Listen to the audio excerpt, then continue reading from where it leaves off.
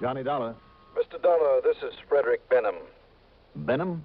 That's right, a Tri-Mutual Insurance Company Limited. Oh, I see. There's a very important matter I'd like you to look into for us. I thought you always used members of your own staff. I mean, as investigators. Ordinarily, we do, Mr. Dollar. Ordinarily, any problem that might arise would be handled by one of our own men. In this case, however, unfortunately, not one of them is a fisherman. Did you say fisherman? That's right. I understand from those reports of yours that broadcast on the radio that you are a very good one. Well, I like to think so, but do you mind telling me what connection that can possibly have with an insurance problem? I would be very glad to. Shall we say at 3:30 this afternoon here in my office? Well, if it has anything whatever to do with fishing, Mr. Benham. Oh, it has, Mr. Dollar. It has. 3:30 then?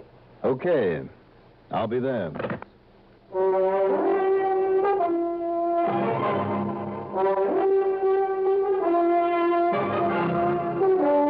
The CBS Radio Network brings you Mandel Kramer in the exciting adventures of the man with the action-packed expense account. America's fabulous freelance insurance investigator, Yours truly, Johnny Dollar.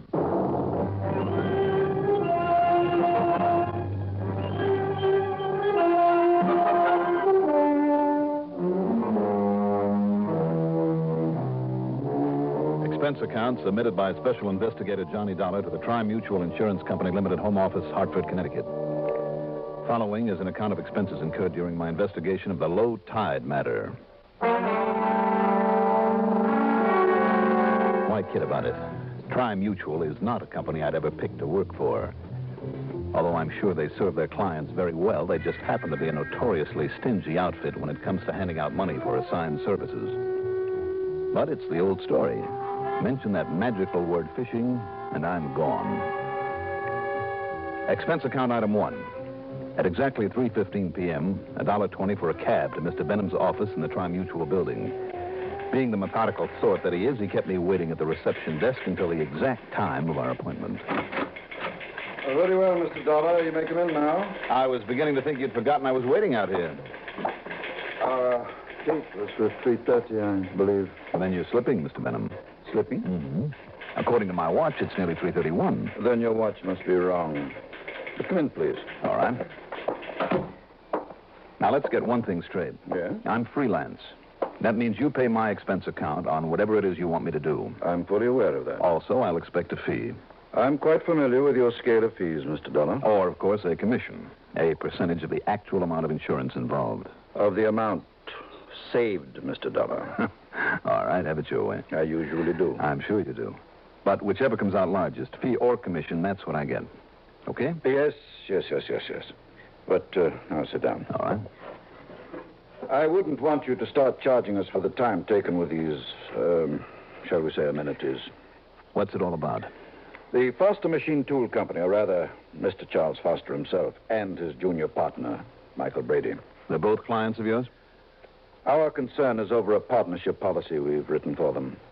That will pay the survivor some $500,000 if and when the other dies. It's a lot of money. Which of them is on the sick list? Neither. But I'm seriously worried about Charles Foster. How come? He came in here the other day to ask if the policy could be canceled. I see. And, of course, I had to tell him we couldn't do that without the permission of young Brady. Mm-hmm. Why does he want to cancel? He and Brady haven't been getting along. Business hasn't been good, and he suspects Brady, who is much younger and completely and selfishly ambitious, of being responsible. Why, when Brady himself has a share in it? To ruin Foster, force him to sell out his share of the business cheap. Oh, it's been done before, I guess. Of course it has. But then Brady walked in and said he wouldn't consider cancellation of the policy for a minute. So the only trouble with Foster was that he was overworked. But what he needed was some rest and relaxation. Don't we all? I beg your pardon. No, nothing. Go on, Mr. Benham. I've tried to reach them for several days now in the hope of talking it out with them. Well, of helping them reach some amicable solution to their problem. They've refused to see you? No, not exactly. They've gone away together. Where? On a fishing trip. Look, don't knock it. It's the best way in the world I know of to get rid of troubles. Best way in the world I know of for Brady to get rid of Charles Foster. Oh, no, wait a minute. And thereby collect $500,000 insurance. Mr. Benham, aren't you jumping to conclusions just because a couple of men... You wait a minute, Dollar. You don't know these two as well as I do. I don't know them at all, but it does seem to me Perhaps that... Foster is getting old. Perhaps Brady is right in wanting that business for himself. He'd certainly make a go of it. Then what's the beef? Well, the more I think of it, the more certain I am that Brady knows only too well that the one way to get that business without it's costing him anything, and $500,000 besides, is by having Foster dead. For old Foster to go on a fishing trip. Ridiculous. What's the matter with the fishing trip? Nothing. For you or me or Brady. But for old Charles Foster, ridiculous. Yes, you said that. And when Brady wouldn't inform me or Foster's wife or anyone else where he was taking him, well, Dolly, you've just got to find them. Make sure that Foster gets back here safe. Now, Mr. Benham... Or if it's too late, that Brady has already done him in. That Brady is brought to justice. Well, you sure can build a mountain out of a molehill. And I tell you that if you knew those men as well as I do, Dada, you've got to find them. And don't forget there's a possibility of a commission on $500,000. Yes, but not much probability. I think you're going off half-cocked. Would you rather not take on this potentially highly lucrative assignment? Okay, as long as you're paying the bill, I'll go out and look for them. Good. Now, what's your first move? Well, you know something, Mr. Benham? Yes? I haven't the vaguest idea.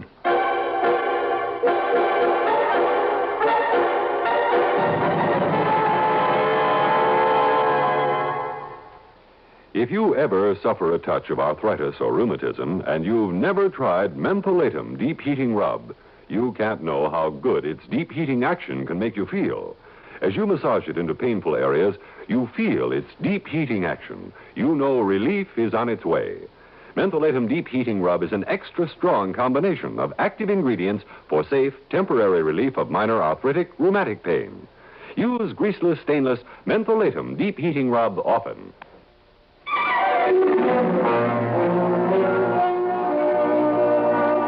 My first move was to call on Mrs. Charles Foster, a sweet, lovely little lady in her 60s. She was worried sick over the way her husband had suddenly taken off for parts unknown with young Michael Brady.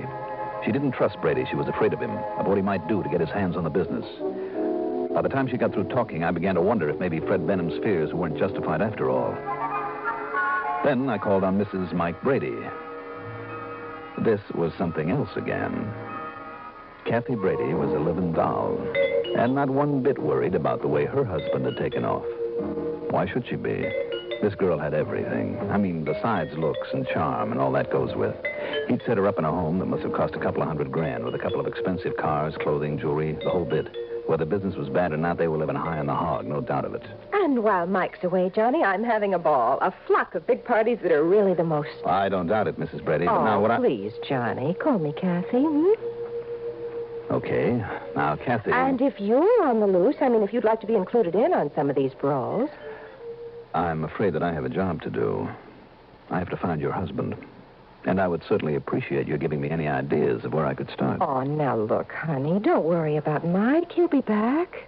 He always comes back. He kind of likes me. You said always? Well, you don't think this is the first time he's just up and gone fishing or something? Well, where does he go? Oh, I don't know. Somewhere as far away from business as he can get. When we lived on the West Coast, he'd go up to Lake Mead or Mojave.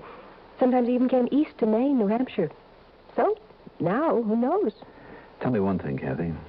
Anything, Johnny. Did he usually take somebody along with him on his trips? Oh, now I get it. What? It's that old Mr. Foster, his partner, that you're worried about. Now, surely you don't think a thing like that could ever happen again. A thing like what, Kathy? I mean like that partner he had a few years ago when they went on a hunting trip to Canada and some fool with a big rifle almost killed Michael, too. The man who was then his partner was killed? Oh, poor Michael. He was so upset about it, he sold out the business. And you know, it still upsets him if I even so much as mention it to him or anybody else. But now about these parties I'm throwing while he's away. Johnny? Kathy, you're sure you don't know where they might have gone? I haven't the least idea, Johnny. Mm-hmm. But now listen, if you're free and like a lot of fun... I'm sorry, but I really have to go now. Oh? Where to, Johnny? A long, long way from here.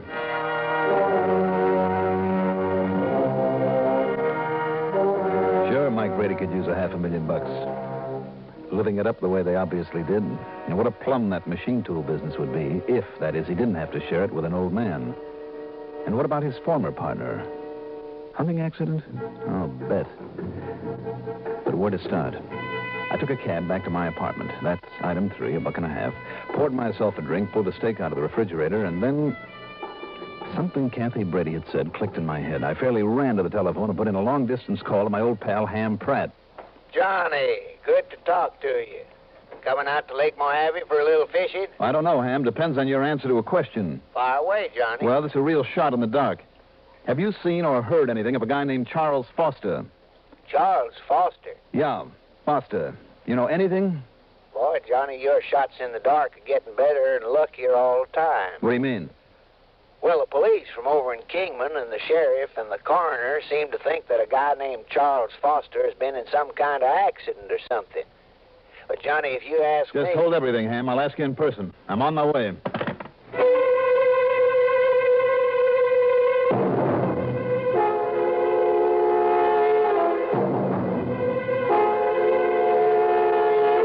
Item 4, $6 for a record-breaking taxi ride to Bradley Field.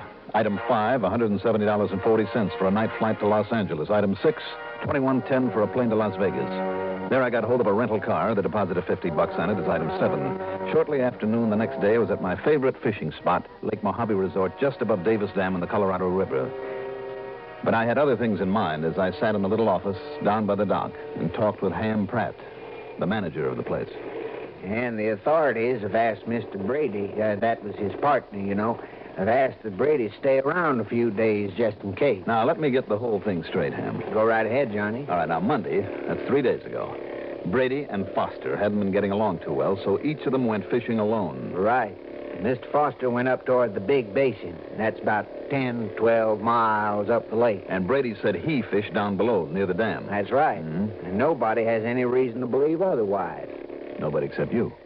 Because of the way young Brady had been behaving, Johnny. You see, with all the people I meet running a place like this, well, I like to think I know a little something about human nature. That's the understatement of the week. Well, thank you. Then the wind came up. Yeah. All the rest of the fishermen came back in, including Mike Brady. All but old Mr. Foster. As soon as we dared, after the big blow let up a bit, we sent the launch out looking for him. But all we found was his boat. Where? Beached on the side of the big island. You know, the one about 7, 8 miles up over on the west, the Nevada side. Could have come from almost anywhere in that much wind, though, Johnny. And there's been no sign of Foster's body. No, sir. All right. Excuse me, Johnny. It sounds like that's for me. Sure. Yes. Oh, hello, Sheriff. Oh. Yes, I see. Okay, sir. Thank you. Well, Johnny. Yeah? Sheriff says I can tell Mr. Brady it's okay, that he can pack up and leave if he wants to. Don't. Oh? Why not? Just don't tell him, Ham. Not yet. You have an idea, Johnny? Let me make a phone call. Then, if it works out the way I hope it will... You got a boat with a good outboard on it that I can borrow? Well, sure. You can take my own with a 40 horse on it. That'll be fast enough for whatever it is you're up to. That'll be fine. But first, let me have that phone. My call was to the Weather Bureau in Vegas, and they were able to tell me the exact direction of the big wind of 3 days before. Then, alone, I took off in Ham's outboard and drove some 8 or 9 miles up the eastern, the Arizona side of the lake. There, for the next few hours, I carefully explored every wash and cove that was a few degrees north of northeast of the big island on the opposite side, the one Ham had mentioned. Luck was with me. The lake was smooth as glass, the water clean.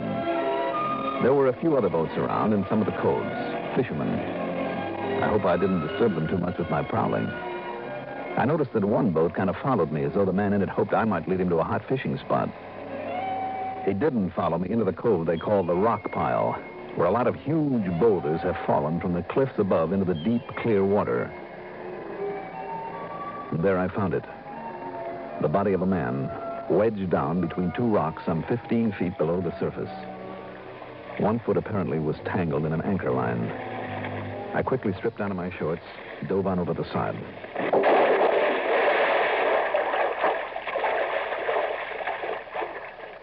Two hours later, well after dark, I quietly took the body, what was left of it, back to the resort.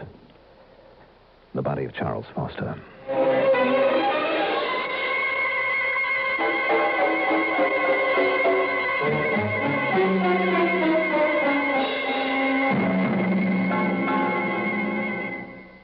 Who did it? How did they do it? What in the world did they do? Who put the men in menthol smoking? Alpine, that's who. Who? Alpine, that's who. Nice. Now, the menthol cigarette has tobacco flavor a man can get hold of. Alpine always tastes rich, never smokes rough. Alpine filter cigarettes. Nice.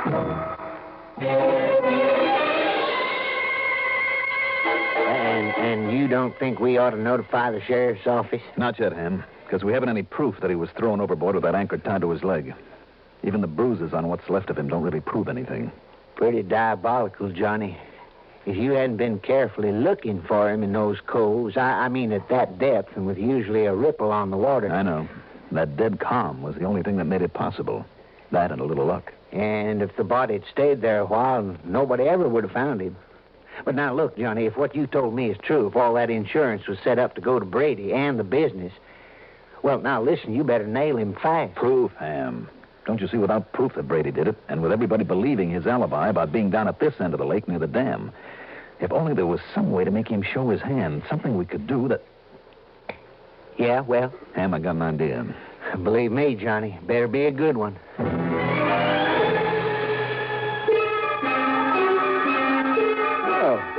Now, don't tell me how you cooked this yourself, Mr. Pratt. Hardly. I just had it sent over from the cafe. And nothing wrong with it, I hope. Well, can't you tell by the way I'm making a pig of myself? It's fine. More coffee, Mr. Brady? Yes, thank you. But, you've aroused my curiosity. Oh? About what? Just why you asked me here to have breakfast with you? Well, with all you've been through these past few days, it seemed like the least I could do. I appreciate it. Oh, a cigarette? Oh, no, thanks. You go right ahead, though. Thank you. Matter of fact, the reason for all this food is I was half expecting somebody else to join us. Oh?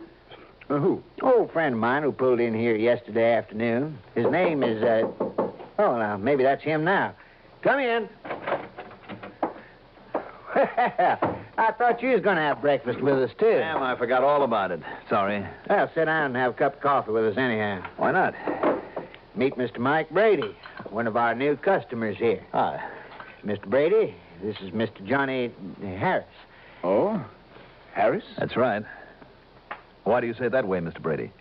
Oh, I just, thought there was something familiar about your voice, Mr. Harris. I don't believe we've ever met before. No. I guess we haven't. Coffee, Johnny? Sure. Well, Johnny, you plan to bring in a string of lunkers today? You're going to try. See, Mr. Dollar is one of our most avid fishermen, Mr. Brady. Mr. Pratt, wait a minute. Just then you called him... Yeah, Ham, I thought I'd take a crack at the rock pile this morning. The rock pile, did you say? Yeah, that's right, Mr. Brady. It's a big cove about 8 miles up the lake on this side. Lots of rocks fell off a cliff and made a kind of rock pile under the water. Haven't you tried that spot yet? Why, you know that all my fishing has been down at this end of the lake, Mr. Pratt. Oh, yes. I guess you did tell me that, didn't you? It happens to be a fact. I'm sure it is. But now, look here, didn't you introduce this, gentleman as Mr. Harris, Johnny Harris? Oh, well, sure. And yet a moment ago, you... Yeah, as I told you, Mr. Brady, Johnny is one of our best visiting fishermen. Mr. Pratt. But, Johnny, there's no point in your trying the rock pile today. Why not, Ham? Well, I just got word from the boys at the dam they're going to let out a lot of water. Some emergency or other down at one of the lakes below us here. Let out some of the water? Yes, sir. It'll be low tide today.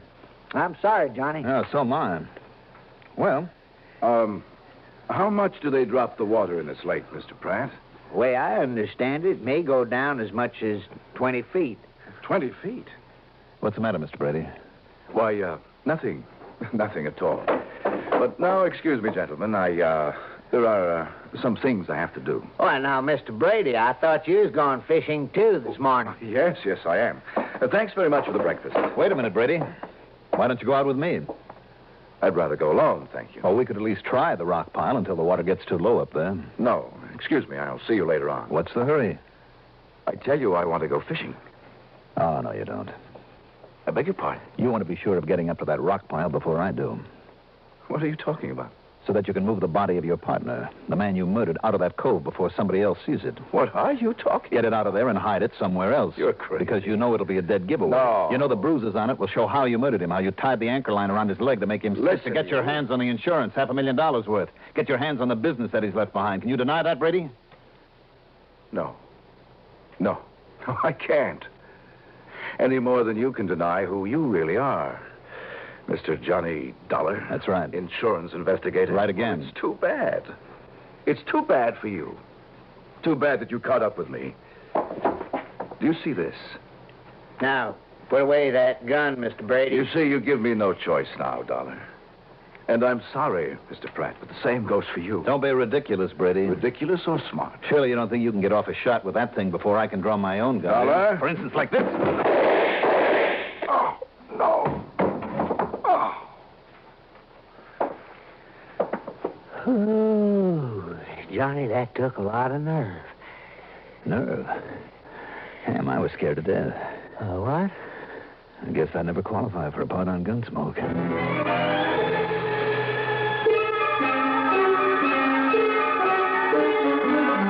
Needless to say, Ham's talk about dropping the level of Lake Mojave by a full 20 feet was all a bluff, but it worked. Expense account total, including the trip on back to Hartford. Well, Mr. Benham, I think I'll just forget that. In view of my nice fat commission on that $500,000 policy. Yours truly, Johnny Dollar.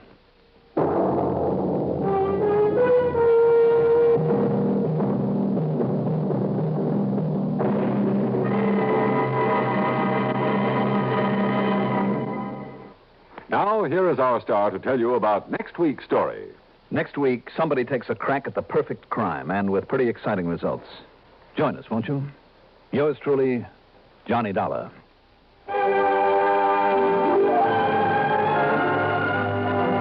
Yours truly, Johnny Dollar, is written by Jack Johnstone, produced and directed by Bruno Zerato Jr., musical supervision by Ethel Huber. The role of Johnny Dollar was played by Mandel Kramer. Also heard in our cast were Santos Ortega as Frederick Benham, Terry Keane as Kathy, Bernard Grant as Brady, Bob Dryden as Ham Pratt. Be sure to join us next week, same time, same station, for another exciting story of yours truly, Johnny Dollar. Art Hannes speaking. Hi, this is Arthur Godfrey, and I'll be back on Monday with tales like this one. They sparkle, they bubble, they're gonna get you in a whole lot of trouble. You're overworking them. There's danger lurking in their eyes. Let me hear you go, Richard. On Monday's Arthur Godfrey time with Richard Hayes, Dick Hyman and the orchestra, and yours truly, John Philip Sousa. That's right, Arthur Godfrey, every weekday on these stations of the CBS Radio Network.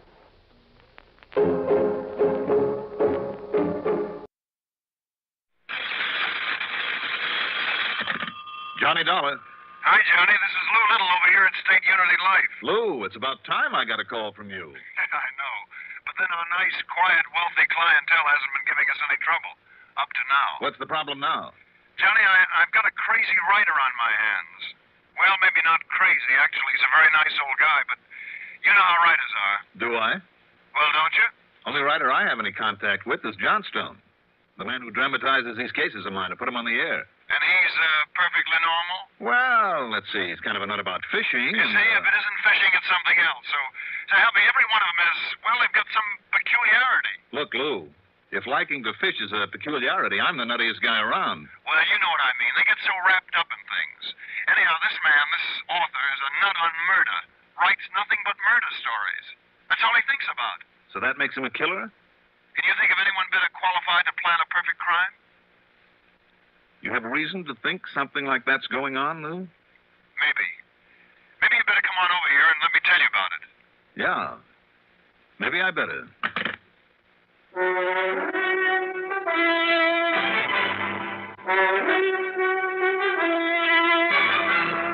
The CBS Radio Network brings you Mandel Kramer in the exciting adventures of the man with the action-packed expense account, America's fabulous freelance insurance investigator, Yours truly, Johnny Dollar.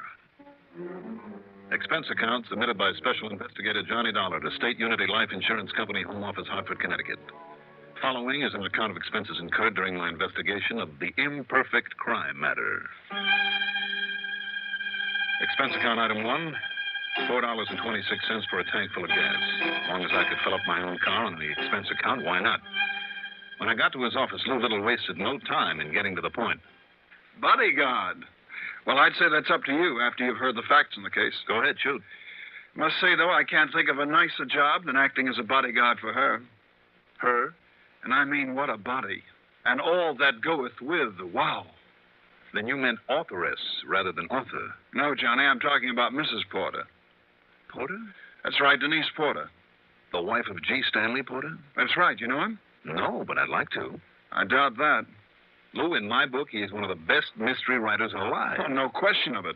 And over the years, he's done very well for himself. Well, he deserves to. That man can take the simplest plot and build it up into a fantastic mystery. And his descriptions, Lou, of people and places and things, why, he can almost make you see them just the way he does. What's his problem? Hers, Johnny. And I've asked her over here to tell you about it herself. Well, then bring her on. Well, she should have got here before you did. At least, let me tell you this while we're waiting. Yeah? We sold them both life insurance policies right after they got married a little over a year ago. Each made the other the beneficiary? Right. How large are the policies? $750,000 apiece. What? Double indemnity. Yep, $1.5 million in case of death of either one of them. And now they're not getting along, huh? Apparently they're not. You see, Johnny...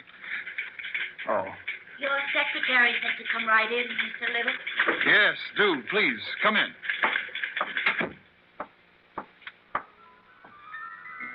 And suddenly I began to hear sweet music. That whole office took on a kind of soft, warm, pleasant glow around one of the prettiest girls I've ever seen. Denise, maybe 26 or 7, tall, blonde, and beautiful. Her complexion, faintly tanned, was flawless, and her figure, well, her expensive, carefully tailored clothes, even a few carefully chosen pieces of fine jewelry she wore, seemed almost tawdry compared to the girl herself. Her eyes were a warm, rich brown, yet there was a twinkle there, a sparkle that was almost an invitation. But into her eyes, as she talked to us, came what? Apprehension? Fear? I'm not sure, but it was disturbing. And it isn't as though my husband hasn't been good to me. He has. Almost too good. A little too considerate. But, well, there's been something insincere about it lately. Ask me, Johnny. It's like giving the condemned one a hearty last meal. That's a horrible way to put it, Mr. Little. Oh, maybe that's what it amounts to. Yes, he's been so moody, so morose lately. Why? Have you given him any cause? No, of course not. I'm afraid it's just because... Well, you see, Go on, Denise. Johnny, I don't know how to say it. I thought that our marriage would be different, not like the others. You've been married before? No, but he has. And I just found out all about it. And not just once, Johnny, but 4 times. 4 other wives. Happy as a lark with every one of them, too, for a couple of years. And then? Then each of them died. Suddenly, unexpectedly. Under suspicious circumstances? Apparently not at all. Apparently a couple of them were accidents. But mind, I use that word, apparently. He's such a master of the perfect crime, Johnny. In his writing, I mean. But don't you see? That's all he thinks about. Planning perfect crimes, perfect murders. It's almost an obsession with him. And when I found out that right after each of them died, he'd written another book about the murder of a woman... But to commit a crime and then put it into a book would be ridiculous. What I said about authors still goes, Johnny. Well, do you or you, Denise, have any real reason for thinking that he might have murdered his other wives? 4 in a row? And each of them after only a year or 2? And each of them well insured? Doesn't prove anything, Lou. Not the least suspicious, huh? Well, of course I am, but if nobody's been able to prove anything, why... I'm scared, Johnny. The way he's been acting lately. And this not knowing what he's thinking or planning. If only I could know what he's writing about. Locked up there in his study every day, all day long, most of the night. And I lie there alone in my bed every night, wondering what sort of a clever, diabolical trap he's setting for me. If he is. I'm sure he is. And the same thing will happen to me that happened to the other 4. Unless you can help me. Unless he falls into his trap himself. How long has this been going on, Denise? Months now, Johnny. Several months. So she finally called this morning and asked for you. Please, Johnny, will you help me? Will you protect me from whatever trap he's setting for me?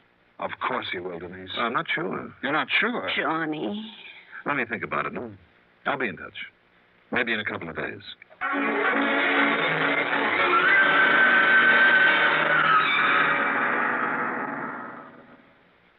If you ever suffer a touch of arthritis or rheumatism and you've never tried Mentholatum Deep Heating Rub, you can't know how good its deep heating action can make you feel. As you massage it into painful areas, you feel its deep heating action. You know relief is on the way. Mentholatum Deep Heating Rub is an extra strong combination of active ingredients for safe, temporary relief of minor arthritic, rheumatic pain. Use greaseless, stainless Mentholatum Deep Heating Rub often. I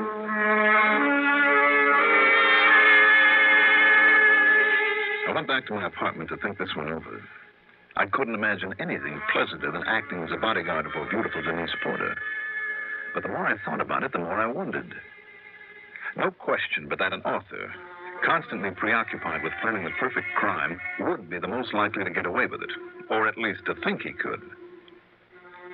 I'd told Denise I wasn't sure if I'd take on the case. I was sure, only I didn't want her to know it. Not yet. Especially in view of the fact that when she pulled a handkerchief out of her bag in Lou's office, a plane ticket had dropped out. A ticket to New York. Okay, item 2, 90 cents for a phone call to New York to my old pal, Lieutenant Randy Singer of the 18th Precinct. Then I hopped into my car and drove out to the home of G. Stanley Porter, author. It was an old place, but in its way, a very handsome one. The front door of heavy oak led into a large reception hall, its floor of polished marble. At the right was the entrance to a huge living room. At the left, a long, straight staircase, also of oak, going up to the second floor in a sort of gallery with various bedroom doors facing on it. But I'm getting ahead of myself. That front door was opened for me by a man in his late 50s, tall, well-built, handsome, with a shock of white hair. Yeah? Mr. Porter? That's right. My name is Dollar, Johnny Dollar. Oh, come in, Mr. Dollar. By all means, come in. Thank you. I don't know what brings you here, but I can assure you it's a real pleasure to see you. Thank you again. I've been following these exciting exploits of yours for years on the radio. I'm glad to hear that. I see now. About 6 feet, huh? That's right. Perhaps 160 pounds. On the nose. Dark hair and eyes of gray, is it? Mm-hmm. And built like a steel spring, I'm sure. Just the way I've always visualized you. But, what I can do for you? Your wife isn't at home. Oh. I see. She's been checking with you or one of your companies about our insurance. Something like that, yes. Well, now, I'm sorry, Mr. Dollar, but I can assure you we have all we need, and surely they aren't making you fill in your time as an ordinary salesman. No, Mr. Porter. It's just that where policies the size of yours are involved, we like to keep in touch, that's all. Well, it's a matter of making sure that we're hale and hearty and able to keep up these fantastic premiums they charge for a man of my age. I can assure you that everything's all right. Well, seeing this home of yours and the way it's kept, I'm sure it is. No, I'm a writer, you know. I certainly do know. I have read and thoroughly enjoyed most of your books. And things have been going nicely for me, financially, I mean. And, well, as long as I have the money, I like to surround myself with beautiful things, this home, the garden, beautiful paintings. And a beautiful wife. Yes. Denise is beautiful, isn't she? Very. Young, beautiful, full of vitality.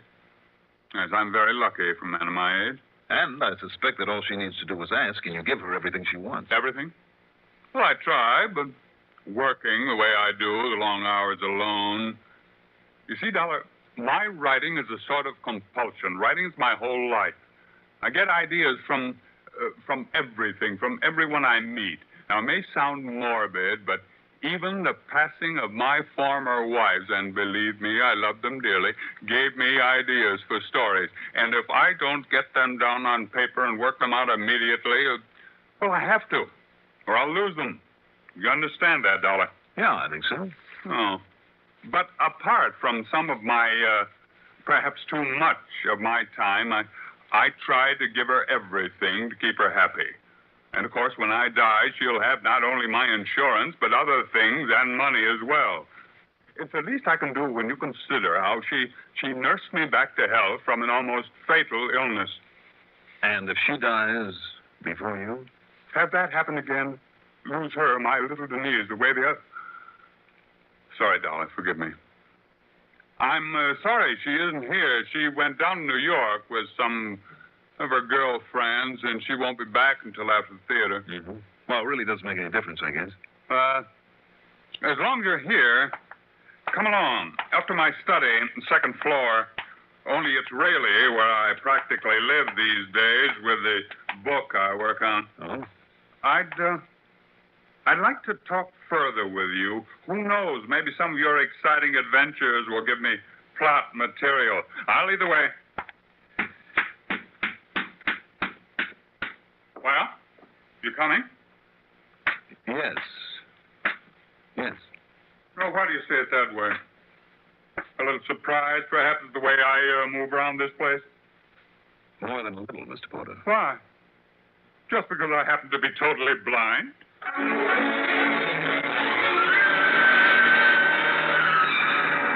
Up there in his study, only it was a small, complete apartment. I tried to speak further with Mr. Porter about his wife. But all he'd talk of was plots for his whodunits, and ask about some of my relatively mild experiences as an insurance investigator. Despite the fact his interest lay only in the fine points of winter, I found his conversation fascinating. Later, after making and pouring enough cocktails to give both of us a bit of an edge, he opened the door of a sort of a built-in kitchenette and fixed one of the most delicious steak dinners I've had in years. And with such ease and sureness of touch, I almost forgot that he was completely blind. Well, enjoy your steak, Johnny. Prime, well hung, and broiled to a T. Fine.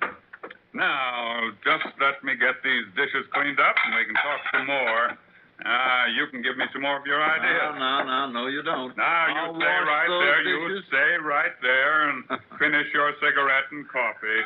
I'm the host. I'm the boss. All right. Tell me, you always eat your dinner up here? Well, when Denise is away, which is rather often these days. But my real fun is in raiding the big refrigerator downstairs every night, along about 2 or 3 in the morning, after I put my typewriter away. Mm-hmm. Mr. Porter? No? I think I would like to raid that icebox with you. Fine, fine. Maybe for 2 or 3 nights, if necessary. Oh? Oh, of course, I'd be delighted to have you stay over. Provided one thing. What's that? That neither your wife nor anyone else knows that I'm staying in this house. Some little mystery you're cooking up for me, Johnny? Yeah, something like that. And while you're doing those dishes, I'll go down and move my car over to the next block. A hunch? No, not at this point. Just lay it to experience. Some long, sometimes pretty unpleasant experience. When I went out to move my car, I put in another call to New York. That's item 4 to Lieutenant Randy Singer. And what he had to say told me that I'd guessed right. That's right. He met her at the plane. She got off alone? All alone. No, I don't know yet who he is, Johnny, but don't worry. I'll find out for you. And where'd they go? Well, like I said, before they started the round of the nightclubs, they made that one stop. At a machine tool supplier's. Yeah. And all he bought and gave to her was a... Yeah, you told me. Okay, Randy. Thanks a lot.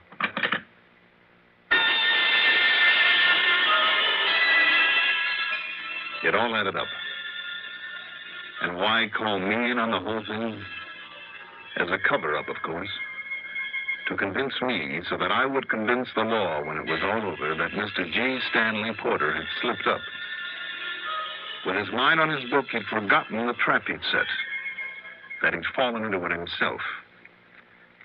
That's what it would look like, all right. And what was the trap?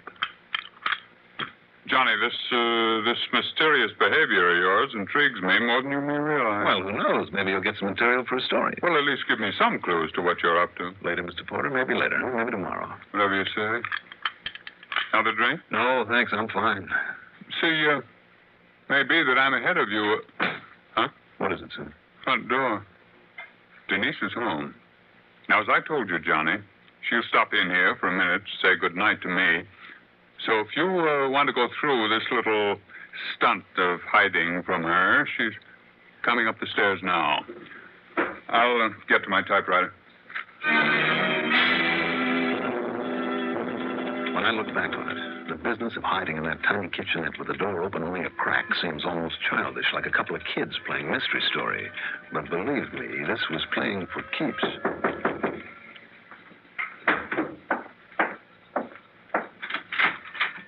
Still working, darling? Yeah, usual. Did you enjoy the play, my dear? Oh, the other girls seem to like it. How was it all about? Oh, you know, usual thing. Oh, I'm terribly tired, dear. I think I'll...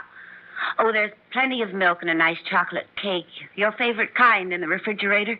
You know, for your late supper. Thank you. Night, dear. Night. Well, my fellow conspirator, you may come out now. Kind of a silly sort of a game, I suppose. Is it? Well, isn't it? I wonder. You wonder what? I was thinking that maybe I'd let you see the manuscript story I'm working on. Later on, perhaps. Whatever you say. But it might be quite apropos to this game of ours with Denise. Except, of course, that I haven't written the ending yet. Is that why you've been so interested in talking with me? Having me here, Mr. Porter, in the hope that maybe I can help you write the ending? I'm not sure. Not yet. Tell me this, Mr. Porter. Is there by any chance a character in it like yourself? A man without sight, who nonetheless manages to get around his home as though he could see as well as I do? I'm not going to tell you a thing, Johnny, not yet. Shall we go downstairs and raid the icebox? After that huge dinner only a couple of hours ago and those drinks? Don't you think a little snooze sounds like a much better idea? Yeah, perhaps you're right. Good. You want to sprawl out on the sofa? I'll grab some sleep right here in this chair.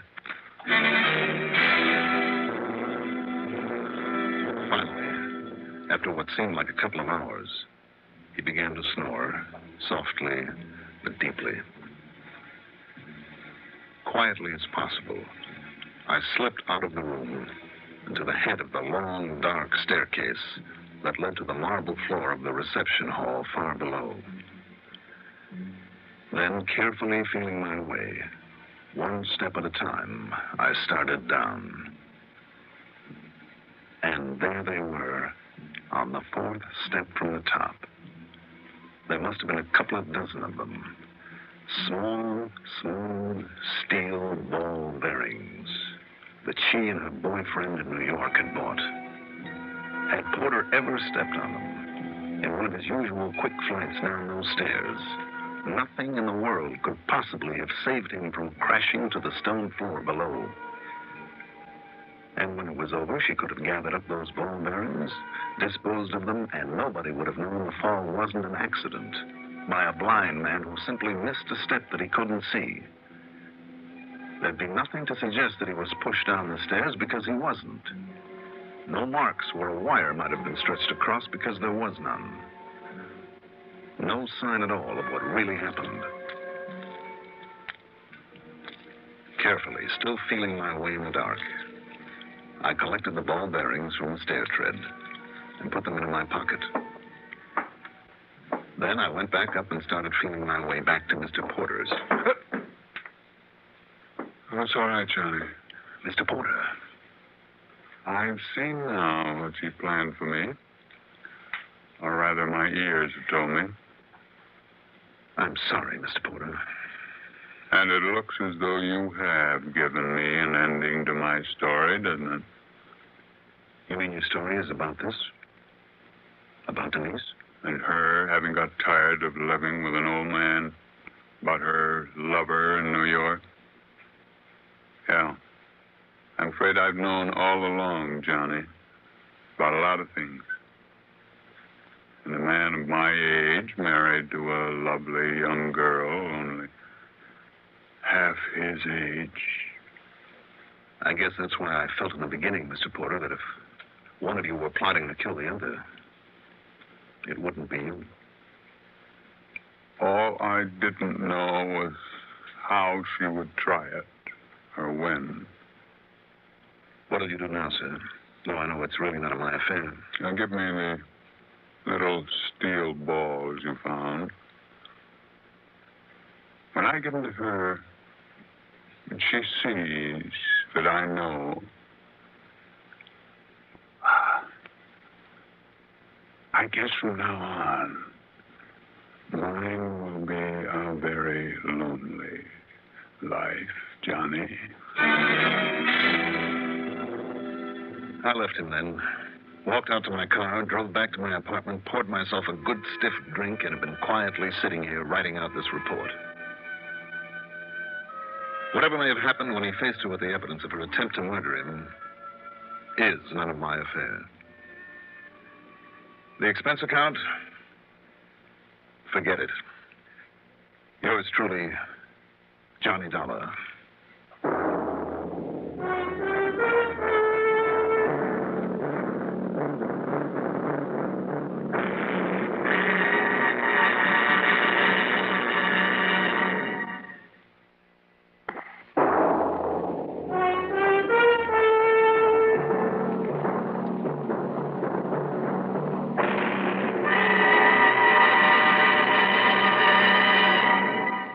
Now, here is Mandel Kramer to tell you about next week's story. Next week, I start out to collect a small debt, but instead I collect a bullet. Join us, won't you? Yours truly, Johnny Dollar.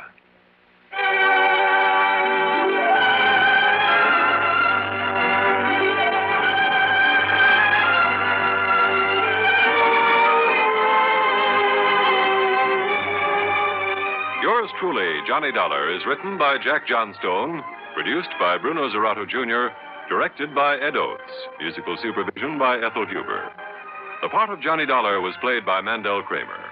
Also heard were Alan Manson as Lou, Evelyn Joster as Denise, Raymond Edward Johnson as Porter, Eugene Francis as Randy. Be sure to join us next week, same time, same station, for another exciting story of yours truly, Johnny Dollar. This is Art Hanna speaking.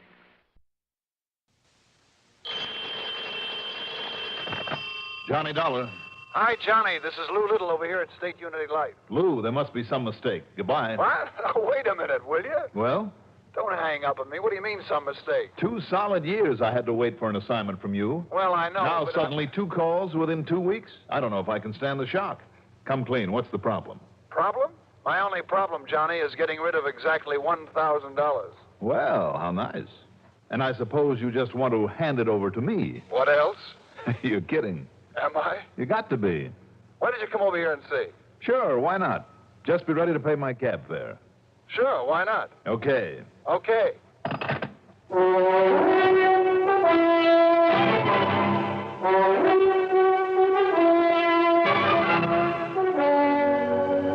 The CBS Radio Network brings you Mandel Kramer in the exciting adventures of the man with the action-packed expense account, America's fabulous freelance insurance investigator. Yours truly, Johnny Dollar.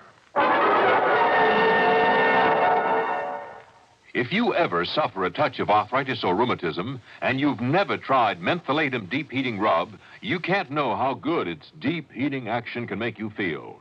As you massage it into painful areas, you feel its deep heating action. You know relief is on its way. Mentholatum Deep Heating Rub is an extra strong combination of active ingredients for safe, temporary relief of minor arthritic rheumatic pain. Use greaseless, stainless Mentholatum Deep Heating Rub often.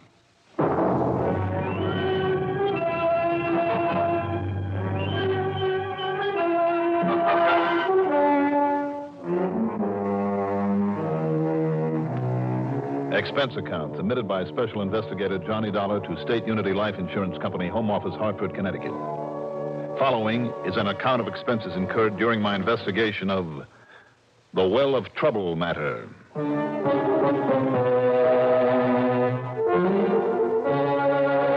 maybe Lou Little was just leading me on. Had some real nasty case bothering him, but if it meant $1,000 in my kick, and after the one I handled a week ago for him for free, well, to repeat myself, why not? Expense account item 1, $1.20 for a cab to his office. Not kidding you one bit, Johnny. Here you are, baby. A perfectly good check for 1,000 clams. Well, a Merry Christmas to you, too. But what's it for, Lou? Why don't you take a look at the signature on it? G. Stanley Porter. That's right. Last week's little fracas. After what you did for him, and considering you wouldn't even take expenses for it, well, he insisted that you have this. Well, I thought I made it plain, Lou. That... He insisted. All right. I'm certainly not going to turn down $1,000. He wouldn't have it otherwise. Tell him thanks for me, will you? Be glad to. Hey, what goes around here? Huh? You planning a trip to the gambling halls of Las Vegas or just leaving the country in a hurry? What do you mean? Big stack of dough on your desk. Oh, that. Yeah, what goes, Lou? You must have around 5,000 here, all in small bills. Well, pick up the change line, man. You'll find there's exactly $2,388.24. I was just about to mail out a receipt for it. Receipt? Yeah. Just received it in the mail from an old crackpot by the name of Jeremy R. Withers. What's it for? His insurance premium. What else? In cash? In cash, like always. He simply stuffs it into a plain brown envelope and mails it in. Without even insuring it? He must be a crackpot. Johnny, I've written him half a dozen times, pointing out the risk in sending this much cash in the regular mail. I've even offered to send somebody out to his place to collect it from him. But he'll have none of it. Crazy. Stubborn as that wild old Western character, Durango Laramie Dalhart, huh? Durango what? That's right. You know, believe it or not, he lived in a town called Bum-Spung, Oklahoma. Oh, now you're kidding. No, I'm not really, Lou. Old Indian name. Bum-Spung means bad spring. Yes, Bum-Spung. Bad water.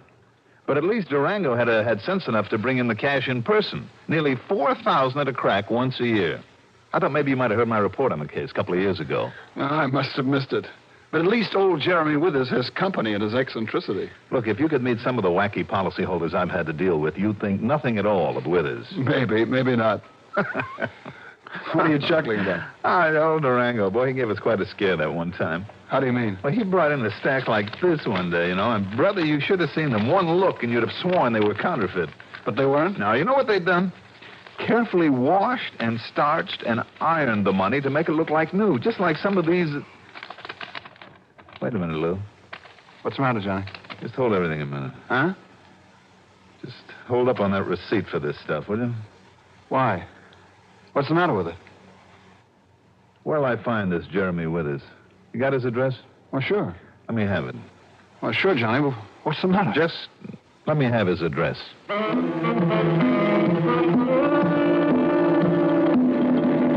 Expense account item 2, a dime for a phone call to police headquarters where I got some very interesting information. And, incidentally, gave none in return. Item 3, another $1.20 for a cab back to my apartment. Item 4, $3.97 to fill up the gas tank in my car. It was getting dark now, but I headed west on 44, then north on 202. A few miles short of Granby, I found the dirt road I was looking for, leading off to the left. Then, finally, the crossroads known as Millbury Corners, consisting of one general store, a grocery, and a filling station, where I stopped only long enough to get some local directions. The Jeremy Withers place turned out to be a tiny, square, unpainted clapboard building that sat forlornly in the middle of a small, seedy-looking, weed-grown lot. But there was a flickering light inside. I could see it even through the tightly drawn shades. No doubt an oil lamp. And when I knocked on the door... Who is it? Who is it? My name is Dollar. Johnny Dollar.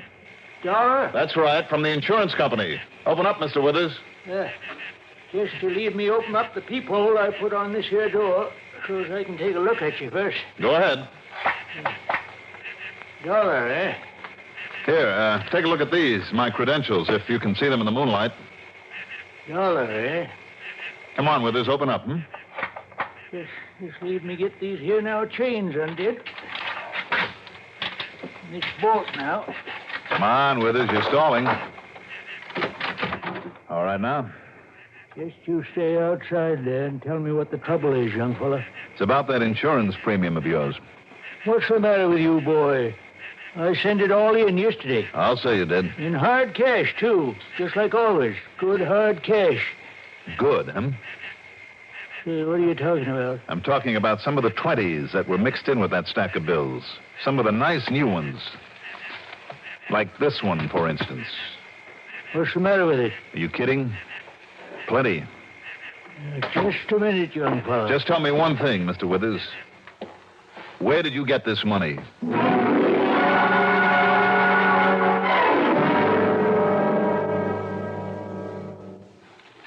The time has come for a friendly warning. Now that the 4th of July is almost here, better keep plenty of 7-Up chilled and ready to serve. This is the sparkling drink that says a nice warm welcome to everyone who comes calling on the 4th. 7-Up has a wonderful gay sparkle and a fresh as all out-of-doors taste. Just about everybody goes for fresh, clean-tasting 7-Up. Grandmothers, moms and dads, the teenage set, even the tiny tots. It's this same clean, fresh taste that makes 7-Up just great with food, too. 7-Up wakes up your taste buds, makes whatever you're eating taste even better. Believe me, any food's a feast with 7-Up. So if you're in the business of pleasing people, and who isn't, keep plenty of 7-Up on hand for family and friends. Better order a case today. For a fresh, clean taste on the 4th of July, fresh up with 7-Up.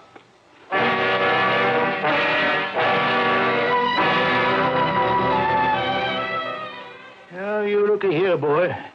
What's the matter with that money I sent in? I said, where did you get it, Mr. Withers? I'm talking about these brand new $20 bills. Anything wrong with it? The way you're talking, you might think it was counterfeit or something. Counterfeit? Hardly. No, of course not. But it's plenty hot, believe me. Now, what do you mean by that? Are you trying to tell me you don't know? How should I know? Well, why do you lock yourself in the way you do? Not only a lock on the door, but safety chains and a bolt. Man's got a right to protect himself, ain't he? Against what? Well, maybe against nosy people like you. Now, what's the matter with that money? You going to tell me or ain't you? Sure, I'll tell you. These new bills are part of the loot from the First National Bank over in Millville. Loot? That's right, stolen money. Over $20,000, mostly in new 20s. No. I worked on the case. I had to memorize a list of serial numbers, or rather number groups, as long as your arm. You must have a good memory, boy. Luckily, the numbers were consecutive, all starting with 66644, so it wasn't too much of a strain. Well, you mean you didn't solve the case? I didn't get to first base. But you didn't answer my question. Where did you get these? Just part of the money I had. Mr. Withers, where do you get your income? Well? From a pension, that's what. Pension? Anything wrong with that? Big enough to afford an annual insurance premium of over $2,300? So for 2-3 years, I've been able to pay it okay. Doesn't make any sense, Withers, and you know it. Now, look, son, I worked hard all my life. Made a right steady income. And I saved up a little bit to put aside. Mr. Withers. I never did like to waste what I had on fancy living and such like. So after my wife died and our kid went off and got herself married, well, I just kept on putting it aside. Mm-hmm.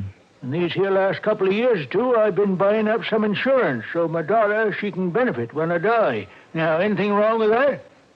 What sort of work did you do? Flagman for the railroad company, that's what. Flagman on a railroad crossing. A flagman? And you say that paid enough to save enough to buy the kind of policy you hold? I told you. Sure. Some of that money you sent the company was all right.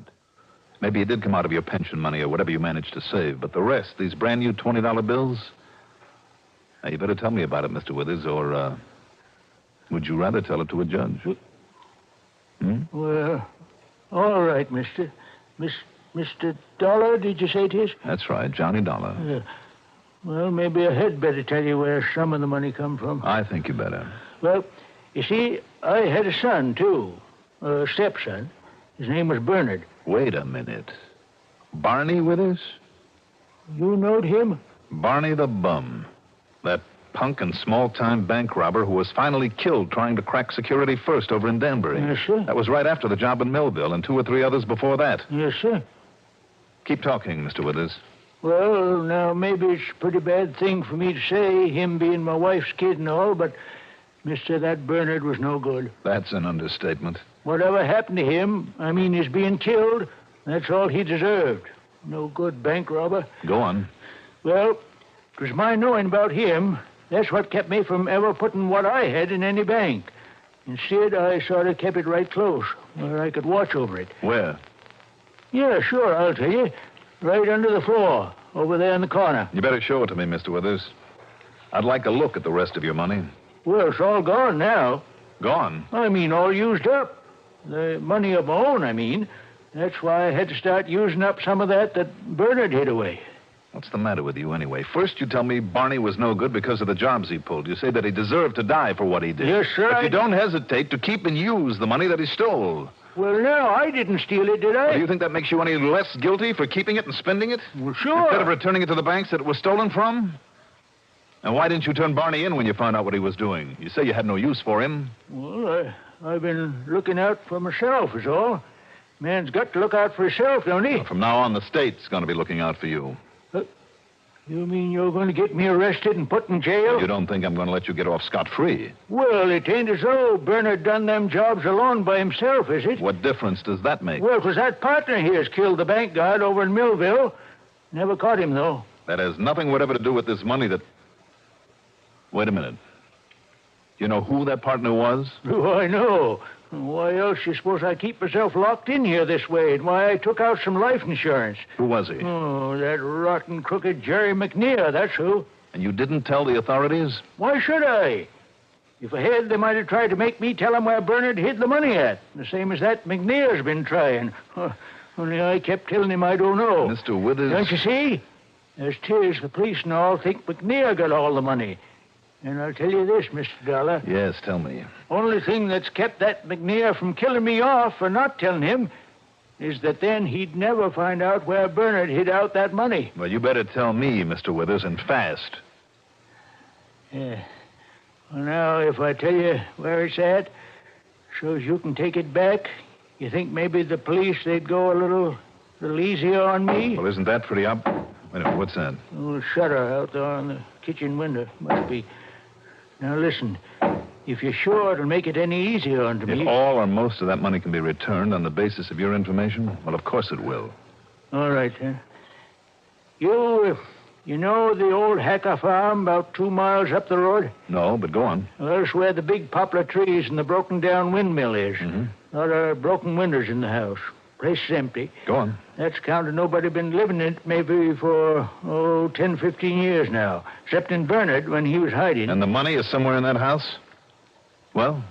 Dollar? Yes? You sure you'll try and have them go easy onto me if I tell you where that money's hid? The only thing I'm sure of is if you don't tell me, I'll turn you over to the authorities and tell them to show you no mercy at all. All right, I'll tell you. Go ahead.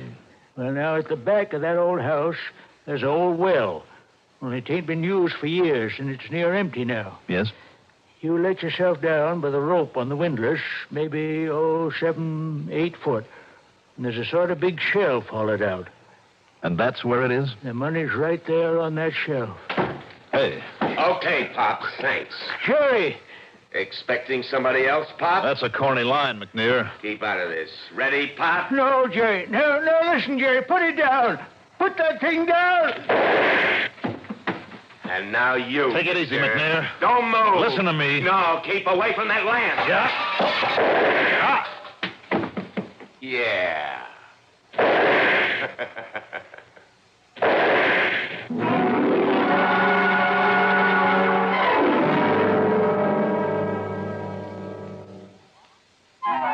Hot, tired, thirsty.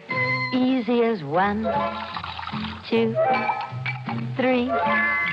You've made iced tea, and oh, what a beautiful flavor. Oh, what a beautiful flavor in new instant Tenderleaf tea. Just take a spoonful of instant Tenderleaf. 1. Add cold tap water. 2. Load it with ice. 3. You've made iced tea. New instant Tenderleaf is 100% pure tea. Richer, brighter, livelier tea. It's made right from the juices of ripe young tea leaves. Instant Tender Leaf brand. Make a pitcher full. Easy as 1, 2, 3. You've made iced tea, and oh, what a beautiful flavor in new Instant Tender Leaf tea.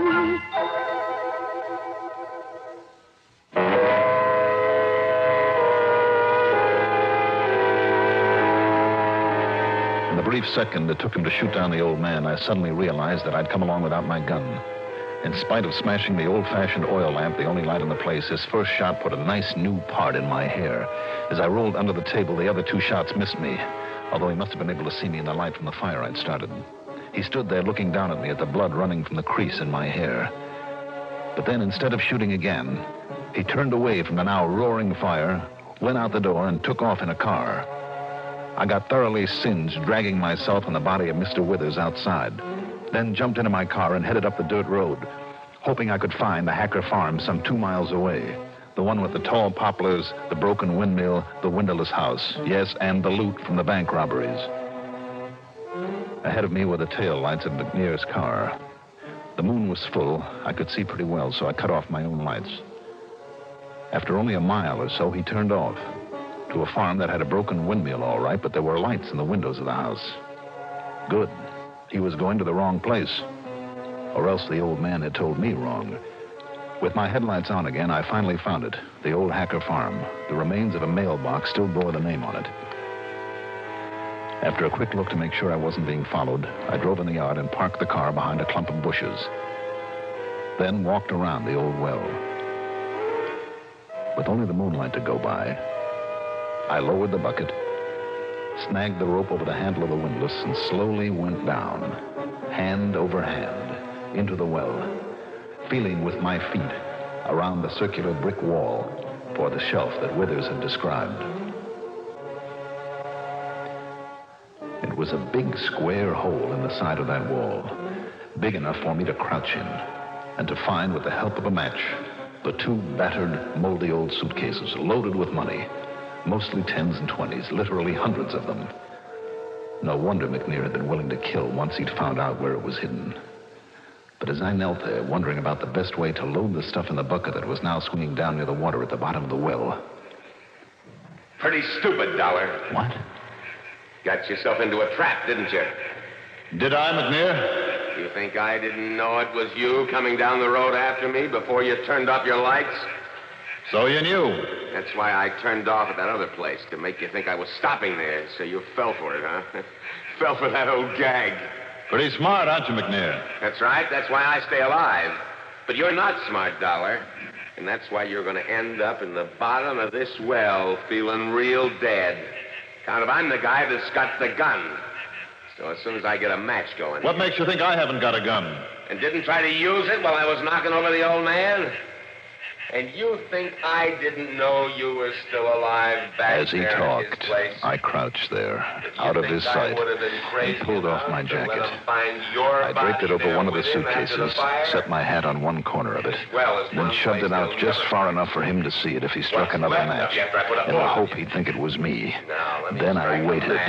Yeah, I got plenty of light now. And you think I can't see your head and shoulders sticking out of that hole? You make a real nice target, Dollar, even with only a match to see you. All right, then I'll climb on back up the rope. Oh, no, you won't. What are you talking about? I'm going to shoot you right there in the well. Now, wait a minute. Listen to me. It's no use, I found the money. I'll make a deal with you. I'll split 50-50. You make a deal? Ha. You're trying to stall, that's all. McNair. Shut up. I got to be sure of my aim before this match goes out. Listen to me, will you? So long, Dollar.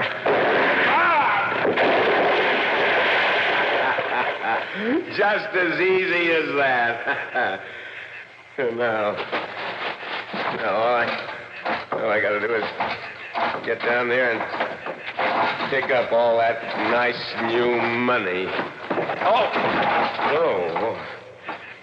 You got to be careful. Got nothing to hurry about. Not now. Well, come on. You better find that shelf. Right here. Huh? Dollar. I heard you drop in the water. You heard that suitcase with my coat on it. Let go. Let go of me. Oh, you let go of that rope. kill you. Try this, McNear.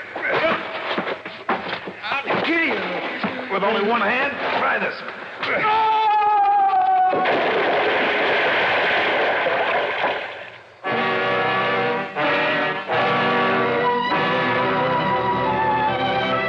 All he could do when he'd recovered from the shock of his fall was stand there in the water at the bottom of the well, knee-deep in the money from the suitcase I'd thrown down there, cursing me as I climbed out and pulled the bucket out of his reach.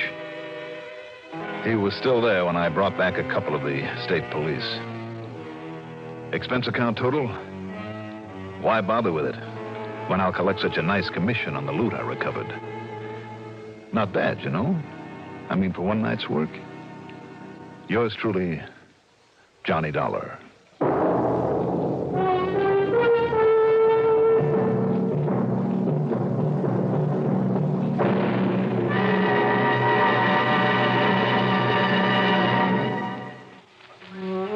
Who did it? How did they do it? What in the world did they do? Who put the men in menthol smoking? Alpine, that's who. Now, the menthol cigarette has tobacco flavor a man can get hold of.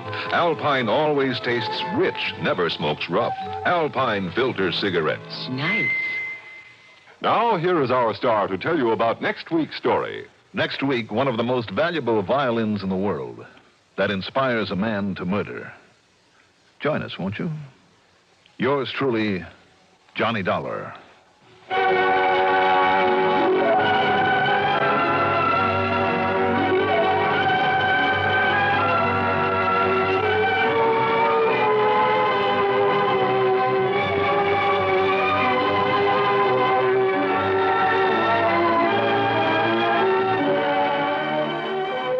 Yours truly, Johnny Dollar, is written by Jack Johnstone, produced and directed by Bruno Zerato Jr., musical supervision by Ethel Huber.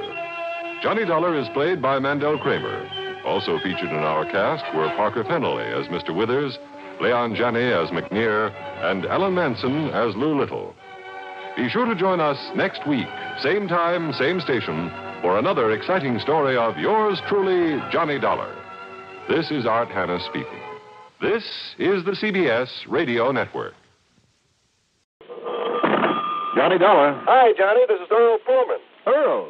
You know, Tri-State Life and Casualty. Sure, in dear old Los Angeles, California. No. I should say West Los Angeles. No, sir. Only I thought you'd given up the insurance business to retire out there in the Golden West. No more, That you were going to Johnny. do nothing but laze around in that California sunshine, maybe play a little golf. Hey, wait a minute. Did I hear you throw in a no somewhere along the line there? You sure did. No to what? California. Huh? I mean that Mike, my darling wife, and I are back home in Florida again. No kidding. No kidding. Right back here in Sarasota. I'll be darned. When'd that happen? A couple of months ago. And by way of keeping out of mischief, I've taken over the Tri-State office again. Oh, I get it. You're back to your old habit of putting in a pitch for me to get on down there and do some fishing with you. Maybe, among other things. Other things like what? Like insurance investigation. What else? How's your musical ear? Well, I think I can tell the difference between a fiddle and a bass drum, if that's any help. It may be, Johnny. It may be. What's up, Earl? As long as the company will pay your expenses, why don't you come on down here and see? Okay. Why not?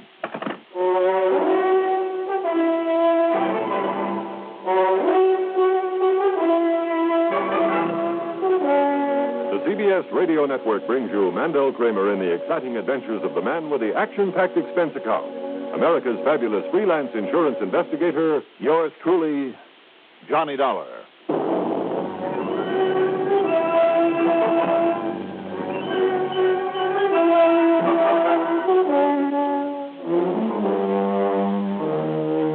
Expense account submitted by Special Investigator Johnny Dollar to the Tri-State Life and Casualty Insurance Company office in Sarasota, Florida. Following is an account of expenses incurred during my investigation of the fiddle-faddle matter. Expense account item 1, 7940 taxi out to Bradley Field and a plane heading south. The flight was quick and easy, and by early afternoon I was in the office at 1306 Main Street that Earl shares with another old friend of mine, Don Boomhauer, a prominent real estate operator. Don't let Earl kid you for 1 minute, Johnny. What do you mean by that, Don? Only real reason he wants you down here is to go fishing with him. And maybe in the hopes he can get you to settle down here, which wouldn't be such a bad idea, Johnny. Now, stop making with the pitch, Don. You dig up Earl for me so I can get to work in his insurance problem. Well, I tried. And he did very well. Tell me, do you know anything about why he wants me down here? I told you. No, I mean about the job he has for me. Oh, that. Well, Johnny, it's probably the most unimportant case anybody ever handed you. Did you ever hear of Mr. Joseph R. Tetrick? Nope, never heard of him. Real big in oil and steel and copper a while back. Came down here to retire. Built himself a big house at the north end of St. Armand's Key, really on Lido Shores. And? Well, that house of his includes an air-conditioned walk-in vault big enough for the average bank. And why? Why? It's to keep his collection of fiddles in. Collection of fiddles? That's right, violins. Fine, rare violins. Oh, you must be quite a musician. Nope, doesn't know a hemisemidemic quaver from a G-string. What'd you say? I wouldn't know the difference myself, Johnny, so don't ask. But that collection is his one pride and joy in life. A couple of genuine Strads. You heard of a Stradivarius, haven't you? And everybody? Plus one called an Amati and a Paganini or a Pagliacci or whatever it is, and a Guianarius. And oh, boy, that collection must be worth hundreds of thousands, Johnny. Well, what's happened? Well, now, the one he cares about most is was a Bisiac. Never heard of that one. Well, now, apparently this man Bisiac over in Italy, and not too long ago at that, made a whole raft of real good fiddles, worth $1,000, $2,000 apiece. Mm-hmm. I'll take your word for it. But this one, they call it the Canary on account of its almost yellow color. Unlike the others he made, this one, the one Tetrick had, was just about the finest that he ever... Well, anyhow, Earl insured it for $10,000. Get to the point, Don. Well, like he always does every couple of months, and I mean with all those good fiddles, Tetrick took the Bisiac to a fiddle maker for a kind of a checkup, just to make sure it was still strung up properly and okay and all, Well, you say that he doesn't play himself. No, not a note, sweeter, sir. Seems like an awful waste. Yes, I know. It's a waste of all of them. But anyhow, he took the Bisiac to this man for his regular checkup. Took it to whom, Don? He's an old Italian named of Antonio DiPolito. And he's been down here over a year now, has his little shop at the end of Palm Avenue. DiPolito? Yeah, DiPolito. Anyhow, he took the fiddle to him yesterday, and this morning early, the police found the place broken into, old man DiPolito on the floor, still out from a bang on the head, and of course, that Bisiac fiddle was gone. Mm-hmm. Now, have the police any leads on who got into that shop and how? Nary a one, Johnny. But, now, about 2 hours ago, Tetrick called Earl up on the phone and told him to hop on out to his home on the Key, that he was certain he had the answer to the whole thing. That's where Earl is now, huh? Yes. And if you ask me, if Tetrick does know who did it, you've wasted your time coming down here. And I better try calling Earl at the Tetrick place. You mind if I use his phone? Wait a minute. Hold everything, Johnny. Don't bother. He's just parked his car out front. Oh, good. What's the matter with him? Oh, yes. He does look kind of funny, doesn't he? Hi, Earl. How are you? I should say, what's all the gloom about? Well, hi, Johnny. I'm glad you got down here so fast. Tell me, Earl, did old man Tetrick really know who took his fiddle and how and why, like he said he did on the phone? I guess he must have done. Must have? Yes, Johnny. By the time I got out there to his place, Tetrick was dead. No, murdered.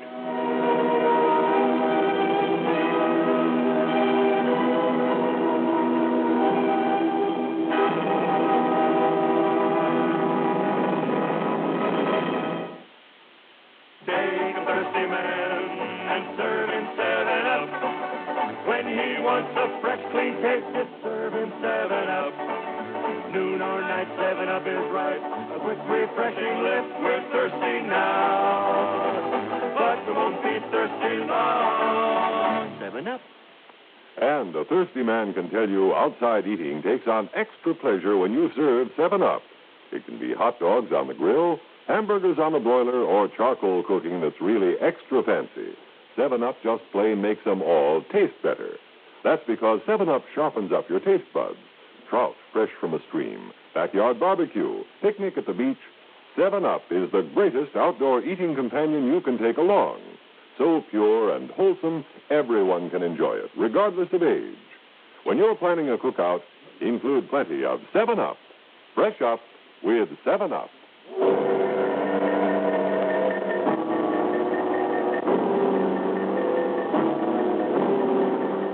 time Earl Pullman got back to his office to tell us about the murder of Joseph Tetrick, the Sarasota police had arrived there and a full-scale investigation was underway. Results so far, nothing. Apparently someone Tetrick knew had gone to see him. There were no signs of the house having been broken into. He'd let them in himself and got slugged to death with just one blow with a heavy crystal ashtray. But the police had found no fingerprints, no clues of any kind, not yet. So if you want to go on over there and talk with the police, well, it might be a good idea, Johnny. Yeah, I suppose so. Don, Earl, either of you have an extra car I can use for a while? Oh, sure, Johnny, sure. Here, take these keys. It's the light tan job out in the back there. Thanks, Don. Oh, better still, I'll drive you over there, Johnny. No, Earl. To where I'm going, I think I'd rather go alone.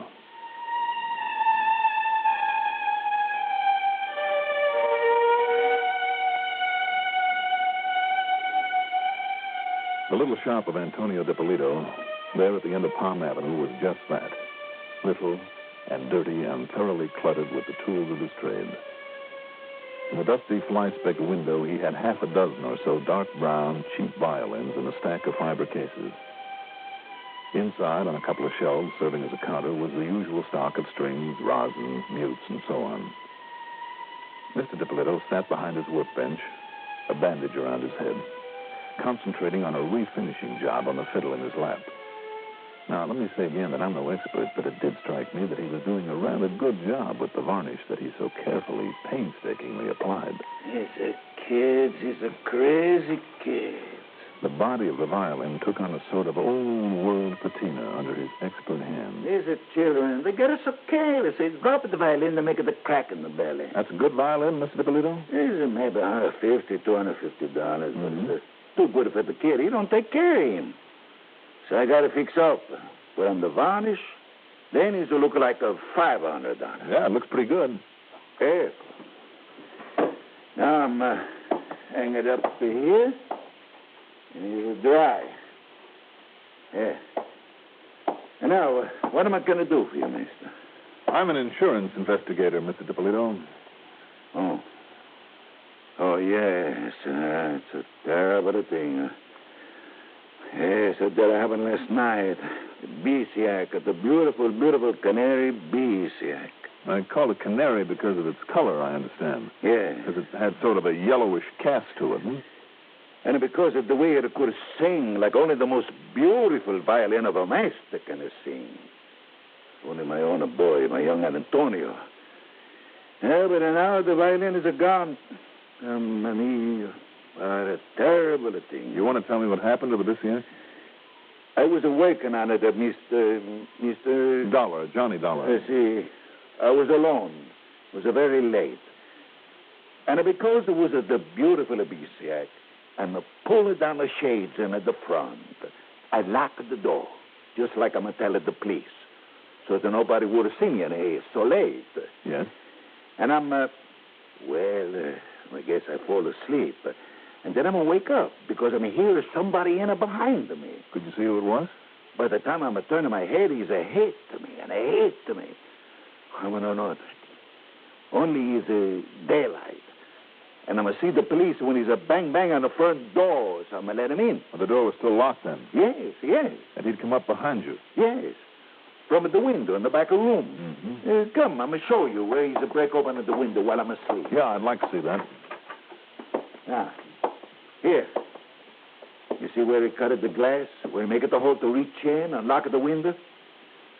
Used a glass cutter and probably some tape to keep the glass from falling and waking you. That's what the police says. Looks like the work of an amateur, though. Why you say that, Mr. Dollar? Well, you see, instead of a clean, round stroke with a glass cutter, he made a whole flock of straight scratches with it. You see him? Huh? You feel that? Yeah. The kind of clumsy grooves that he cut? See, senor.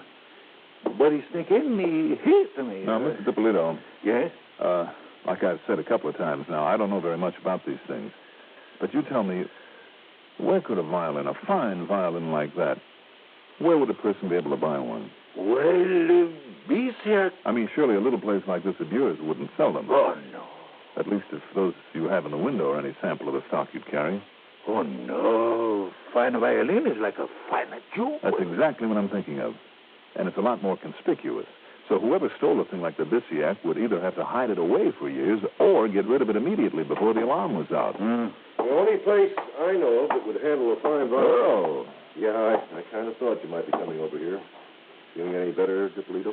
See, thank you, Mr. Pullman. Good. The only place I know of that would trade in a fiddle like the Bisiak and those Strats and the rest, well, as a matter of fact, that's where old Tetrick got all his violins. Where, Earl? The famous Wurlitzer collection up in Chicago. Sure? I could be wrong, but the way I understand it, practically all the great violins in the world have passed through their hands. Okay, then. I'm on expense account, right? Well, of course, but Johnny, what just happened to Mr. Tetrick is far more important than the fiddle right now. Or is the fiddle the key to that murder? Murder? I'll leave Don's car here. Huh? That is, if you'll drive me out to the airport.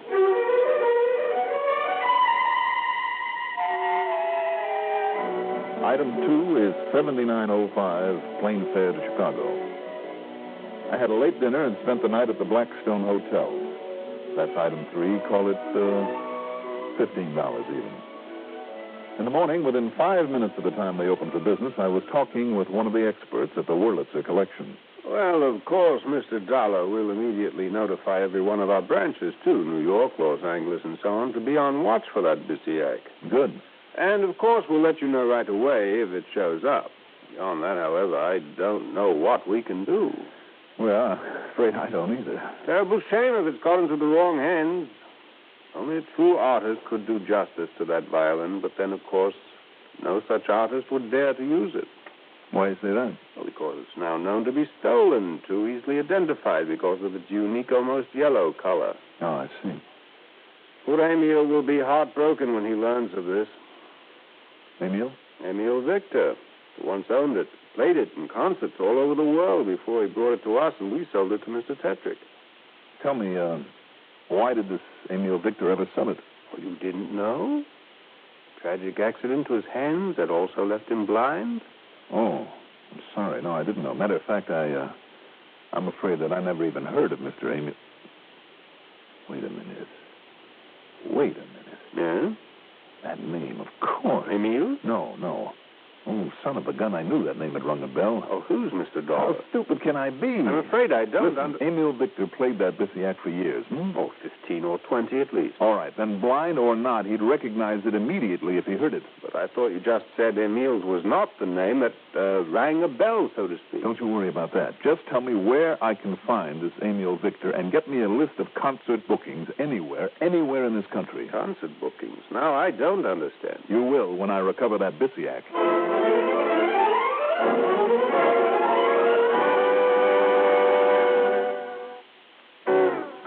Who did it? How did they do it? What in the world did they do? Who put the man in menthol smoking? Alpine, that's who. Alpine always tastes rich, never smokes rough. Try Alpine filter cigarettes. Who put the man in menthol smoking? Alpine, that's who. Who? Alpine, that's who. Nice.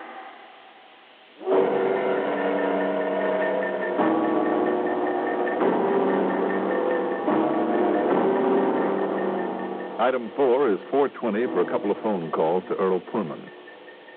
Yes, the man I was now looking for had been in Sarasota on a brief stopover before resuming a concert tour. Okay, now, with the help of the concert schedule, I knew where he was going to play next. That very night, as a matter of fact. Item 5, $1.90 for a cab to the flat where the once famous violinist, poor, blind, old Emil Victor lived. I told him about my suspicions, of what I planned to do with his help. But I cannot believe it, Mr. Dollar, that a fine young musician could, and that his own father, and perhaps he didn't know what he was saying. Because of that bang in the head? Who really knows how hard he was hit? Maybe that wallop on the head was faked. But if he was unconscious the rest of the night... Well, that's what he says. Who can prove otherwise? Look, he distinctly told me the shades were down so that no one could see him working on the Bisiak. I see. Yet later he told me that when he came to, he could see the cop, could see him outside knocking on the door. Mr. Dollar... Now, one of those statements is false. But I really deserve a kick in the pants because of those scratches, because I didn't get wise to them right then and there. Scratches, Mr. Dollar? Yes, from a glass cutter on the window in the back of the shop to make it look like that was the way somebody had got in there. But don't you see, I could feel them. I could feel the grooves there with my fingernail on the inside of that window. But that only proves... And another thing. Now, I don't know how much the old man knows about fixing fiddles. But when it comes to refinishing them, he is great. That much I saw for myself. Refinish, recolor, call it whatever you like. But my biggest boner was in failing to pick up the cue when he was talking about the Bisiac. What do you mean? He said, if only my own boy, my young Antonio... Don't you see what he was trying to get across? Was if only his own boy could play a fiddle like that. He tried to plant the idea that the boy never would. But, Mr. Dollar... Let's go, Mr. Victor. But don't you see, if it was as you suspect, if the boy, if young Antonio does have it, if his father did change the color... That's exactly what I'm betting on. But then who could prove it's the Canary Bisiac? Are you kidding? You. Me? Come on. We got to get to a plane to that concert in El Paso tonight. Item 6, $172.50. Taxi to the airport, then plane fares for the two of us to Fort Worth and a hop westward to El Paso. There, thanks to a captain of police, our tickets for the symphony concert cost us nothing because, yes, the soloist for the evening was young Antonio DiPolito. I'll say this for him. The short, dark, intense-looking kid could really play beautifully on the rather reddish-brown colored violin that he used.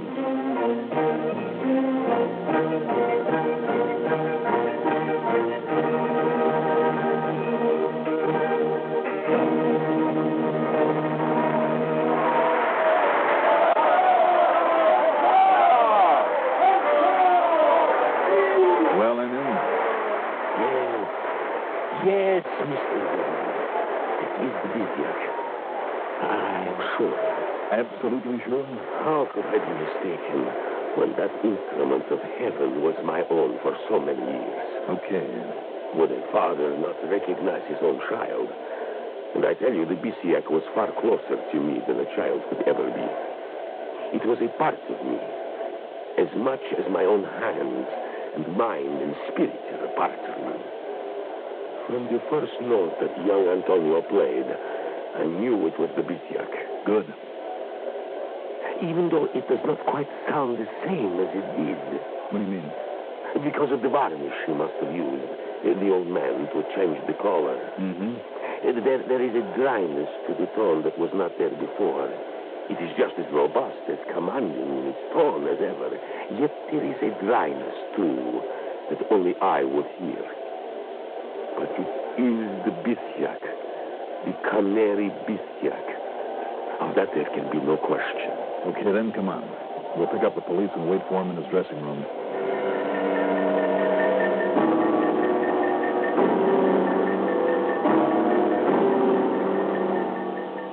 After the concert was finished, there in the dressing room when he was faced with the facts as I now knew them, temperamental young Antonio screamed and fought like a tiger. Literally had to be held down by the police. But then when the old master Emil tore into him and really put his heart in it, the kid broke down and confessed. Not only to theft of the fiddle with his father's help, but to the murder of Mr. Tetrick. It seems that Tetrick had called him in to tell him that he suspected him. And when Tetrick picked up the phone and called Earl Pullman, Tony struck him down and killed him. Oh, I've told you. I've told you everything. So you can take me away. You can kill me, too. But he deserves to die. Did he, Tony? Keeping such a priceless instrument locked up in a vault. It had to be played and played and played as only a true artist like me can play it. To thrill an audience with the warmth and color and sound that only I, Antonio, can bring from anything I touch. And now, thanks to you, I shall play no more. No? All this talent of mine, this matchless technique wasted. All the years that my father spent working, begging, even stealing so that I could study. And the hours and days and years of practice that I spent developing this wonderful gift that I have wasted. Is it? But it's the world that loses. Never again will an audience be able to feel the outpouring of my soul in the music of my violin. Without an audience to feel the power of my every note, I shall play no more. Why not, Tony? What? Well, if an audience is all you need, seems to me that where you're going, you can be pretty sure of a captive one.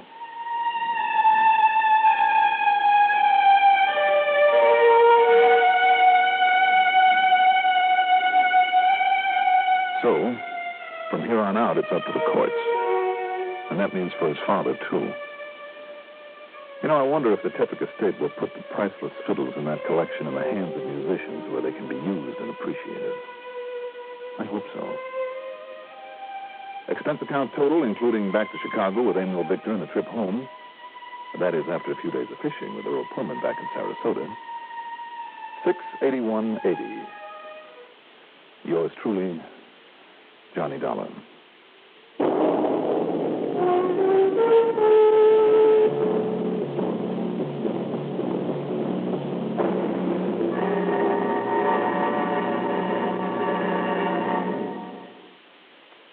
If you ever suffer a touch of arthritis or rheumatism and you've never tried Mentholatum Deep Heating Rub, you can't know how good its deep heating action can make you feel.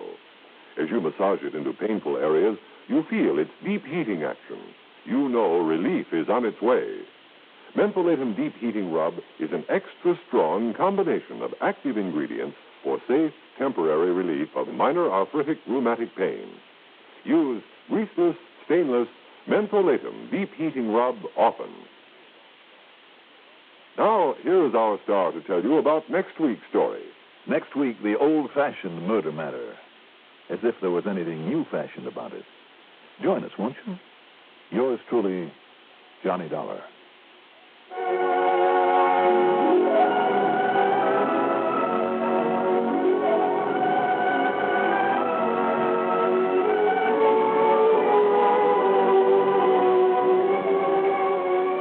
Yours truly, Johnny Dollar, is written by Jack Johnstone, produced and directed by Bruno Zerato Jr., musical supervision by Ethel Huber.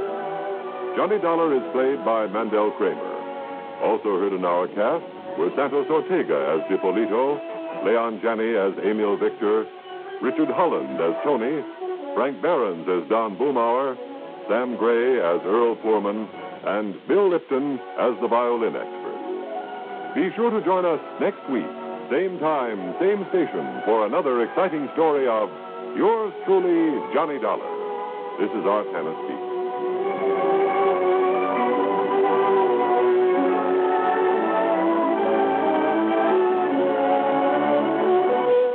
First word in speed, the last for accuracy, expanded CBS News on the CBS Radio Network.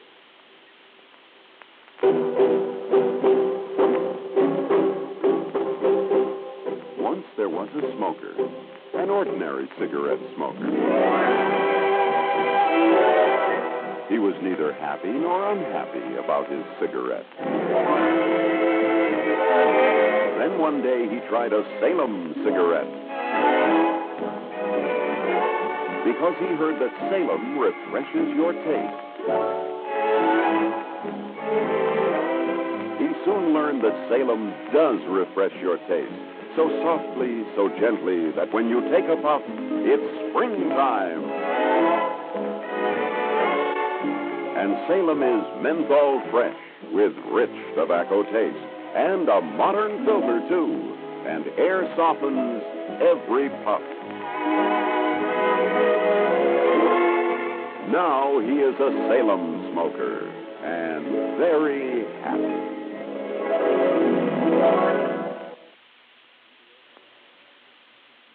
CBS Radio. Johnny Dollar. Mr. Dollar, this is Herbert Lynn, State Unity Life, Denver, Colorado. Mr. Lynn? I wonder if you're free to come out here and see me right away.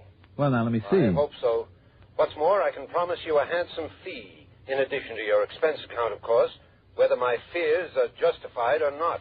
Fears of what, Mr. Lynn? What seems to be the trouble? A murder, Mr. Dollar. Oh? That has not yet been committed. I see, but you think will be, hmm? I must confess that I alone anticipated, or at least an attempt at it. I hope that you can somehow forestall any such attempt. Well, I can certainly try. Fine. I'll grab the first plane.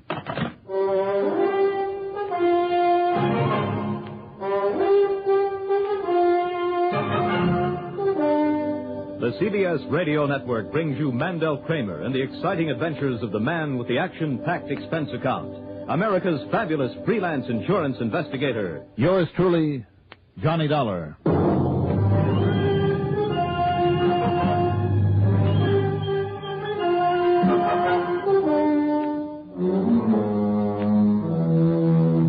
expense account submitted by Special Investigator Johnny Dollar to the State Unity Life Insurance Company, Denver, Colorado office. Following is an account of expenses incurred during my investigation of the old-fashioned murder matter.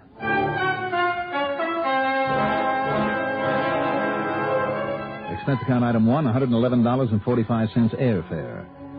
The first plane to make the right connections didn't pull out of Hartford until late in the afternoon, so it was close to midnight by the time we sat down at Stapleton Field on the outskirts of the mile-high city of Denver. In spite of the time of year, the mountain air was cold, crisp, and clear. It was well after midnight by the time a cab, and that's item 2, $6 even, dropped me off at the famous old Brown Palace Hotel. I got myself a comfortable room and hit the sack, then first thing in the morning I dropped in on Mr. Herbert Lynn at the State Unity office in one of the big new buildings in Mile High Center. I suggest you rent a car, Mr. Dollar, because this client of ours lives in Green Mountain Falls. That's a small settlement down just west of Colorado Springs, Manitou Springs, that section. Oh, I know the place well, Mr. Lynn. Oh, do you? Mm-hmm. Back in the summer of 58. I spent a couple of weeks fishing out of the Lucky Four Ranch with my old pal, Ray Schmizny. Ray, what did you say? Schmizny. But believe it or not, that name's a lot easier to say than to spell. I'm sure it is. Now, this client's name is Howard Hartzell. Yes? He's 73 years old, Mr. Dollar, and at one time was quite wealthy, which explains his insurance policy for nearly $250,000. And you think somebody wants to murder him? Yes, I could almost say I'm certain of it. Who, Mr. Lynn, and why? One or all three of his beneficiaries, or at least two of them. Want to tell me who they are? Well, to begin with, Clara Johnson, a niece, school teacher in Colorado Springs, 45, I'd say, and about as mean, selfish, and grasping an old maid as I've ever seen. Mm-hmm. When she found out about her uncle's insurance policy, she immediately wanted to know why she wasn't made the sole beneficiary. Mr. Hartzell had quite a time with her. What does Clara teach? High school chemistry. Then there's another niece, Bonnie. She's young, smart, good-looking, married to a plumber by the name of Harry Briggs, also lives in Colorado Springs. They have no children and managed to make a living of sorts. Now, you have the addresses of these people? Yes, right here. I've listed them on a slip of paper for you. Here you are. Good, thank you. And finally, as you see, there's Tony Johnson, a nephew. In Manitou Springs, it says here. Yes. Tony inherited quite a bit of money from his own family and went through it in less than a year. You know, big parties, expensive cars and girls and so on. And he's now working as a bartender in some cheap saloon there in Manitou Springs. Lazy, no-good wastrel, Dollar. In other words, if something does happen in your book, he'll be number one suspect. Yes, and I pride myself in having a sort of instinct in such matters. Which of the two girls, the nieces, would you put next? Well, if there were any reason to suspect anyone else, I should say Clara. I'm sure that when you see Bonnie and talk to her, you'll realize that she couldn't even think in terms of murder. What's that? Oh, excuse the chuckle. I suppose if all the stuff you read in detective stories means anything, then Bonnie is the one I should suspect. Didn't you hear me, sir? If only because she apparently is above suspicion. You'll see for yourself. But suspect of what? Has there been any actual attempt to murder Mr. Hartzell? Twice, Mr. Hartzell was narrowly missed by a car that bore down on him as he was crossing the highway in front of his place. Mr. Lynn, you're talking about Route 24 that cuts through Ute Pass there at Green Mountain Falls? I am. Good grief, as I remember the traffic on that main highway. Howard Hartzell is absolutely certain that each time the car tried to run down, and it was the same car each time. Well... Then, early one morning, a small caliber bullet plunged through the window of his living room, missed him by only a couple of feet. Might be a careless hunter. Then there was a mysterious fire at his home, in the middle of the night, Dollar.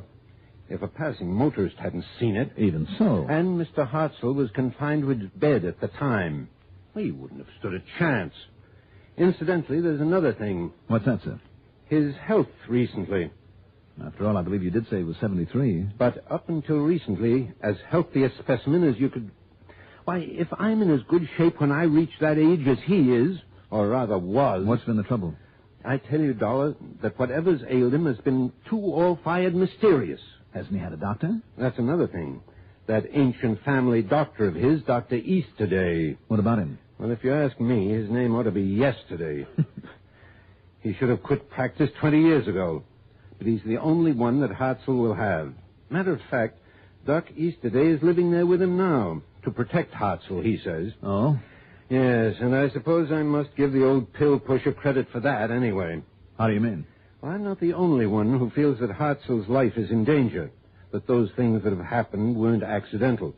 Now, that fire didn't come from any greasy rags. Is that what the fire department said? Yes, but I don't believe it. Tell me, is Mr. Hartzell sick right now? Well, right now he's on the mend from this last attack of, well, whatever it is. Liver ailment, says old Easterday. I think he was poisoned. Have these nieces and the nephew been to see him recently? Not since the doc moved in there, believe me. And that's been a couple of months now. He's allowed them absolutely no contact whatever with his uncle. Well, if they've had no contact with him, how could they poison him? That's what you've got to find out, Dollar. And find out which one and bring him to justice. Him, you say? Of course. It has to be that no-account nephew, Tony. But just because there's no reason to suspect her, I suppose you'll go to work on Bonnie. Mr. Lynn, I think you're making a couple of mountains or two out of a molehill. Oh, you do? But as long as I'm here, I'll look in on these folks you've mentioned. Now remember one thing, Dollar. If I'm right... If? And I'm sure I am... Well? Whoever would plan the murder of the uncle would be only too glad to get you out of the way.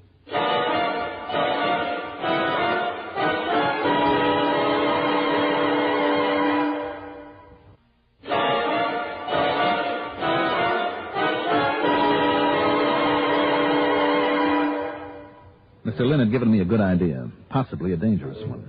It was simply to make no bones about who I was, why I'd come out here, why I wanted to see and talk with them. The nieces and nephew, I mean. Then, if one of them did try to make a fast move, get me out of the picture, I'd be on guard. It was a pretty sure way of knowing who was up to something. Item 3, $1.95 worth of phone calls to tell the relatives and the old man that I was on my way to... Item 4, $50 deposit on a rental car. I'd like to have stopped off at the U.S. Mint there in Denver, one of the largest in the country, to see if they were handing out any free samples, but instead I headed south on 87 past the big new Air Force Academy into Colorado Springs. Clara Johnson, the older niece, lived in a tiny 3 or 4 room house badly in need of repair on a side street off Cascade Avenue. Fortunately, for pretty obvious reasons, the interview was a short one. It's ridiculous, that's all. Utterly ridiculous. Now, Miss Johnson... I mean that Uncle Howard, the old fool, should have included those other two in his will, in his insurance. Positively indecent. Well, tell me, does your uncle have much of an estate besides the insurance? No, not anymore. But do you know how much that insurance is? I have a pretty good idea. Nearly $250,000. And do you know what that would mean to me? To me, who's worked and struggled along all these years alone. I could give up this miserable teaching of those nasty, unappreciative brats at the high school.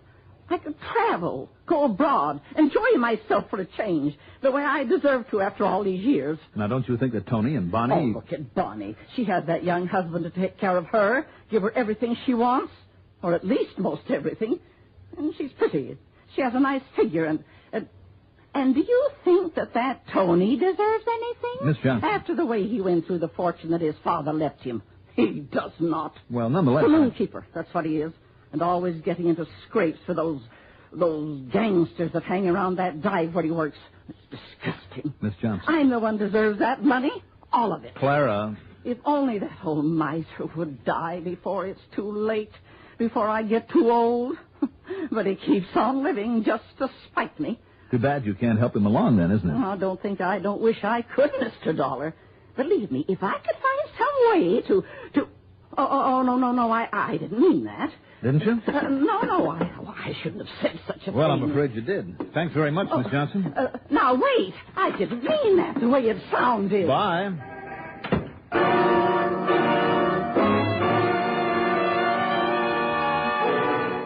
My next stop along the way was at Harry Briggs' plumbing shop. Bonnie was there holding down the store while her husband was out on the job, and she was pretty. Although it always kind of stops me a little when I see a girl working on her makeup over a business desk. And I was so glad when you phoned to say that you're here to kind of look out for Uncle Howard. Oh, I called Tony and told him you'd be seeing him, too. Here. I look better now? Oh, you look like a million. Well, thanks, Johnny. Gee, you're cute for a private eye. Oh, thank you, ma'am. No derby, no cigar in the corner of your mouth. Just a real good-looking guy. Only I shouldn't talk like that, should I? Well, I'm afraid flattery will get you nowhere. Oh, darn. Tell me, did you mean that you two have been worried about your uncle? Well, of course, after those cars that almost killed him and that fire at the posterior of his house and the sicknesses he's been having one after the other. Oh, I'm sure that Dr. Easterday is doing all he can for him, but Much as Harry needs me around here, business isn't too good these days, and I feel I ought to be out there taking care of Uncle Howard, nursing him. It isn't as if I didn't know how. Would he have you? No. No, he wouldn't, Johnny. I'm afraid he thinks that all Clara and Tony and I keep hoping is that he'll die and leave us that insurance. And isn't that true? Should I lie and say no? Of course, we'll be glad to get that money, all of us, at the proper time.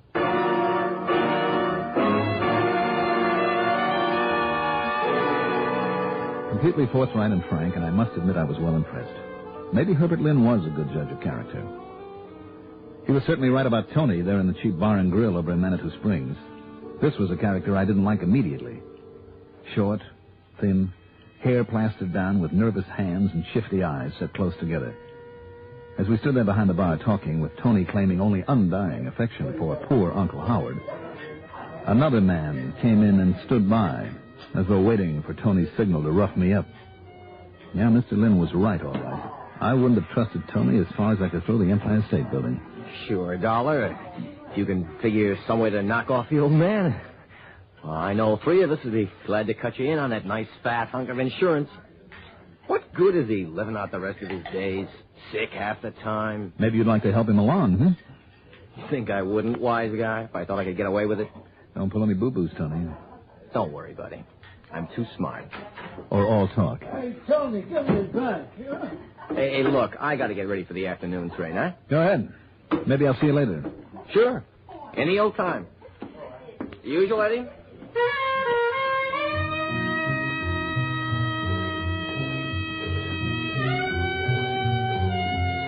The important thing now was to see Mr. Hartzell and the old family doctor at Green Mountain Falls.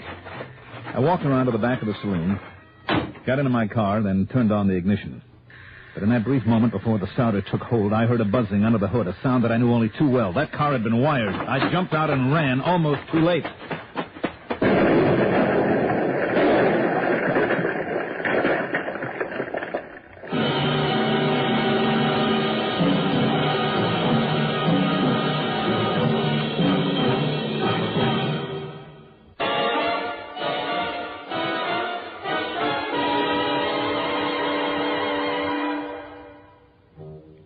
By the time the smoke cleared away from the carefully set explosion, I was blocks away at another car rental agency. I knew that Tony would be even further away, if, that is, he was the one who planted the bomb. So item 6 is another $50 deposit on another rental job. I sped up to Green Mountain Falls, then, to keep the date I'd promised over the phone. In answer to my knock on the small 2-story home there on the side of a mountain. Mr. Dollar? That's right. Mr. Hartzell? No, I'm Dr. Estee, and thank heaven you've got here. Oh? Albeit I'm afraid you're too late. You mean something's happened to him? Howard Hartzell is dead. When? Just a few moments ago. Would you like to come in? Yes, I think I'd better. We can sit here in this combination living bedroom of mine, unless you wish to see him. But there's really no point in it. How did he die, Doctor? It was a severe case of toxic jaundice. Oh, jaundice? Yes, this hemolytic jaundice, a liver condition, has been bothering him for quite some time. Just one moment, Doctor. Yes. Well, Mr. Dollar. In spite of your rather fancy medical terms, something has just rung a bell. I can't quite tie it down. You're sure that jaundice is what killed him? Mr. Dollar, after all, I've been practicing medicine some 50 years. Well, maybe that's good, and maybe it's bad. I beg your pardon. When I was out here before on a vacation, I had an infected finger. Well, I failed to see what... Now, the doctor who treated me was a young fellow by the name of, Ed Wilson. Where's your phone?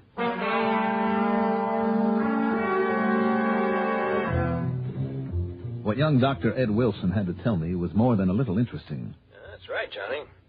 If administered at repeated intervals, even minute quantities of arsenic compounds may produce a subacute type of poisoning. Go on, Ed. Well, the victim may develop a toxic degeneration of the liver. It may progress to an acute or subacute yellow atrophy that's accompanied by an intense toxic jaundice. I see. And that, in turn, can be followed by severe, even deadly gastroenteritis. And is that sort of poisoning something that might fool an old-time doctor who hasn't kept up with modern developments in medicine? Johnny, I wouldn't want to go so far as to... what is all this, anyway? Thanks, Ed. Thanks a lot. do you mind telling me what that was all about, young man? Doctor, I want you to have an autopsy made immediately. But there was a physician in attendance at his death. I myself, it isn't necessary.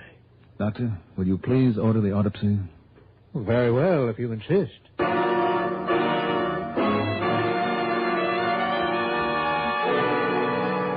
The result? Arsenic poisoning beyond the least shadow of a doubt. But then came the real problem. How and when was it given to him?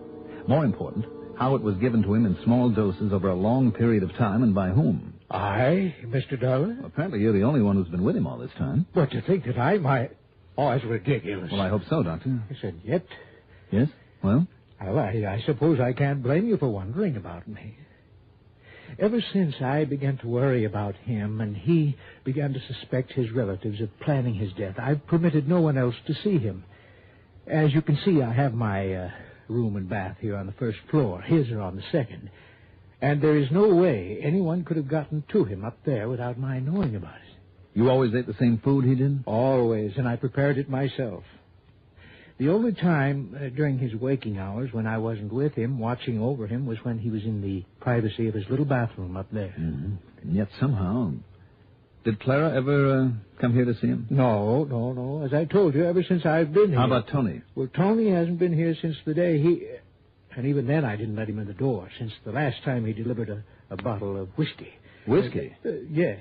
In the beginning, I had Mr. Hartzell take a small quantity of it each night as a stimulant. Well, all right, then. Well, that was stopped months ago. Oh. Where's the rest of the whiskey? Oh, I'm afraid I drank it myself. Oh, well, then that's out. Now, how about Bonnie? Well, I told you, Mr. Dollar. Yes, you told me. Even her husband, when he came to fix the plumbing in the basement. Oh? That was 2 months ago. Yes? Even he wasn't permitted inside the house proper. I see. You say you did the cooking? Yes. Who brought in the groceries? I did all the shopping myself. No one could possibly have contaminated them, and I myself ate them. And while you were out shopping? The house was locked, and Mr. Hartzell let no one in. You're sure of that? Absolutely. Because during the past month or so, he was upstairs, unable to come down here. Yet somehow, somebody... Wait a minute. Oh, yes. Posterior. A fire in the posterior of this house. What? That's the way it was told to me, and that's what's going to tie up this case. I'm afraid I don't Not the back of the house, Doctor, but the posterior. That's what you would have said. You, a doctor. So would a nurse, and a nurse would know all about arsenic, too. Well, of course, but I told me that she ought to have been here taking care of him, nursing him, that she knew how. Of course, she'd been a nurse. Mr. Dollar. And her husband is a plumber. Come on, Doctor, let's see if we can find the green telltale that arsenic would leave up there in his bathroom, say around the nozzle of a water spigot.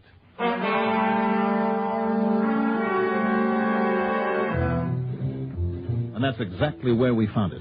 And downstairs in the cellar, hidden behind a furnace pipe and hooked up to that cold water line, not the line to the kitchen or the bathroom on the first floor, but hooked up to the line to the second floor was that ingenious, deadly device, a small container half full of an arsenic solution with a valve, so that only a drop at a time would enter the pipe that gave Mr. Hartzell his drinking water, the one drop at a time that killed him. Funny. It wasn't the sweet, gentle Bonnie who finally broke down and confessed their little plot, but her husband, the plumber who'd rigged the device, who'd also rigged my car for that explosion.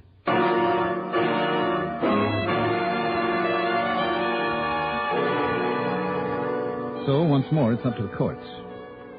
My only regret is that worthless Tony and selfish Clara will share that nice hunk of insurance. Expense account total, including the trip home, $347.85. Yours truly, Johnny Dollar.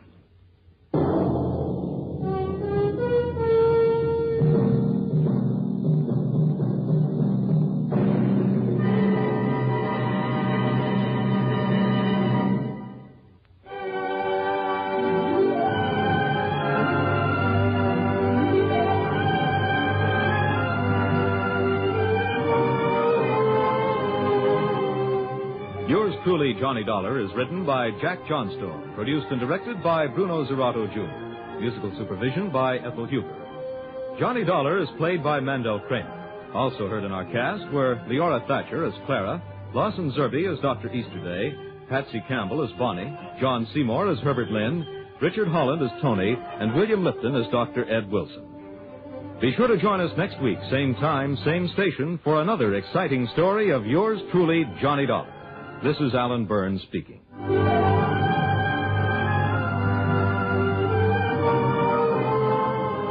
Johnny Dollar has come to you through the worldwide facilities of the United States Armed Forces Radio and Television Service.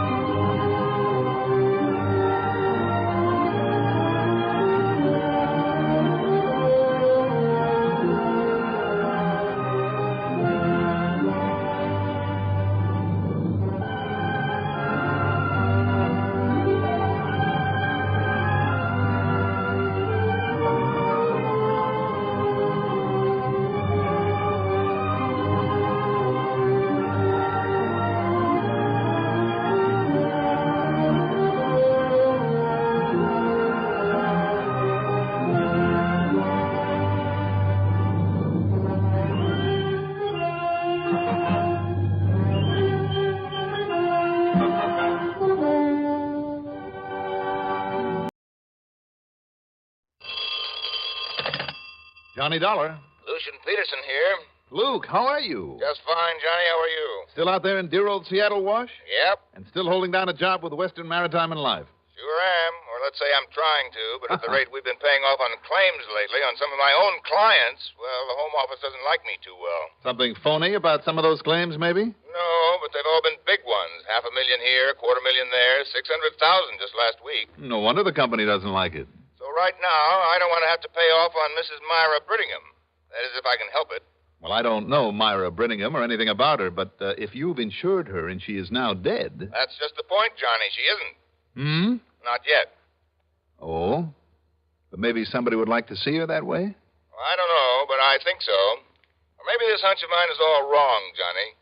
And I'll be the first to admit it, that this feeling, this worry of mine is nothing more than a hunch. If I were to tell the police about it, they'd probably laugh in my face. Well, I don't know, Luke. I've had some pretty wild hunches work out for me more than once. I know. That's why I've called you. And I hope you can fly out here and, well, see what you think. See if you think he's liable to try it. He? Yes. Who? Her husband, Mark. Oh. Yeah. Well? Sure.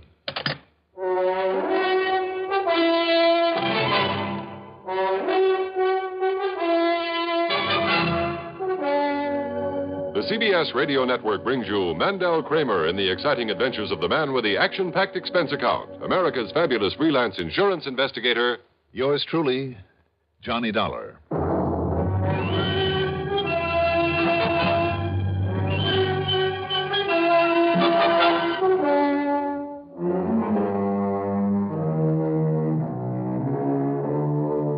Expense account submitted by Special Investigator Johnny Dollar to the Western Maritime and Life Insurance Company, Seattle, Washington office. Following is an account of expenses incurred during my investigation of the Chuckanut matter.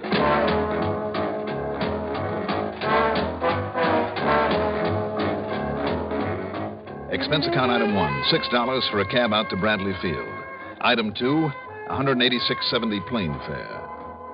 It was after 11 p.m. by the time we set down at Seattle-Tacoma International, so item 3 is $5.25 for a cab into the Benjamin Franklin, where I proceeded to get me a good night's sleep.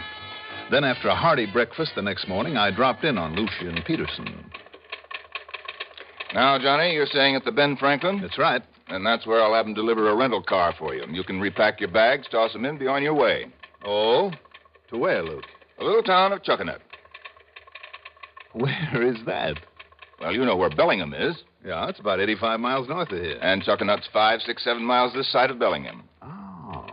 And that's where Mr. and Mrs. Brittingham live, hmm? Well, just this side of it, off Chuckanut Drive, is Paleoop Lane. A narrow, badly paved road that'll take you up into the mountains. Be real careful of that road, Johnny. And if it's wet when you get there, be doubly, triply careful. Why do you say that, Luke? That dinky little road has more twists and kinks and switchbacks than you ever saw in your life. Miss one of the turns, and you'll end up either flying off into space or smashing into the face of a cliff. Well, I remember that. But tell me, what's going on between the Brittinghams?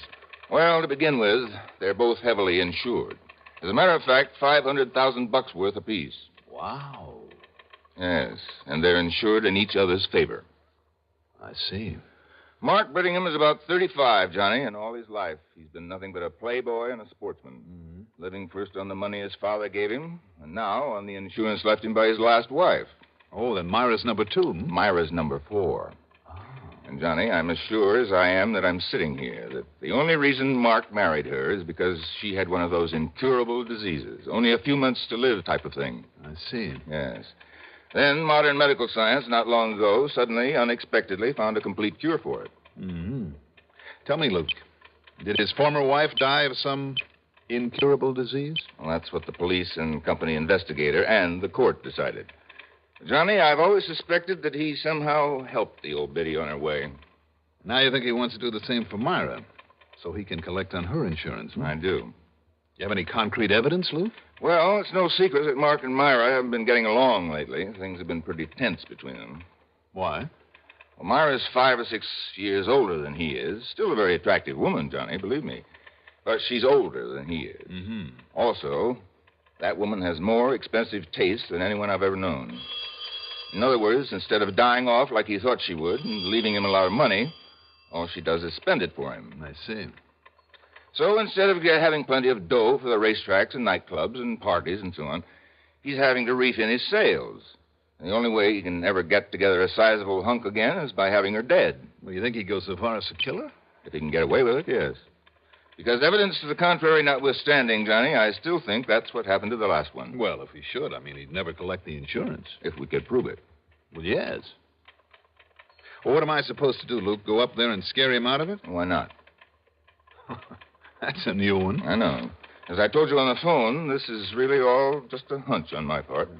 But I think it has a pretty solid basis. Look, suppose you go up there. Just see him on the pretense you're interested in buying that property.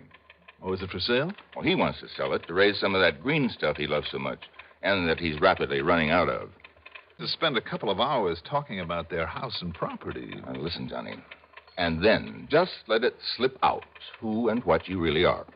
What? Sure. If that doesn't convince him he's under suspicion, make him change his mind about trying anything, I'll eat my hat. Will you do it? Okay, Luke. As long as you're paying the bill. Good. But I still don't think that you have any real... Well, we'll see.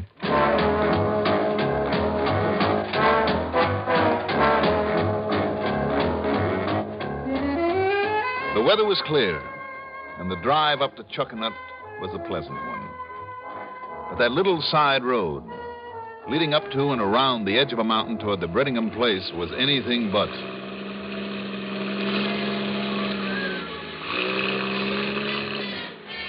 A couple of times, on an outside turn on that tortuous, narrow asphalt, I could catch a glimpse of the house, far above and nestled in among the trees. But most of the time, I was too busy watching the road, until suddenly, as I rounded a particularly sharp, tight outside turn... Whoop, Hey, watch it there! directly in front of me was a police car. In front of that, smashed head-on into the face of a cliff, was one of the new compacts, the whole front end of it bashed in. Well, now, mister, who might you be? How are you, Lieutenant? Only it's Sergeant, Police Sergeant Bill Foreman. Oh, Sergeant? Well? My name's Johnny Dollar. What? The insurance investigator? That's right. Well, I'll say this. It sure beats me how you found out so quickly. Found out about what? That stiff in there in that car that smashed up. Stiff? Who, Sergeant? One of those crazy Brittinghams that have been tearing at each other's throats for so long now that one of them just plain had to go. Which one, Sergeant? Not much question about that, Dollar. Go take a look. All right.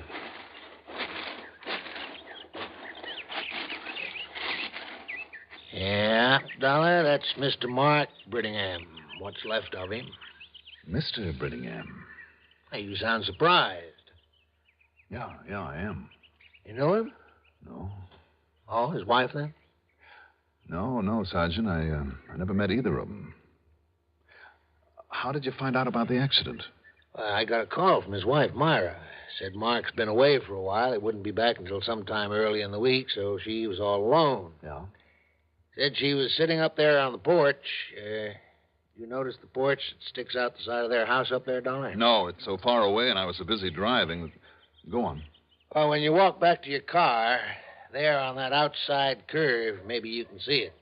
Anyhow, she caught glimpses of a car coming up the road. Whose it was, she didn't know.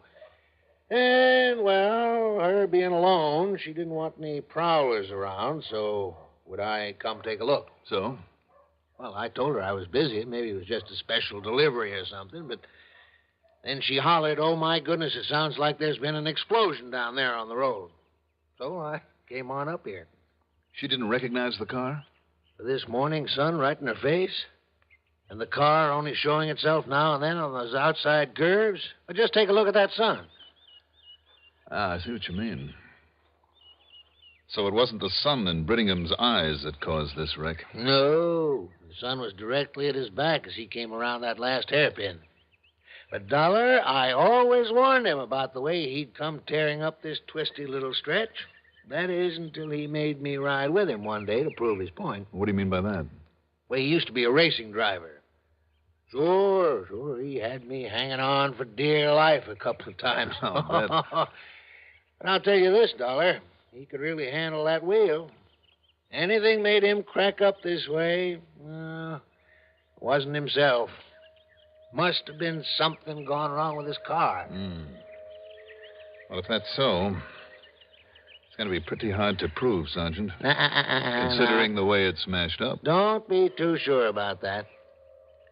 You ever hear Mr. Hartford Homer Ransom, the sudden death detective, they call him? Hartford? Oh, yes. Yes, sir. Greatest reconstructor of traffic accidents that ever lived. So I understand. Yeah. Well, he lives just the other side of town. You give him maybe an hour or so with this wreck, and he'll tell you just exactly how it happened and why. Just as though he'd been standing right here watching it. Well, then maybe you Talk about Sherlock Holmes. Oh, why, Mr. Ransom can look at a set of tire tracks or even a couple of pieces off an accident, and he'll reconstruct the whole thing. Just like that.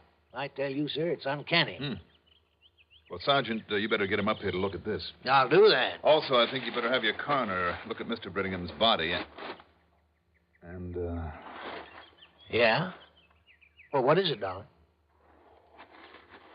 the way that he apparently threw his right arm up in front of his eyes just before the crash. You notice? Yeah. Well, sure, in the hopes of patting himself when he hit the windshield. A former racing driver? Instead of slumping down, relaxing? Anybody would. I wonder. Well, now tell me this. Wouldn't you put up an arm? I mean, seeing that wall of rock coming straight at you? I don't know. Well, I do. I know I would. Wouldn't you have had both hands tight on the wheel, going around that turn at the speed he must have been going? Well, maybe so. But he put his arm up. And that's what puzzles me. Because he must have done it while he was taking the curve. That outside curve. Yeah, well, I don't know. But now we better get up there to the house and give Myra Brittingham the bad news. I'll tell you what, Sergeant. Yeah? Let me go up there and tell her. Meantime, you get this man Ransom on the job and have a medico do an examination of the body. And I mean a thorough one. Now. Wait a minute. You think maybe this wasn't just an accident, Dollar? I didn't say that. But that's what you meant, isn't it? Let's wait and see.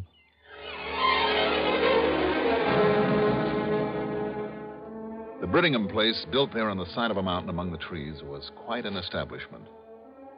New, modern, and very expensive. As for Mrs. Brittingham, Myra, well, Lucian had said she was about 40. She didn't look it. She was 5'3" or 4", brunette, with an almost olive complexion, very dark eyes, and the kind of natural beauty that you seldom see in a figure to go with it. I introduced myself and made no bones about my connection with the insurance company. Before I could tell her why I was there, she led me out onto the little porch where, looking out against the sun, I could see occasional spots on the road I'd just driven up. And then, calmly and with a self-control that I hadn't expected. Was it Mark, Mr. Dollar? I'm afraid so. He's dead, isn't he? Yes. Well, I knew it would happen sometime. I warned him over and over about the way he drove so madly up and down that crooked little road, in spite of the fact he'd driven expensive racing cars when he was younger. I knew he'd kill himself sooner or later, and now he has. I'm sorry, Mrs. Brittingham. Are you? I'm not. What did you say?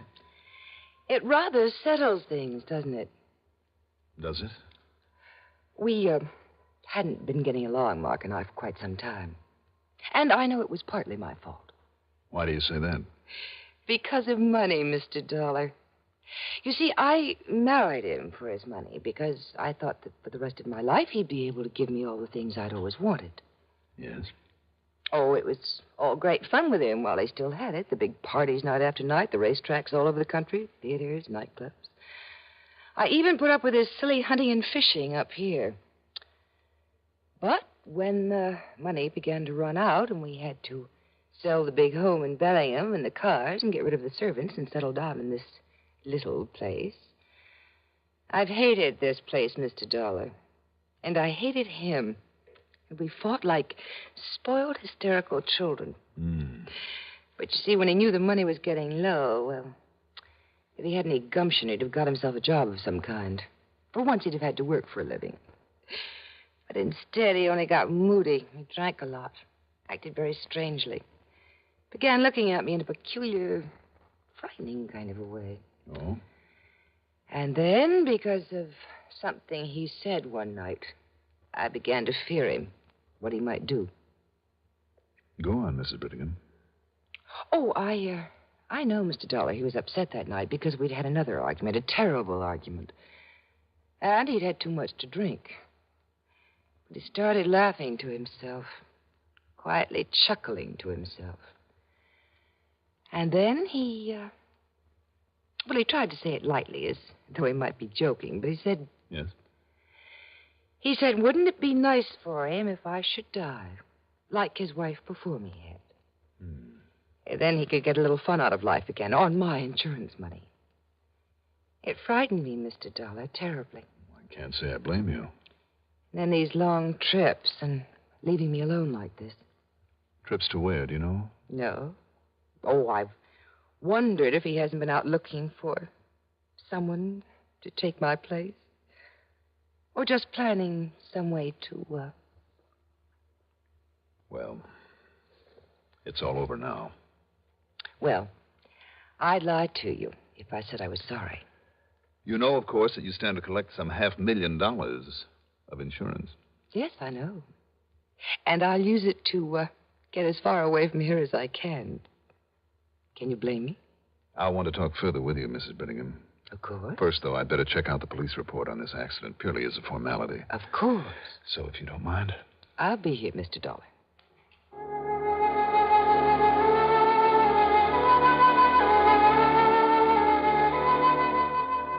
Why paint herself so black to me? To impress me with her honesty? So I'd dismiss any thought that she might have somehow had something to do with the accident? And another thing, a little thing. Her sudden alarm when she'd seen that car coming up the road, even if she couldn't recognize it against the morning sun. Was that enough to call the police? Something wrong here. Something very wrong.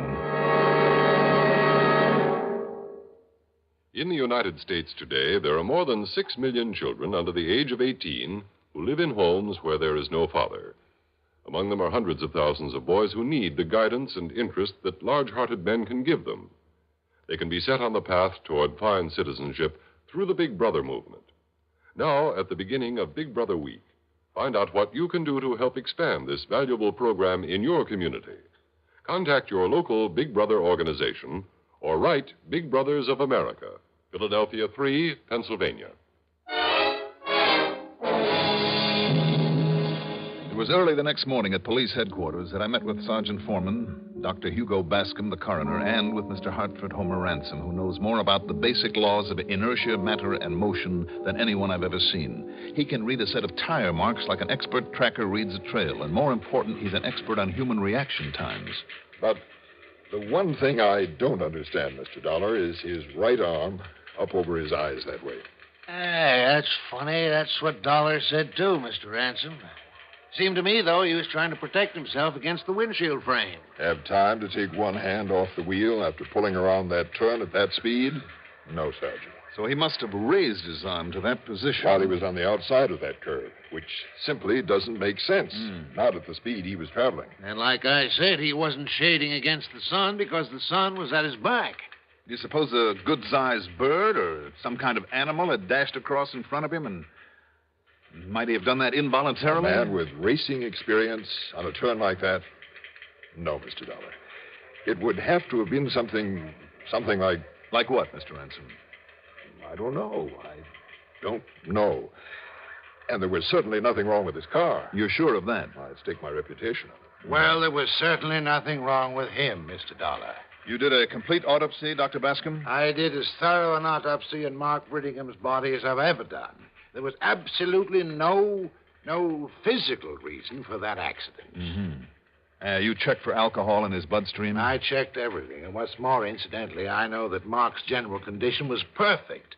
I myself gave him a complete physical less than 2 weeks ago.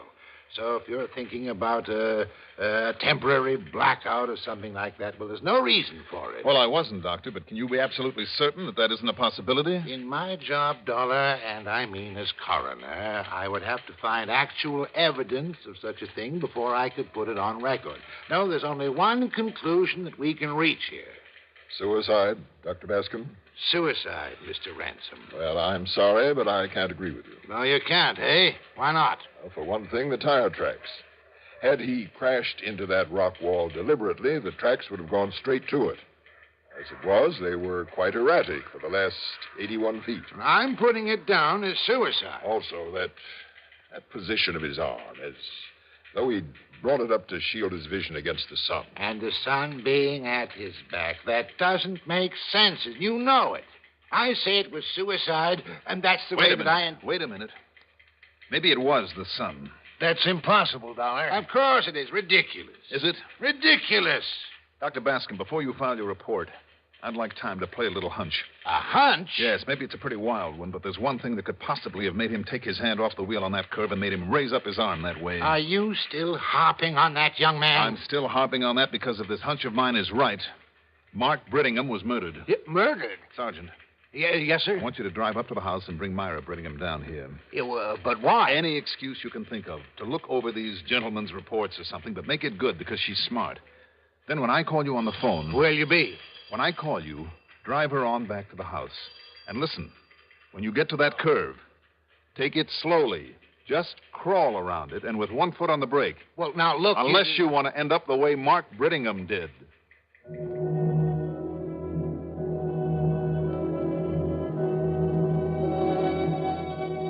When the sergeant got her away from there, I went over that house top to bottom. Sure, there were mirrors on the bedroom walls, big, clumsy ones, a couple of hand mirrors, too, on her dressing table. But the kind I was looking for would be in among her husband's fishing and hunting equipment. I found the survival kit, all right, and in it were the usual, the water-purifying pills, some iodine, salves, bandages, a couple of cans of sea ration. But the little mirror was missing. I mean the kind that's used for signaling. A small, clear, oblong mirror with a hole in the center. By facing the sun and peering through that hole, you can aim it. You can focus the full rays of the sun on anything up to a mile away. And then I found it, tucked between the pages of a book on a table out on the porch, where she practiced with it and then used it as a murder weapon. I called Sergeant Foreman and told him to drive on up the hill, but slowly. And then as he poked his car around that crucial curve, as I aimed the mirror to reflect the blinding rays of the sun full into his windshield, well, fortunately, he was able to stop before losing control. He waited there until I drove down to meet them. Then... No, she hasn't said a word, Dollar, since I jammed on the brakes and raised up my arm to cut off that glare you shot down here. I see. Well, Myra? How did you know? How did you know that's the way I killed him? I didn't. It was purely a hunch, I guess, but it looks like it paid off, doesn't it? $500,000? That's a nice round figure. A lot of money. But don't they ever learn that even millions aren't enough to murder for? Expense account total? Oh, call it a nice round figure, like, say, $391.18. Yours truly, Johnny Dollar.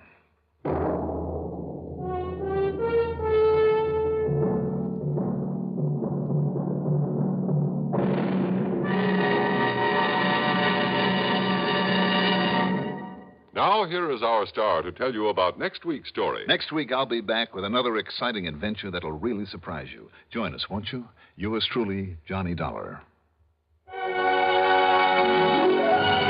Yours truly, Johnny Dollar, is written by Jack Johnstone, produced and directed by Bruno Zerato, Jr., music supervision by Ethel Huber. Johnny Dollar is played by Mandel Kramer. Also featured in our cast were Joan Ellison as Myra Brittingham, Robert Dryden as Sergeant Bill Foreman, Richard Kendrick as Luke Peterson, Bernard Lenrow as Hartford Homer Ransom, and Ivor Francis as Dr. Hugo Bascom. Be sure to join us next week, same time, same station, for another exciting story of Yours truly, Johnny Dollar. Art Hanna speaking. Get the news firsthand and in full from expanded CBS News on the CBS Radio Network. Hello there. This is Kelly Maddox, Executive Secretary of the Citizens Traffic Commission. And here is our safe driving tip for today. You know, there's a lot of confusion on the part of motorists and pedestrians as to what a flashing red light means. A flashing red light, when used as a traffic signal, means that the motorist must come to a complete stop before entering an intersection, and after stopping, proceed only when it is determined that the coast is clear. This same rule applies to pedestrians. The Citizens Traffic Commission would like to impress on all motorists that they must stop their car when the traffic signal shows a flashing red light. A flashing yellow light means that you are to slow your car to a safe and reasonable speed and proceed with caution. All traffic signal lights have a meaning, and the motorist must remember that traffic signals are placed at intersections to control conflicting movements of traffic.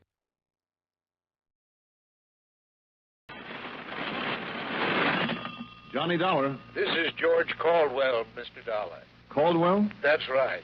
I'm in charge of the Office of Amalgamated Life Association here in Meridian, Mississippi. Oh, I see. Yes, sir. And I'm certainly glad I caught you. What can I do for you, Mr. Caldwell? Well, I understand that you've been given top security clearance. That's right, sir, I have. Good. Our client was certain you have, and that's why he asked that you be called in on this problem of his. Who is the client? His name is Dr. Emmett Melcher. Yes? Yes, he is head of the Melcher Laboratories here in Meridian. He does a great deal of work for the government. I see. And he's most anxious that you lose no time in getting down here to see him. Sounds pretty important. I'm certain it is. What's it all about, Mr. Caldwell? I don't know. What? The only thing I'm sure of is that whatever it is, it's top secret. All right. I'll get there as quickly as possible. The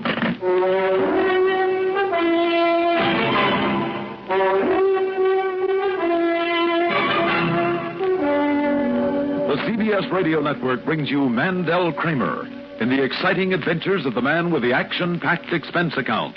America's fabulous freelance insurance investigator, yours truly, Johnny Dollar.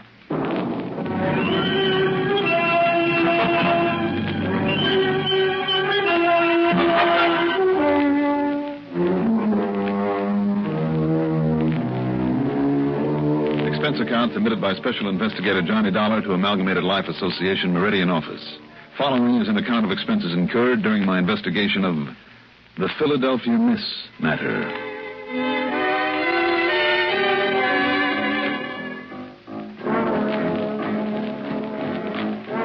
Expense account item 1, $81.60, cab to Bradley Field and plane fare to Meridian, Mississippi. Making connections wasn't as easy as I'd hoped. I had a stopover in New York, another in Atlanta, Georgia, so it was nearly 7 p.m. by the time I landed in the busy railroad and manufacturing center with its stockyards and business in cotton, tobacco, fruit, poultry, and lumber. In the hopes that Caldwell might still be waiting for me at his office, I grabbed a taxi. That's item 2, $1.85. Okay, buddy, where to, huh?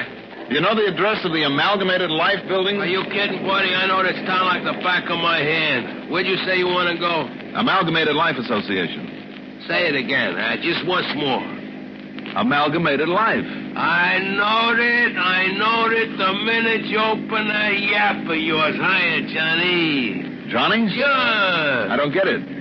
You mean you don't recognize me? I'm afraid not. You kidding? I drove you halfway all over New York City one night when I was working up there. Oh, I see. Yeah, it was a couple of years ago. You was chasing some crook from all the way down to Pier 27 all the way up to the Bronx. That's my old hometown. Sure, you're Johnny Dollar. Remember how much help I was helping you run down that crook that time? My name is Bernard York, and just call me Bernie. All right, Bernie. Yeah, boy, I sure remember that big fat tip you gave me that night. Hey, kept me eating steak for a week. And now you listen, Johnny. Yes, Bernie. You need any more help? I mean, down here, you just give me the buzz. Now, you do that, Johnny. All right, sure. Yeah, I may not talk too good, Johnny, but when it comes to using the old noodle, a New York boy like me has it all over the yokels from any other part of the country, and that's a fact.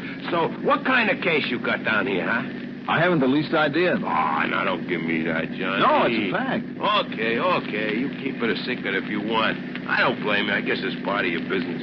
But I'll try and keep an eye on you, Johnny. And when you need my help, you just let me know, okay? Okay, Bernie. Okay.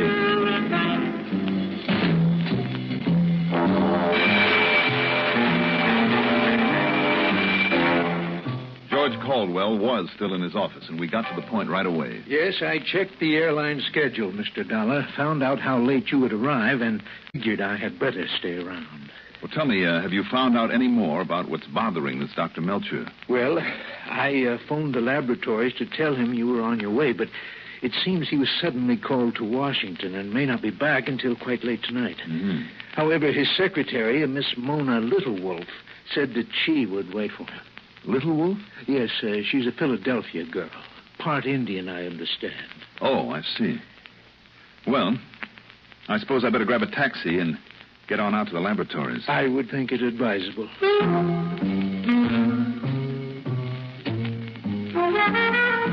the man behind the wheel of the taxi that just happened to be waiting out front? My pal, Bernie again.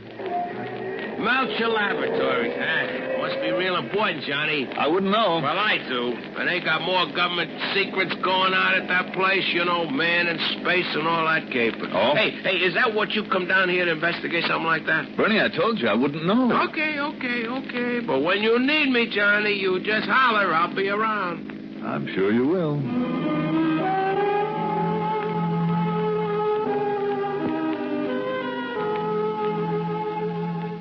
That secretary, Mona Littlewolf, it was worth the trip to Meridian. About 5'3" or 4", with jet black hair and an olive complexion that was out of this world. Dark eyes that didn't miss a thing but said plenty. And when you talk about two people who click on the spot, brother, this was it. It was first names right off the bat, and I felt perfectly willing to forget about Dr. Melcher and all his problems and give my time to her. And, she kind of gave me reason to think she felt the same. Oh, now stop. Flatterer. Well, how do you keep that beautiful tan sitting around in an office all day? I told you. I'm part Indian. One of the few 1,000% Americans left around here. That explains the last name, Littlewolf. Mm-hmm. And you're sure your name isn't really Johnny Big Wolf? Oh, Mona, you cut me to the quick. Tell me, when will Dr. Melcher be back? His last wire, it came in about an hour ago, said not until morning. That I should tell you to wait for him. You know what it is that he wants to see me about? You know something? What? I am his own private personal secretary. Mm-hmm. But I don't even know what goes on around this place. What he's developing or working on or anything. It's the eeriest thing, working here and not knowing what it's all about. Well, I'm sorry I had to keep you waiting then. I'm not. Johnny. You know something? I'm not either. Good. The only trouble is I'm going on a vacation tomorrow. Oh, I'm going to be tied down here with your boss. Oh, no.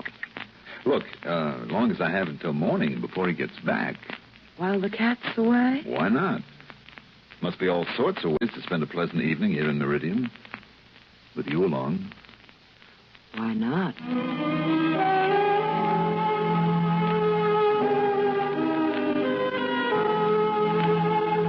As I fully expected, pal Bernie and his taxi was still waiting outside, and after some snide comments on how fast I work and how well I pick him, he drove us back to town. I dropped her off at her apartment, then registered at the Lamar Hotel, showered, shaved, then picked her up and we proceeded to do the town.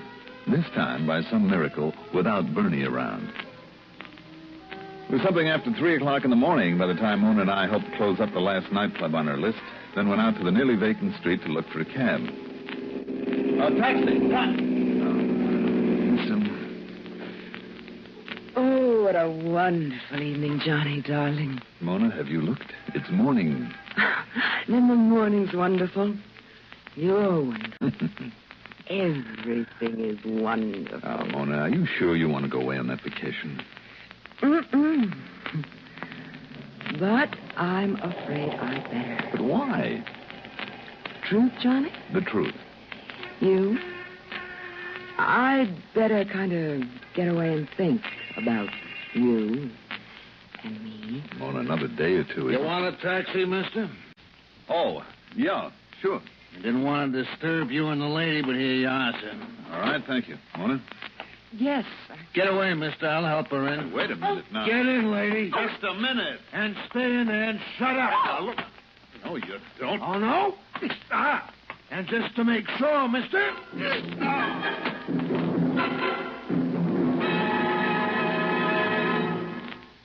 A number of years ago, it was said that in spite of the large population of this planet, men and women remain the most inaccessible things on it. Today, we see this lack of understanding among peoples of the world reflected in headline stories. But it isn't because the people of the world are enemies. All people want to be friends. Long before the termination of World War II, Reverend Eugene Wood, a Methodist minister from Oceanside, California, went into a Scottsdale, Arizona camp where German prisoners of war were interned and offered his services to the imprisoned men. Among other things, Reverend Wood taught the men English, and he taught them about the United States of America. During the following years, after the men had been repatriated to their native Germany, nearly half of the internees corresponded frequently with Reverend Wood. Those men expressed a unique understanding of the people and the country of the United States of America. This great feeling of friendship and understanding prompted the minister to make a pilgrimage to Europe to seek out the men he had befriended in the prisoner of war camp in Arizona. This gesture on Reverend Wood's part gained him a fantastic welcome everywhere he went. In all the places he visited, he spread the gospel of love and friendship and had it returned to him. There were no enemies, only men with the love of freedom, the right of all men, everywhere. I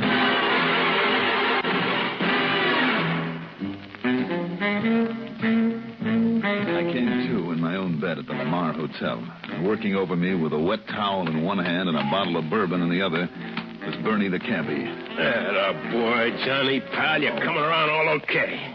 Bernie. Hey, you want another slug of this here now, bourbon? No, thanks, Bernie. Thought you was going to need my help around this bay. Boy, sure lucky I was cruising around late last night. I seen you laying there in front of that fancy saloon. Boy, was you out cold like a fish.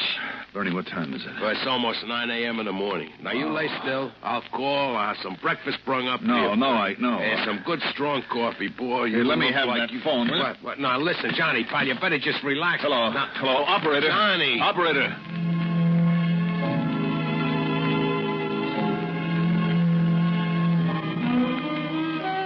The call was to Mona's apartment. No answer. But why that attack on us? And the kidnapping of Mona? The few nice jewels she'd been wearing? Hardly. I asked Bernie if he'd seen the taxi. Well, I seen a car pulling away, Johnny, but no taxi. Well, now that you mention it, maybe it wasn't. You sure tore up the street getting away, too. And, Johnny, it looks to me like somebody got wise to your being here on whatever kind of a job you're working on, and they figured they better stop your clock. You may be right, but why carry off Mona? Well, because they maybe thought she was working with you. And now they know you don't dare make a move if you don't want her getting hurt. Well, that makes sense, I guess. So maybe I better call up the police. Wait a minute. Easy now, Johnny. You just lay there and let me open it. You got a gun? Yeah, right here. Okay, you keep me covered. You ready? Ready. Yeah. I beg your pardon. Inside, buddy. Start talking. Who are you? Start talking. Wait a minute, Bernie.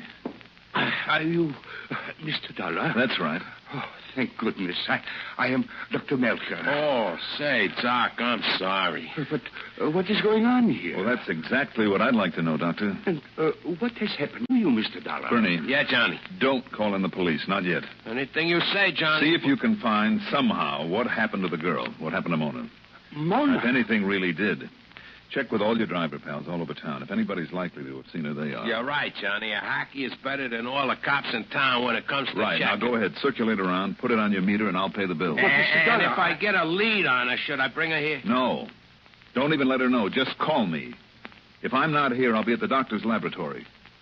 Now, go ahead. Yes, sir, Johnny. You leave it to me. All right, now, Doctor. Tell me what it is that you wanted me down here for. Oh, but it is too late. It has already been stolen. Been stolen? What has? Well, I'll tell you what I can about it. You see, it is highly classified. I'll tell you in a moment. What have you said? The point is that for some days now, I've suspected that someone was trying to get hold of it. Yes? Yes, the vault, the temperature-controlled vault in which I've kept it. You see, no one else has worked on this formula but me. Formula for what, sir? I found the vault had been tampered with.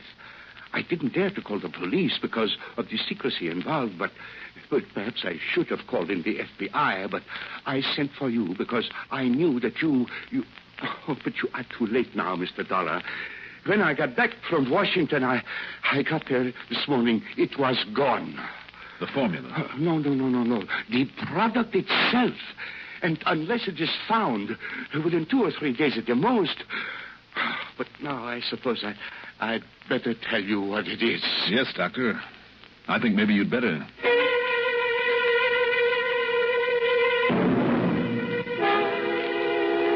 Believe me, what Dr. Melcher told me is classified.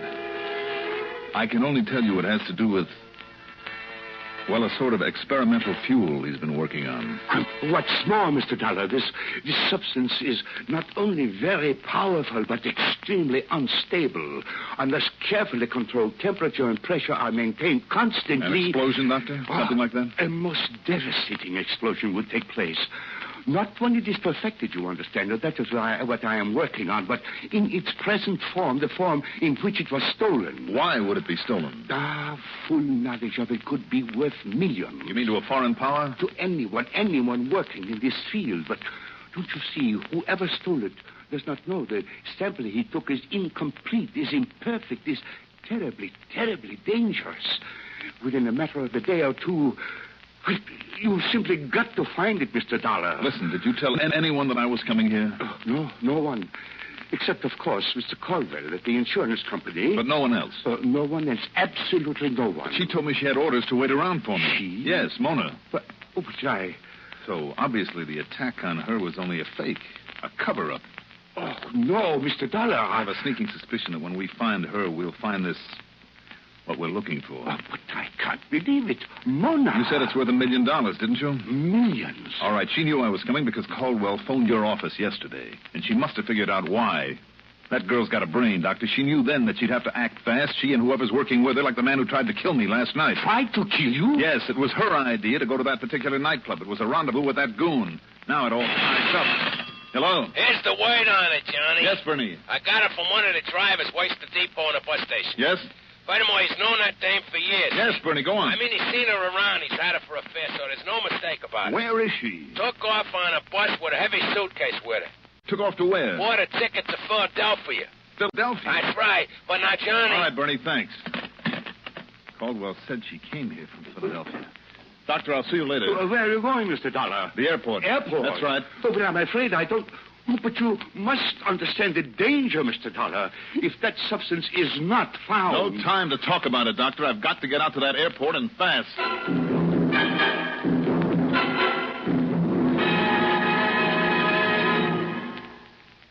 Democracy. That has always provided the greatest opportunity for every man to have an equal chance to work where he wishes, doing the kind of work he can do best. There is opportunity in a democracy for every man, if he wants to work hard enough, to advance professionally and socially in many facets of a complex and interesting life. There is also opportunity in a democracy for every man to worship his God in his own way. Democracy is opportunity. And free opportunity in a democracy gives mankind its greatest legacy of freedom.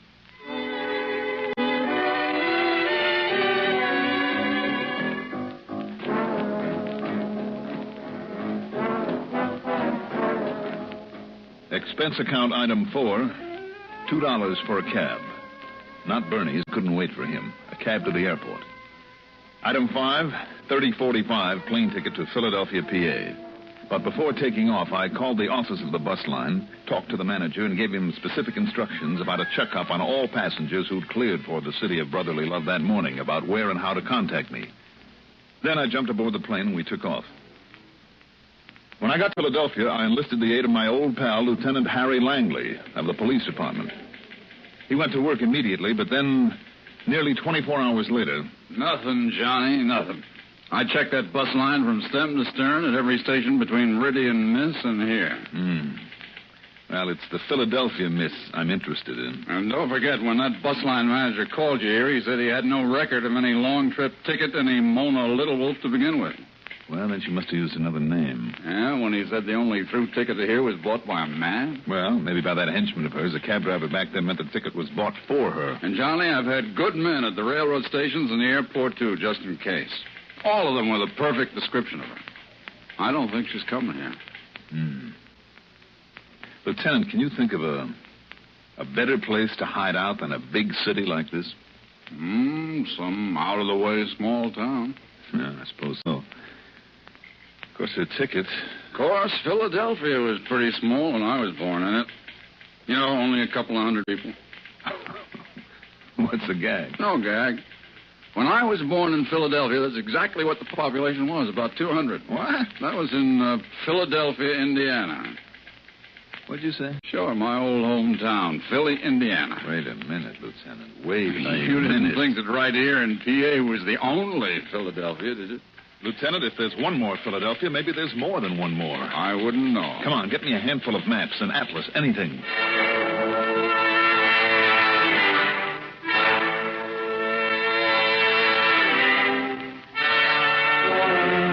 And the other one? The third Philadelphia in these United States? Not 40 miles north of where I'd started from, north of Meridian, Mississippi. And that's where Mona had gone with that deadly explosive with her. Airfare back to Meridian, $30.45, then $50 deposit there on a rental car.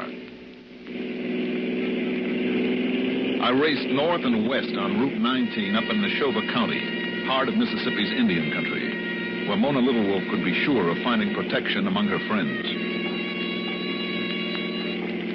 On a side road a couple of miles short of Philadelphia, parked 100 yards in front of what was apparently an abandoned farmhouse, Bernie slumped down, sound asleep behind the wheel of his taxi. Bernie, wake up. Wake up. What goes on here? Johnny, holy mother, what took you so long? What are you doing here? I told you, didn't I? My pal seen her buy a bus ticket up here to Philadelphia. Where you been? Don't ask. But listen, when you didn't show, I come on up here myself. Good see? boy. And I found out that her and that goon, his name is Willie Bigtooth, he's a bad one. They're inside of this busted down old farmhouse. See it? They're inside. Yeah, and me, I've been sitting here watching it so they couldn't make a break until you got here. What a solid day of it, Johnny. When them taking pot shots at me now. Holy, you see what I mean? Come on, get around the other side of the cab. You ain't kidding, but I'm glad he's a lousy shot. He or she. Mona! Mona Little Wolf, do you hear me? She hears all right. Go away, Johnny. Go on away. You and that crazy cab driver. No, listen to me, Mona. That stuff you stole from the lab. Leave it there and get out, Mona. It'll kill you. Sorry, Johnny. A bluff like that won't work. I'm not bluffing, Mona. That stuff is explosive. Now leave it. Get away from there before it's too late. What? Too late for what, Johnny? You don't realize the danger in the stuff you have there. All I know is it's worth a fortune, Johnny, darling. Mona, listen to me. And if you think we can't get out of here after dark... She's right, Johnny. Mona! You're forgetting. We have Indian blood in us. Get out of there, Mona. Get away. Yes, darling? Get away from what? Holy Toledo.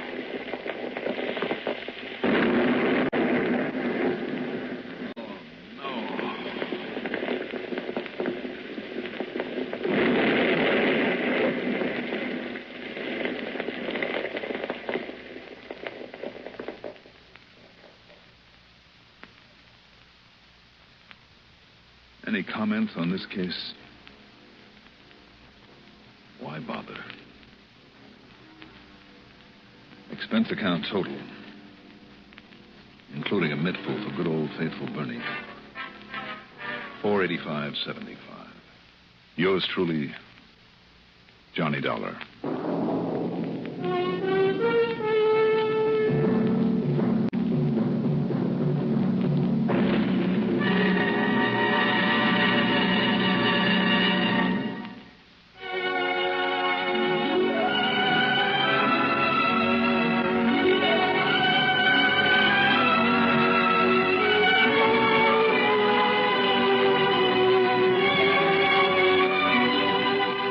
Yours truly, Johnny Dollar, is written by Jack Johnstone, produced and directed by Bruno Zerato Jr., musical supervision by Ethel Huber. Johnny Dollar is played by Mandel Kramer. Also featured in our cast were Mason Adams as Bernie, Arthur Cole as Dr. Melcher, Rita Lloyd as Mona Littlewolf, Martin Blaine as Lieutenant Langley. Be sure to join us next week, same time, same station, for another exciting story of Yours truly, Johnny Dollar. This is Stuart Metz speaking. Johnny Dollar has come to you through the worldwide facilities of the United States Armed Forces Radio and Television Service.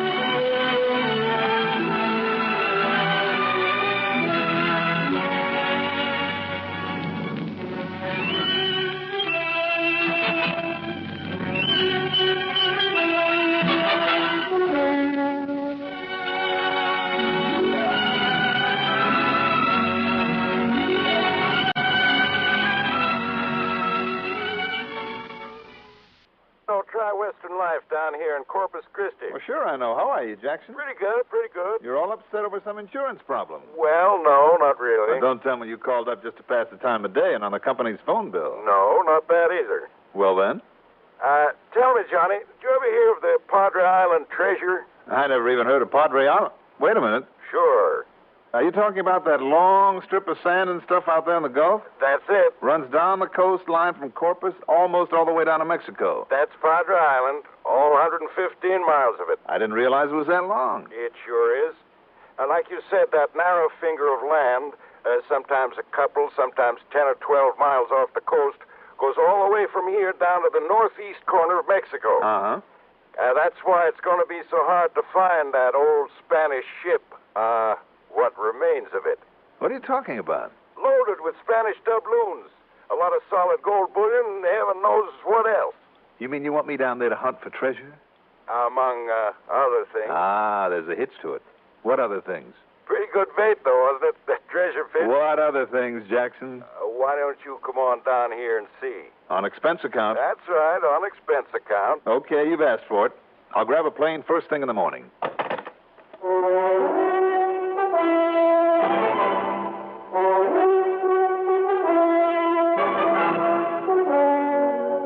The CBS Radio Network brings you Mandel Kramer and the exciting adventures of the man with the action-packed expense account, America's fabulous freelance insurance investigator. Yours truly, Johnny Dollar.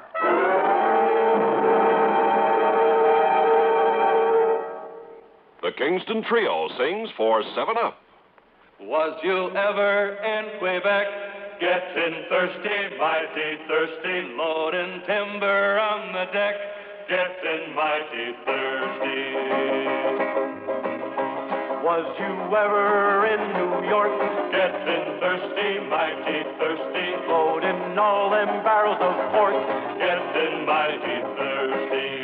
Fresh up with 7-Up, so clean tasting, fresh clean tasting. Fresh up with 7-Up for a quick refreshing nip, boys. Yes, no matter where you are or what you're doing, when it's break time, take 10 and reach for sparkling 7-Up. It's always 7-Up time, so fresh up with 7-Up. Fresh up with 7-Up, so clean tasting, fresh clean tasting. Fresh up with 7-Up for a quick refreshing lip, boys.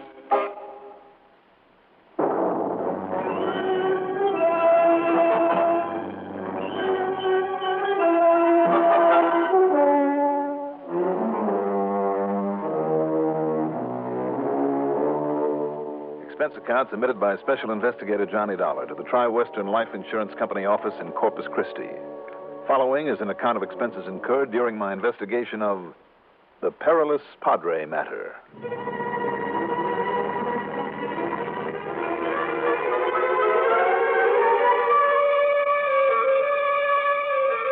Expense account item 1, $128 even. Plane fare and incidentals to Corpus Christi, Texas. It was late the next morning when I got there. To my surprise, Jack Price wasn't at the municipal airport to meet me. So I grabbed a taxi, that's item 2, a couple of bucks and a half, to the Robert Driscoll Hotel at the corner of Antelope and North Broadway. Checked in, unpacked my bag, cleaned up, and then proceeded to walk over to Price's office in the Katz building. But as I rounded the corner onto Lawrence Street, I passed the big stockbroker's office there and... Okay, buddy. You feel this in the middle of your back? I feel it. Then eyes straight ahead and keep walking. Act natural, see? You think you can get away with this in broad daylight? This here now 38 caliber Roscoe is the answer to that. You keep walking or I'll blow a hole in you so big you could shove an expense account through it. Oh, please, consider my poor sick wife and 13 starving children. You think that soft stuff will get you anywheres? You can try it on Big Nick and the rest of the mob. We don't like you Eastern hoods cutting in on our territory, see? You try any fancy capers here in Corpus, and you're going to find out that you're the Corpus, see? Now, that's a funny, so you better laugh, see?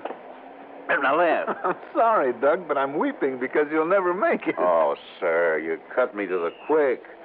I thought that was a pretty good performance in the fine old Johnstone tradition. Johnstone tradition. And I'll tell you this, your brother Jack will never put it in the script when he writes up this case of mine for broadcast. I'm crushed. All kidding aside, Doug, I'm glad to see you. How are you? Fine, Johnny, fine.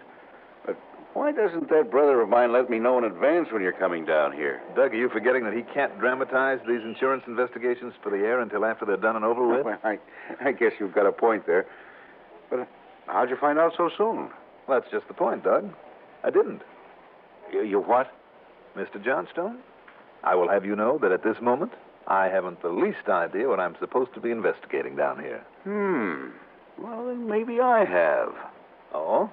You were on your way to Jack Price's office? That's right. Tri-Western Life over in the... Why, what's the matter? You won't find him there. Well, where will I... Wait a minute, what goes? Well, Jackson Price and I have been good friends ever since I moved down here, Johnny. I know you have. I guess that's why his wife called me this morning to see if I knew what had happened to him.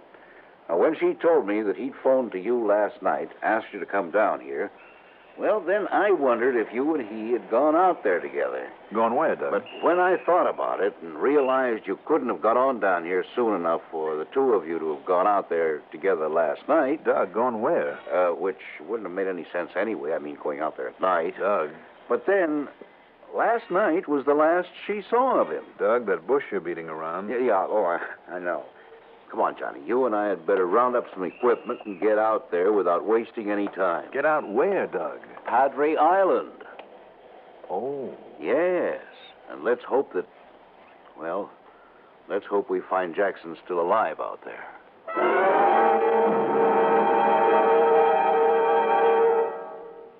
First major toothpaste advance since fluoride.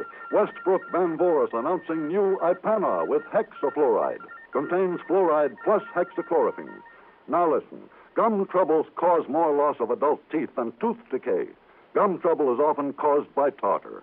Thorough cleansing with new Ipana helps prevent this gum trouble because it helps remove soft film on teeth before it hardens into tartar. Help protect your gums as you protect your teeth. Brush as directed with new hexafluoride Ipana.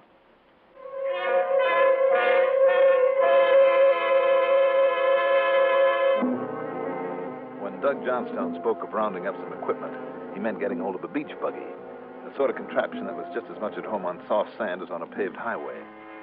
Turned out to be a Jeep with a set of the biggest, fattest tires on it I'd ever seen. Doug borrowed it from a friend of his by the name of Obie O'Brien, who was very, very curious about where we were going and why. I thought I told you, Obie. Johnny here is absolutely nuts about fishing. Oh? Sure, Obie. Why else do you think I'd come all the way down here to Corpus Christi? Well, from what I've heard about you, Johnny... File in, Johnny. We'll see you later, Obie. Sure, but from what I've heard about you, Johnny... From what I've heard, Obie, we ought to have some pretty good luck over in the surf over on Padre. Well, just answer me one thing. If you two are going fishing, where's the tackle? Oh, we'll pick up whatever we need at my place. Oh, fishing, huh? Well, what else? Let's go, Johnny. Sure. You sure you don't want me along, too? Now, you know that three's a crowd in this rig of yours. Oh, it is, huh? And besides, why should I let you in the secret of all my pet spots over there on the island? Well, okay. Okay, I can take a hint, but I don't believe either of you guys. I mean about going fishing. And I'd still like to know, Doctor... Obie, if curiosity killed people like it's supposed to kill cats, you'd be dead 10 times over. So what's wrong with being curious? O'Brien, my boy, it'll only get you into trouble. So what's wrong with a little trouble now and then? We'll see you later, Obie.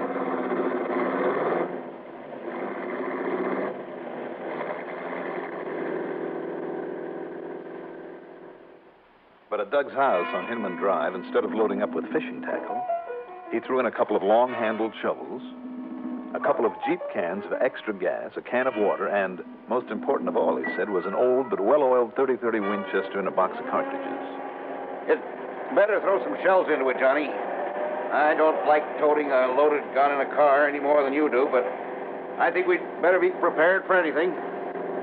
We tore on up to the north end of town, then across the new causeway to Padre Island, through the park, then headed south on the so-called highway that stretches from one end of that long, narrow, sandy island to the other.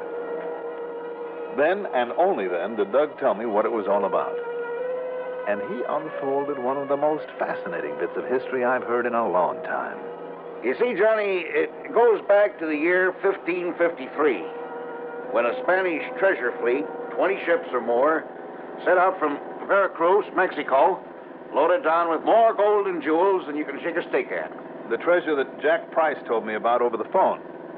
Just let me get on to the story. Sure, go ahead. Now, somewhere along the line, they ran into a terrific storm. That sent 3 of those galleons to the bottom, and at least 3 of them. No wonder there's so much treasure hunting off the lower coast of Florida. Right. Now, some of the ships got through that storm and kept on eastward. But most of them came back westward, hoping to get back to Mexico in safety, maybe to the port of Tampico. Tampico? Right. Now, that's about 400 miles south of here. Uh-huh. Anyhow, they must have hit another storm, because 13 of those treasure ships came aground here on Padre Island. No kidding. Few of the survivors managed to get across from the lower end of it to what is now the Rio Grande Valley town of Port Isabel. I see. And the rest of them made a tasty meal or two for the people who lived on this island. Karankawa Indians. They were cannibals. Cannibals? Yeah. Ouch. Anyhow, sometime later, a salvage fleet came on from Spain under the leadership of a Don Angel de la something or other, found most of the wrecks and took the gold off them back home. You say he found most of the wrecks, huh? One of them, Johnny, with its load of Spanish doubloons and bars of solid gold, is still somewhere under the sands of this island. And Jackson has found out where? Well, one of Jack's clients, a young fellow named Jose Pineda, found a chart in the false bottom of an old wooden chest he was about to throw out. Here on this island? Yeah, according to this chart, it was from one of the treasure ships, and... Hey, wait a minute. Whose car is that? Huh? Parked there at the side of the road. Probably just a breakdown. There's nobody around. Go on. Yeah, well, now this chart I was talking about called for taking bearings on a Spanish dagger plant. And the other markers were an old anchor and 3 heavy brass spikes, all of them, no doubt, buried in the sand. But now, with dagger plants around here by the thousands... Yeah, I wondered about that. Go on, though, Doug. This buried treasure bit's getting to me. Well, you're not the first, believe me. Anyhow, back in the 1840s, a man who'd settled here on the island, he was digging around. He uncovered a chest full of jewelry and gold coins worth over $80,000. That was before inflation. Right. But the Civil War came along, brought a lot of naval activity in these waters. So the old man buried all the stuff again and fled up north. And? Later, when he came back to look for it, well, he never found it again. And nobody else has, huh? Oh, there's lots of stories, Johnny. But until young Jose Pineda found that chart... And then found the wreck? That's what I'm not sure of. Jackson Price is the only one he told about that chart. Swore him to secrecy, at least until Jose himself could dig around a bit. Well, how come you know about it, Doug? Well, Jose equipped himself with all sorts of modern detecting apparatus, some kind of combination of radar, sonar, a new type of mine detector, all sorts of stuff. Mm-hmm. Then, early last week, he told Price he thought he'd found something. Yeah? Yeah. Told him he'd be back to Corpus day before yesterday morning at the latest, pick up Price, and the two of them would come down here and dig it up. I see. Go on. Only Jose was worried about something. About the man he bought some of his equipment from, a fellow named Tony Larker, kind of a beachcomber in these parts. You thought maybe this Larker had gotten wise to what he was after? Well, that's what Jackson thought, too. Anyhow, yesterday morning came, and Jose Pineda still hadn't shown up. Jackson got worried. I don't blame him. So he looked all over for Tony Larker. Couldn't find him either. That's when he confided in me. Told me that he was coming down here for a look around. Well, did he tell you exactly where? Well, only approximately. So keep an eye out for Price's beach buggy. It's an old Model T that he's rigged up. I sure hope he's all right. He's found Jose okay and... Hold everything. Yeah? Up ahead there on the right, back that big mass of yuccas. Hey, you're right. Now, you've got good eyes. That's his beach buggy, all right. Hang on, Johnny.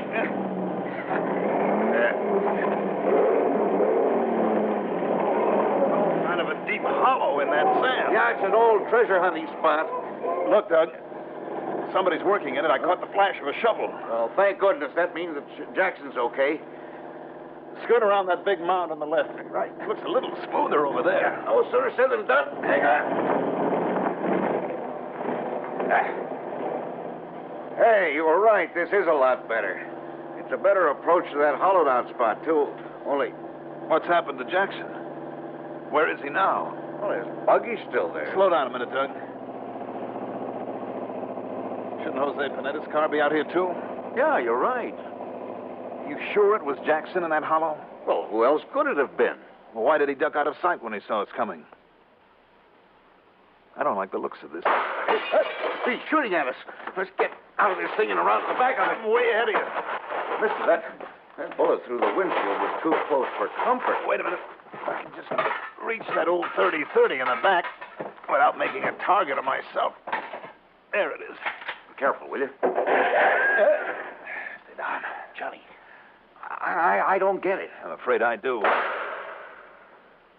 That isn't Jackson pulling off those shots. Well, it certainly isn't Jose Pineda. I know that he wouldn't. Larker. Tony Larker. Sure. If there really is all that treasure out here, if Jose and Jackson found it, and if Larker found that out... Where are they then, Jose and Jackson? Let's just hope they're still alive.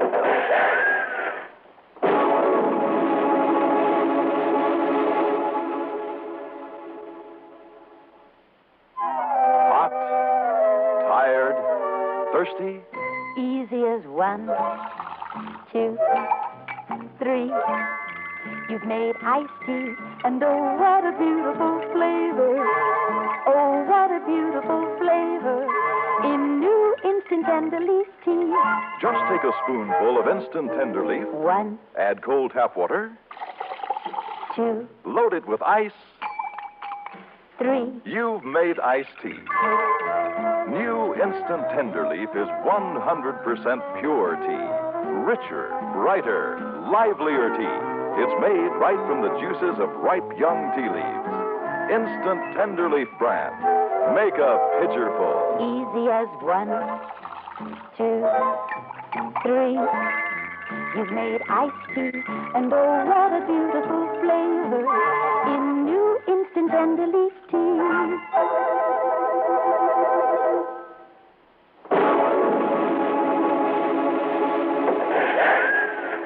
What we do, Johnny? With only a couple of sand dunes and a few Spanish dagger plants between us, we're like sitting ducks for Larker. As long as we don't get out from behind this Jeep. Hey, that one hit one of the tires. You hear it? Yeah. There goes another one.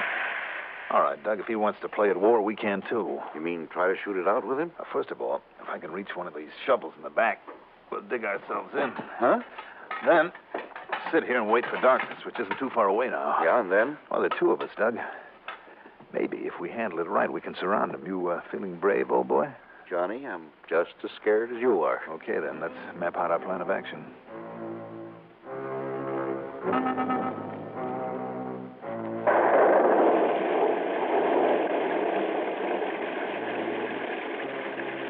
We didn't have to wait for dark. Old Mother Nature suddenly stepped in and gave us a hand with one of the quickest, windiest, wettest thunderstorms that ever came up out of the Gulf. Doug and I separated then. He with that .30-30 rifle, me with the only handgun that I always carry. In the darkness, he circled wide to the right, firing an occasional shot in the hope of drawing the fire and the attention of Larker, there in the protection of that big hollow in the sand. Most of the light now came from the lightning, and I ran and stumbled over the dunes through the clumps of yucca. Then as I got close, got down on my belly, as I was about to make the sneak into the hollow. Oh, no. Johnny! Johnny! Larker's got away! I heard him take off in Price's car. Only thing we can do is go back to our buggy and... Those tires. Yeah. How are we going to get... Hey, Johnny, look. Did you see them? Two of them down there in the hollow. Come on.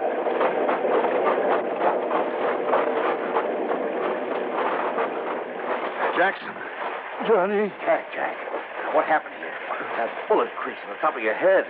Larker. All right, Jackson, take it easy now. But Jose... Yes, I see. Judging by those bullet holes, one in the chest and one in the head. It was Larker. Yeah. Looks like a murder case now. But what happened, Jackson? I met Jose on the road. His car had broken down early this morning. That was the one we passed a couple of miles back, Johnny. Yeah. I should have recognized. Go on, Jackson. Well, he'd found the treasure. Was on his way back to get me and some shovels, and... He found the treasure here in this hollow? No. I don't know where he found it. But that's when we saw Larker prowling around, keeping an eye on us. So to throw Larker off the track, you and Jose started digging around here in this hollow. Yeah. But then Larker came up to us with a gun. He shot Jose, and I guess this one on my head knocked me out. I don't remember anything till you came. All right, Jackson. Now, one thing, Jackson, before we got out here. Do you know where Jose found the treasure? Well, that's something he's going to tell to me. What? Larker. I know. Watch it, boys. Just drop those guns in the sand. Johnny? You better do it, Doug. Well, okay. So I fooled you, huh? Taking that buggy away from here and then coming back on foot? So you fooled us. Well? Too bad, boys. The both of you. So now I got to kill you. The both of you. Mark, you listen to me. You listen. Price is going to stay alive long enough to tell me where his pal Jose found the treasure. I know it ain't here because I dug down and looked for it. Larker, if you think for You'll 1 minute... tell me all right. After you've laid out here in the sun for a couple of days. Did I say that I know where it is? What are you trying to bluff? Now just shut up. But you two, the both of you are going to die. You ready? Now, wait a minute. Wait a minute. Oh, no. You want it first, huh? Okay, you're going to get it right now. Obi! What? Stay away, Obi. Who are you? What are you doing? Try this. Oh, and this. Grab the gun, Doug. You bet I will. Oh, Obi. Thanks a lot. It's a pleasure, Johnny. Whatever brought you sneaking up on us in the rain this way? Well, doggone, I told you guys you should have let me come out here with you. Had a terrible time tailing along in my other car without you seeing me. Oh, Obi, you did all right. Yeah, but what do I get for all my trouble? Soaked to the skin and a handful of sore knuckles. Oh, that locker's tough, Johnny. Well, he's not nearly as tough as the sentence he's going to serve.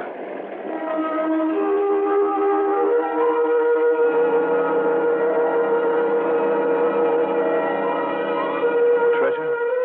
I'm afraid the secret of its location, there on Padre Island, died with Jose Pineda.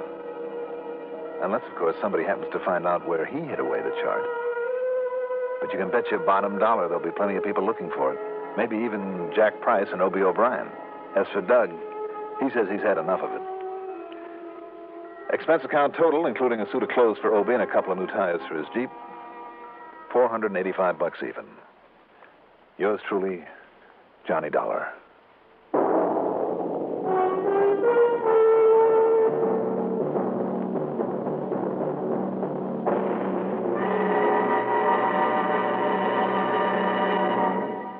If you ever suffer a touch of arthritis or rheumatism, and you've never tried mentholatum deep heating rub, you can't know how good its deep heating action can make you feel.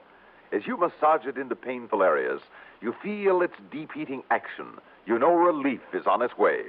Mentholatum deep heating rub is an extra strong combination of active ingredients for safe, temporary relief of minor arthritic rheumatic pain. Use greaseless, stainless mentholatum deep heating rub often. Now, here's our star to tell you about next week's story. Next week, one of the dirtiest rackets I've ever had to deal with. To say nothing of the man behind it. Join us, won't you? Yours truly, Johnny Dollar.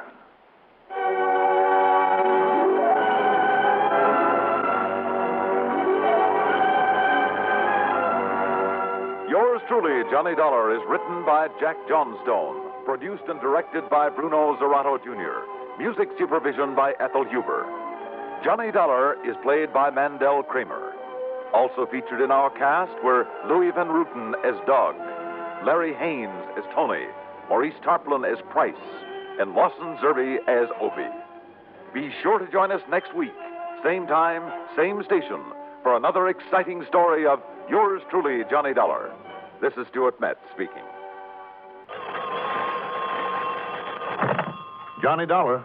Come on back, Johnny. What? I said come on back here is all. Well, why not? Only where and who's that? The where is here in Corpus Christi, and this is Jack Price. Jackson.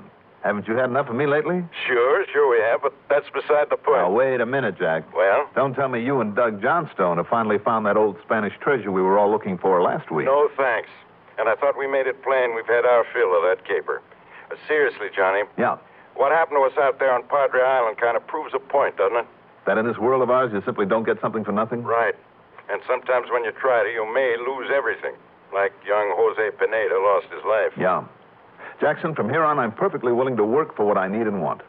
Now that we've got the lecture on philosophy over and done with. How'd you like to take on another case down here? Why not? As long as you're willing to pay the old expense account. Well, of course. Without questions or checking it over too carefully. Oh, hold it. Plus, of course, a nice big fat extra fee. Hello, operator. Operator? Must be a wrong connection. The man I was talking to was that fine, generous, self-sacrificing, do-it-for-nothing gentleman by the name of Johnny Dollar. Do it for nothing? Okay, that do-nothing gentleman. That's more like it. Seriously, Johnny. Yes, seriously. Come on down here, will you? Right away. What's up? The makings of an international incident, maybe. Oh, you better call in the U.S. Marines. Be serious, will you? Well, who's kidding? I'm afraid one of my clients is mixed up in the narcotics racket. And you know what that could mean. That he's not long for this world. That's right. Unless you can straighten things out for him. Narcotics, huh? It sounds like a big order. Don't kid yourself, Johnny. It is. And it could be kind of dangerous. Well? You know something, Jackson? Yeah? When somebody calls me in on a case that's supposed to be a lead pipe cinch, I always nearly get my head shot off, like last week. Yeah? So maybe this one that looks kind of big and dangerous, well, who knows? Maybe this will turn out to be a lead pipe cinch. Well, don't bank on it. Oh, I won't. But why not give it a try? I'll grab a plane that'll get me down there first thing tomorrow morning.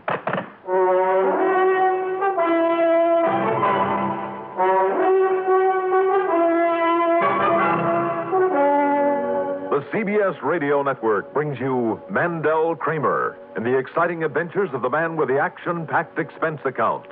America's fabulous freelance insurance investigator. Yours truly, Johnny Dollar.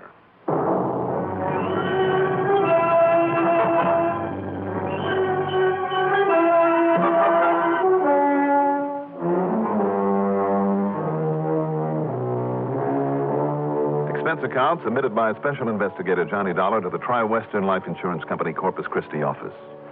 Following is an account of expenses incurred during my investigation of the wrong doctor matter.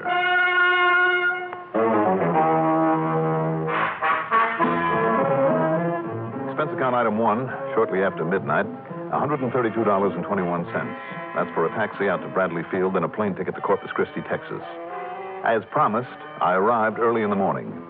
Too early for Jack Price's office to be open, and there was no sign of him around the airport. So item 2 is $3 for a cab to the Robert Driscoll, where I grabbed some breakfast. That's item 3, $1.30. Then went up to my room, unpacked my bag, showered, shaved. Johnny Dollar.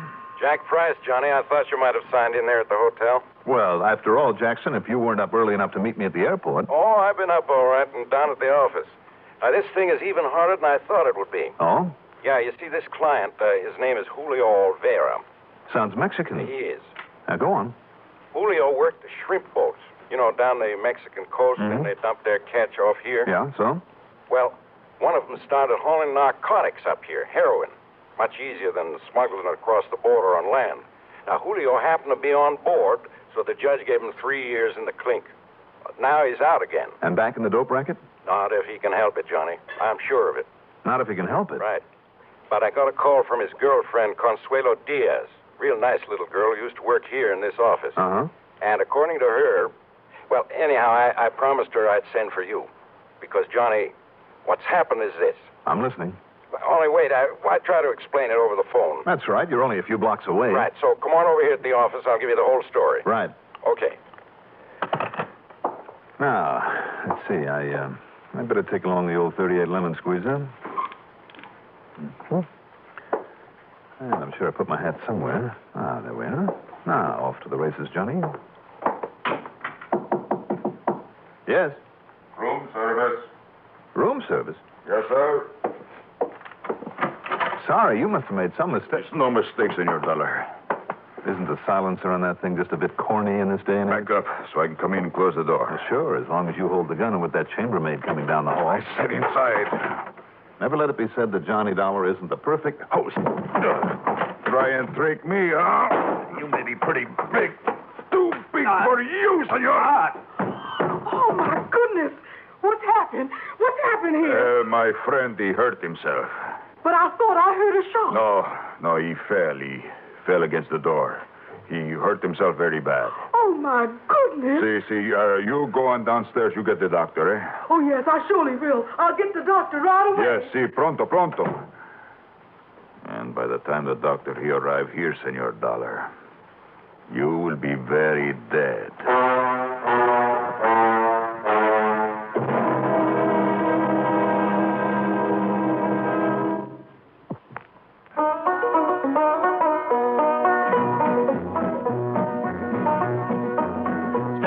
And see Louise as she flies through the breeze, hanging by her knees up on the high trapeze.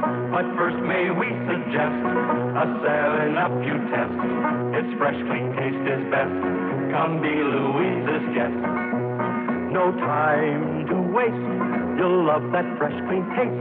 As you fresh up with 7-Up, your thirst is quickly chased. The curtain's going up. So bring your 7-Up, and we will watch Louise swing on the high trapeze. Oh, she knows how to chill you. She really loves to thrill you. But what she likes best when it's time to rest is sparkling 7-Up. What did you say? For the very best when it's time to rest, fresh up with 7-Up.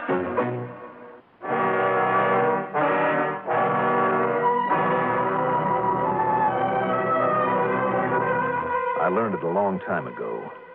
When you're as outmatched as I was by this big Mexican gorilla, you play it smart if you want to stay alive. Which explains why I let that glancing blow of his send me to the floor with my knees pulled up against my belly. After the chambermaid left as he closed the door and leveled his gun at me. And by the time the doctor he arrive here, Senor Dollar, you will be very dead. I kicked out with all I had.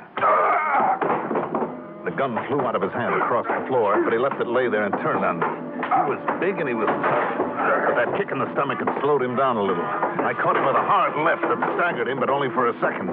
He came back at me with a chair and everything else he could pick up and swing or throw at me. I tried to get inside of those long, powerful arms to work on his midsection and maybe open him up for a blow to the chin, but he just hung on. I'd kill you. He locked my arms to my sides, and grabbing his hands behind my back with his powerful arms, he started to squeeze. I break you in two. And a terrible pressure against my ribs and against my spine. I wondered how long before my bones would... Hey, what's going on in there? Open up. He's killing him. Open up in there. Break down the door. First I break you. Open up. Here, I got a key. A key? Well, give it to me. What's the matter with you? Here you are. That's too late. Looks like I got here too late. You mean he's dead? Oh, I knew it. I knew something was wrong here. And now, maybe... Let me see now. That's why I got you instead of the doctor. You being the house detective and all. I just... Now, wait a knew minute. that- Wait a minute. Where's the man who did this to him? You said it was a big fella? Look, hiding there behind the door. That's right, senor. Oh.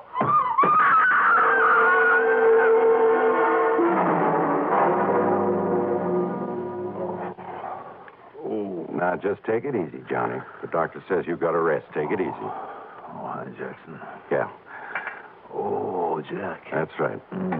Another little sip of this brandy the doctor ordered. Yeah. Lie still, you bum. Here, take a slug of this. Oh, brother, what a reception committee you have in this town. According to the chambermaid, she smelled trouble and brought the house stick up here. Well, it looks like your reception committee must have been Hernandez.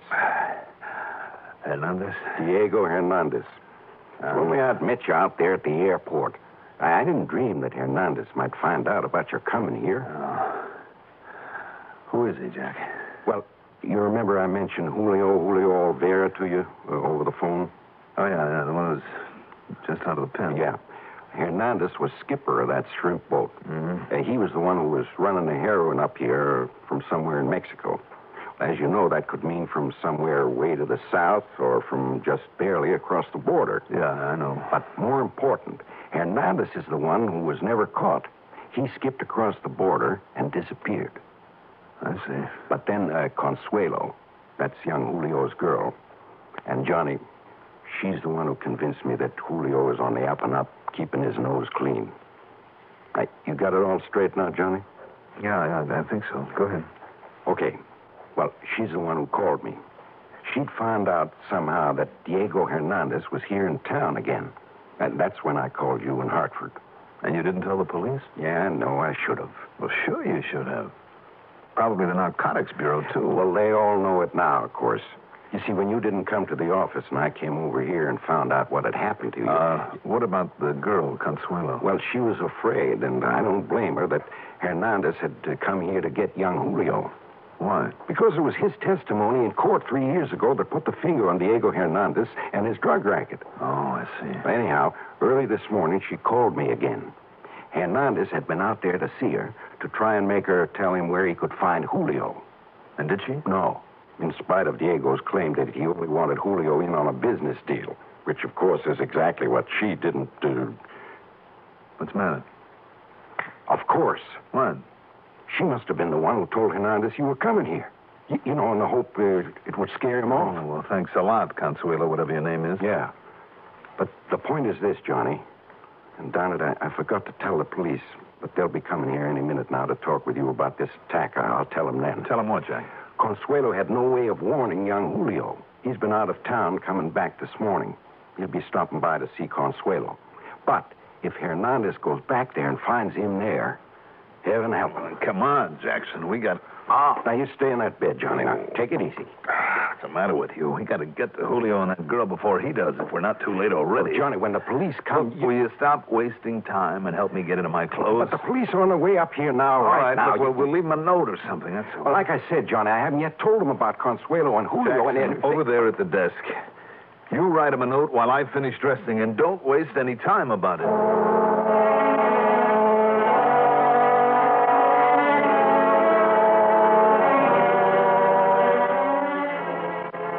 Consuelo's little house was way out at the edge of town, in a very sparsely populated area.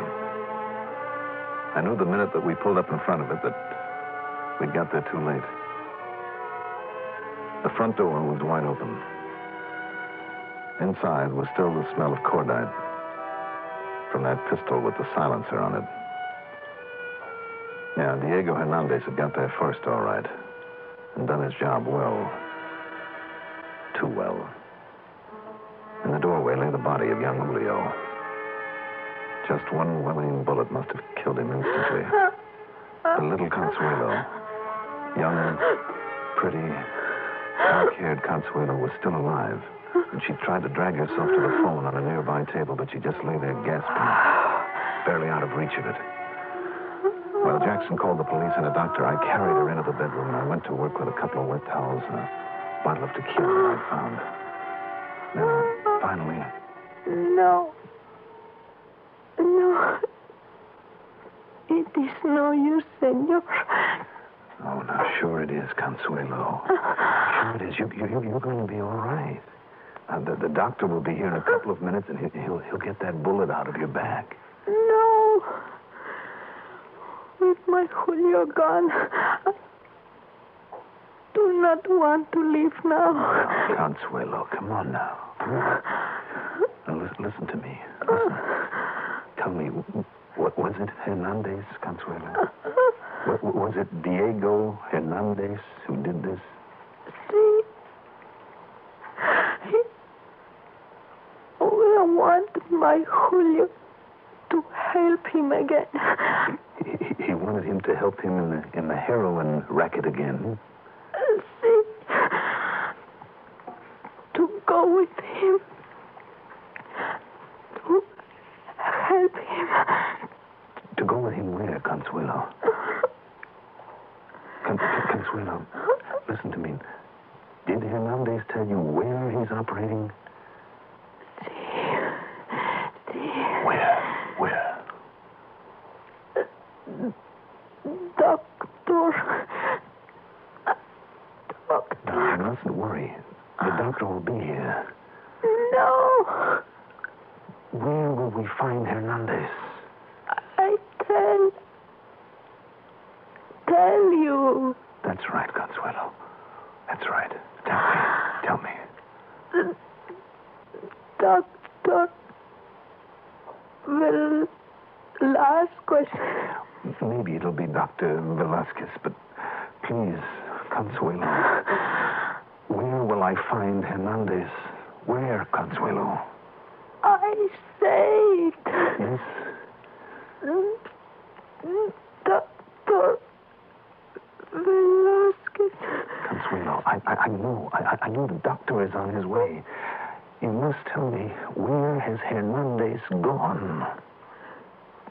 Doctor. Consuelo, try.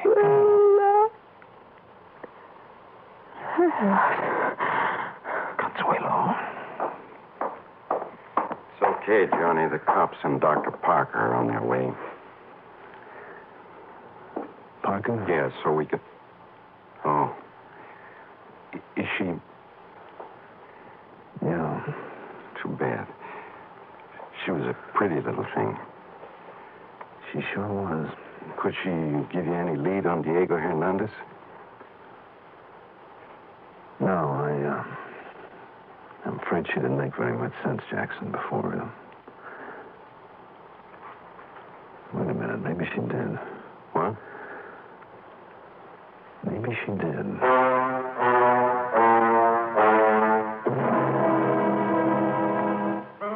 The next 15 hours, I spent down at police headquarters working with a young Sergeant Ortiz, trying to locate a Dr. Velasquez there in Corpus Christi. There in any city on the Gulf Coast, anywhere in Texas even. We must have run up a phone bill of several $100s, but it was no go. Sí, gracias. Muchas gracias. Nothing again, Sergeant? Nothing, sir. Again.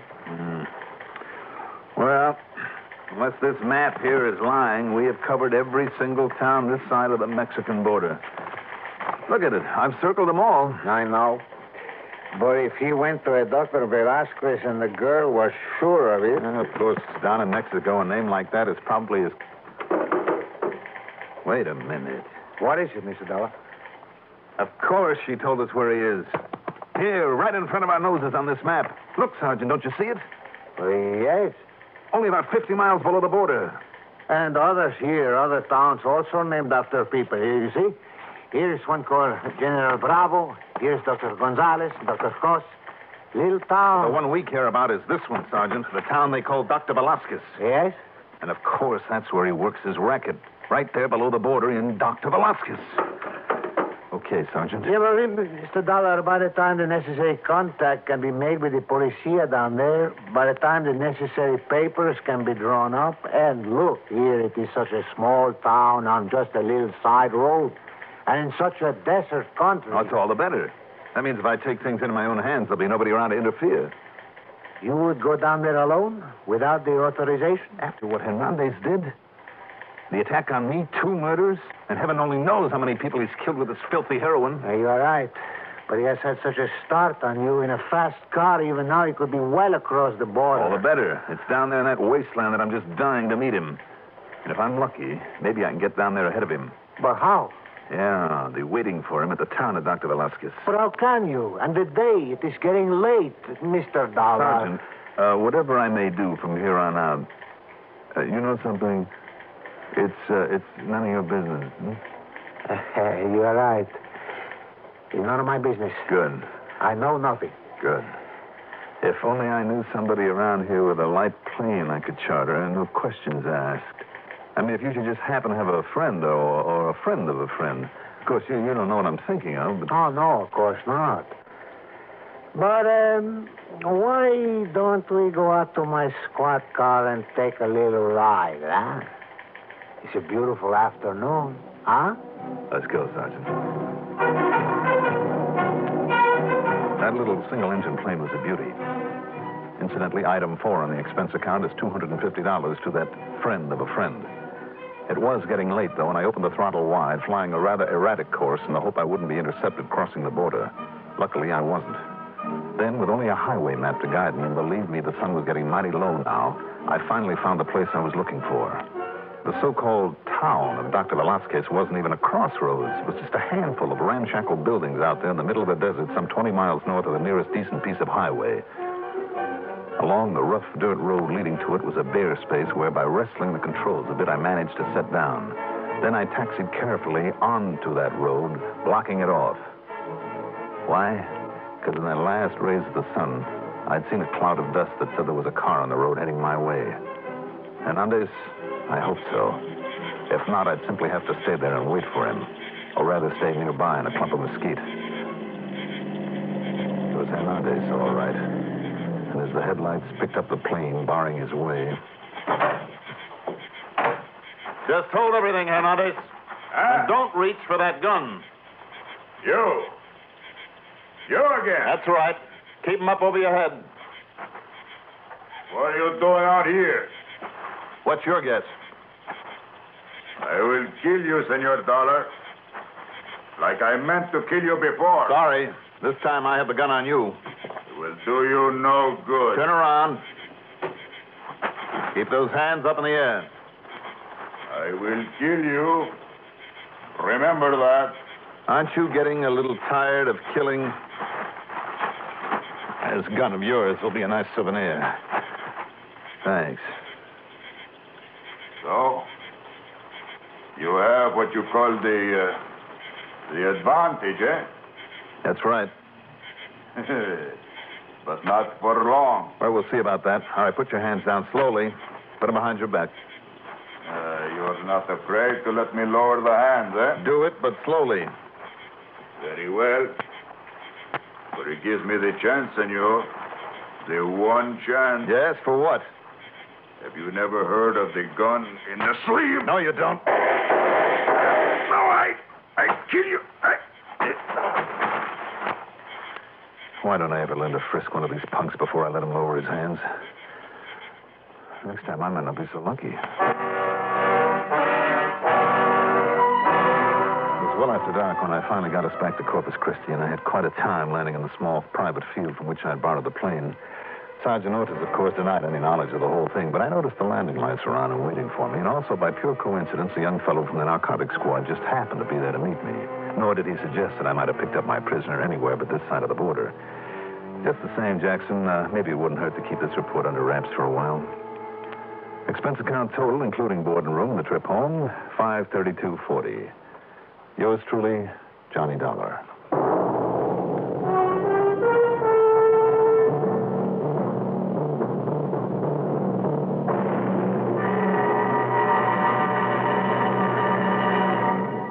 If you ever suffer a touch of arthritis or rheumatism and you've never tried mentholatum deep heating rub, you can't know how good its deep heating action can make you feel.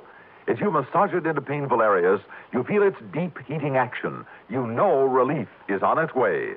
Mentholatum deep heating rub is an extra strong combination of active ingredients for safe, temporary relief of minor arthritic rheumatic pain. Use greaseless, stainless mentholatum deep heating rub often. Now, here's our star to tell you about next week's story. Next week, 1 murder, 3 suspects, and each of them with plenty of reason, plenty of opportunity. Join us, won't you? Yours truly, Johnny Dollar. Yours truly, Johnny Dollar, is written by Jack Johnstone, produced and directed by Bruno Zerato Jr., music supervision by Ethel Huber. Johnny Dollar is played by Mandel Kramer. Also featured in our cast were Ralph Camargo as Diego, Bob Dryden as the sergeant, Deli Sonnenberg as Consuelo, Lawson Zerby as the voice, Maurice Tarplin as Price, and Hilda Haynes as the maid. Be sure to join us next week, same time, same station, for another exciting story of yours truly, Johnny Dollar. This is Stuart Metz speaking. Johnny Dollar. Freddie Friedkin, Johnny, over here at Mono Guarantee Insurance. Freddie, how are you? Oh, same as always. Listen, I why don't you do me a favor? If I can. Ever hear of an old dame by the name of Mrs. Ambrose Winningford Van Turkle? Ambrose what? Van Turkle. No, I'm happy to say I haven't. Yeah, I guess you have a point there. Nancy's an old fuzz budget. Lives over on South Tyrone, 1227. South Tyrone. She must be loaded. And depends on how you look at it. But we have written a bit of insurance on her jewelry. And Johnny. How much? Just under a cool million. And Johnny. You're kidding. Not a bit. But now listen. My regular commission on $1 million? Now listen, will Freddie, say no more. I'll take the case.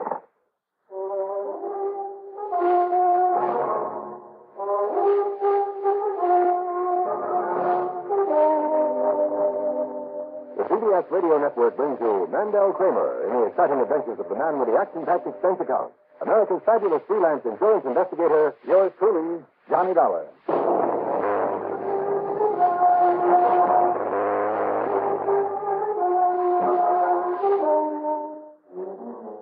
Expense account submitted by Special Investigator Johnny Dollar, the Mono Guarantee Insurance Company, Hartford, Connecticut. Following is an account of expenses incurred during my investigation of the Too Many Crooks matter.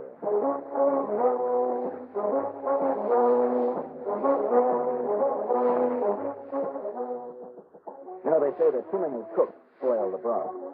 Well, believe me, too many crooks can certainly mess up an insurance investigation. I know. Expense account item 1, $460 to fill the gas tank on my car. Then I drove to Freddie Friedkin's office down in the square. He was waiting for me out front. Okay, Freddie, let's have it. Well, look, if you hadn't hung up the phone on I think it must be pretty urgent. You're standing here says I was right. So, what goes with this Van Turkle dame and her $1 million worth of jewelry? I told you, and that's why she's an important client. I understand, incidentally, she keeps it all out there at her home. She does, huh? And that's fine with us. Makes the premiums that much higher. What's happened to her, Freddie? Her? Well, not a thing, nothing at all. It's what happens to me. What do you mean? Well, it's the day off for all her servants, including the chauffeur. So I promised to drive her in here to the office this morning to go over some of her policies. Well, Fred. Well, now, if I don't, the old fuss pot is liable to blow a gasket and cancel everything. And she would. You mean that's all you called me about? So the first vice president in charge of me has just arrived in town, and that means I don't dare leave this place. Freddie, I was counting a commission on So her. I told her you'd drive her in here. You what? And, Johnny, I don't know what this power is that you seem to have over these old biddies, but she knows all about you. Listens to every program every week and thinks you're wonderful. Freddie, flattery will get you nowhere. Now, look, instead of chewing me out, she She said fine. She'd get all tricked up in her Sunday best and be waiting for me. Oh, Freddie, look. And I'm serious, Johnny. This is really important. Am I supposed to wear a uniform and chauffeur's cap? I'm not kidding. It is important, very. Will you do it as a favor to me? As a favor to you? Yeah. No. Now, Johnny. But I will for another reason. Oh? I would just like to have a look at the female who can throw such a scare into fearless Freddie Friedkin.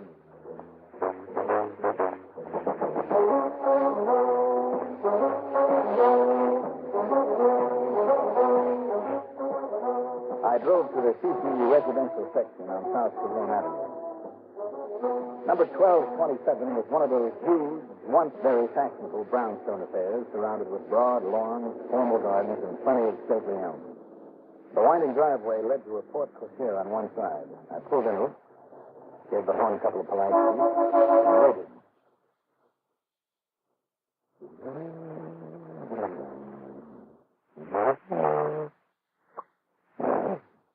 Looks like the ladyship really does want service. Well,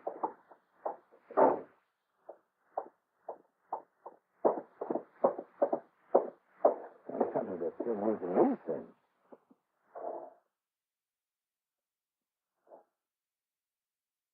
Well, come on, your ladyship, your carriage is waiting. So am I. Oh, Mrs. Van...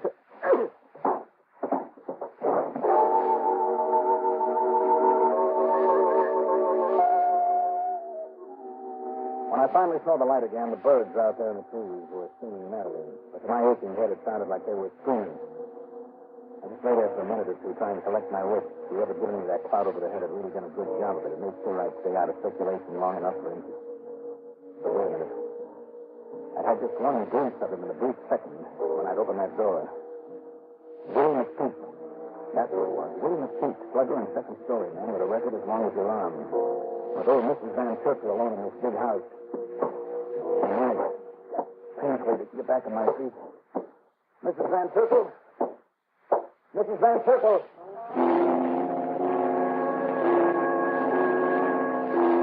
I found her slumped over in a chair in a sort of morning room.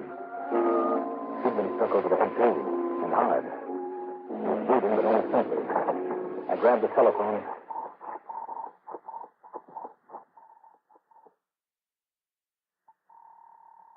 Come on.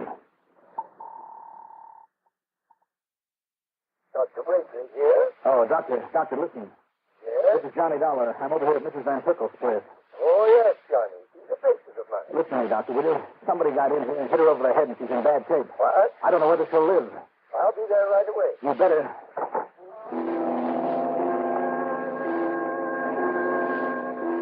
Another call, this time to headquarters from Sergeant Harry Benning. He promised to send somebody pronto. Then, after throwing after him into Mrs. Van Turkle, I looked around. Finally, I found it in the library.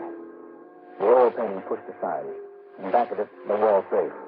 Broken open and very empty. On the floor, a single ring that apparently had been dislodged from the setting. I dropped it in my pocket and made another phone call.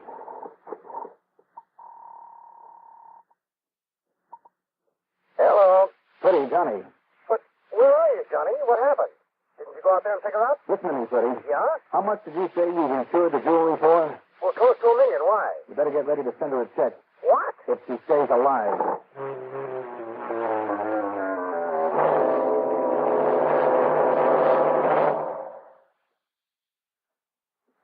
This ever happened to you? You're driving down a long highway or working late, and then monotony makes you feel drowsy. Perk up with No-Dose. No-Dose keeps you alert with the same safe refresher found in coffee. Yet No-Dose is faster, handier, more reliable. Absolutely not habit-forming. The safe way to stay alert without harmful stimulants. No-Dose.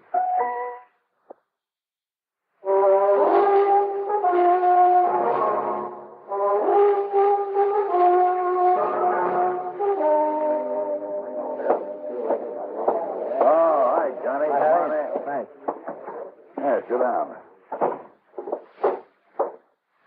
Thanks for the tip on old Van Turkle. I sent Mullins over there right away. Well, good. I left as soon as the doctor got there. Yeah, I talked with the doctor on the phone and sent an ambulance out. Mm-hmm. He's going to try, but he's not sure if he can pull it through. Good. Listen, Harry. Hey, that reminds me. Yeah? Yeah, an old friend of yours just left town only about an hour ago at our request. Friend of mine? Who? An old strong arm by the name of Willie McPeak. What? Yeah, we helped him onto a train to New York. Oh, fine. Told him we just don't like his looks around here. Harry, he's the man. What? Didn't you know? He's not only a strong-arm specialist, but he has enough raps against him for burglary to fill a book.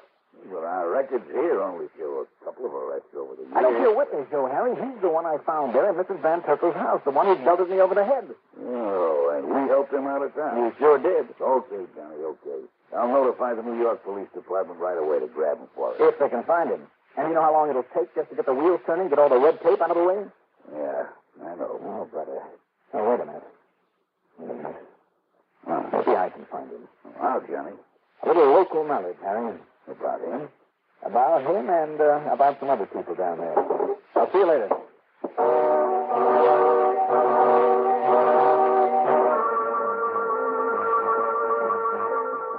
Item 2, 1045, plane affair to New York. And I was lucky. A flight took off just a few minutes after I got to Bradley Field. Item 3, in the big city, $4 even for a cab into 18th Precinct headquarters. Before even talking to my old pal, Lieutenant Randy Singer, I appropriated a phone in the office next stage and made 5 calls to men who were always ready to dig up a little information from me for a price. Then I walked into Randy's office. Okay. Now, what's it all about, Johnny? You can make all those calls to in there. Randy, if I told you, you'd probably round them all up and toss them in a jug. Oh, feelings, huh? Right. And they're a lot more valuable to me on the loose. Well, sure you hadn't better tell me who they are so we can, sort of protect them for you. Uh-huh. Departments can always use some extra talk as king, you know, Johnny. Randy, I'd rather not. Okay, but stop tapping that diamond or whatever it is on the top of my desk, will you? Want to scratch the glass? This diamond is what I came here about. Well, Johnny, you sure couldn't have picked a better day than this to come down here and test me. Why, what's that? Oh, everything. Country's on our necks again. Maybe a lot of phony dough that's circulating around. Oh? Places so darn good, it takes an expert to tell the bad 10s and 20s from the good ones. How does it mean? Yes and no. Only when you say ring. You're pretty hep to those boys around here, Johnny, and then you've got to feel that almost all of them. Almost all. Well, of course, the federal boys are beating their brains out, too, but what's happening is this. Yeah? Every time we knock over a print shop that's been making the stuff, we get there too late. How do you mean? Well, the plates are gone. Been sold to someone else. And not just to another printer, Johnny. That we could crack down real easy. I think, I hope, but to some intermediary, some brain who plants them with another printer just long enough to get out a mitzvah and then pass them on to somebody else. Well, maybe you better shut down every print shop in town, Randy. Oh, sure. You know what it takes? Just one little crack tucked away in somebody's basement. City this size, it could be thousands of them. But the department's raising Cain, the feds are complaining we aren't cooperating, I feel lousy. And what's your problem? Willie McPeak. McPeak? Well, he hasn't been active for a long time. Oh, he hasn't, huh? Ambitious, Willie? Yeah. Always on the way to something big and always ending up in the place. Now, let me tell you now, Randy. Excuse me. Yeah? No. We tried peddling goofballs for a while, Johnny. 2 years up the river. Tried bookmaking another term. Tried half a dozen rackets. Always fell on his face. The only thing he could seem to get away with was a burglary and safe job. Well, he can't this time, so listen. Now, look, Johnny, I'd like to help you, Rudy. Will you stop tapping that thing? Nearly $1 million worth of jewels. I don't care if it's... Down here? No, up in Hartford, but I need your help. Well, Johnny, until we get official tips from the boys up there, you know how it is. And a little deal between you and me has to be official all of a sudden? Oh, no, of course not. But will you stop scratching that diamond on the glass? Okay, huh? Randy. Well, wait. Yeah? This? Who? Yeah. To you, Johnny. Oh? Johnny Dollar. Party. Oh, yes, Barney. Yes, party who? This number you give me headquarters. Oh, don't worry about that. That's where I am. Go ahead. You wouldn't pull one on me, Johnny. Nah, Spotty, you know me better than that. Yeah, I guess I do. You got something for me? Say, couple of C-notes, Johnny? Let's say 100, Spotty. If it gets me anywhere, wins, too. Okay. just a couple of minutes ago with a briefcase on him. Yeah. 718 East 49th. I got it. He pokes the buzzer for number 2A, and then he goes in. 2A, huh? Okay. Now, what does that mean? You know anybody lives over on East 49th Street, Mary? Did I? I'll let you know. Wait, Johnny. I thought you wanted some help. I may not need it now. Oh, no? Well, now, wait a minute. Maybe you...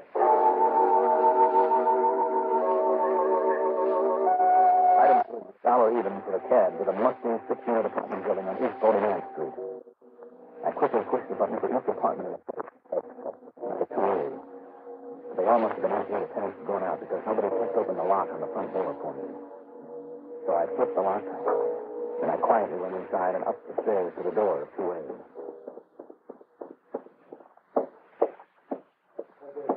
Nobody talks to them, sir. I'll be quiet. What do you mean, give them back to you? You crazy or something? I give you the rack for them, so now I'll keep them. Oh, yes, you gave me these, all right. Sure, I made a deal. I carried out my head, and now you want to work out on me? Keep your voice down, Willie. What are you trying to pull on me, huh? You want me to get rough? I said you, Willie. These stones you broke. I'm telling you, Buster. All right, put down that gun. You listen to me, Willie. I warned you, Buster. Start. All right, don't try it, Willie.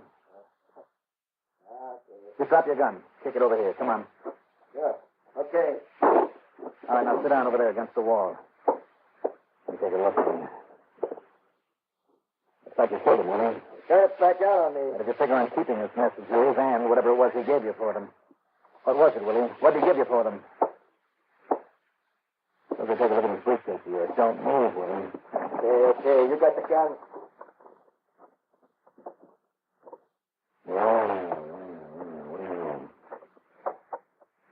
About as pretty a set of proclamation plans and flowers as I've ever seen.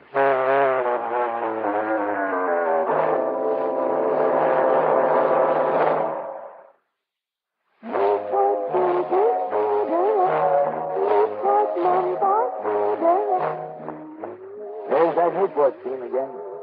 Comes through like the taste of a Newport Desert cigarette. Fresh and cool. Like the voice of a girl you used to know. Listen. There's a difference, all right. Like when you light up your first Newport. Man, you've never tasted anything like it. Good, rich tobacco flavor. The right amount of menthol. Just a hint of cool, refreshing mint. Well, what is it that fellow in the commercial says about Newport? Are there any questions, man? Questions? No. I got the message.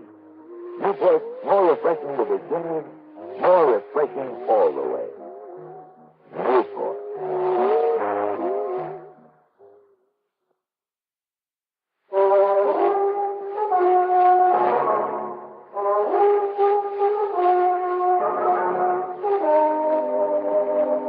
Randy, this is Johnny again. Johnny, where are you calling from? 718 East 49th. Well, listen, I just... Apartment 2A. There's a guy living over there we've been looking at for years. There was, Randy. Name of Horace Petersley. A passer of hot jewelry, that sort of stuff, you know?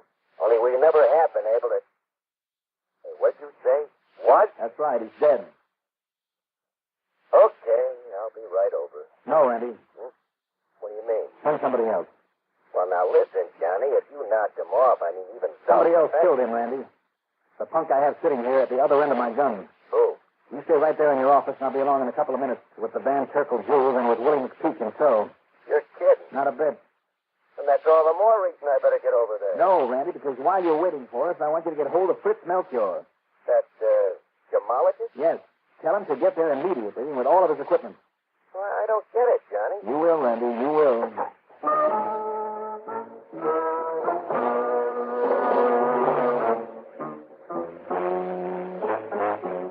Item 4, another $1 for another cab. Luckily, by the time we got to headquarters, Melchior, the gemologist, was there and waiting. I handed him the Van Turkle jewels and told him to set up his equipment on Randy's desk and get to work. Now, it's going to take the ultraviolet lamp a moment or two to get warmed up, Mr. Dollar. Well, that's perfectly all right, Mr. Melchior. So in the meantime, I'll just set up this retail refractometer and the mic. Just take your time. But why can't we just book Willie and lock him up, Johnny? Conroy's going to get tired sitting there holding a gun on him. Randy? Yeah, it's time for me. And he sees what I think he's going to see. He wished that he had that gun to shoot himself with. Talk to you, by the way. What do you mean by that? I remember, I think he got a little annoyed earlier when I sat here at the glass-top desk fooling around with the stone that Willie left behind at Mrs. Van Tipple's. But sure, you kept tapping, and rubbing it over the glass, trying to scratch. Just the point, Randy. Rubbing it on the glass, but not scratching. Huh? Johnny, tell me, is there a single scratch there? No. No, Johnny, you're right. Son of a gun. No, of course, it isn't absolutely conclusive. I make no bones about it. It didn't sink in at all while I was doing it. But when I heard the now deceased Horace Petersley back there in his apartment, when I heard him telling Willie that the deal was off to give him back the place, it suddenly dawned on me. Yeah, so maybe we've got more crooks on this deal than we bargained for, huh? Too many crooks. Mm-hmm. Including a little old lady who figured on collecting nearly $1 million on that stuff that Mr. Melchior is looking at. Hey, now, look, what do you mean by that? All right, hold it down. Well, Mr. Melchior? Gentlemen, there is no question about it. Are you sure, sir? I am absolutely certain. Now, look here, please. You too, Lieutenant. Yeah? You see, I used a polished piece of corundum. Now, does the so-called diamond stress it? No. The corundum wears away the stone. And here, the test with the refractometer is further proof. With the what? The refractometer. It measures the deviation from a straight line suffered by a ray of light in passing obliquely through various media of varying density. Now, look here, under the ultraviolet light. Now, you see? Yeah, that's mighty pretty, Mr. Melchior. Now, that is a genuine diamond, Lieutenant, that I brought along for comparison. But, now look at this one, under the black light. And this. And this. And this. A lot of nothing by comparison. Exactly. In other words, Mr. Melchior, the supposedly precious jewels insured by Mrs. Van Tippel. Quite so, Mr. Dollar. They're straps, paste, common glass. They're not valuable gems. What are you, some kind of a nut? Although some of them have been very cleverly cut. No. Hang on, Conway. Wait a minute. Look. It ain't true. It's a lie. It ain't true. I took him out of that safe myself. I had to kill a man to make a deal with him. No, it ain't true. True, all right, Willie. Then I've been robbed. Get him out of here, Conway. Lock him up. Right.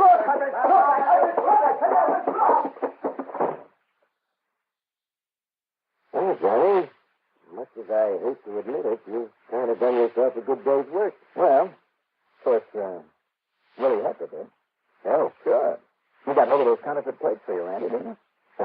And he took care of that Petersley character for you, too. So, Randy, why don't you be a nice guy and see that he doesn't get more than a couple of lifetimes.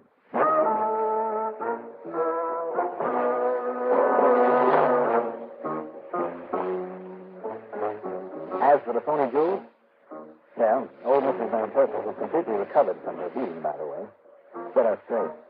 The real gems she always carefully kept in her vault in the bank.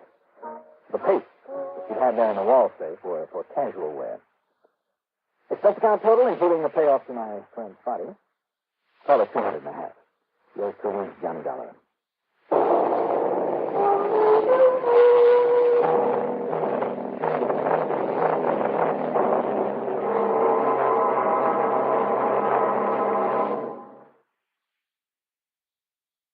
When you get premium gasoline performance at regular gasoline price, find out what so many other car owners have found.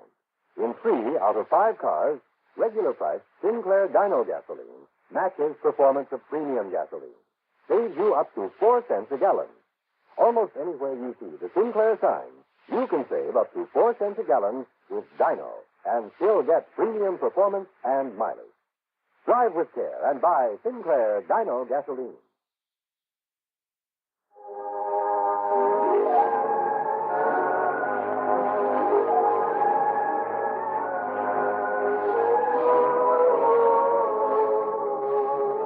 Yours truly, Johnny Dollar, is written by Jack Johnstone, produced and directed by Fred Henderson.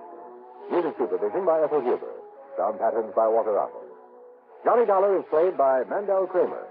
Also featured in our cast were Court Benson, Jim Stevens, Tom Gorman, Jackson Beck, Sam Gray, Maurice Copeland, and Bill Smith. Be sure to join us next week, same time, same station, for another exciting story of yours truly, Johnny Dollar. Art Hannah speaking. Hear Coleman on Sports 10 times each weekend on the CBS Radio Network. This is KRLD, AM and FM, Dallas. If everybody's passing you on the highway, chances are you're going too slow. The too slow driver, the lane changer, inattentiveness on the part of experienced drivers whose driving skills have become automatic are the real menaces on the highway. Sudden stops or slowdowns invite rear-end collisions. Try to maintain an even speed, neither much faster nor much slower than the flow of traffic. Follow other vehicles at a safe distance. Remember, at 60 miles an hour, under good conditions, it still takes 23 car lengths to stop. Friends, this is Kelly Maddox, Executive Secretary of the Citizens Traffic Commission, asking you to take stock of your driving habits. Don't be a slowpoke driver and don't be a speed demon. Drive at a speed that is safe and prudent. Safe and prudent not only for you, but for others that are driving on the same street or highway. Driving too slow can be just as dangerous as driving. Johnny Dollar. Reed here at Floyd's of England. Georgie, how are you? I beg your pardon? George Reed, Floyd's of England? Oh, no, Mr. Dollar. No, this is Geoffrey Reed. I'm George's younger brother. Oh, I didn't know he had one. Oh, yes, indeed. What's more, I've taken over here, in George's place, so to speak. Well, what's happened to him? Well, he's been reassigned to the Home Office back in London. Oh, I see. Yes, well-deserved promotion for him.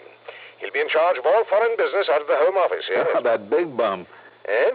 I beg your pardon? I mean, for running off without telling me, without giving me a chance to throw him a farewell party or something. Oh, well, you see, it was quite sudden. Well, it must have been. George and I got to be pretty good friends, over the years. We worked a lot of cases together. Yes, so he informed me.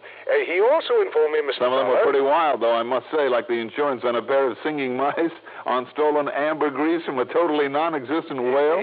also some pretty informed me. wild ones. I mean, policies he never had any business issuing. Says going back to Old England, Yes, he also informed me. Yes, just a few days ago. As I Son started... of a gun, I'll miss the old boy. You know something, Jeffrey? Please, Mr. He was Dollar. the only insurance man I ever knew. Oh, I'm sorry. I guess I have interrupted you, haven't I? He also, George, that is, also informed me that if I were to run into any difficulties that, of an unusual nature, Yes?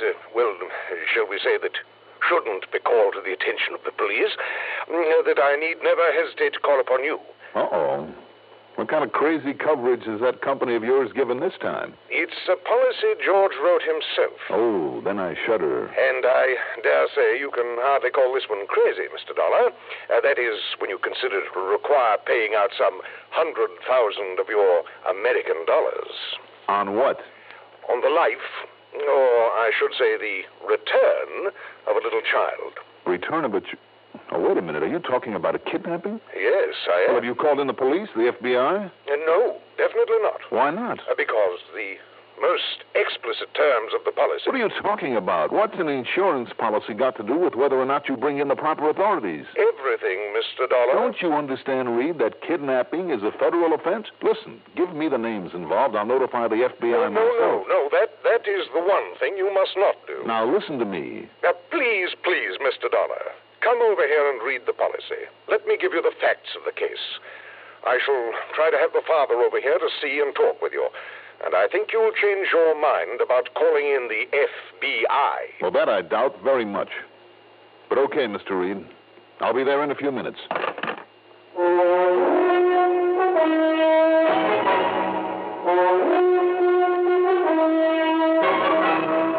The CBS Radio Network brings you Mandel Kramer and the exciting adventures of the man with the action-packed expense account. America's fabulous freelance insurance investigator, yours truly, Johnny Dollar.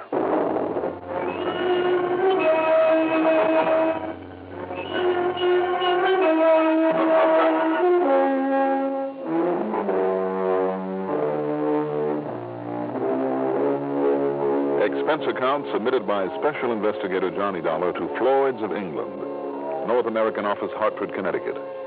Following is an account of expenses incurred during my investigation of the Shifty Looker matter.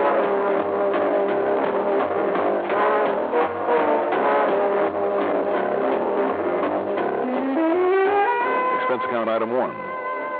4:30 for the inevitable tank full of gas. I always seem to find it empty when I have to use my car in a hurry. I drove downtown to Reed's office in the Spear building. Jeffrey looked very much like his brother George, for whom I've handled so many investigations over the years, but he sounded far more British. Also, he seemed to have the knack of getting to the point by the longest possible way around.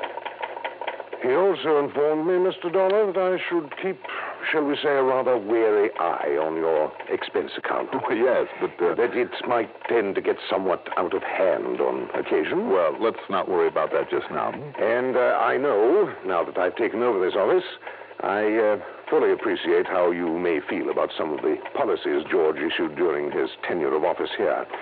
And I'm afraid this is one of them. Well, suppose you tell me what happened. The fact remains that by virtue of having written some of these, shall we say, rather unusual policies, he was able to build up the company's North American business to a wholly unprecedented extent. Yes, we know that, Jeffrey, but about this kidnapping... As a matter of fact, it was his outstanding record here that earned him the privilege of returning to the home office of...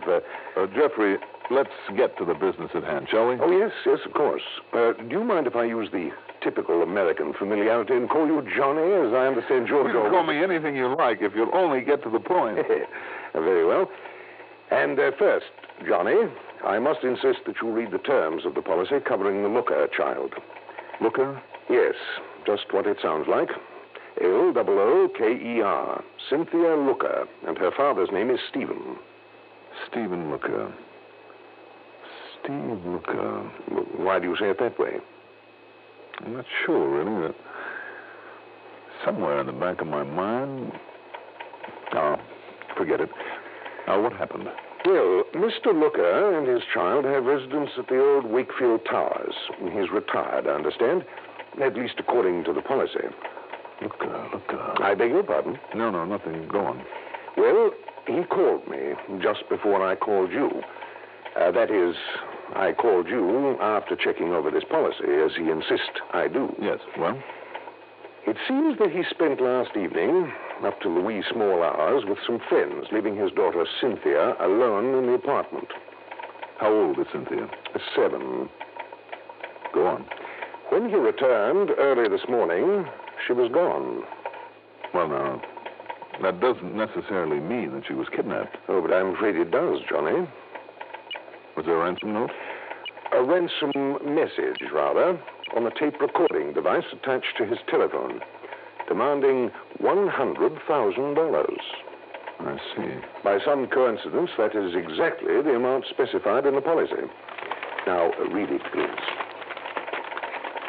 He insured her specifically against kidnapping? It provides for immediate payment in cash, in unmarked bills of any amount up to and including $100,000 that may be demanded by the kidnappers. But look here, Jeff. It also states that under no circumstances are the press, the police, the FBI, or any other recognized law enforcement agency to be brought in until Mr. Looker has had ample opportunity to attempt payment of the ransom, and if possible, achieve return of the child. I told you it was unusual, Johnny. Unusual? It's highly illegal, too. Be that as it may, we are bound by its terms. Well, then why call me in? Well, fortunately, you are not one of the agencies of the law referred to. Why under the sun would George ever issue a policy like this? I told you, Johnny. Yes, you told me. When was it issued? Shortly after little Cynthia was born, which happened to be shortly after the Beeler kidnapping and the abduction and subsequent murder of the Hammerthwaite child. As you may remember, the Hammerthwaites refused to pay the ransom. Yes, I do remember them both. Well, can you blame Mr. Looker, then, for wanting such protection for Cynthia? When is the money supposed to be paid? Did he tell you that? Yes, tonight. Where and how? I don't know. Where is Looker now? On his way over here. To pick up the money? Yes, I have it all ready for him. But now, if he should find you here... Excuse me. Yes? Mr. Looker is here to see you, Mr. Reed. Well, just a moment, Sarah. Johnny. I work here. I'm the one who had to go out and pick up the cash. Oh, good. Very well, Sarah. Send him in, please. Yes, sir. Also, Jeff. Yes? I'm the one who's going to try to keep that cash from ever being paid out. The terms of that policy notwithstanding. Well, now, look, Johnny. Hello. Come in, Mr. Looker. Come in.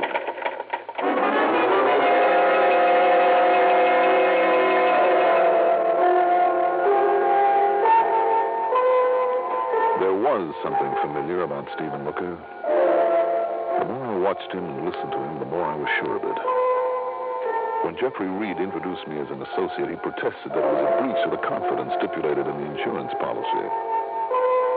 But of course, it was too late to do anything about it.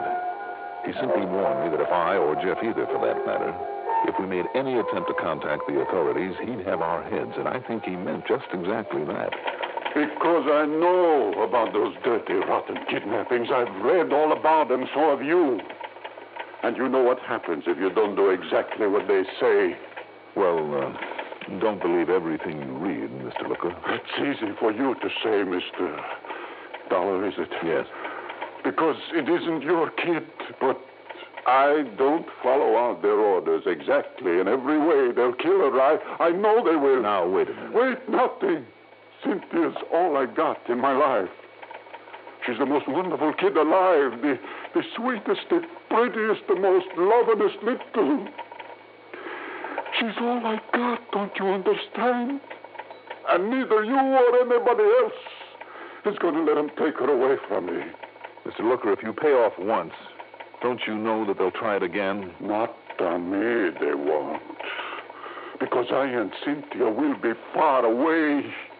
You think I'd stay in a place like this, a country like this, after that? Mr. Looker... No.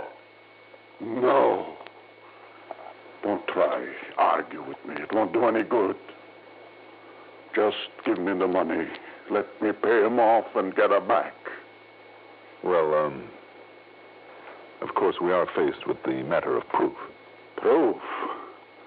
What are you talking about? Proof that she was actually kidnapped. What more kind of proof you want than this? You said you got a tape machine here in your office, Mr. Reed? Yes, I have.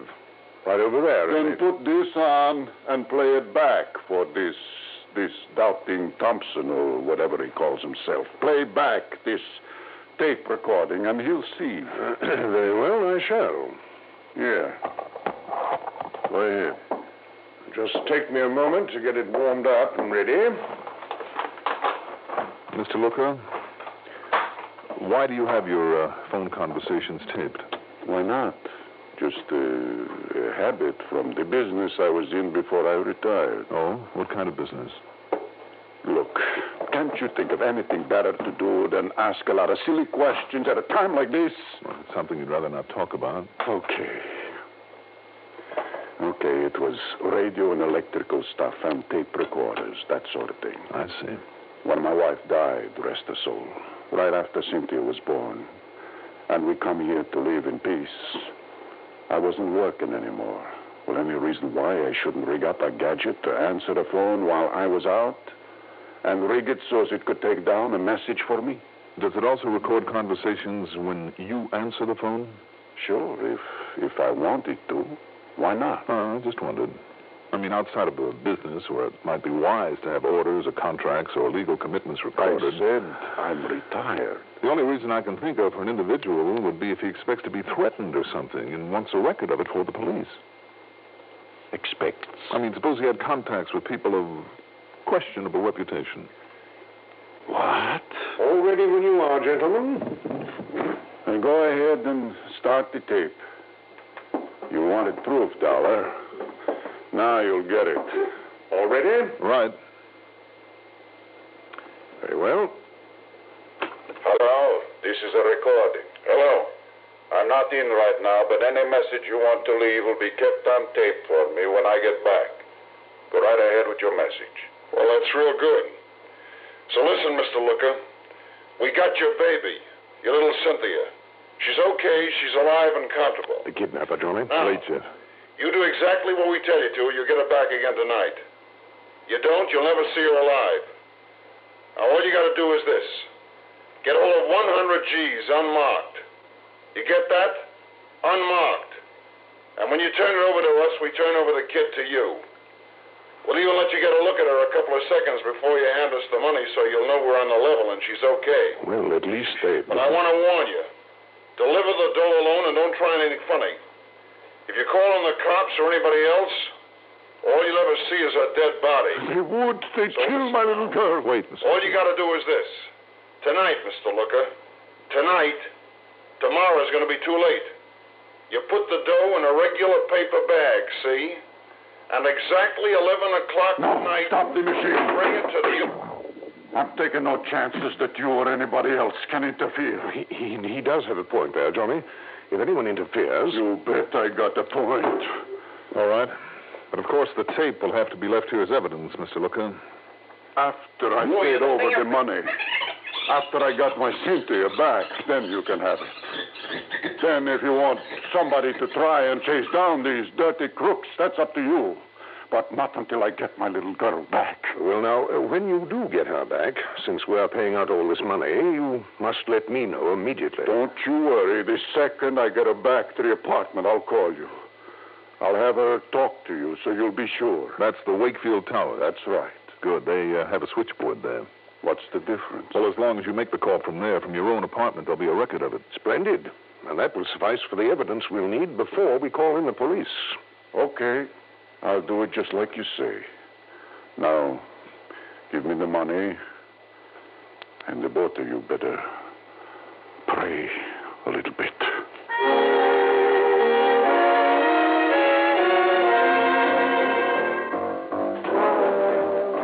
As soon as he left us, I took off after him on what proved to be the most unsuccessful tailing job you ever heard of. Within less than 5 minutes, I'd lost him completely.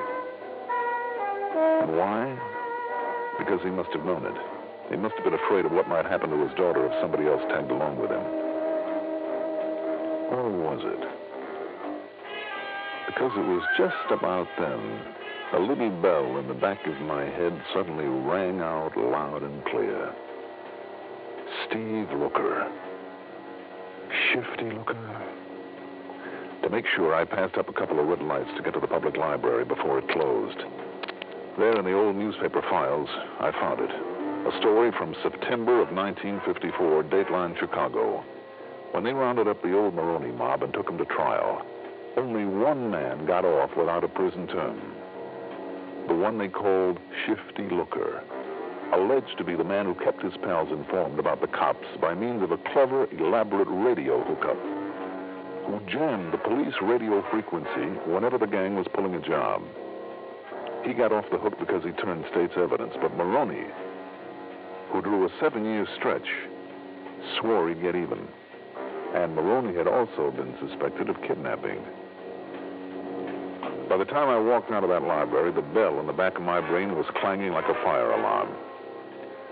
Item 2, a dime for a call to police headquarters. Maroney? Stinky Maroney? That's right, Lieutenant. Sure, you had a little organization out in Chicago. Yes, I know. Drew a 7-year stretch. Do you know if he's out? Well, I can check on it, Johnny. Might take me a couple of hours, though. Lieutenant, I'll be sitting on your doorstep.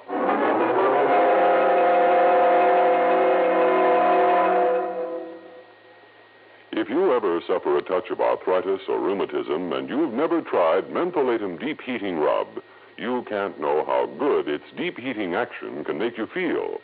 As you massage it into painful areas, you feel its deep heating action. You know relief is on its way.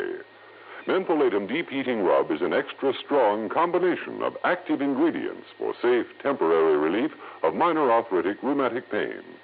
Use greaseless, stainless Mentholatum Deep Heating Rub often.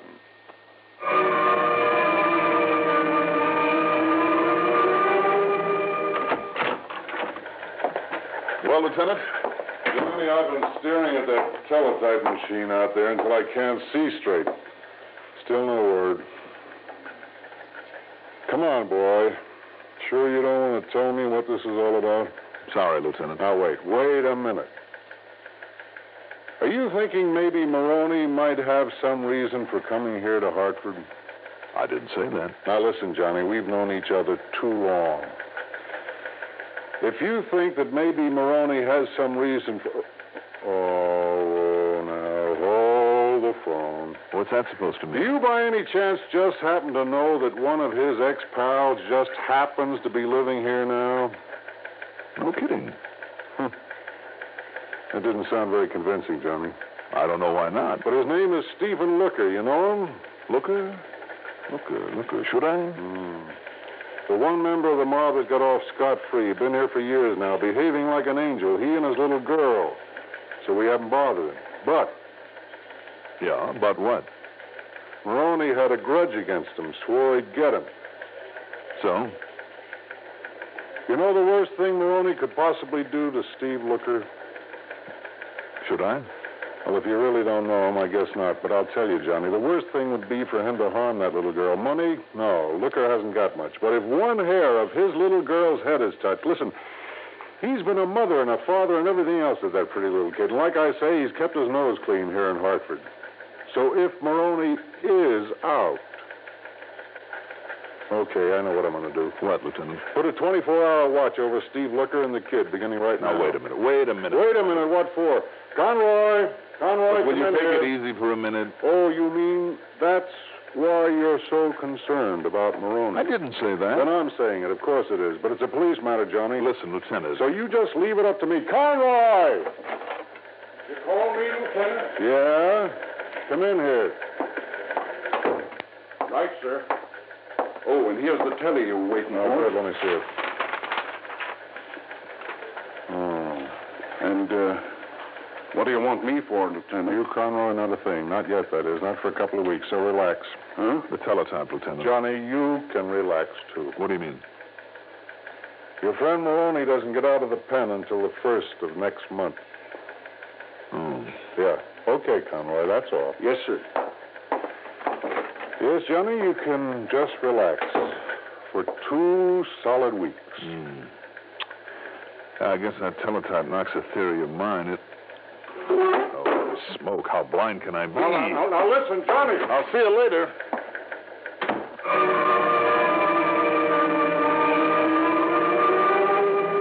Blind is right. Was it Maroney's imminent release from prison that gave him the idea? Or was it something that he'd planned all along? And now that Maroney was getting out, he was afraid to wait any longer. Anyhow, it all added up, and much too well. Steve Looker had no money. So how could a kidnapper expect anybody to come up with $100,000 in less than 24 hours? Unless he knew about that insurance policy. But that policy was a deep, dark secret. Yet by some coincidence, that ransom message demanded just exactly 100 G's. Coincidence? And his defensive attitude when he found me there in Jeffrey's office. Of course. He must have known who and what I am. As for his crack that after this was over, he and the youngster would be far, far away. Oh, you bet they would, with $100,000 in his kick. I didn't know where he'd hidden his child, away from his apartment for the day. I didn't care. I didn't know whose voice he'd used on the tape recording. I didn't care about that either. But to carry it off without creating suspicion, he would have to make that phone call to Jeff after 11 o'clock from his own apartment so that it would be on record. It also meant that he wouldn't dare pick up Cynthia and take her there until after 11. I tore on over to the Wakefield Towers, took the elevator up to his floor, and then... Yes? Who is it? Special delivery, Mr. Looker. Okay. What do you want, Dollar? Just to look at those handbags you're so busy packing. Wait a minute, Dollar. I told you I and the kid are going to get away from here as soon as I get her back. I'm sure you would, too, with the 100,000, if you could. Now, just let's have a look at these bags, huh? You're crazy, Dollar. That 100,000 is to pay off the ransom. Is it, Shifty? 50. And what's it doing so carefully stashed away? Oh, I see. Yeah, you see, Dollar. This thing has a silencer on it. You think I didn't know who you are this afternoon? What you were doing there? Think I wouldn't be ready and waiting for you? And you still thought you could get away with this? You bet I will. First, I give you one nice slug between the eyes. Right? Just drop it, Shifty. Cops. That's right, cops. Lots of them. Gonna drop it, Shifty? Oh, sure. I will. Okay, boys, take him out to the car. Hey, come on. And carefully. Watch it. Well, what brought you here, Lieutenant? Oh, you didn't spot the tail I put on you when you left headquarters. Oh, no, I guess I didn't. Oh, you're slipping, Johnny. Yeah, but I'm glad you did. Thanks. Pleasure.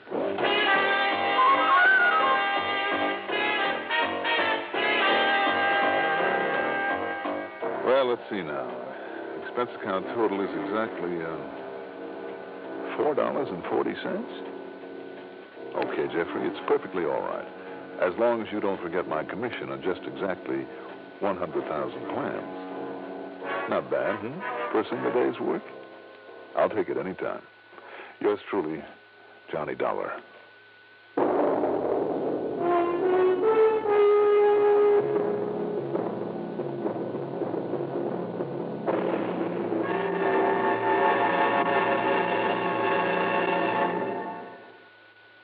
Now, here is our star to tell you about next week's story.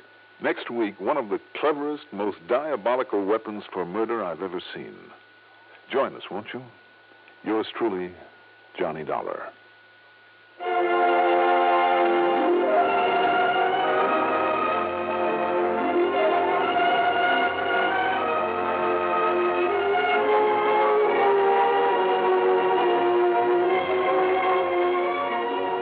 Yours truly, Johnny Dollar, is written by Jack Johnstone. Produced and directed by Bruno Zerato, Jr. Music supervision by Ethel Huber. Johnny Dollar is played by Mandel Kramer. Also featured in our cast were Court Benson as Reed, Roger DeKoven as Steve Looker, Carl Frank as the police lieutenant, Ellen Manson as the voice on the tape, Guy Repp as Conroy, and Barbara Cassar as Sarah. Be sure to join us next week, same time, same station, for another exciting story of yours truly, Johnny Dollar. This is Art Hannes. Johnny Dollar. Miss Dollar, this is Lawrence Penworthy Thurston, sir. Thurston? Yes, sir. I am the local representative for the State Unity Life Insurance Company down here. Down where, Mr. Thurston? Casey, South Carolina, sir. Casey, that's somewhere near Columbia, the state capital, isn't it? Yes, sir. It's practically a part of it. And while you're down here, you all must be sure to visit our fine old state house and some of the other fine old historical places we have and are mighty proud of. While I'm down there? You can come right away, I hope, sir. Well, I don't see any reason why not. Good. What seems to be the trouble, Mr. Thurston? Well, I'm afraid, sir, that one of our most important clients, at least wise from the standpoint of all the insurance that she carries with us. Yeah? Well, it looks to me as though somebody might be wanting to kill this fine lady. To collect the insurance, Well, sir, now, I didn't say that, but if you all are free, I'd suggest you come on down here and kind of look the situation over. Mr. Thurston, I think you're right.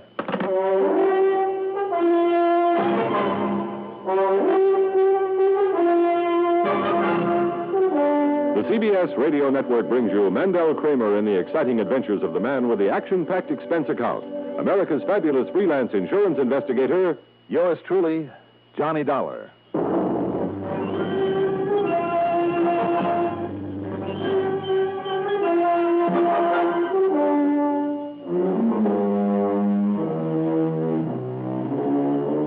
Expense account submitted by Special Investigator Johnny Dollar to the State Unity Life Insurance Company office in Casey, South Carolina. Following is an account of expenses incurred during my investigation of the all-wet matter.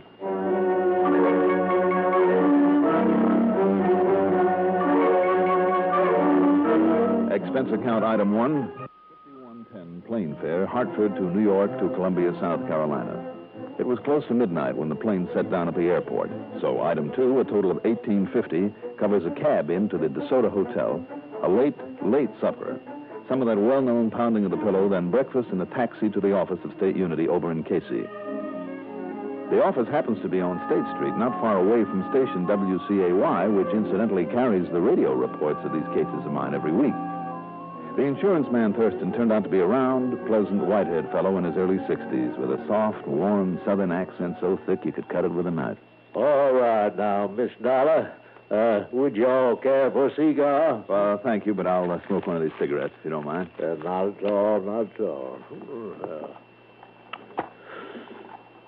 Here's what my friends up north always smoke up there where they make them. Up north?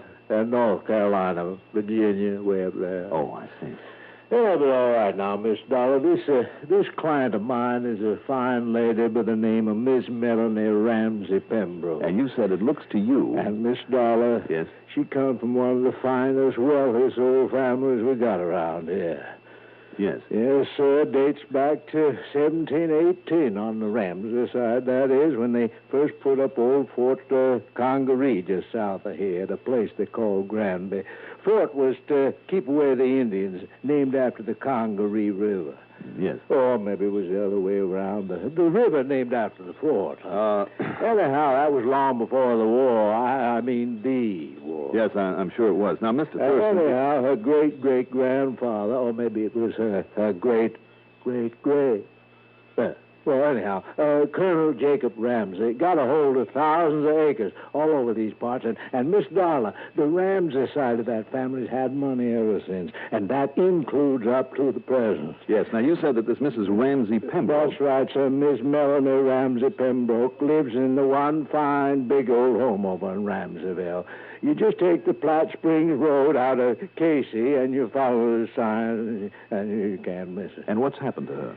Well, Miss You said on the phone that you think somebody wants to kill her. Yes, sir, I do. Why? Because of that package she received in the mail just before I called you up in Hartford. And the reason I called you, sir, is account of Ramseyville is so small, hasn't got itself any kind of a police department. I see. What was in the package? Well, now, mind you, I didn't see it. I didn't see it for myself. All I know is what she told me on the phone before I called you. What did she say was in it? And, of course, with her young husband being away, that's Mr. Peter Pembroke. Mr. Thurston? Well, he's kind of a, sort of a traveling salesman. Mr. Thurston, could you get to the point, please, about that package? Oh, yes, sir. I certainly will. All right, then.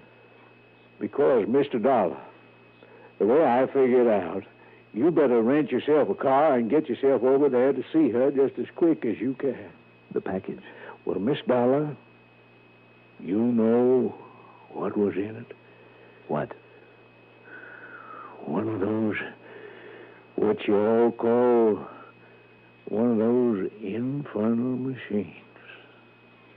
Infernal machines? I'm sorry, you mean a bomb? Yes, sir.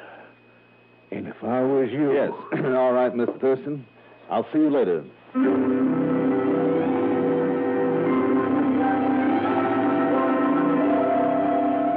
I spent item 3, $50 for a deposit on a rental car. Fortunately, finding Ramseyville was just as easy as Thurston had said.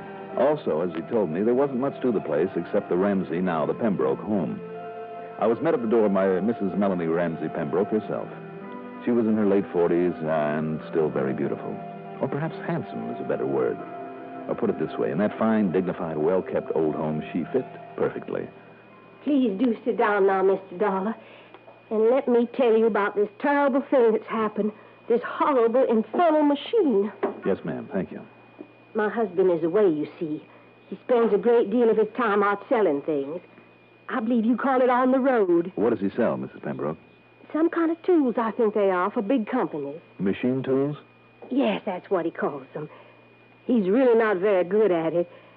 But, Mr. Dollar, I've insisted he do something with his time, and that's it. Mrs. Pembroke, before we go any further, I want to ask you a question, and I hope it won't embarrass you. Yes? How old is your husband? Peter's 11 years younger than I am. I see. And, like yourself, rather wealthy? No, I'm afraid things were rather difficult for Pete until we got married. How long ago was that? Been married 4 years now. I see. And where did you say that this present selling trip had taken him? He flew to Milwaukee and Minneapolis and Duluth, and he should be back any time now. Mm-hmm. Would you go on, please? Well, there really isn't much to tell you. I received this rather badly wrapped package early yesterday afternoon. There was no return name or address on it. Or perhaps it was torn off. Yes. I had no idea who might be sending me something. So, like a curious child, I guess I shook it. Mm-hmm. And then I noticed the strange sort of ticking sound inside of it. Well, Mr. Dollar, perhaps I've been reading too many mystery stories while Peter's away. I see. But I'm glad I have. Because what I did was throw open that window and throw it out in a little fish pond out there. And then what happened? Nothing. Nothing at all. But a few minutes later, when I went out to look at it, that package had fallen all apart. Uh-huh. And here, Mr. Dollar. Here, I'll show you what's been wrapped up in it. Do you see? I certainly do. That's a time bomb, all right. Luckily for you, it's a pretty crude one. Throwing it into the fish pond not only broke a couple of the wires, but got it all wet and ruined the detonating device. I can hardly believe it, Mr. Dollar. As I told Miss Thurston, it looks as though somebody wanted, as though somebody Now, intended. the package was addressed to you, not your husband. Yes, sir, to me. Tell me one thing, Mrs. Pembroke. Could you read the postmark on the package? Yes. Did it come from Milwaukee or Minneapolis or Duluth? No. Where? He came from Chicago. Chicago. Well, that's bound to have been a stopover on his plane route. Yes, I guess it. Oh. Yes. Oh, no. Good heavens, Mr. Dollar. If you mean what I think you do. Oh, no, it couldn't be. Couldn't it? Suppose we see.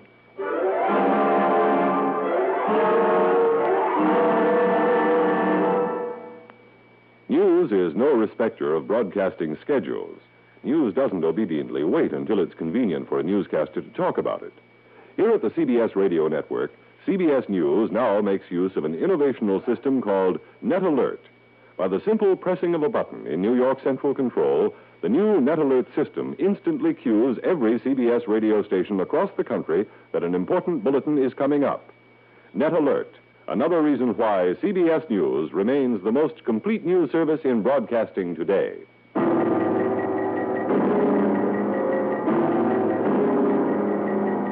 Any fingerprints on the crude little time bomb had been too badly smudged by her handling of it to be of any use. The postmark on the wrapper said it was mailed from Chicago only 2 days before. But when I checked the hotel Mrs. Pembroke said he used in Duluth, I learned that he'd been there for the past 4 days and had just left to come back home. Did someone else then mail a package from Chicago for him? Maybe. But she still wouldn't believe... My own husband would send me this murderous thing. Well, it is a possibility, isn't it? No. You don't know him. He's so kind and gentle. He has such a good heart, and... I mean, he's so good-hearted. Is there a difference? Well, you know he has some trouble with his heart. But it's nothing serious. Yes, well, also I'm afraid it's beside the point. But you mustn't think that Peter did this. You mustn't. I was in this terrible thing that you're thinking. I'm sorry. If you can find out who sent me this bomb and why, very well, that's your job. But you must not, under any circumstances, not for 1 minute, suspect Peter. Will you promise me one thing, Mrs. Pembroke? Well? That you'll let me know as soon as your husband gets back here. I'll be at the DeSoto. Will you do that? If you insist. You must also promise me that you will say nothing to him, absolutely nothing about this bomb until I've had a chance to see and talk with him. Now, Mr. Dollar. Otherwise, I'll have to drop the case. Now, you don't want me to drop it, do you? When there's always the chance that something like this might happen again. Well? Well, of course not. Then I do have your word, Mrs. Pembroke? Very well, Mr. Dollar. You have my word. Thank you.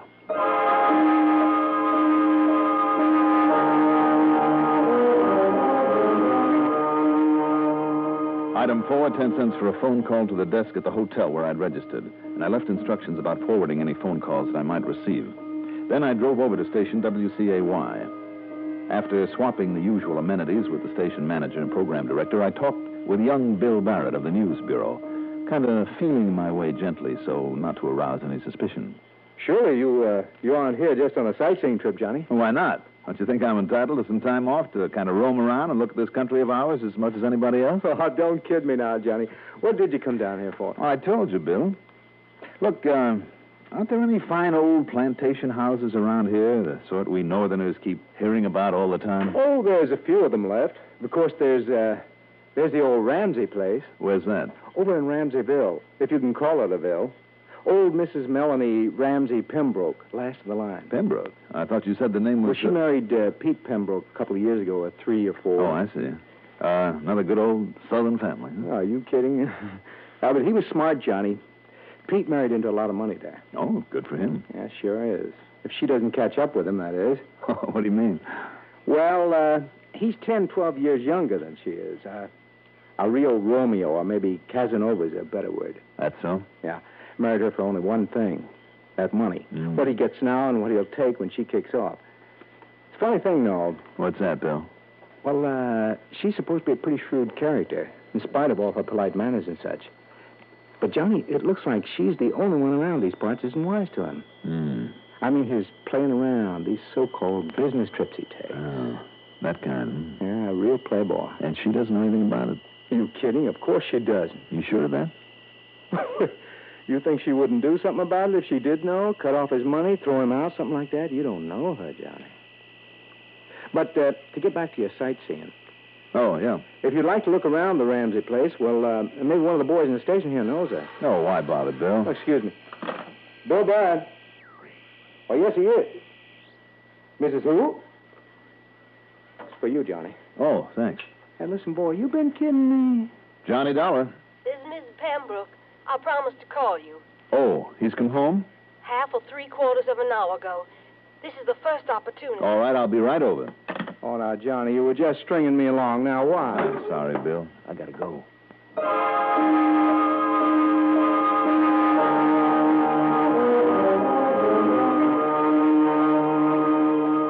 He looks so worn out and tired from his trip, Mr. Dollar.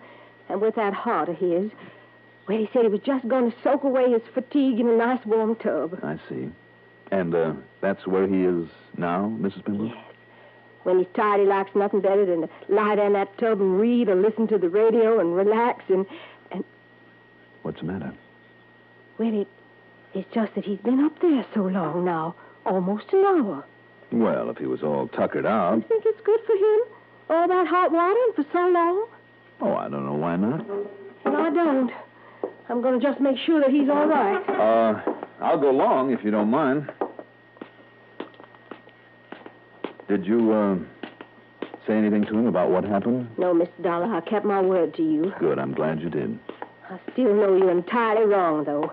I'm sure of it. Right in here now. All right. Peter? Peter? Peter? It's locked. Peter? Peter! Would you mind just standing aside, Mrs. Pembroke? What? Oh, why did you ever? Oh, no. Peter! Peter! I'm afraid so, Mrs. Pembroke. He's dead.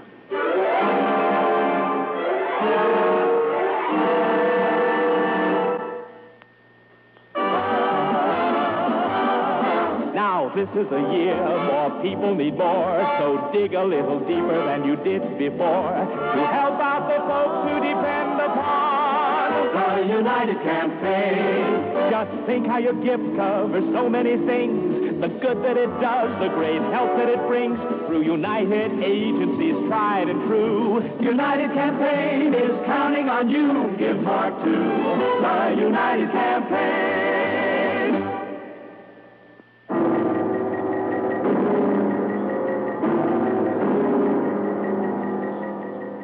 The ancient family medico, Dr. Eustace Culpepper, lived only a half-mile away, and he was there in minutes.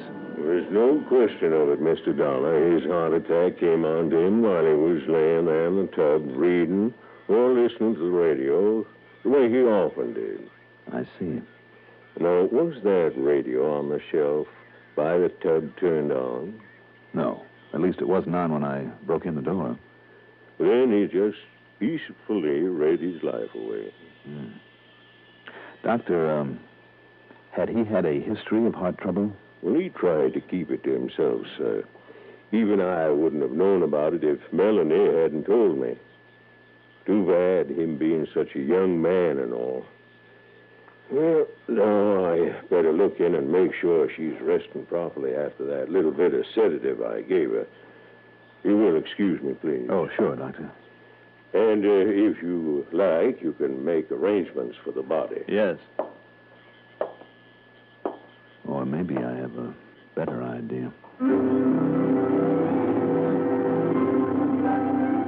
I called the police in Casey, then sat down to think. That package with the bomb in it, mailed from Chicago, when Peter Pembroke shouldn't have been there. Well, maybe he didn't mail it or even have it mailed. Have it mailed. I went downstairs to the living room and I found a stack of pulp magazines. As I looked through them, and I was only interested in the ads, I finally found it. Surprise your friends with mail from all over the world, signed and sent by you. For only 50 cents plus regular postage, we'll mail your letter, your package, from anywhere in the United States. And the address of the remailing outfit, of course, was Chicago, Illinois. A simple long-distance call then would tell me who paid to have that package sent on to her. Instead, I went back up to the bathroom where Pembroke's body had been found. I looked around a bit. While I was at it, a policeman came in, got the story from Dr. Culpepper, and then joined me. Yes, sir, Mr. Dollar. Old Dr. Culpepper says there's no doubt of it. Mr. Pembroke's pump just naturally gave out on him. He's going on back to file his report. Just the same, I wonder what, if anything, the autopsy will show. Autopsy, sir? Mm-hmm. Because what I think happened, officer, of course, maybe the autopsy wouldn't show it in spite of the strained, shocked look on his face as he lay here in the water. Well, just what are you getting at, sir? Well, look here, officer. Right here on the edge of this door. Yes, sir. Same level as the catch, as the bolt that was used to lock the door. Well, the doctor said that you had to break in. Yes, now just look here, will you? Now, do you know what made this mark, this little sort of a burn here? Well, I certainly don't, sir. Well, the door was locked all right, but from the outside. No, sir, the handle on that lock is on the inside. Yes, but you take a piece of string and you loop it over this little handle. It's long enough. Here, look, I'll just use the hem of a handkerchief, like so. As I would a piece of string. I'll just loop it over this little handle on the lock inside, like that. See, then I just take the ends around the edge of the door here to the outside, and I pull. See? After I've locked the door, that way from the outside, I just let go one end and pull the string or whatever I've used and pull it away. Somebody came in here and killed him? Well, then left and locked the door the way you showed me, from the outside? That's right. To make it look as though he died in there alone, locked in where nobody could get to him. But the doctor said his heart. Oh, officer, that's the easiest part of all. Look here. One of the most dangerous things that could be found in a bathroom if it isn't handled properly. That little radio? Mm-hmm. Right here on the shelf above the tub, where no electrical gadget should ever be. But the cord's pulled out of the wall socket. Well, isn't that the way you'd turn it off after using it for a murder weapon to keep from shocking yourself? And look here. Look, the base of it's still wet. And the inside of it is soaking wet. And the switch still on. Mr. Dollar? Mm-hmm. He lay there in a tub of water. The killer came in, turned on the set, then shoved it off the shelf into the tub. Bad heart or good, he didn't have a chance. No wonder that look on his face. But what if he himself reached up out of the water? And then afterwards pulled out the plug and set it back on the shelf so nobody would know? You're right. You're right, sir. He was murdered. But who? The only other person here in the house with him. Because she finally realized that he'd married her only for money. And when she found out he was playing around, it was just too much for that fine old family pride. But the cover-up... Cover-up? Sending out that phony infernal machine. Infernal? To be mailed back to herself. Make it look as though he was the one with murder in mind so that nobody would ever suspect her. Great day. What you did, Mr. Dollar. What? Miss Pembroke. Too bad for both of you. Now, do you think you can shoot fast enough to get both of us? You first, Mr. Dollar. No, man! Now, Nice work, officer. Thanks. Yes, sir. But to think that I, a gentleman, sir, would ever strike a woman that way. Well, when it saved us both from getting shot? Well, even so. Well, don't you worry about it, old man. You'll get over it.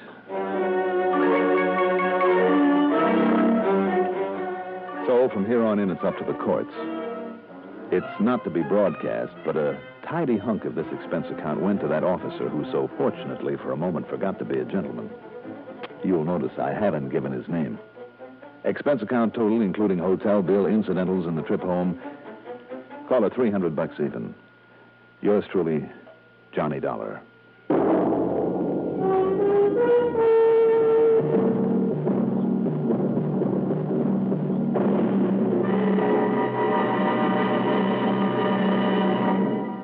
Now, here is our star to tell you about next week's story. Next week, a wild old man living in, believe it or not, an ancient castle that is complete with Chamber of Horrors. Join us, won't you? Yours truly, Johnny Dollar. Yours truly, Johnny Dollar, is written by Jack Johnstone, produced and directed by Bruno Zerato, Jr., musical supervision by Ethel Huber. Johnny Dollar is played by Mandel Kramer. Also featured in our cast were Tony Darnay as Melanie Pembroke, Lawson Zerby as Lawrence Thurston, Dan Ocko as Dr. Culpepper, and Cliff Carpenter as the policeman.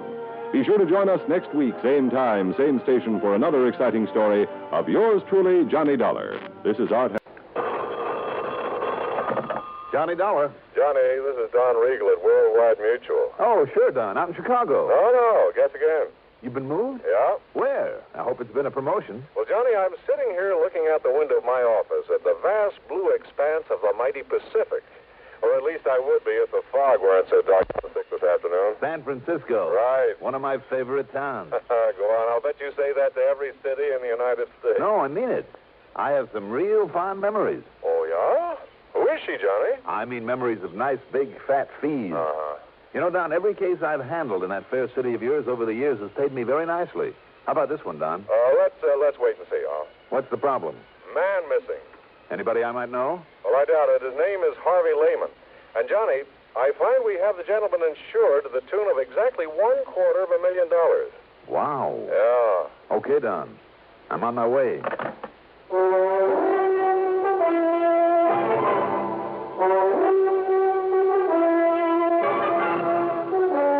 The CBS Radio Network brings you Mandel Kramer and the exciting adventures of the man with the action-packed expense account, America's fabulous freelance insurance investigator, yours truly, Johnny Dollar.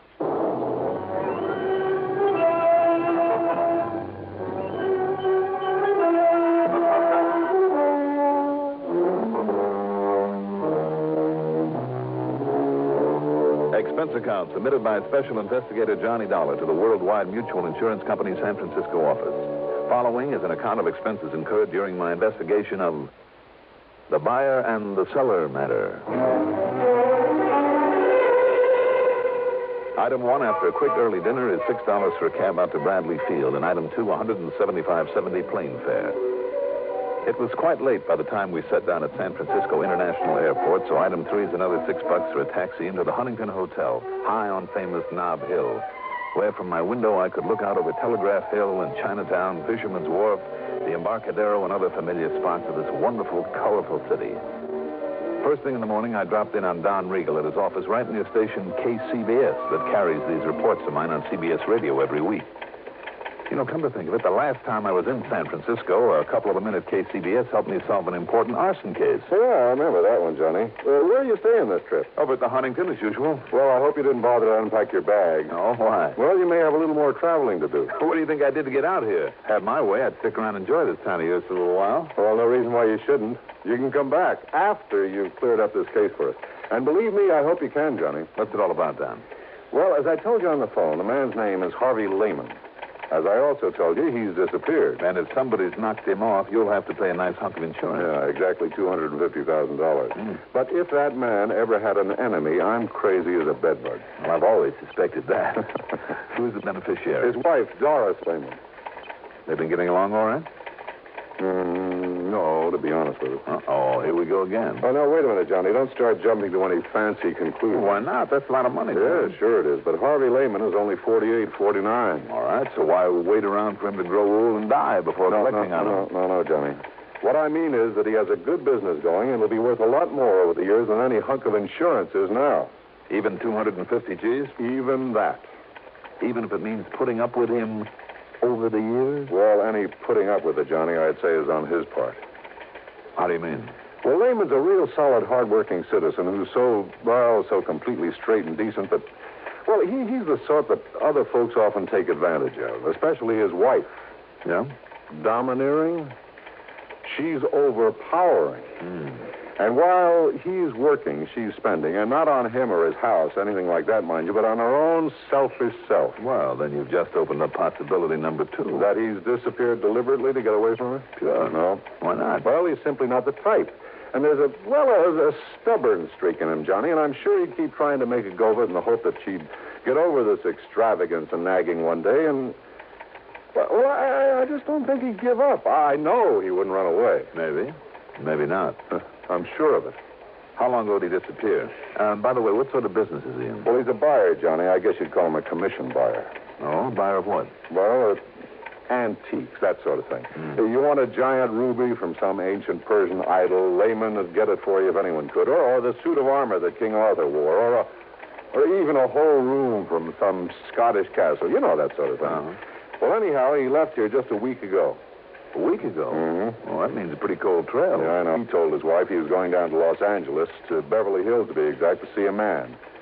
Told her he'd be back the following day. But he wasn't. Any reason why he couldn't have just stayed over for a while? Well, look, Johnny, if Lehman said he'd show up at 9:16 on Tuesday morning, he'd be there at 9:16 on Tuesday morning on the nose. Not a minute sooner, not a minute later. That kind. Yeah, that kind. Anyhow, Johnny, I've checked every hotel and apartment down there, so have the police. There's been no sign of him. What about this man that he went to see? Well, his name is John Arthur Whittington Maynard. I've been on the phone with him. The police have been on the phone with him half a dozen times. Lehman never showed up. Maynard. John Arthur Whittington. Yeah, you remember him, Johnny. Big produce-nick of a lot of big movies some 30 years ago. Well, at least they made a lot of money. Yeah. All of them horror films, Edgar Allan Poe and vampire and werewolf sort of stuff, before all this science fiction type of stuff came along. The old screwball made himself millions. Well, why did Lehman say he was going down? Well, like I said, Lehman was a buyer of some pretty unusual stuff on commission. And I understand Maynard has a house full of it. Oh, wait a minute now. Don, isn't he the one who had an old movie set, an old capsule moved onto some property to use for a home? Yeah, that's the one. You've probably seen it in one of the picture magazines. But now, to get back to Lehman. You better give me his description. Let's see. Here's the dope on him, Johnny, all scribbled out for you. Thanks.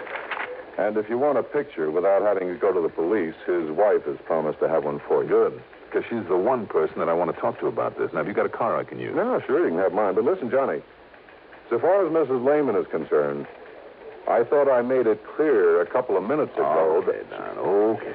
Let's just wait and see. The Lehman house was up in Marin County over the Golden Gate Bridge, and it was quite a mansion. From the minute I stepped inside, it was plain who dominated this household. The rugs, every piece of furniture, every bit of decoration, everything was in the unmistakable taste of a woman. Even Lehman's so-called study would have done much better as a sewing room. There was certainly no place where a man could open his collar, take off his shoes, put up his feet, and relax. And the more I talked with Doris Lehman, the more I became convinced that one of two things had happened. Either he, in spite of what Don had told me, either he'd skipped out simply to get away from her, or she had done him in for that insurance.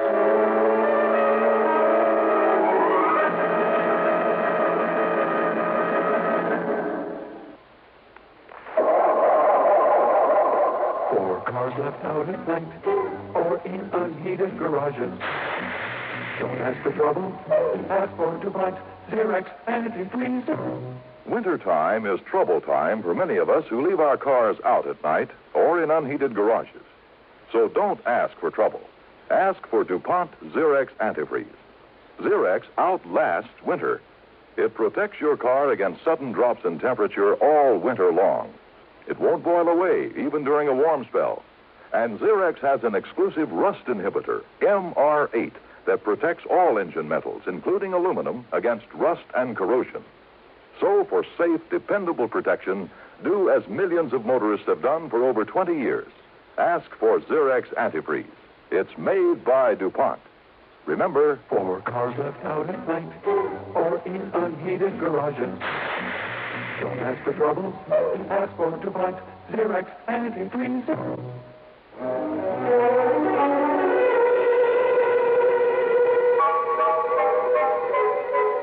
Now, just a minute, young man.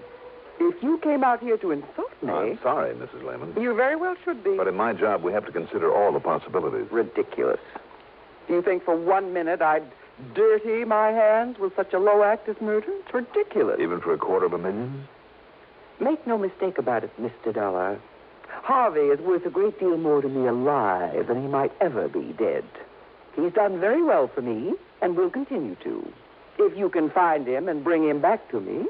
I'm sure he will. Of course he will. Have you considered that he might have just wanted to get away from you for a while?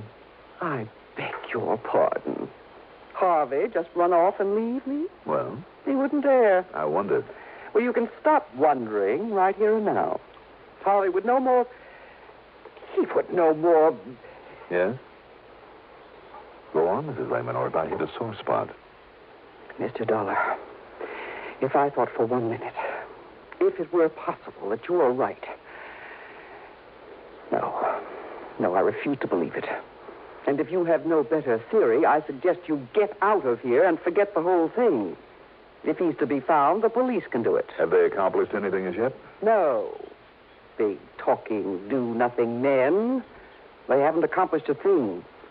And those bumbling, movie-struck police down there in Beverly Hills are just as bad. Now, just a minute. It just happens that Beverly Hills is a mighty fine police department. I know. I've worked with them. Then why haven't they found him? That's where Harvey went. Well, how do you know? How do you know that he ever got there? Because he telephoned me from Mr. Maynard's home. If you can call that atrocity a home. He said that's where he was calling from? The night of the morning he left here. Harvey always calls me when he gets to a destination, wherever it is. I insist on it. And naturally, Harvey obeys. I'm sure he does. Did you tell that to the police? Of course I... Yes? No, I guess... I was so confused. These stupid police annoy me so with their endless questions and insinuations. They're even worse than you are. Thank you very much. What? Don't you realize they're only trying to do a job for you? Well, then why don't they? Why don't they know that Harvey got there? Because you didn't tell them. Why did he go to see Mr. Maynard? To collect the money due for a lot of junk he bought for him. $10,000. Junk? Oh, chunks from some ancient Roman ruin. Artifacts out of the temple of some old pagan god. And a lot of other nonsense that castle is stuffed with. Maynard simply refused to pay. He told Harvey he should feel honored for having been able to contribute to the decoration of that silly place. And that if he didn't stop dunning him, he'd what, Mrs. Lehman? Oh, I don't know. All I know is that he threatened Harvey, and more than once. For simply trying to collect a bill? Well, you don't know that crazy old Maynard. Oh, I guess I don't. Anyhow, I got fed up with it. I told Harvey to go down there and collect that money or else. Why should I tell you this? I don't like you. It's none of your business. So just leave and forget about it. Goodbye, Mr. Dollar.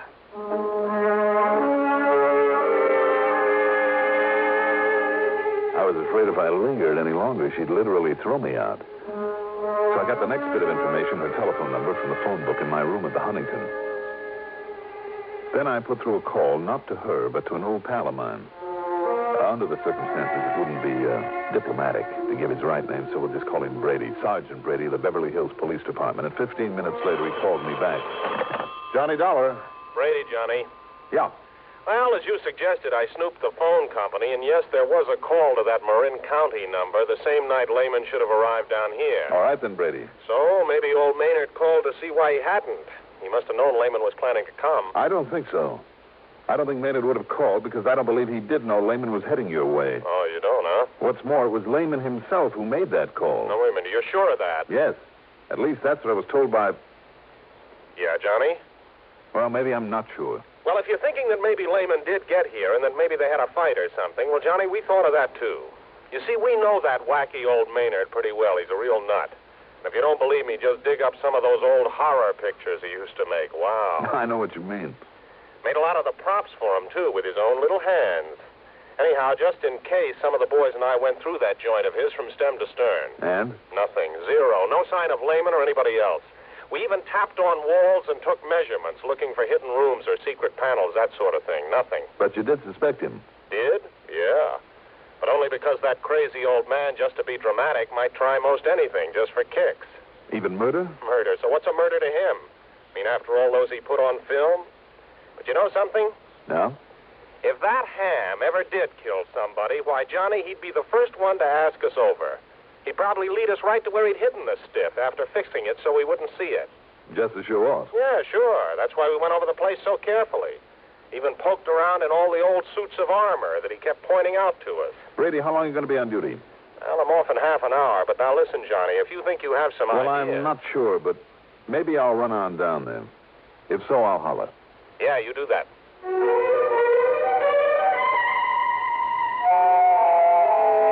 Item 3, $83 even for a cab to the airport, a jet to Los Angeles, and a deposit on a rental car. I drove into Beverly Hills to police headquarters. As I suspected, Brady wasn't there, nor did a phone call raise him at his home. However, the officer on the desk promised to keep trying and gave me some directions, so I took off. After leaving a pleasant residential section, I took a narrow dirt road high up the side of a mountain. I could see all of Beverly Hills and most of Los Angeles spread out below me, and Catalina Island over 20 miles out in the blue Pacific like a jewel, fairly sparkling in the late afternoon sun. I could also see the crummy castle where John Arthur Whittington Maynard lived alone among the tattered glories of his past in the film business. And suddenly, that wee small voice in the back of my brain spoke out loud and clear. Watch it, Dollar. You may be getting into more than you bargained for, so watch it, Dollar. Watch it.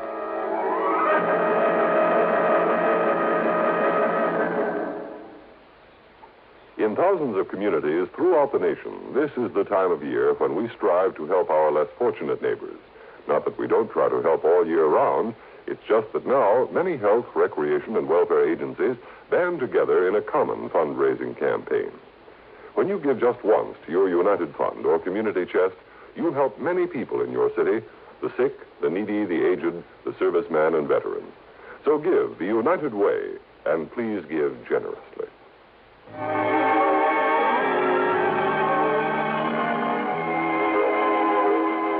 Picture it for yourself. This castle, once a movie set, built up among the rocks and boulders at the top of a mountain.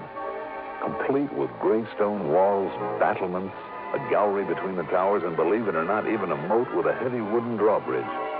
I almost expected to see the bridge thumped down and a half a dozen fully armored knights come galloping out to challenge me with lances at the ready. Instead, as I drew up in front of it, the bridge was lowered slowly. There was something almost ominous about the creaking and clanking of its iron chains. And then standing there, the man, or rather the caricature of a man. He was short, heavy-set, and in a way almost grotesque. The ugly face, the eyes of a pig, the long, black, straggly hair and 3 or 4 day growth of beard, the heavy, beefy shoulders hunched forward. I thought of Quasimodo, the horrible hunchback of Notre Dame. Welcome, sir. Welcome to my castle. Oh, how do you do, Mr. Maynard, is it? That's right. Surely you heard of me. As a matter of fact... Come in. It's not often I have visitors, someone to show my place to. So few people even know of my beautiful castle. My name is Dollar, Mr. Maynard. I'm an insurance investigator. Insurance? Not a salesman. I'll have none of it. Get out. Leave my place. No, I said I was an investigator, Mr. Maynard. I'm trying to find out what happened to a Mr. Harvey Lehman. Harvey? Oh, yes, of course. A very old and very dear friend of mine. Come, Let me show you some of the wonderful things he has brought me over the years. Well, I would like to ask... Magnificent suits of armor, regal pennants and banners, beautiful tapestries.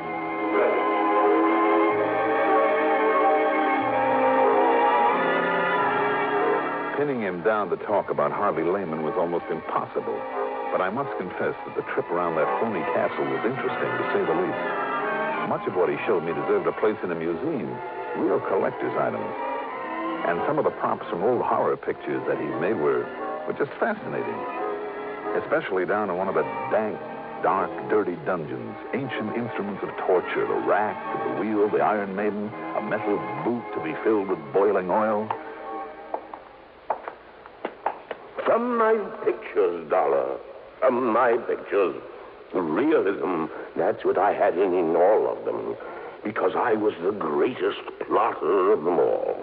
When it came to mystery and torture and murder. Get back to Mr. Lehman. And can you think of a better place to keep them than down here in this dusty old dungeon, eh? Yes, very fitting. Now, in here, I must show you my wine cellar. There are still a couple of questions, though, that 29 years ago, I laid down the wines in here. That's all that time they've been aging in here. Cases and cases of them, rack after rack. Do you see them under the dust and cobwebs? Finest vintages of all. Yes, sure. Now, Mr. Maynard... Yes, 29 years ago, when I retired and moved into this place, I put these wines down here. So you said. You can tell how long by the dust and the cobwebs. Yes, I know. Spiders. Here undisturbed for 29 years. One thing more, though, about Mr. Lehman. No, I told you, Mr. Dollar. I know nothing whatsoever about him. When did you see him last? Oh, almost a year ago. You sure about that? Yes, I'm sure. Oh, look here, this case of port. No label. But the finest vintage port. Mr. Maynard? Over here. Do you see them? The sherries. Magnificent sherries. And the longer they lie there, undisturbed, the finer they'll be. You never drink them? Drink them? Such treasures. Drink them indeed. Look at this one. The color of this ancient sherry.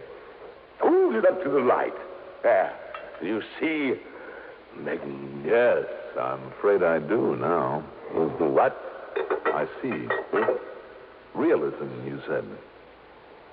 Didn't you mean what looks like realism? By the time it was shown on a movie screen? I don't understand, Mr. Dollar. Tell me the truth, Mr. Maynard. These torture machines, for instance, in the other room, and some of that armor upstairs. Some of that armor cost me a fortune because it's genuine. Maybe so, some of it. But how about the rest? You mean you could tell? That it's only imitation? Stuff that was made up for some of your old movies? But I made it myself. I have a skill in such things. I thought it was perfect. It would have fooled me, all right. Well, then I don't understand. Even as the dust down here and the cobwebs fooled the police, too, didn't they? What? When they came around here a few days ago for a look. Now, just a minute. I'll bet by way of showing off, you dragged them down to this wine cellar, too. You were so sure of yourself. Dollar? Phony cobwebs are almost like the real thing. Phony? All the dust. What is it, Maynard? Fuller's earth that you've scattered around? You don't know what you're talking about. The whole setup would have fooled me royally if you hadn't picked up that bottle of wine and held it up to the light. I'm going to take a look under some of these cases, Mr. Maynard. No! You leave them alone. Why? Because they cover up something you don't want me to see? No, don't do that. What was the name of that gruesome old picture in which you had a man buried under a cellar floor? I said stop it. If you don't, I'll pull this trigger. Oh, I see. There. That wild, silly guess of mine paid off. That's right. Harvey Lehman is buried under your feet, and you will join him there. Now, put down that gun, Mr. Maynard. Stand back, Dollar. You heard him, Maynard. What? Put it down. The police. I'll kill you. Watch him, Brady.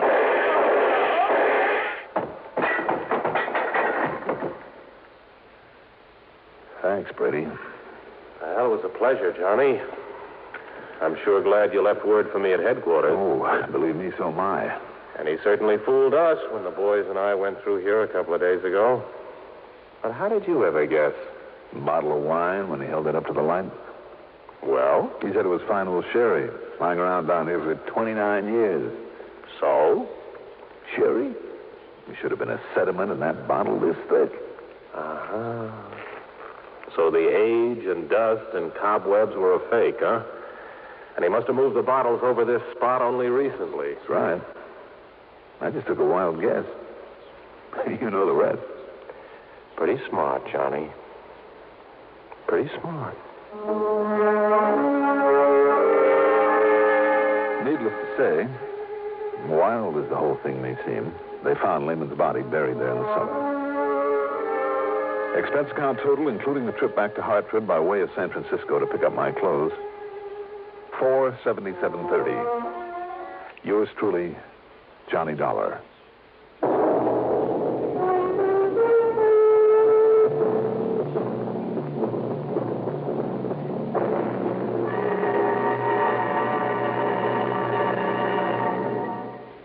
Now, here is our star to tell you about next week's story. Next week, Savannah, Georgia, after one of the cleverest crooks I've ever had to tangle with. Join us, won't you? Yours truly, Johnny Dollar.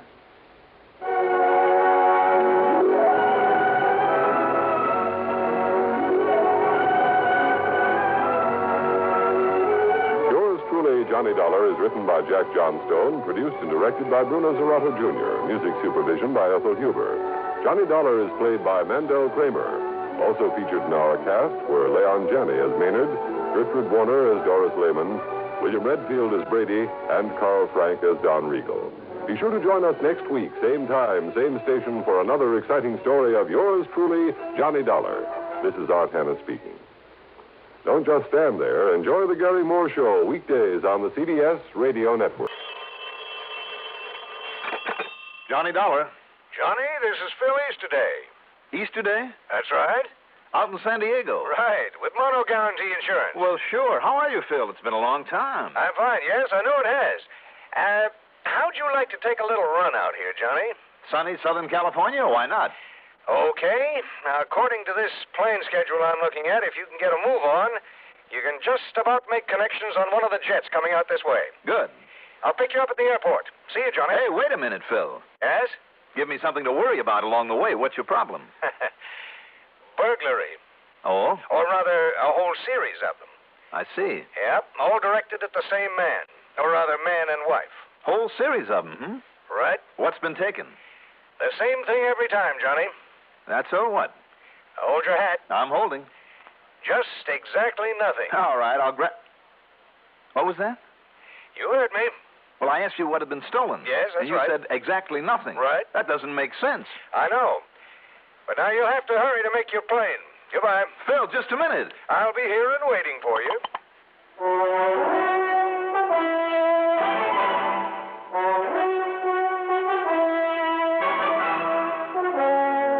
The CBS Radio Network brings you Mandel Kramer in the exciting adventures of the man with the action-packed expense account. America's fabulous freelance insurance investigator, yours truly, Johnny Dollar.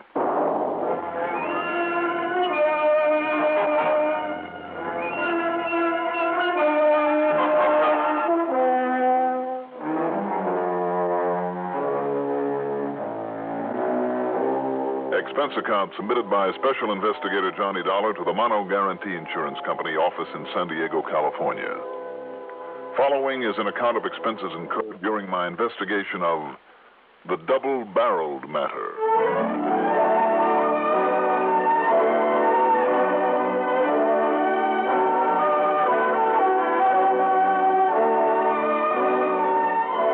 Expense account item 1, after I'd grabbed some breakfast and packed a couple of bags, $5.50 for a cab out to Bradley Field. Item 2, $180.40 plane fare to New York, to Los Angeles, to San Diego. Thanks to one of the newer jets on that swing across the country, it was only a few minutes after noon, Pacific time, that is, when the plane landed at San Diego's Lindbergh Field. which incidentally is only about a mile south of the city's main business district. San Diego, you know, was California's oldest Spanish settlement, the spot where California's modern history got its start. Also, I've heard, it's the town that has the ideal climate that Los Angeles talks about having. Anyway, it's a nice town with nice people, a busy naval and fishing port, and a popular year-round tourist resort. The latter because of its miles of clean beaches, fine motels, and, as I said, wonderful climate. I like it. Phil Easterday was waiting for me. We piled into his car, drove to his office, and he told me what it was all about. That's right, burglaries. But, Phil, if nothing's been taken... Now, look it up, Johnny. Burglary means breaking and entering with intent to commit a felony, whether that felonious purpose is accomplished or not. All right, Mr. Webster, I'll take your word for it. When you've had to use those as definitions correctly, as often as I have in connections with insurance claims, well, the point is, Johnny, that Mr. and Mrs. Warner's apartment's been broken into some 7 times now. 7 times in a row, over a period of about 2 months. Warner? Yeah, Charles Hastings Warner and his wife, Trudy. He's, well, now to come to think of it, I don't know what he is, what he does for a living. But if the size of his insurance policies means anything, he does all right. His straight life alone has a face value of nearly $1 million. It could be, I suppose, that he simply retired out here. He came out originally from Chicago, I think. I see. Phil, what do the police think about these burglaries? Well, that's just it, Johnny. They were never reported to the police. Why not?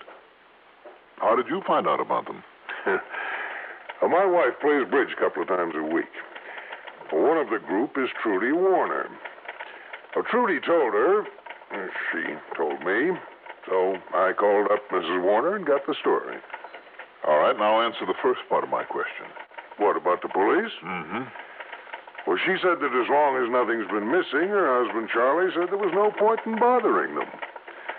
But it kind of has Trudy worried, never knowing whether it's going to happen again or when they might clean out the place. Now, if you ask me, Johnny, I think it looks kind of peculiar. That's the understatement of the week. Right. And I think we ought to do something about it. 7 times in a row, you said. That's right. And absolutely nothing taken. Absolutely nothing. Now, that is peculiar, Phil. Very. Well, that's why I called you up as soon as I heard about it. You know, one of these days, they'll find whatever it is they're looking for, and we'll find ourselves faced with a hefty claim. I wonder. What do you mean by that? I just wonder, that's all. Want to give me their address? Sure. And you might call and tell them I'm on my way out. Right. No. What? On second thought, just give me their address. Oh. Yeah.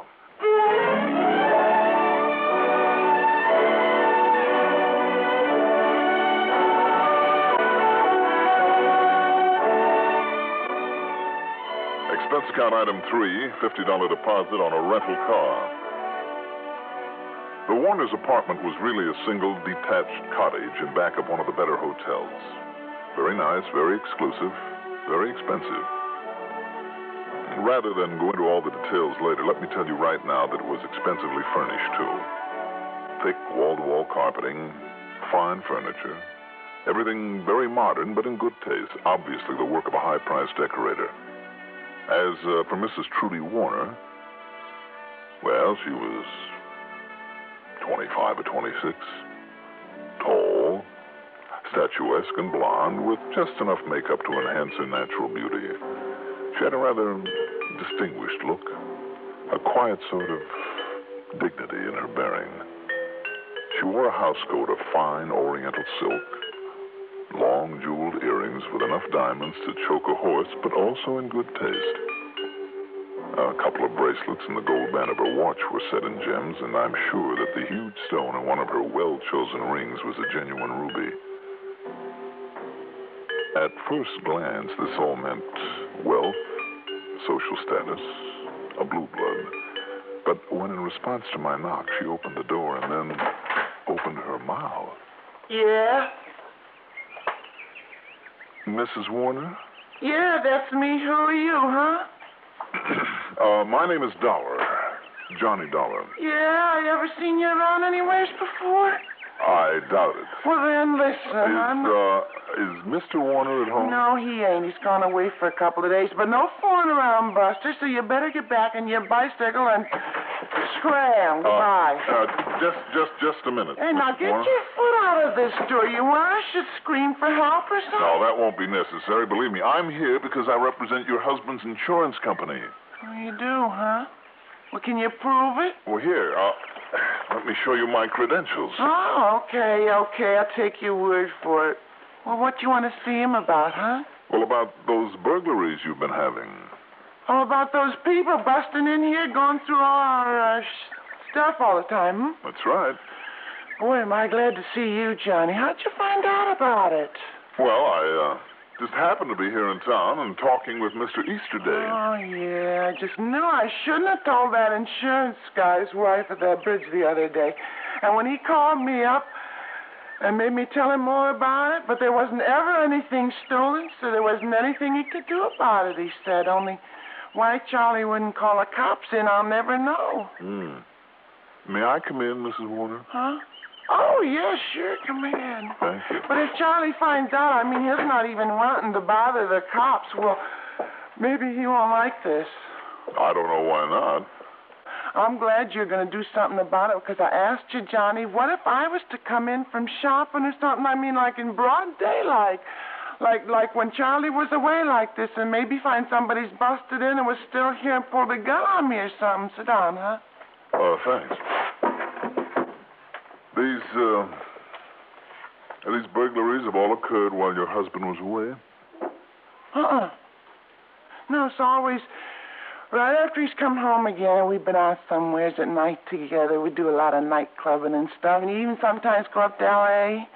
And they always go through everything with a fine-tooth comb, even pulling up the rugs and taking the beds apart, but they never steal nothing. I don't get it. But I also don't like it neither. I can't say I blame you. And your husband? Charlie? Well, all he says is it's probably just some crazy hophead or something, or a psychopath. Yeah, that's it. And as long as he don't take anything, we should worry. Only I don't like it. But that's his only explanation, though, for nothing being taken. Well, that's his only one. Gee. I don't know how he can take it so cool and casual, but that's the way he is, Johnny. Just real cool and casual about everything. You could fire a gun under him. He wouldn't even blink his eyelash. Anybody ever tried that, firing a gun under him? A nice, sweet guy like Charlie? Of course not. You want a drink, Charlie? Johnny. That's all right. No, thank you. Tell me, what's your husband do for a living, Mrs. Warner? Only it's Trudy, Johnny. No use being formal, huh? All right, Trudy. Only that's no invitation like you should get fresh or anything. You remember that? Oh, indeed I will. I remember that. You sure you don't want a little drink? No, I really don't. Thanks very much. Well, if you don't mind, I'm going to have another one. Oh, you go ahead. If you pardon me, please. You just help yourself. You started to tell me about your husband's business. Oh, he hasn't got any business, Johnny. At least not since I met him out here in Dago and married him. I see. Do you know what he did before? Well, why should I care, huh? As long as he keeps the money coming in and treats me good like he does. You sure, Johnny? Just to keep me company. No, I'm sure. If he has money coming in, where's it come from, Trudy? So I'll give you the same answer he always gives me when I asked him. Well? Didn't you never hear of the stock market? That's what he says. Oh, I see. Where did you say he is now? I didn't. But he's gone hunting like he always does. Always? Well, almost every week lately. Oh? Where, do you know? Well, sure I know. It's down near El Centro. You know where that is? Somewhere down near the border, I believe. Yeah, down there in all that farm country in the Imperial Valley. Oh, yes, I understand there's a lot of dove shooting down there in the Imperial Valley. Yeah, doves or pigeons or whatever they are. Only he always calls them pigeons. Oh, yeah? Little tiny things, a lot of feathers. You only get a mouthful out of them. I always get stuck. I have to cook them for him, but he's always so nice to me, so why not? Sure. I'm a good cook, too, Johnny. You wouldn't believe it, but I am. Oh, I'll bet you are. Tell me, do you know where he stays down there? Well, sure. I always call him up on the phone every night while he's gone. It's the Bluebird Motor Court. It's a real swell place. I've seen it myself a couple of times when him and me was on our honeymoon. When did he leave? Early this morning. That means he won't be back until day after tomorrow. Only what are you going to do about this burglar and bit, Johnny? Gee, I'm not sure yet, Trudy. Well, whatever it is, I sure hope you do. Only don't let on to Charlie I said anything about it, will you, honey? Well, if you won't, I won't. Oh, well, don't you worry about that. This is not even a short one, Johnny. Just to keep me company. Well, all right. Just a short one.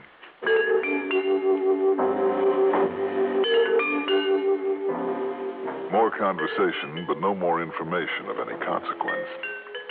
After the second short one, and just to keep her company, believe me, I left and drove to the nearest shopping section, picked up a handful of change, dove into a phone booth, and spent item 4, 80 cents, on calls to all the stockbrokers in town. Not one of them had ever heard of Mr. Charles Hastings Warner. Okay.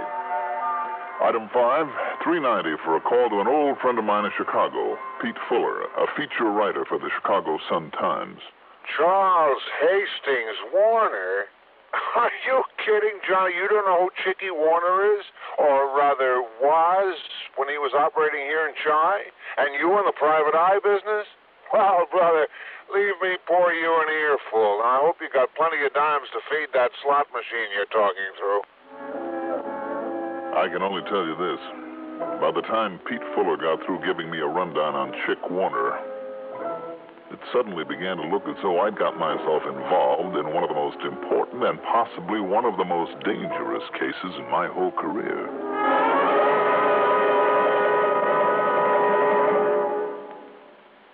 If you ever suffer a touch of arthritis or rheumatism and you've never tried Mentholatum Deep Heating Rub, you can't know how good its deep heating action can make you feel. As you massage it into painful areas, you feel its deep heating action. You know relief is on its way. Mentholatum Deep Heating Rub is an extra strong combination of active ingredients for safe, temporary relief of minor arthritic rheumatic pain. Use greaseless, stainless Mentholatum Deep Heating Rub often.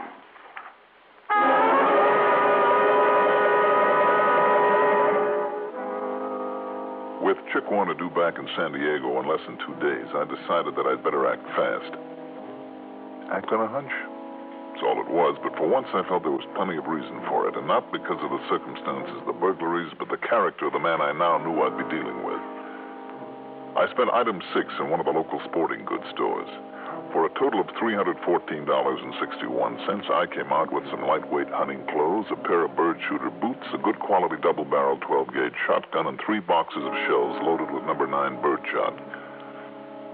I also bought a hunting license. I piled the stuff into my rental car and headed east on Highway 80, making time now because it was getting dark. A little over 100 miles later, near a place called Coyote Wells, I pulled off the road and gave the hunting clothes a little age and character by the simple expedient of driving the car over them a couple of times. When I got to El Centro, I took a room at the Bluebird Motor Court. Quite a place. Not only 20 or 30 nice modern motel cottages, but a big fancy dining room with a bar attached. And it was in the bar that I met Mr. Charles Hastings Warner. He was a cold-looking man of about 50. Tall, lean, gray, and with gray eyes. Kind of a prominent prominent aquiline nose, and almost prim sort of mouth with thin lips. It was late and the bar was almost empty, so it wasn't too hard to make conversation with him. Why, yes. As a matter of fact, I am here to do some pigeon shooting. How'd you know? Oh, I didn't, Mr. Warner, is it? Yeah. I just hope to find somebody around here who could tell me where to go with some birds. I took a chance on talking to you, and it looks as though I picked the right man. Oh, I can tell you where to go, all right. Find lots of pigeons. Aren't they really doves, though? Dollar, the way you can knock them off so easy, I like to think of them as pigeons. Another drink, baby? Yeah, I'll buy it. You bought the last 4. Oh, that's all right. Don't worry about it. Waiter, a couple more of these. Yes, sir. If you can lead me to some good shooting, it's certainly worth a couple of drinks. Lead you? Well, do you mind if I kind of tag along with you tomorrow? Well, I mostly like to go alone, Dollar, but sure, why not? Good. I'll make 2 of you. 2 of us? Yeah, I promised some other guy I'd let him come along. Name is Al Melford. You know him? No. When he hurt in the bartender, somebody that I always bring in the pigeons, he latched on to me. Bought me a couple of drinks like you did. So I couldn't turn him down. Mm-hmm. Besides, maybe it's good to have a couple of witnesses along. Witnesses? Sure. To what? You know, to see I don't come back with over my limit. Oh. What'd you think? Well, I had no idea. Also, I don't know how good a shot this Al Melford is. Just met him today, so you can be along to make sure you don't blow my head off by mistake. You're not serious. Dollar, a man has a gun on him. You never know. Remember that.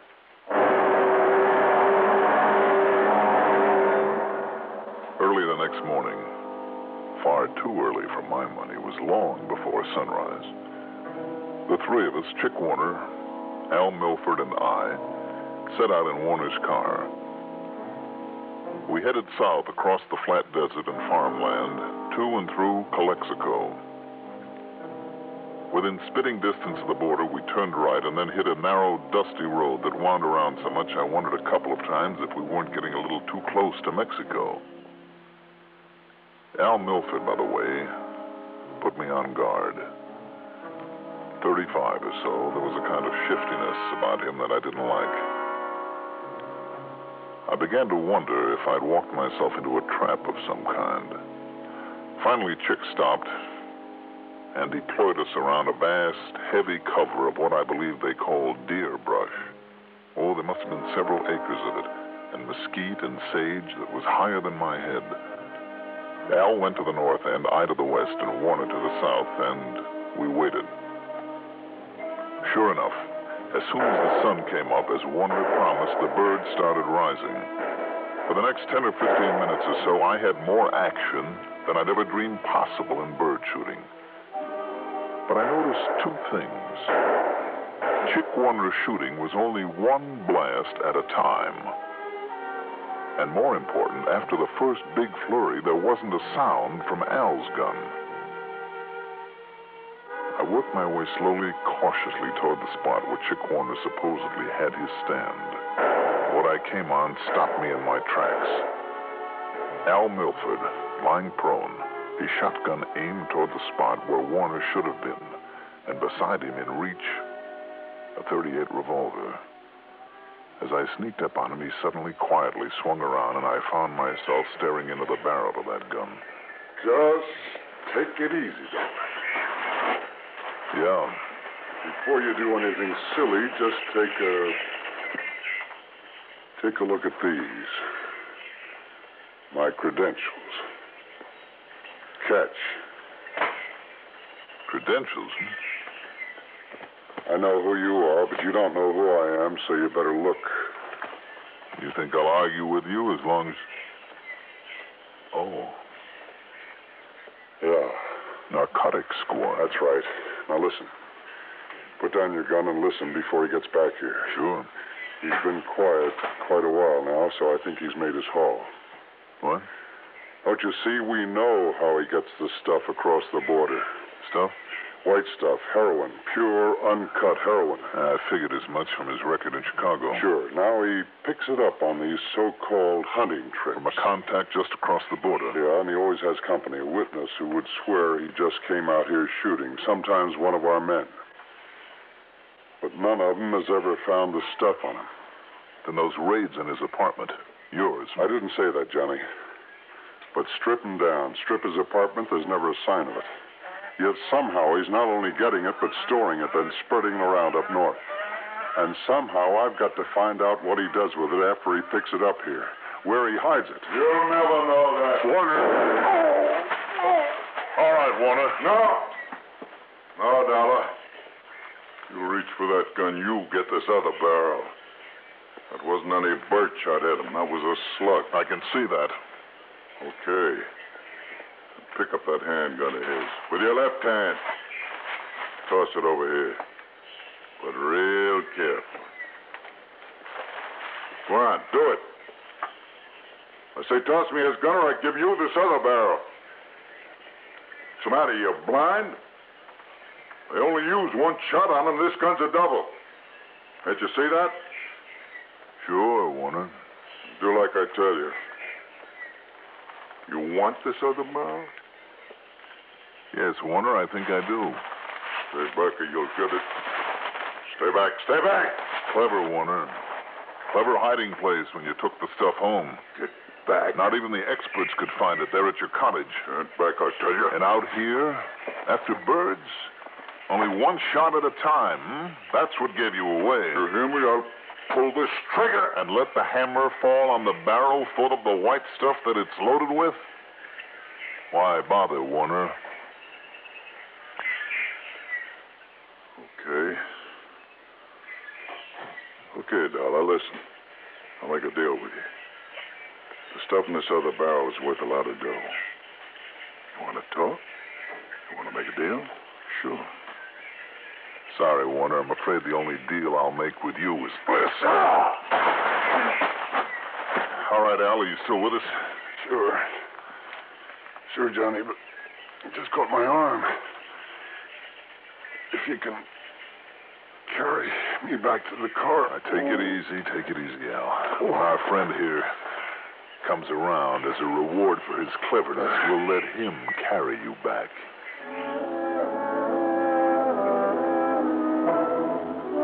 That one shotgun barrel loaded with heroin?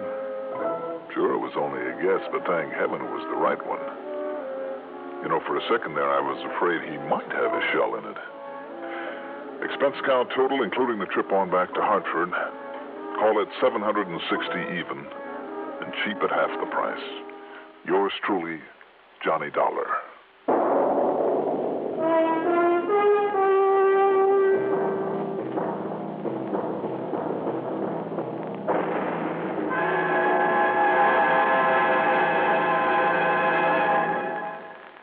Now, here is our star to tell you about next week's story.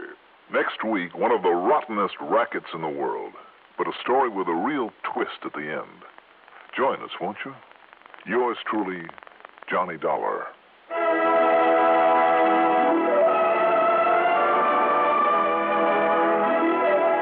Yours truly, Johnny Dollar, is written by Jack Johnstone, produced and directed by Bruno Zerato Jr., musical supervision by Ethel Huber. Johnny Dollar is played by Mandel Kramer. Also featured in our cast were Santos Ortega as Charles Warner, Elizabeth Lawrence as Trudy, Court Benson as Phil Easterday, Carl Frank as Al Milford, and Robert Dryden as Pete. Be sure to join us next week, same time, same station, for another exciting story of Yours truly, Johnny Dollar. This is Art Hanna speaking. There are a handful of talents newly come up on the show business scene who seem to be headed straight for the big time. There's that ukulele player, a red-headed fellow named Arthur Godfrey. Then there's this crew-cut chap who calls himself Gary Moore. In Hollywood, a youngster by the name of Art Linkletter runs a show called House Party. Also on the coast, there are two youthful hopefuls called Bing Crosby and Rosemary Clooney. They're all here to entertain you on the CBS radio network each Monday through Friday. Let's run down the lineup again. Arthur Godfrey Time, Art Linkletter's House Party, The Gary Moore Radio Show, and The Bing Crosby Rosemary Clooney Show. Weekdays, you'll find them all right here. Crosby and Clooney every weekday on the CBS Radio Network. This is Kelly Maddox, Executive Secretary of the Citizens Traffic Commission, with another safe driving tip. As a motorist, do you give the proper signals for turns and stops? Always before you slow down, turn, change lanes, or stop, make sure that other motorists know in advance what you plan to do. Use either hand or mechanized turn signals. As a precautionary measure, use both. Give signals distinctly by extending your arm well out of the car window. Your hand pointing to the ground means slow or stop. Your hand extended straight out means a left turn, and your hand pointing upward means a right turn. If you use mechanical signals, check them often to make sure that they are functioning okay. And check your brake or stop lights, and if bulbs are burned out, replace them immediately. The Citizens Traffic Commission reminds you that the best way to tell a good driver from a bad one is to watch if the proper signals are given. Be safe. Signal your intentions at all times. Johnny Dollar. I am thy father's spirit, What? doomed for a certain term to walk the night, Well, good for you. and for the days confined to fasting fires, How about that? till the foul crimes done in my days of nature are burnt and purged away. Bravo, Mr. Shakespeare. Now, why don't you just relax and enjoy it? I wish I could, Johnny. This is Jack Price down here in Corpus Christi. I thought I recognized those pear-shaped tones. How are you, Jackson? Fair. Why the long-winded quote from Act One of Hamlet? Tell me, Johnny, do you believe in ghosts? Are you kidding? Not a bit. Because a lot of innocent people down here in Corpus are beginning to. You are kidding. No, sir. How come? Because of a so-called psychic medium who's moved in on us. A medium? Hmm? He's been holding seances, or whatever you call them, and making with the clairvoyance bit. He's a rare one, Johnny. Now, which is it, Jack? Huh? Rare, medium, or maybe well done? Well, the act he puts on is well done, all right. Well, what's your worry about him? He's costing us money. How? Come on down here, Johnny. I'll give you the story, and you can get to work on him, okay? All right, Jackson. Why not?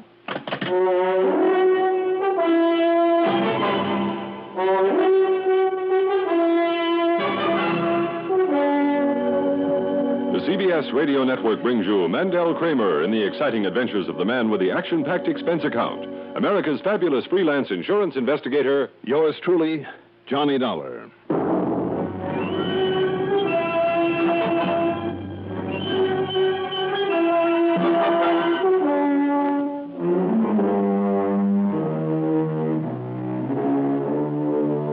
Expense account submitted by Special Investigator Johnny Dollar to Tri-Western Life Insurance Company office in Corpus Christi, Texas. Following is an account of expenses incurred during my investigation of the medium rare matter.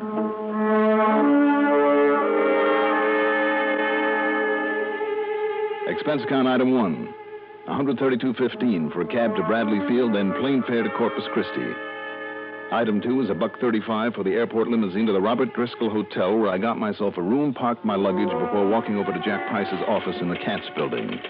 I'll bet you're tickled pink to get away from that cold New England winter weather, That's the truest thing you ever said, Jackson. How are you? Oh, fit to be tired, Johnny, on account of this so-called psychic medium. Oh? Sit down, I'll tell you all. All right. Tell me, don't the police around here kind of frown on such? This one is a phony, isn't he? Sure is. But somebody's got to prove it and put him out of business. Johnny, there are a lot of people who believe in spiritualism. But when a rank charlatan like this comes along... Well, let's face it, Jack, you find them all over. They ought to be locked up, but they're usually too smart. Now, let's have the story. Well, first off, he operates out beyond the city limits. That's why our Corpus Christi police are helpless. Yep. His name is Udi Vishnu. Vishnu? At least that's the name he uses. And you ask me, that Hindu or whatever it is accent he uses has a touch of Brooklyn in it. No? Phony. But they continue to fall for him.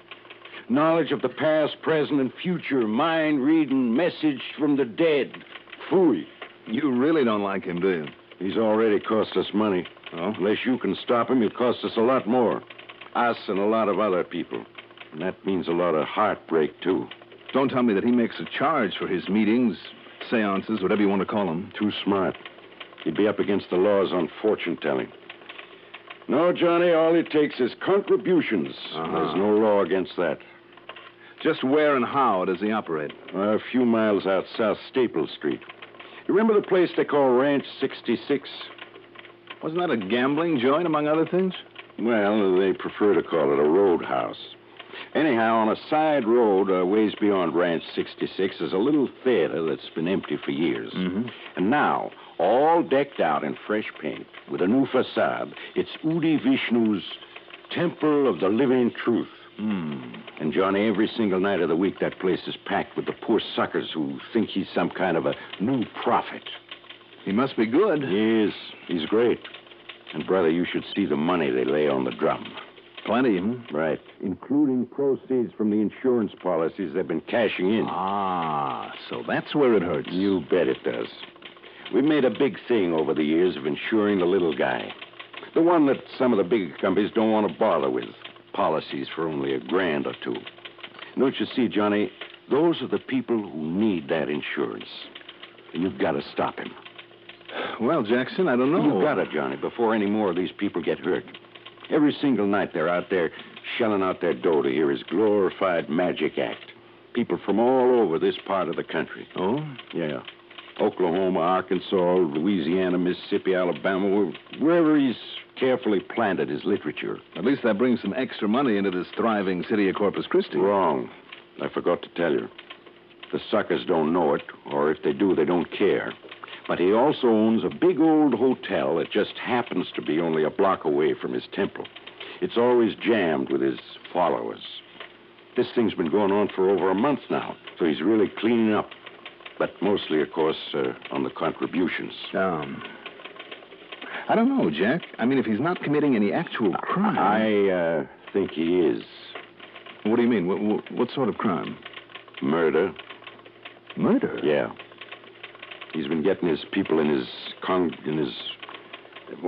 followers to name him as the beneficiary of their insurance. Not Temple, Johnny, but him. Oh? Yeah, and listen. Go ahead. In the last 2 weeks, for no apparent reason, and remember that. Yep. 2 of our clients, both of them in good health, but neither of them wealthy or anything like that. Yeah, go on. For no apparent reason, they've been murdered. And the murders are unsolved. And you think this Udi Vishnu did it? Now, wait. No, he's too smart. But knowing his influence over his followers and their fanaticism, the way that some of them do anything for him, and I mean anything, Johnny, even murder. Well, what do you think? You want to look into it? Looks like somebody better, doesn't it? Good. Now, just how do you plan to start your investigation of this phony mystic, this Udi Vishnu? Well, it seems to me, Jack, that it might be smart to go on out there to his temple and catch his act. That's what I thought. So here, you better have this. What's this? An admission ticket. You mean you have to have a reserved seat? Sure do. And here you are, for row H, seat number 43. Well, I thought you said there was no charge. Well, there isn't. But you have to have a ticket or you'll never get in. It's funny. And most of them are handed out there at the Temple of the Living Truth Hotel. And just to make it look good, some of the small hotels and motels on the edge of town are given a few ducats, too. I see. Anyhow, if you want to go tonight, here. Okay, Jackson. Thanks.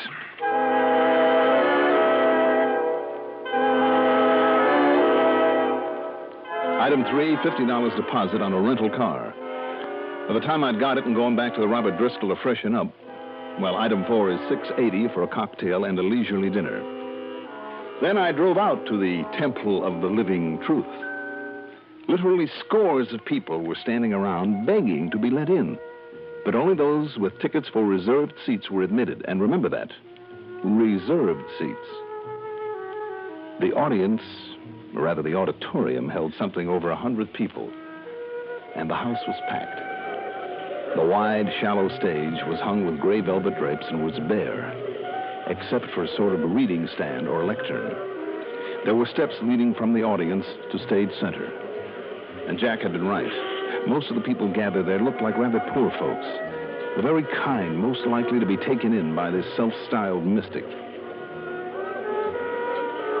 My ticket stub said the service would start at 8:30. At exactly 8:27, the lights were slowly dimmed except for a blue spotlight that shone on the lectern and on the steps that led up to it. And from somewhere came the recorded music of an organ. Low, haunting, mysterioso. The crowd grew silent. They all leaned forward expectantly. And then at 8:30 on the nose, from one side of the stage into the spotlight, glided Udi Vishnu. I'll say this for him. He cut a mighty impressive figure.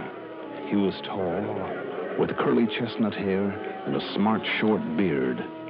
Brown eyes that were set deep in their sockets, but that almost seemed to glow in the spotlight. His face rather pale and wan, like that of someone who has suffered. He wore a long gray robe bound in the middle by a cord that looked like gold. It reached to the tips of his gold-colored sandals. His hands were those of the artist, with long, slim fingers that barely gracefully curved as he gave the sign of a blessing. He simply stood there for a moment, his eyes raised upward, as a soft, almost imperceptible sigh passed through the crowd. Then he lowered his hand, and the music died out. As he looked out over the crowd, I realized that there was something almost magnetic in that gaze of his, almost hypnotic. Believe me, whatever it was, this man had it. And do you believe? We believe.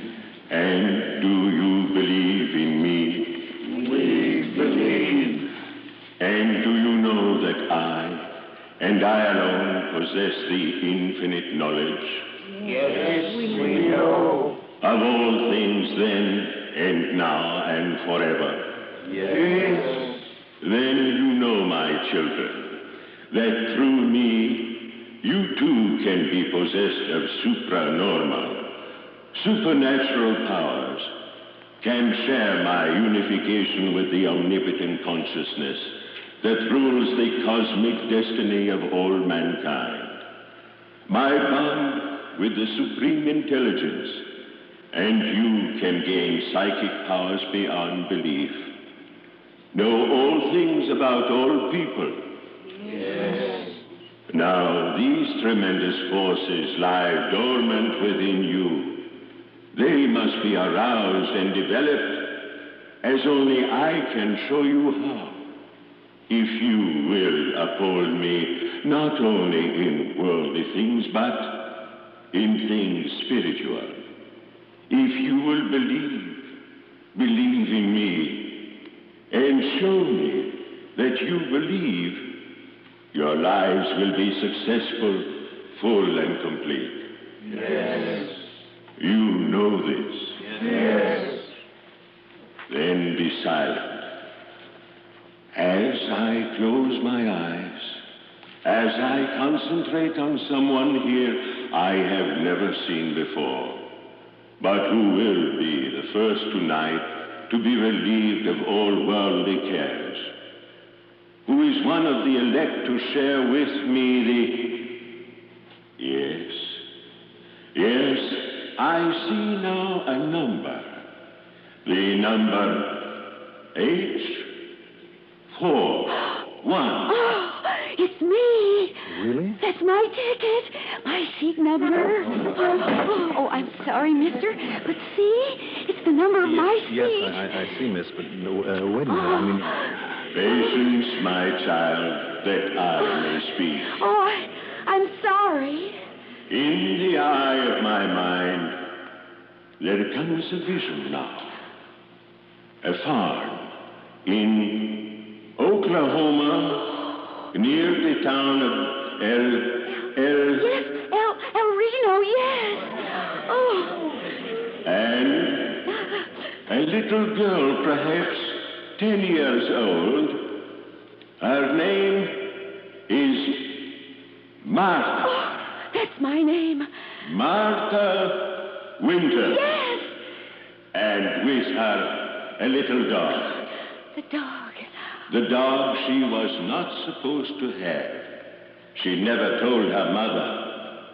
His name was Skipper. Skipper. I'd almost forgotten. Then Martha's school. And Miss Albright. My teacher. But how could he know? Yes, who alone helped Martha decide not to run away from home. It's true. And now, when she got the call to come here to see me, but she left the car, an old one. It's blue. He's right. He's right. 43U7418. That's the license number. But it's back in Oklahoma. Are you here, Martha? Yes. All you said is true. And do you believe? Yes. Do you all believe? Yes.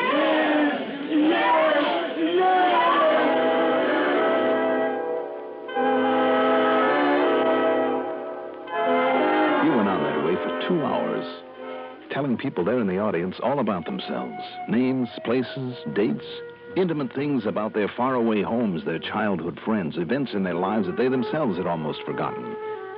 Believe me, it was impressive and very convincing. And when he promised eternal supernatural help for all those who would help him, well, brother, you should have seen the money pour into the collection baskets. After it was over, in the crowd outside, I talked with those people to find out how he had learned so much about them. But they'd only arrived that very day, that morning. And more important, not one of them had told anyone, not anyone, of the personal things that he had known.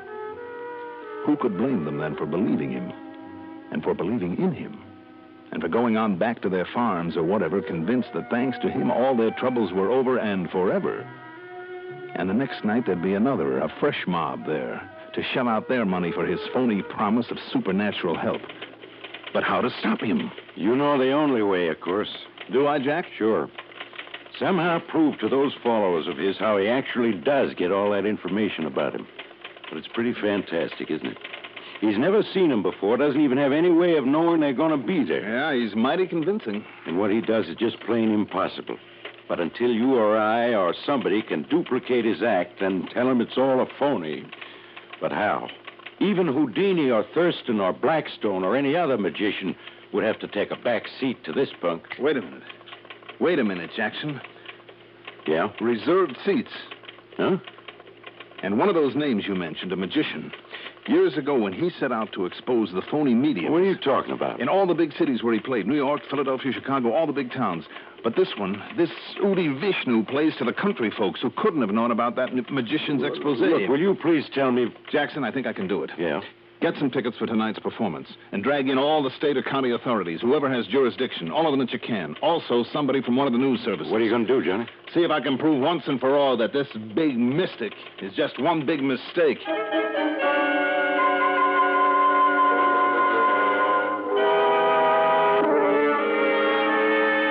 The next few hours were about the busiest I ever spent. First of all, through a contact there in Corpus Christi, whose name I had better not mention, I got the answer to the one key question in my mind. Amount of the latest monthly phone bill paid by the Temple of the Living Truth Hotel. Then, on the excuse that I wanted a reservation for the night, I paid a visit to the hotel. Needless to say, all the rooms were taken, but I sneaked a good long look at the register, and sure enough, beside the name of each guest were the two things I needed to know: home address and ticket number for the night's meeting. Only let's call it performance now. Then back in town, I ran up item 4, $121 in telephone calls. I know, a lot of calls, but very necessary ones. Then, I don't know where and how Jackson got the tickets, but he did. And there in the audience with us were 6 or 7 state and county cops, out of uniform and looking fresh off the farm, and 2 reporters from the National News Services. Again, the house was full. Again, the dim lights and organ music. Again, the opening preliminaries. Do you believe? We believe. And do you believe in me? We believe. And do you know knowledge? Yes, we know. Of things then and now and forever? Yes, yes, yes. Then when he had him in the mood, and again I say it was pretty impressive, then he began his demonstration. He was every bit as good as he'd been the night before, and by the end of an hour he had them with him all the way. Finally came the break that I'd been waiting for when he called out one of the numbers on the list that I had compiled. And I see another number in the eye of my mind. Number L13. Hey, that's me. It's my seat number. Then listen, my brother, while I tell you of the wondrous things I know through the psychic powers that have been granted me. Yes. That have made you one of the elect. No, let me tell him. What's this? Hey, Johnny, what's here? Throw him out. Wait. Be silent, my children. And who are you, my brother? I was here last night. Don't you see you've inspired in me the same powers that you have? The same powers? Listen to me. Listen to me. Seat number L13. Have you ever seen me before? No, I haven't. Wait, my children. Of course you haven't, nor have I ever seen you before, but that doesn't keep me from knowing all about you. Please. About the same kind of trickery that this Udi Vishnu has been using on you. Do not listen to him. Number L13. Your name is Martin Mefford. You came from Cotton Valley, Louisiana, car license number CFU 160. You're a plumber's helper, right? Yes. Oh, no. He has to give. Please do not listen to this man. Mr. Mefford, you walk with a limp because you broke your leg when you were 6 years old when Tommy Parkins shoved you out of a tree. That's true. Do not listen to this Your man. teacher in the first grade, Miss Brewster, she promised you a book if you'd stop chewing your nails. Is that a fact? Yes.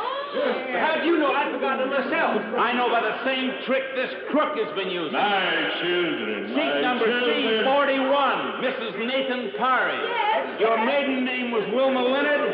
You were born in Asherton. You ran away to Austin when you were 14, and a little secret in your life. Well, listen, and I'll tell you. No. Stop this man. Stop him. Stop him.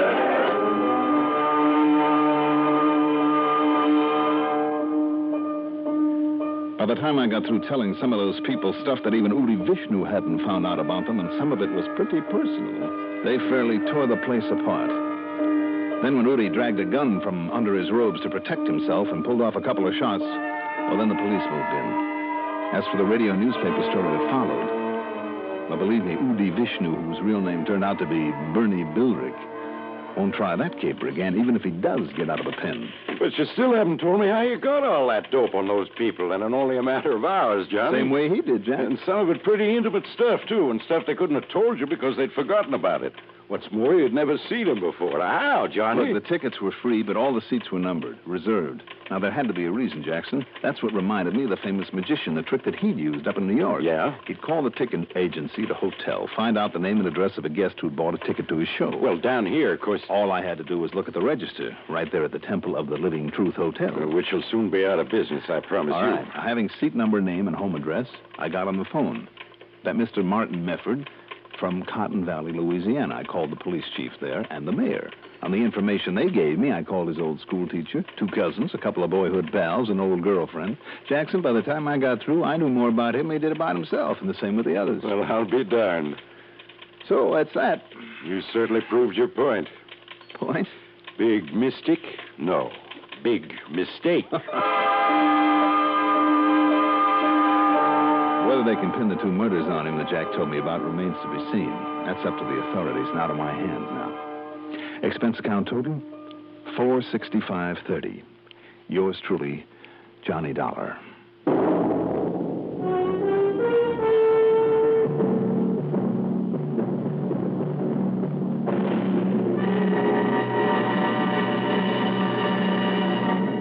Now, here is our star to tell you about next week's story. Next week, a nice, quiet little town in South Jersey that doesn't stay that way for long. Join us, won't you? Yours truly, Johnny Dollar. Yours truly, Johnny Dollar, is written by Jack Johnstone, produced and directed by Bruno Zerato Jr., music supervision by Ethel Huber. Johnny Dollar is played by Mandel Kramer.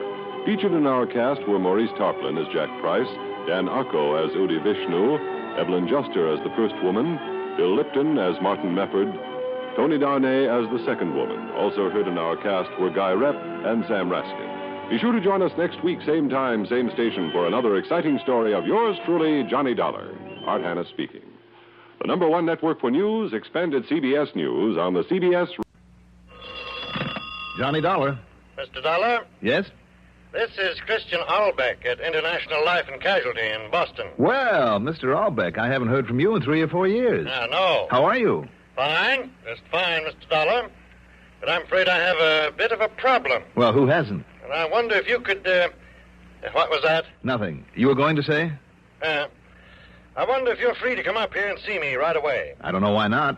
As long as you're willing to pay my expense account and commission, and maybe a little extra fee in addition. Well, that remains to be seen. Of course, there is a $250,000 policy involved. Say no more. I'm on my way.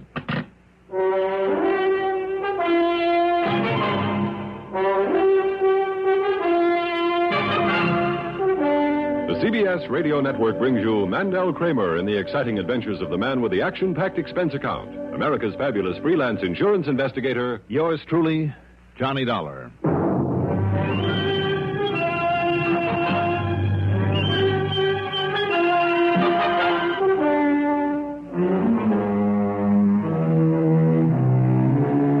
Expense account submitted by Special Investigator Johnny Dollar to the International Life and Casualty Insurance Company, Home Office, Boston, Massachusetts. Following is an account of expenses incurred during my investigation of the 3-for-1 matter.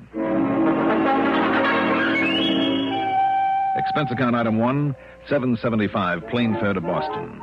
Item 2, $2.25 for a cab to International's office in the little building at the corner of Tremont and Boylston, across from the Touraine Hotel. Come to think of it, it's not too far from station WEEI that carries the broadcast reports on these cases. Christian Albeck is in his late 40s, tall, blond, lantern-jawed. His casual manner and rather bland expression belie a sharp, keenly analytical mind. I've always had the feeling that he might always be just one jump ahead of me. Sit down, won't you, Mr. Dollar? Thank you, Chris. Only, why the mister? Well, after all, you are in Boston, you know. Cigarette? Thank you. Yeah, it's fairly noon. I take it you come up here by plane. Mm-hmm. With an ulterior motive. I figured if I got here in time for lunch, I might persuade you to foot the bill over at the old Union Oyster House. Well, why not? Afterwards, we can pick up a rental car for you. Oh? Yes. See, it'll be necessary for you to run up to Center Harbor in New Hampshire. Up there at Lake Winnipesaukee again? Yes, where you handled a case for us once before. Great. Huh? Well, it's pickerel, perch, smallmouth bass. Only why didn't you tell me that on the phone, Chris, so I could have brought along some fishing tackle? This time of year? Oh, that's right. I kind of lost my head. Now, why don't we go on over to the Oyster House, and while you're gorging yourself on seafood, I can tell you what this is all about. Fine.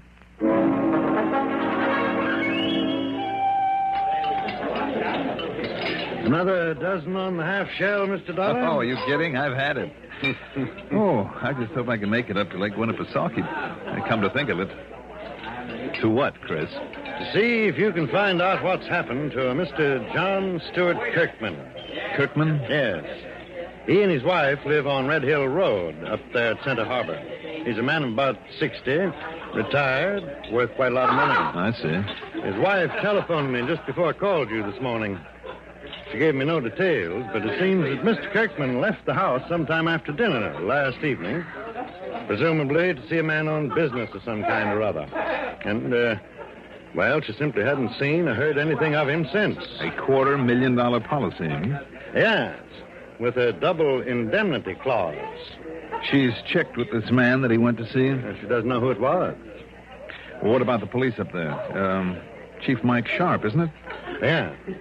I talked to him this morning, too. He'll give you all the details, and he's happy you're on the case. Well, he thinks a lot of you, Johnny, Mr. Dollar, and he promises complete cooperation. Well, good. Incidentally, now, Yeah? Well? Now, Nothing. Well, you see what you think when you get up there. What I think about what, Chris? Forget it. No, wait a minute. You've got an idea maybe about someone who might have helped Mr. Kirkman disappear? I didn't say that. Now, don't start that again. Again? That other case up there, Winnipesaukee. If you'd told me your suspicions right at the beginning, it would have saved me a lot of trouble and your company a lot of expense. Yeah, but if I'd been wrong... But you were absolutely right. Yeah, quite possible that I'm wrong this time. Who do you suspect, Chris, of wanting to get him out of the way? Well, then, who is the beneficiary of this policy that he holds? His wife, Mona. $250,000, Yeah. Or maybe double that. But I'm thinking of, well, 3 people, Dollar, who might, and I use the word might, now mind you. Go on. Who are they? Well, it's Charles B. Hockaway. Who's he?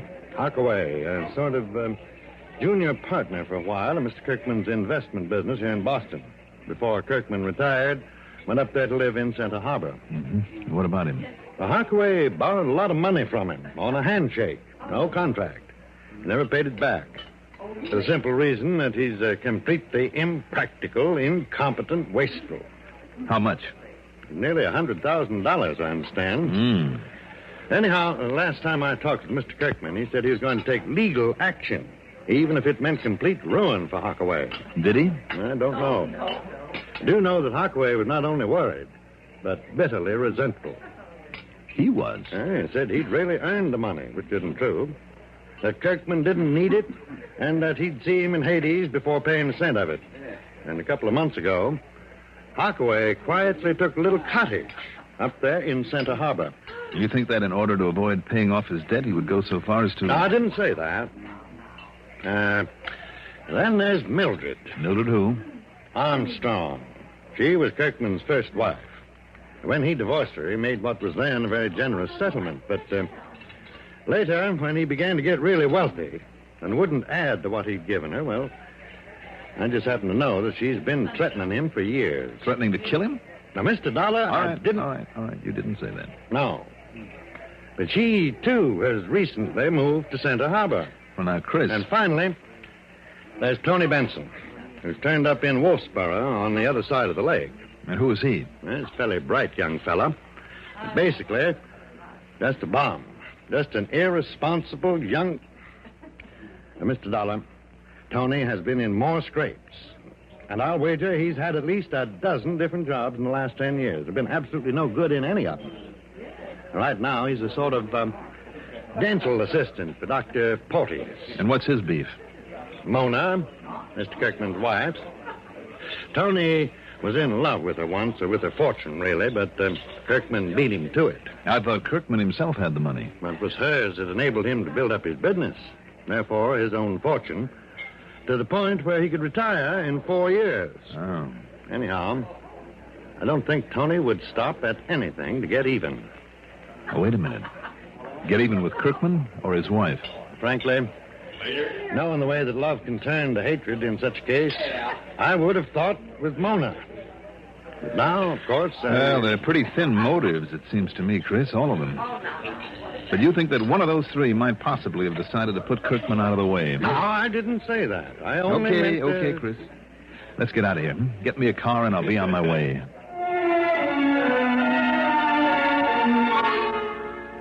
Item 3, $50 deposit on a rental car. By the time I'd covered the 125 miles or so to Center Harbor, it was late afternoon. Police Chief Mike Sharp was out of his little office, so I left a note on the door, went over and checked in at the Garnet Inn. I wondered which of the people that Chris had mentioned I should contact first. If, that is, anything actually had happened to Mr. Kirkman. Yes, come in. Well, howdy, Mr. Dollar. Chief Sharp, nice to see you. I thought maybe it was you who'd moved in here, and I saw that rental car out front. Here I am. About that Mr. John Stewart Kirkman, the man you come up here to look for? Yes. Might have saved yourself trouble, Mr. Dollar. Just found him myself. Oh, well, good. Found his body, rather. Mr. Kirkman's dead. Stone dead.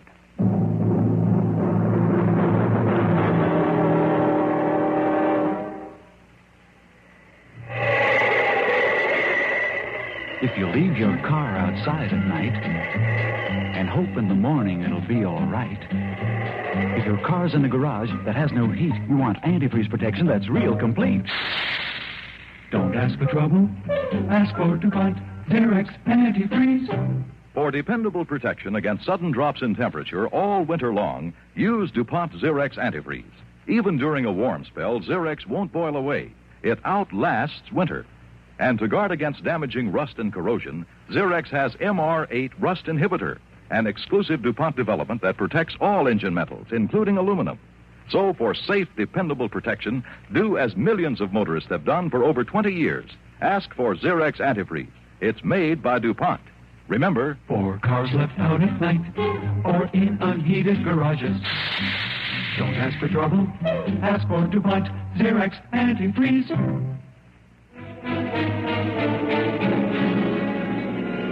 Now, just take it easy, Mr. Dollar. Coming to that curve up ahead there. Right, Chief. Yeah, that is, unless you want the same thing to happen as happened to Mr. Kirkman. Maybe you better stop along about here. Yes. I see those tire tracks out over the edge of the curve and on through the broken fence there beyond. Yeah, that's what happened to him, all right.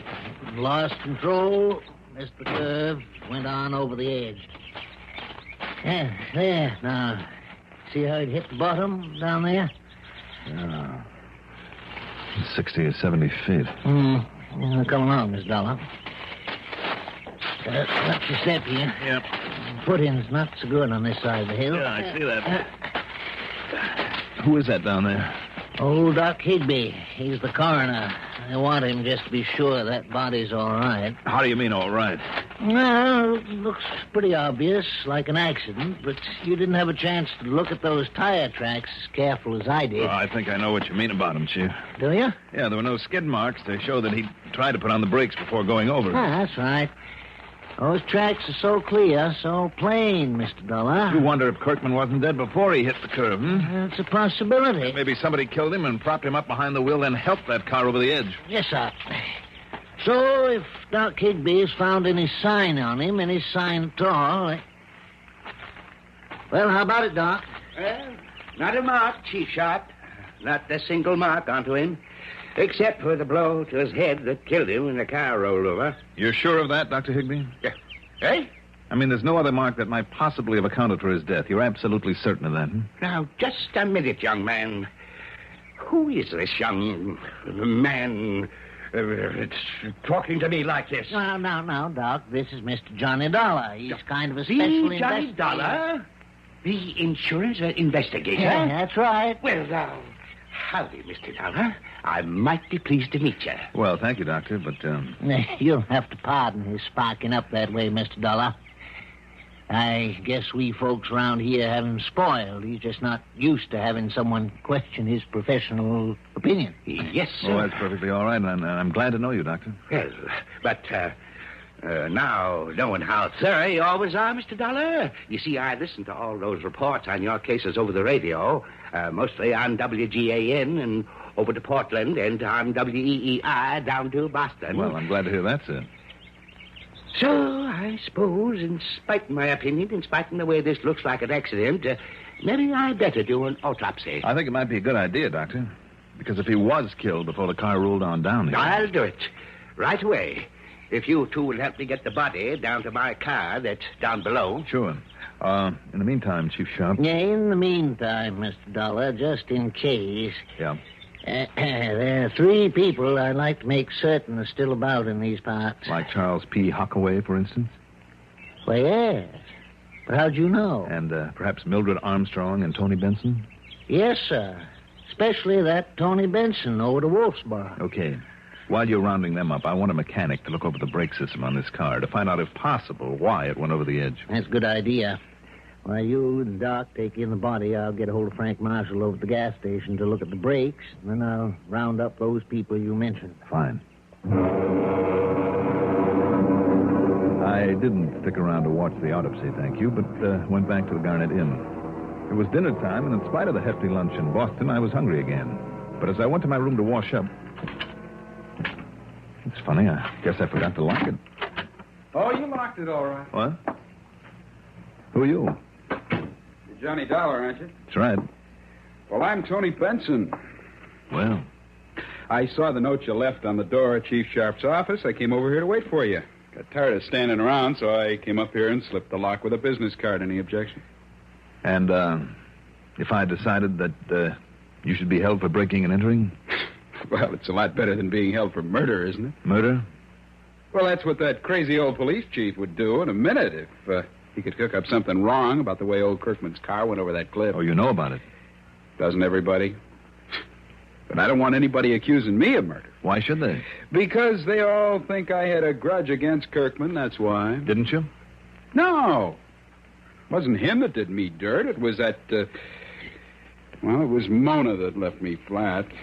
If I had a grudge against anybody, it was against her, not him. Well, if you don't believe me, ask her. Maybe I will. Anyhow, when I found out you were here, at least I knew I'd get a fair shake for a change. Tony, you said murder. What makes you think Kirkman was murdered when all the signs point to an accident out there? Well, now, listen, all I said was that old Chief Sharp would try and, well, you know, cook up something or something just because he doesn't like me. Maybe he has good reason. Yeah? Wait a minute. Johnny Dollar. My name is Mildred Armstrong, Mr. Dollar. Yes. I must see you right away. Oh, what about? You know very well what about. About John Kirkman. And I'm not the one who murdered. Had him murdered. What makes you think he's been murdered, Miss Armstrong? Well, he's dead, isn't he? Yes, he's dead, all right, but it looked like an accident. I didn't know. Then there won't be any silly suspicion of me. Well, should there be? I beg your pardon? Are you here in Center Harbor? Yes. Why? Well, then I think you'd better come on over here and see me. Now, just a minute. Or would you rather I had Chief Sharp bring you over? Very well, Mr. Dollar. I'll be over to see you. All right, now, Tony. So, maybe now you got a better suspect, huh? What do you mean by that? Well, I mean, if old Kirkman was murdered, I mean what you said to that Armstrong dame. Now, look, if you want my opinion... No, thank you. Oh, now what? Mr. Johnny Dollar? That's right. Well, I'm glad to see you here. My name is... Hi. Tony. Charlie boy, come on in. Join the party. Mr. Hockaway, is it? Oh, yes. At this point, I guess I can only say I've been expecting you. I'm afraid I don't understand. Well, you came to tell me perhaps that... That I didn't murder John Kirkman. Yes, that word seems to be getting pretty common around here. What's that? How do you know he's been murdered? Oh, I see. A little slip of the tongue, and you've immediately become suspicious. Well, don't, old man, because there's no reason to. What I meant was... you know. Now, what did you mean, Mr. Hockaway? Well, just that if there should turn out to be anything suspicious about the... Well, let's face it, Dollar. Kirkman and I were not on very good terms. Yes, so I understand. Careful, Charlie. You're sticking your neck out. But if there should be any question of murder, old man, well, needless to say, I didn't do it. That's right. I'm glad you understand. Sit down, Hockaway. Oh, surely, Mr. Dollar. Chief? Yeah, this is Miss Armstrong, Mr. Dollar. Met her on the way over after I checked with Frank Marshall about the car. Oh, won't you go on in, Miss Armstrong? Well, Miss Armstrong. As to where the other two are that I... Yeah. Where'd you find them, Mr. Dollar? Well, let's say they found me, Chief. Have you checked with Dr. Higbee? Yeah, let's shut this door a little. Sure. Well? Looks like we were wrong. Doc says it was the accident killed Mr. Kirkman, no doubt about it. So all this roundup of suspects... Chief, what did Frank Marshall say about the brakes on the car? He went over it with a fine-tooth comb, Mr. Dollar. Nothing tampered with, no loose connections, nothing wrong at all. I see. Well, only one thing. There was no fluid in the brake lines. What? You know, that copper tubing that carries the fluid. Oh? But only because of a tiny little leak, a little hole so small that even his smallest drill wouldn't fit in it. That car's pretty new. Yeah. So it must have been just a defective piece of that tubing that let fluid leak out. Wait a minute. Hold everything. Huh? Chief. Yeah? Look, go on in there and keep an eye on the suspect while I go over and take a look at that car, will you? Yeah, but I thought that you... Suspect? That's right. But who? Which one? Judging by the way they all descended on me as though to make sure I wouldn't suspect them, it could be any one of them. But you just sit tight right here and we'll see.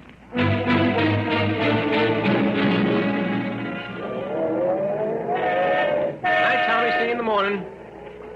Now, Yes, Frank? well, like I told Chief Sharp, Mr. Dollar, must have been an accident.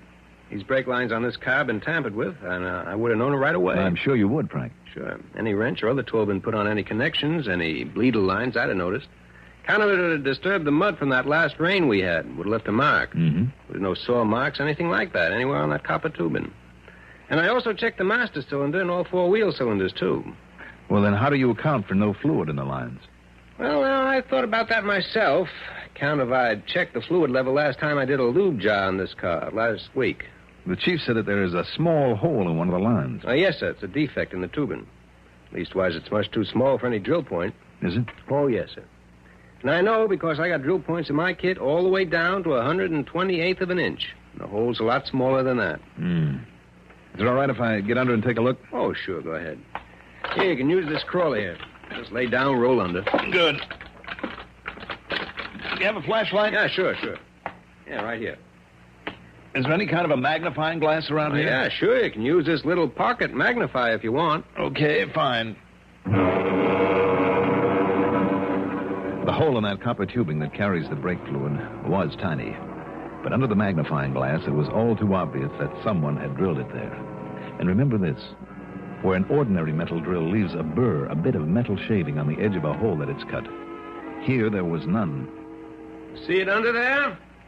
Too small for any kind of drill. Much too small. Any kind? Sorry, Frank. That's where you're wrong.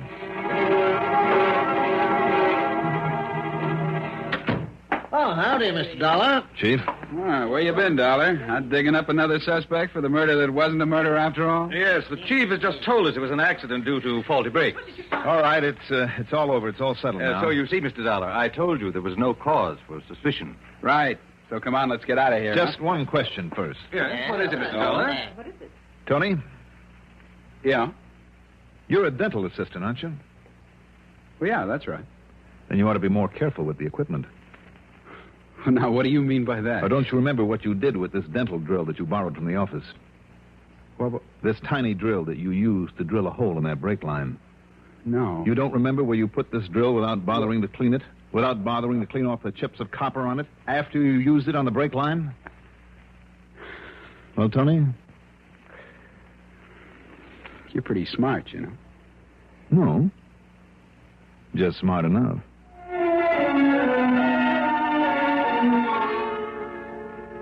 So, once again, it's up to the courts. And how about the switch on this one? I mean, the logical suspect being the logical suspect for once. Expense account total, including board and room, mileage on the rental car, and the trip back to Hartford, plus incidentals, of course, $81.50. Yours truly, Johnny Dollar.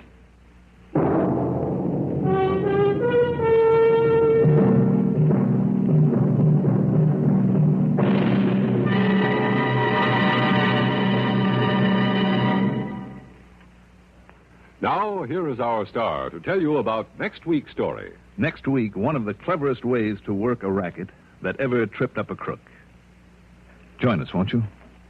Yours truly, Johnny Dollar.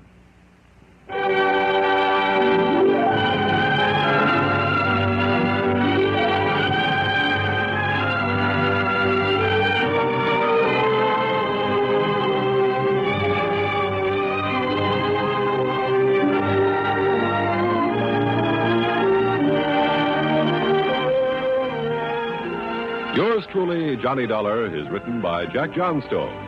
Produced and directed by Bruno Zerato Jr. Musical supervision by Ethel Huber. Johnny Dollar is played by Mandel Kramer.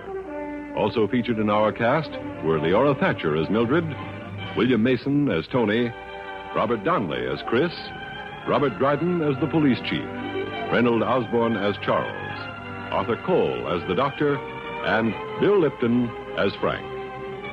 Be sure to join us next week, same time, same station, for another exciting story of Yours truly, Johnny Dollar. This is Art Hanna speaking. Durward Kirby's favorite program, The Gary Moore Show, on the CBS Radio Network. At roll 59 on your Tri-Cities dial, this is WROW Music in Albany, New York. Young man, are you gambling with your future? Going round and round in circles, waiting for a break? Well, has Lady Luck smiled on you lately?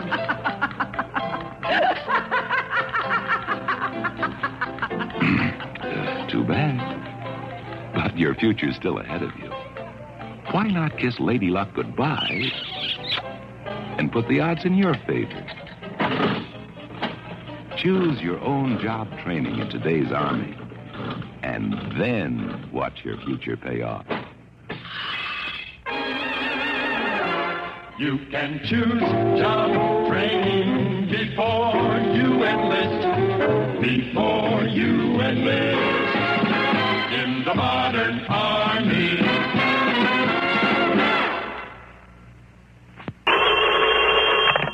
Johnny Dollar. Pat Fuller, Johnny, at Universal Adjustment Bureau. Well, hi, Pat. Pat Fuller, did you say? That's right. Well, how come? What? Well, Pat McCracken's always been my contact over there at your place, 5 or 6 years now. Haven't you heard? Pat's retired. Retired? Yeah. At his age? Well, he's only about, 50 on the nose. Been here since he was 25. So now he's off and gone with a real nice pension from the company. Son of a gun. Well, I always did know I was in the wrong end of this business. You want a job as a company man? Come on over. Who knows? Maybe you can live long enough to earn a nice soft pension, too. If that is, you'll do the same thing he did that I'm doing. What do you mean? Well, instead of keeping your own hours, traveling around all over the country all the time, new places, new faces, lots of excitement, well, you'd have to be tied down to a desk 9 to 5, day after day, month after month, year after year. Yeah. But think of the advantages.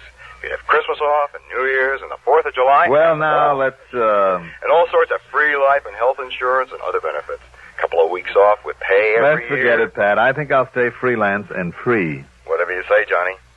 Anyhow, with McCracken gone, I've taken over. Well, what's on your mind? And I hope it's something that'll get me really away for a change. Don't ask for it. Before this thing's over, you may find yourself having to cover the whole country, from stem to stern. Oh, it sounds intriguing. What is this thing? One of the oldest and simplest rackets that ever hit the insurance business, but one of the hardest to catch up with. Tell me all. Why don't you come on over here? I will. All right, I'm on my way.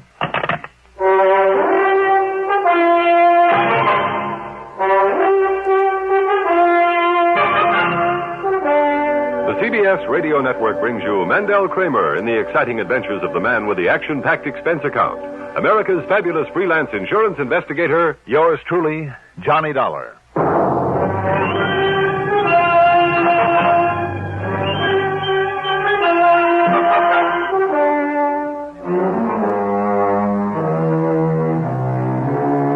Expense account submitted by Special Investigator Johnny Dollar to the Universal Adjustment Bureau, Home Office, Hartford, Connecticut.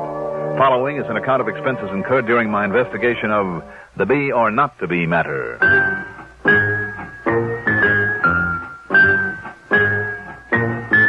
Expense account item 1, $1.20 for a cab to Universal Adjustment Bureau down on the square. Pat Fuller was about 40, I'd say, and in spite of his easy, casual manner, it was obvious he didn't miss a trick. Very much like his predecessor, Pat McCracken. Wow, glad to see you, Johnny. How are you, Pat? Fine. Sit down. Let me tell you all about it. Okay. Cigarette? Thanks. Now, as you know, Johnny, here at Universal Adjustment, we handle claims for a list of insurance companies as long as you're on. I know. And all over the country, every state in the union. Uh-huh. But only the sizable claims. The little ones for a few hundred, a few $1,000s, well, it's cheaper for the companies to handle them, to pay them off themselves. Sure. However, they're all required to inform us about them, even if they involve only pennies. I see. But unless there's something unusual about those small settlement reports, they're simply glanced at and then filed away. Well, now I take it you've run across something unusual. I sure have. You see them here? 13 reports and claims paid out by 13 different companies. The smallest for $250. The largest, thanks to an impulsive darn fool hotel manager, is for over $4,000. You said for one of the oldest rackets in the business. False injury. Ah. Like the one I busted out on the coast a while back, where some old wino was carefully run down, his leg broken, then the insurance split with him. Something like that. These reported injuries were all the results of falls. Sounds like the hotel or department store caper, then. It is. Hotel. Yeah. Couple goes to a nice hotel, registers just for one night. The man carefully explains to the clerk that they have important business in some other town the following day. Sure. Just before checkup time, they casually walk across the lobby. Mm-hmm. And she suddenly trips on the edge of a rug or slips on the polished floor, lets out a yell of I pain. know the rest. He yells for the manager, hauls her up to the room. By the time the manager gets there, she's putting on the agony act, and they threaten to sue the pants off the hotel and raise a big stink. Right. They usually demand around $100,000. Threaten to call in some local lawyer they just happen to know. Yes. And the manager, all excited and hoping to avoid a lot of adverse publicity, as well as a lawsuit, has them sign a release. Pays them something in cash, whatever they can talk them into, and they're on their merry way. Pat, why don't these hotel managers ever learn to hold on to people like that and make them undergo a medical examination? Oh, this pair's clever, Johnny. In more ways than one. How do you mean? Well, the woman usually slips on a spot of oil or grease. Who's to prove that they put it there themselves? After all, nobody's watching them every second, simply because nobody knows who they are and what they're up to. Yeah, I see what you mean. But Pat... Also, Johnny, in every one of these cases, some doctor has been called in, made a quick examination, and confirmed the fact that there was an injury. And insisted that they stay around for a while? No. Like I said, they've already established the fact that they have to be in some other city on business. Thousands of dollars at stake. That if they're made to stick around, then they'll really sue. Yeah. 13 in a row, you say? All over the country, and all within less than 4 months. Doggone it, Pat. If there really is an injury in each case, at least enough to fool a doctor. I know. That's puzzled me, too. Well, it doesn't sound like the same couple, then, does it? But it is. I'm sure of it now. Why? Well, Johnny, you know as well as I do that most crooks develop a sort of pattern, whether they themselves realize it or not. Well, you know that some of them set a pattern deliberately, leave a regular trademark just to show off. Right. Or just to make the cops look silly. Exactly. Now, they haven't used the same names each time. Oh, no, of course not. But what they have done... Now, what about their descriptions? Is it covered in these reports? Oh, yes.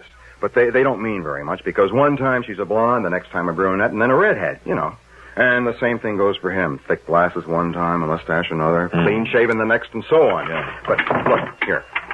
I have a picture of them. Oh? How'd you get this? Photographer in a hotel lobby in Chicago, taking pictures of a model, showing off some clothes. They happen to be in the background. You see? There they are. Yeah. Oh, fine. This will be of help. Even if they fool around with a disguise or two. But now to get back to this pattern that you mentioned. Really the show-off element, as you call it. Yeah. The home address they give when they register. Fictitious one? I don't know, but it's always the same. What is it? 21st Street and Fairmount Avenue. Where? Philadelphia, PA. Well, if it isn't fictitious, it might give us... 21st and Fairmount? Yes. In Philadelphia? That's right. Oh, great. What? That's something to work on, all right. Pat, this case may be tougher than you think. Could even be dangerous. Oh? That is, if that address ever really was his. The man. Why, Johnny? What is it? A not too exclusive little place known as Eastern Penitentiary.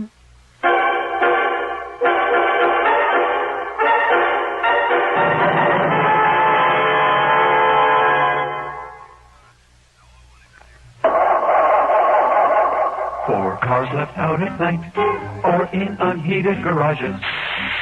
Don't ask for trouble. Ask for DuPont Xerox antifreeze. Wintertime is trouble time for many of us who leave our cars out at night or in unheated garages. So don't ask for trouble. Ask for DuPont Xerox antifreeze. Xerox outlasts winter. It protects your car against sudden drops in temperature all winter long. It won't boil away even during a warm spell. And Xerox has an exclusive rust inhibitor, MR8, that protects all engine metals, including aluminum, against rust and corrosion. So, for safe, dependable protection, do as millions of motorists have done for over 20 years. Ask for Xerox antifreeze. It's made by DuPont. Remember, for cars left out at night or in unheated garages. Don't ask for trouble. Ask for DuPont Xerox antifreeze.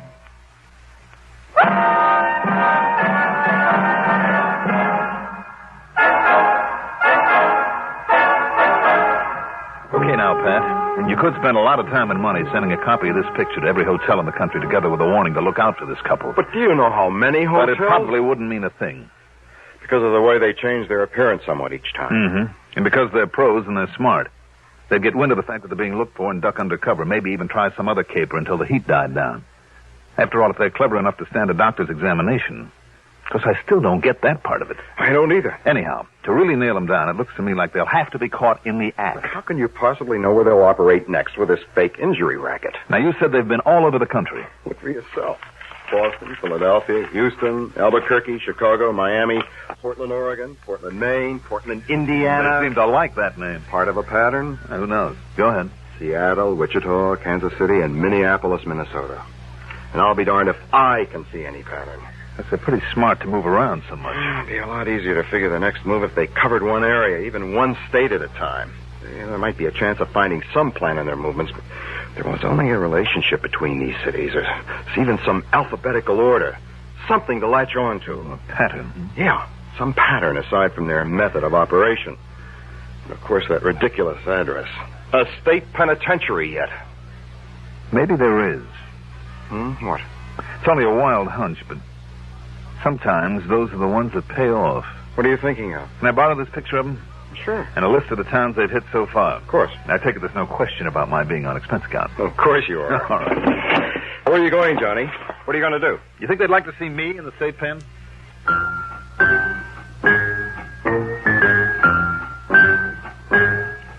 Expense account item 2. 2410 for a cab to Bradley Field, a plane to the city of brotherly love, and then the cab to 21st Street and Fairmount Avenue, Eastern Penitentiary. One of the assistant wardens was all cooperation, and after studying his records for a few minutes, he came up with some highly valuable information. Yes, Mr. Dollar, it's Harry Bain, all right. There's no question of it. Harry Bain? Finished out his term for burglary only a little over a year ago. Burglary? Yeah, and I must confess, I'm not at all surprised that he's operating again. Also, I'm not surprised that he's changed his type of operation. Why do you say that, Warden? He's a very clever criminal. If for no other reason than that he was able to escape conviction for so long. He had an arrest record a mile long, you know. No, I didn't know. Yes, all over the country. Chicago to Houston to Seattle to Miami, all over. I see. But they could never convict him. Because always, before he'd pull a job, he'd enlist the services of some local mouthpiece. Go on. Yeah, he'd have an alibi rigged before he made a move. It was only by actually catching him in the act, with the goods in his possession, that they were able to nail him down here in Pennsylvania. In other words, what you're saying to me is that I'd better catch him and that female partner, catch him in the act. Yes. But are you sure that he and his partner have pulled all these fake injury jobs? You're thinking of a doctor's opinion each time that there really was some injury to the woman. A really sprained ankle or a busted knee or whatever. Yeah, of course. After all, recovery from something like that some 13 times in only 4 months. I know. It bugs me, too. Unless you can definitely prove there's no actual injury after one of her falls, and regardless of a doctor's opinion, mind you. In other words, Mr. Dollar... In other words, Warden, the first thing I have to do is find out where they're going to pull their little stunt next and be there when they do. Yes. All right, then. Maybe that's where you can help me. How? You have a list of all the cities where this Harry Bain operated before you got him? Yeah, right here. Boston, Houston, Portland... No, wait, just 1 minute now. Just let me check your list against this list of mine. All right, now, go ahead. Okay. Boston, Houston, Portland, Oregon. Check. Portland, Maine. Right. Portland, Indiana. Right. Miami. Wait a minute. Huh? Yeah, all right, go ahead. New Orleans. Oh? Chicago, Seattle, Wichita, Minneapolis, Albuquerque, Little Rock, Duluth. Yeah. Kansas City, and here in Philadelphia. Good. Then there is a pattern. A what, Mr. Dollar? You gave me the same 13 cities that I have on my list. All of them places where he already had a contact with a crooked lawyer from his burglary days. Oh. Also, you gave me 3 new ones. New Orleans, Little Rock, and Duluth. Towns that he hasn't hit yet with this new racket. But I'm betting that he will hit them. New Orleans, Little Rock, and Duluth. Right. And if I can be there when he tries it. Oh, excuse me. Yes? Is Mr. Johnny Dollar there, Warden? Yes, he is. Just a minute. It's for you, Mr. Dollar. Oh, thanks. Johnny Dollar. Pat Fuller, Johnny. They've done it again. Where? Little Rock, Arkansas. Good. Good. Sure is, Pat. I'm on my way. What? Where to? Well, take your choice. New Orleans or Duluth, Minnesota. What?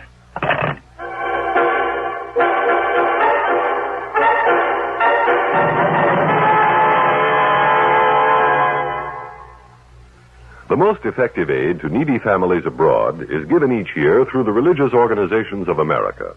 They are so efficient that a single dollar will send more than 300 pounds of food to feed hungry mouths in lands overseas. But our religious groups go much further. Besides food, they send clothing, medicine, and bedding. They help support hospitals and clinics and develop self-help projects. Keep faith with those in need abroad. Give through your faith.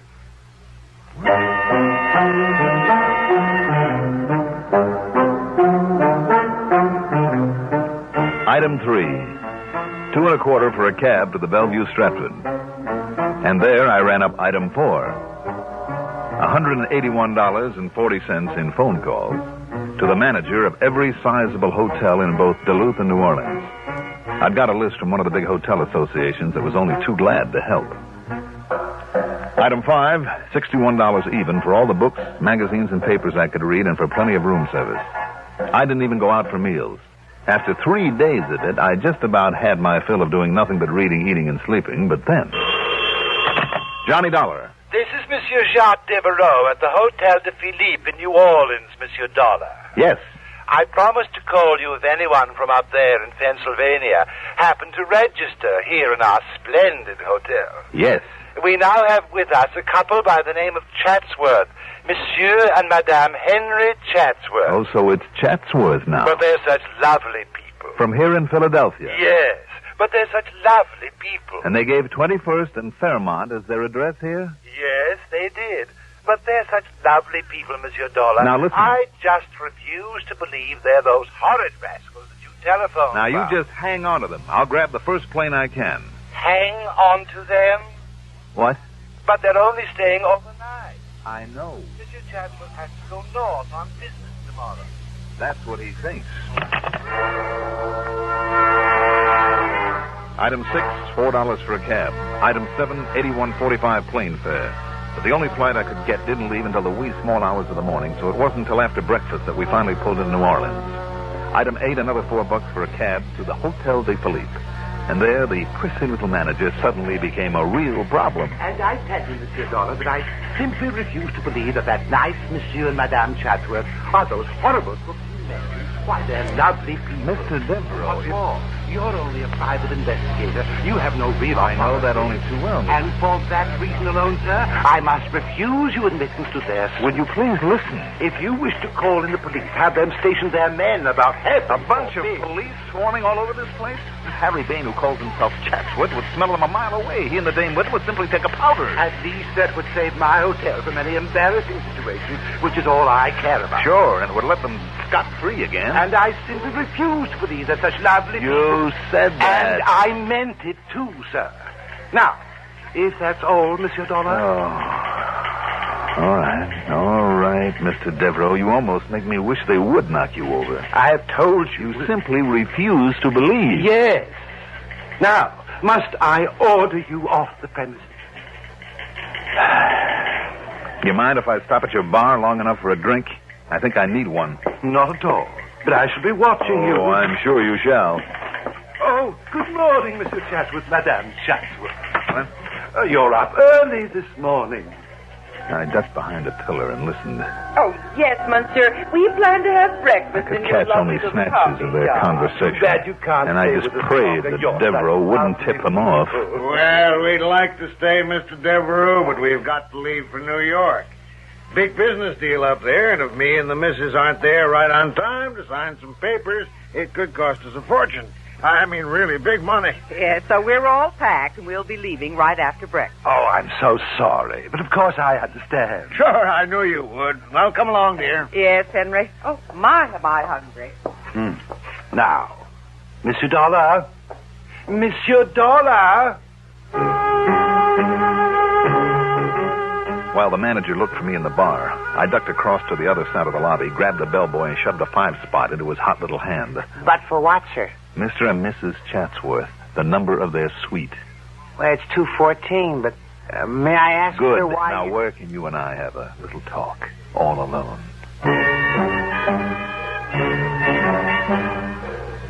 But even a 10-spot wouldn't persuade him to part with his uniform for the rest of the morning, so I'm afraid I had to use other tactics.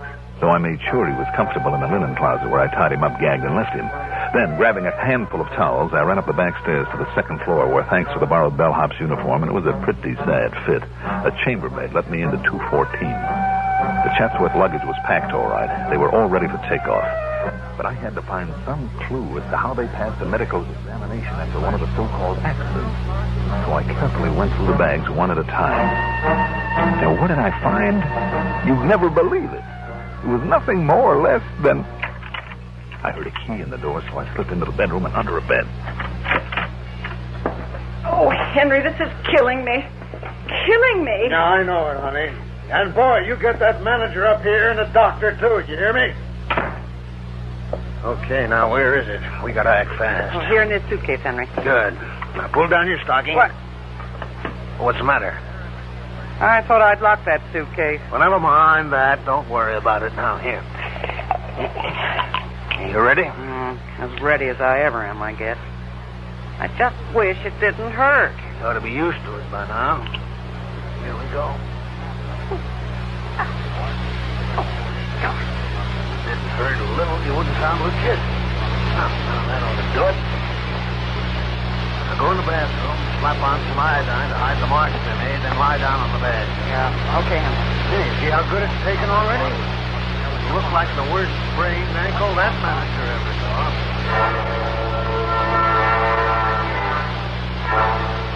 Clever. It was sheer genius. And when the manager brought a doctor, then they put on a mask and should have won an Oscar. Just one look by that doctor, and he was completely sober. But when he suggested to Bain, alias Chatsworth, that she'd stay around for a hospital care. Why, you old fool, didn't you hear what I said? If she isn't in New York with me by tonight on that business deal, it could cost us $1 million. So if you make her stay here, I'll sue you, too.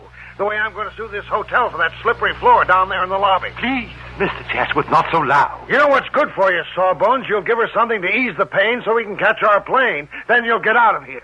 Please, Doctor, you better. And as for you, Mr. Devereux... Yes, sir. Well, I've heard plenty about cases like this, about you hotel guys being so careless with slippery floors. And I'm going to sue you for $50,000. Please, Mr. Chatsworth. Okay, you've been nice to us, so I'll make it 10 or 15,000. Oh, no. You know a lawyer by the name of Frankie Tabello? That crook. What if he is? All I care is he gets me $10,000 for this. Mr. Chatsworth. Yeah? Perhaps the injury isn't as bad as it looks. And if we pay the doctor's bill and, say, $200 or $300... What? You out of your mind? But I don't want a lawsuit or the publicity. And I'm only trying to 1,000, perhaps, in cash, immediately. Now, listen. I've got you over a barrel and you know it. So you're going to pay for this, and plenty. Now make me a decent offer. And the price they settled on? $2,000. Cash, immediately. But as Devereaux, the poor excited sucker, was about to go downstairs and get it, I crawled out from my uncomfortable spot under the bed. And you know something? Henry Bain and the woman gave up without a struggle when they found out who I was and what I was doing there. And the manager, when I pulled the little glass jar out of their suitcase and showed him how they made their phony accident look so real. Real enough to fool a doctor. Oh, believe it or not, the shock was so much for him he almost fainted. So, that was that. And the expense account total comes to $471. Wait a minute, I forgot to tell you about the trick. Their little trick for making that ankle swell up and look like the worst sprain on record. You see, that jar, the one that Bain had opened and then clapped against her ankle, contained exactly 3 nasty little yellow jackets. Bees. Yes. Clever. Yours truly, Johnny Dollar.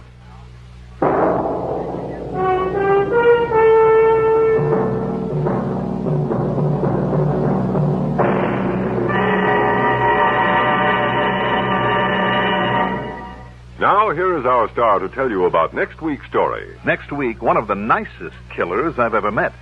Join us, won't you? Yours truly, Johnny Dollar. Your Yours truly, Johnny Dollar, is written by Jack Johnstone, produced and directed by Bruno Zerato Jr., music supervision by Ethel Huber. Johnny Dollar is played by Mandel Kramer.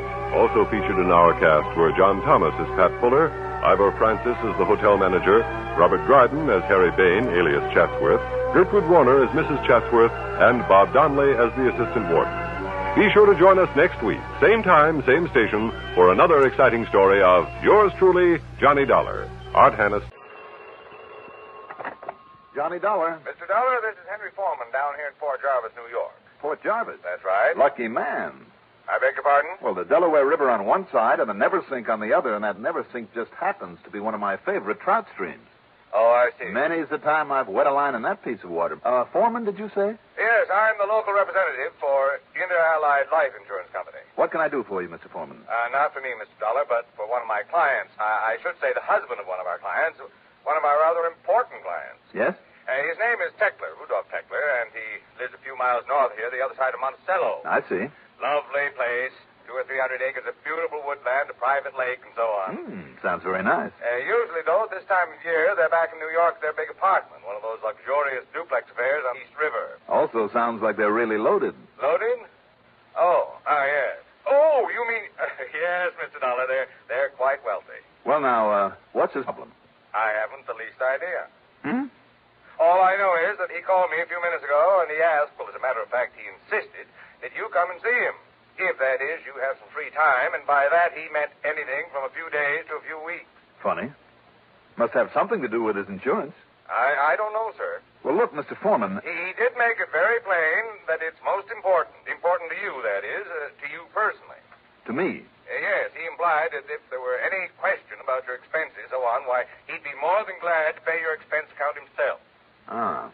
Yes. Oh, in other words, Mr. Dollar... In other words, maybe I can be a little free with the old expense account for a change. Well, now, that isn't quite what I was thinking. Well, let's pretend it was, though. Well, now, look Now, here. just relax, Mr. Foreman. I'll grab a plane or a train or something and be down there to see you. Now, Mr. I'll Dollar. see you.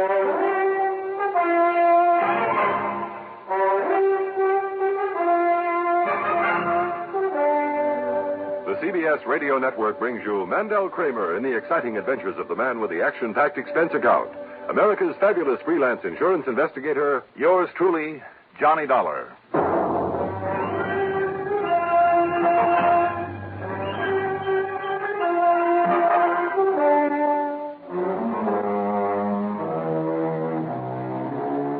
Expense account submitted by Special Investigator Johnny Dollar to the Inter-Allied Life Insurance Company office in Port Jarvis, New York.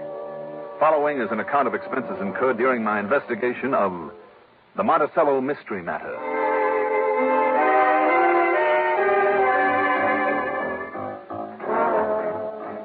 Expense account item 1, $9.10 plane fare to New York. Item 2, $50 deposit on a rental car. I picked up Route 46, then 23, and some 70-odd miles later, pulled into Port Jarvis at the point where Pennsylvania, New Jersey, and New York all come together. It's a nice little city there on the Delaware. Quite a railroad center and even better known for its glass companies. Henry Foreman's office was on Main Street, and after the usual howdy-do's, I again asked the question. Believe me, Mr. Dollar, I don't know anything more about it than I told you on the phone. But in view of this company's policy of service to its clients, service of any kind, well, I felt we must accede to his request that you be brought down here. I see. And after all, when you consider the size of Mrs. Teckler's life policy alone, the annual premiums we collect on it, and remember this too, sir. She was a client of the company's long before she married Teckler. She's the widow of the late Horace Rathbun Mellinger. Well, you know. The big steel and oil fortune. Yeah. Well, it's no wonder, then, the Tecklers are loaded. Precisely. Well, just give me their address, and I'll see what I can do about inaugurating a Share the Wealth program.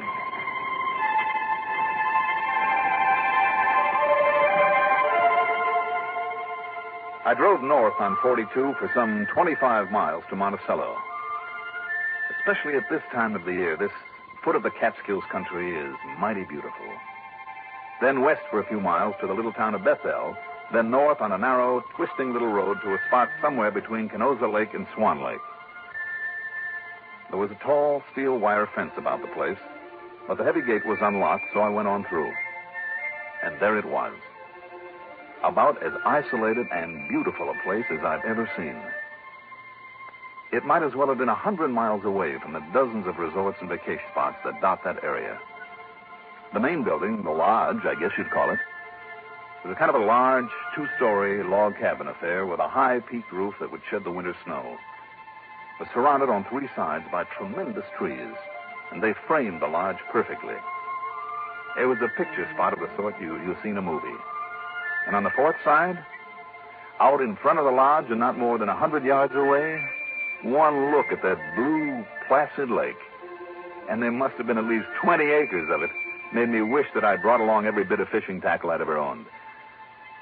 As I stood there by the side of my car, taking it all in, a pair of lunker smallmouth bass jumped clear of the water, scattering it like the proverbial pearls in the sunshine. So you like it, huh? Like it? Oh, brother, what a fisherman's heaven this is. Yes, it really is. And you must be Johnny Dollar, and I'm Rudy Tekla. And how are you? Spellbound, if you want the truth. I didn't think a place like this ever really existed. Look at that. Did you see him? I saw him. Son of a gun, Mr. Tekla. That bass just broke water out there. Must be over 3 pounds.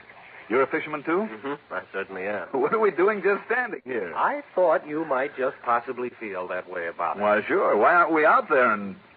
Oh, it is slightly out of season, isn't it? Well, what's the difference? Private lake on private property. If the game warden comes around, I just shoo him away. I also forgot that I'm supposed to be up here on business.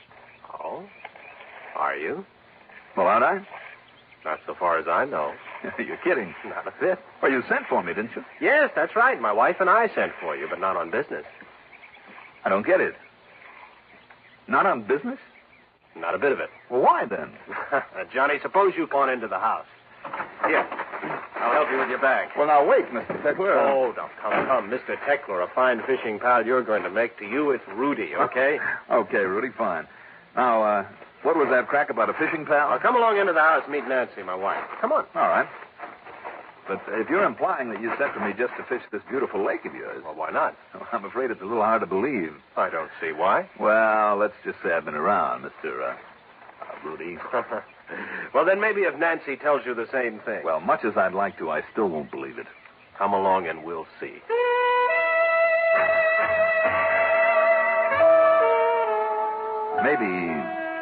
Maybe because of long years in this job of mine, I'm overly suspicious. But it all seemed just a little too good to be true. Now, I ask you, what would you think if a couple of complete strangers casually handed you the sort of chance and situation you've only dared dream about all your life? Yes, and when I met Mrs. Tekla there in the lodge, that silly little bell in the back of my head that saved my job and even my life on occasion, that warning, if you like, suddenly began to ring out loud and clear.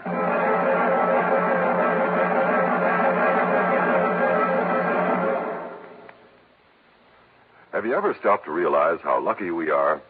When people behind the Iron Curtain turn on their radios, they hear only what their leaders want them to hear.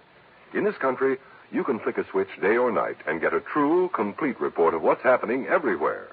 You get the news first, fastest, most accurately, and most completely when your dial is set to this CBS radio network station. Because the network is serviced by the far-flung fact-gathering facilities of expanded CBS News. Experienced CBS newsmen stationed in strategic places of the world over are on top of a story the moment it breaks. For news about local, state, national, and international affairs, even the news from out of this world, count on the frequent broadcasts of expanded CBS News. Hear CBS News every hour on the hour, every weekday.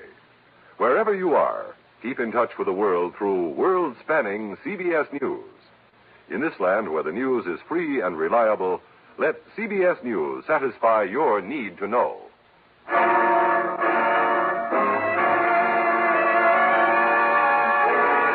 Mrs. Rudolph Tekla, beneficiary of the vast Horace Rathbone Mellinger fortune, was short, sweet, pert, and pretty.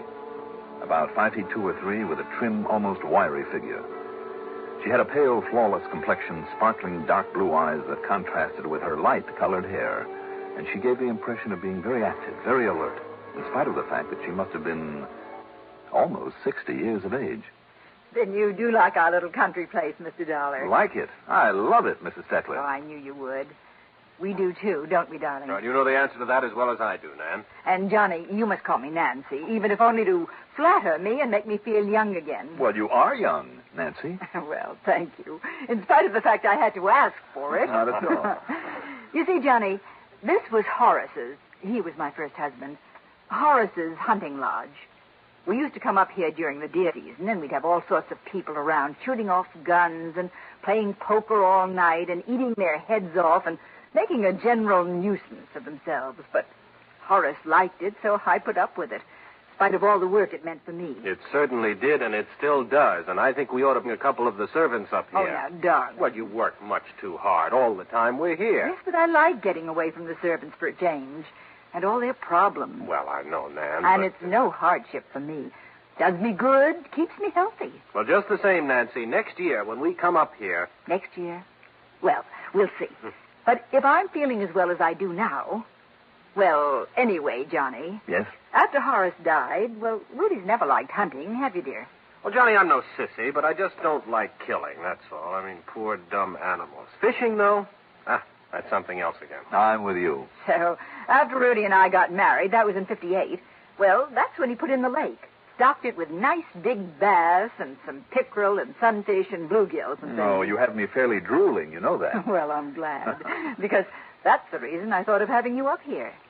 And when I suggested it to Rudy... Now, honey. Well, at first he thought I was silly. But then when he had a chance to think it over, he was just as enthusiastic about having you here as I was. Just to go fishing? Well, Johnny, I'll make a true confession. I'm an old fan of yours. Oh? I never miss those weekly radio reports you make on the cases you solve. Well, maybe I'm lucky you don't know about the ones I don't solve. I think the work you do is wonderful. And I've wanted to meet you for years. Well, I thank you, ma'am. Well, but never having any insurance problems, well, I just couldn't think of a logical excuse. And I knew you'd only be bored to death at any of the constant round of big, dull parties we have to give all winter long down in New York. And believe me, Johnny, they are dull. But they're expected in this circle that we're obliged to travel in. You know, Johnny, old friends of Horace's, so what can we do? Anyway, one Sunday night, listening to one of your radio reports, well, I suddenly realized you constantly talk about fishing. So here you are, and please stay as long as you like. Nancy, I love you dearly. Good. And by way of celebration, darling, why don't you pour us all a drink, huh? Good idea. And then while I'm fixing dinner, there'll still be about an hour of daylight. Why don't you two go out on the lake? A very good idea. And, Johnny Dollar, if you don't bring back at least a couple of 5-pounders... I promise, Nancy. Honest Injun. Short, sweet, pert, and pretty, I said. I should have added one more adjective. Smart. And that's why, in spite of her excuse for having me around, I wondered what her real reason was. But they didn't give me much time for wondering or anything else. Within half an hour, Rudy and I were out on the lake. That beautiful hunk of water so loaded with fighting bass that who could miss coming in with a limit? But we did. For no sooner had we got started across toward the far side, where there was plenty of the reeds and lily pads the big ones like to hide under. Johnny, it looks to me... Yeah, I see the place, Rudy, and if there aren't some lunkers over there, I'll eat my shirt. No, what I was thinking I still think we could have got a sackful right off the dock. But not the big ones. No, what I was thinking of is that mass of black clouds moving in on us there. You're right. Look, there's a little shop building up in the water, too. Yes, I'm afraid we're in for a sudden blow and a lot of rain. You know what that does to the fishing? Oh, darn it, especially in a shallow lake like this one. But I tell you, it's not as shallow as it looks. Oh? See, this was a kind of canyon up here in these mountains before we dammed it up, and some of the spots are nearly 20 feet deep. Maybe we'd better figure... Uh-oh. Yeah, here it comes. Boy, don't you mean here it is. Wow. Regular cloudburst. Certainly can't fish in this, can't even see where we are. I'm afraid you're right, Rudy. Well, don't you worry. We'll have plenty of time in the days ahead for all the fishing you can take. Well, that may be a bigger order than you think. Of course, if this blows over, we can come out tonight again. Sometimes the night fishing is great. I'll try anything. But as long as it keeps up like this... Oh, well, I'm sorry. So we'll go on back to the dock.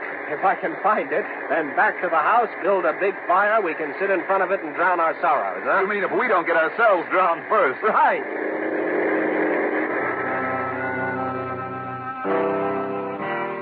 After cocktails, and plenty of them, During the delicious dinner Nancy had cooked for us, although we talked about nothing but fishing, I began to wonder again.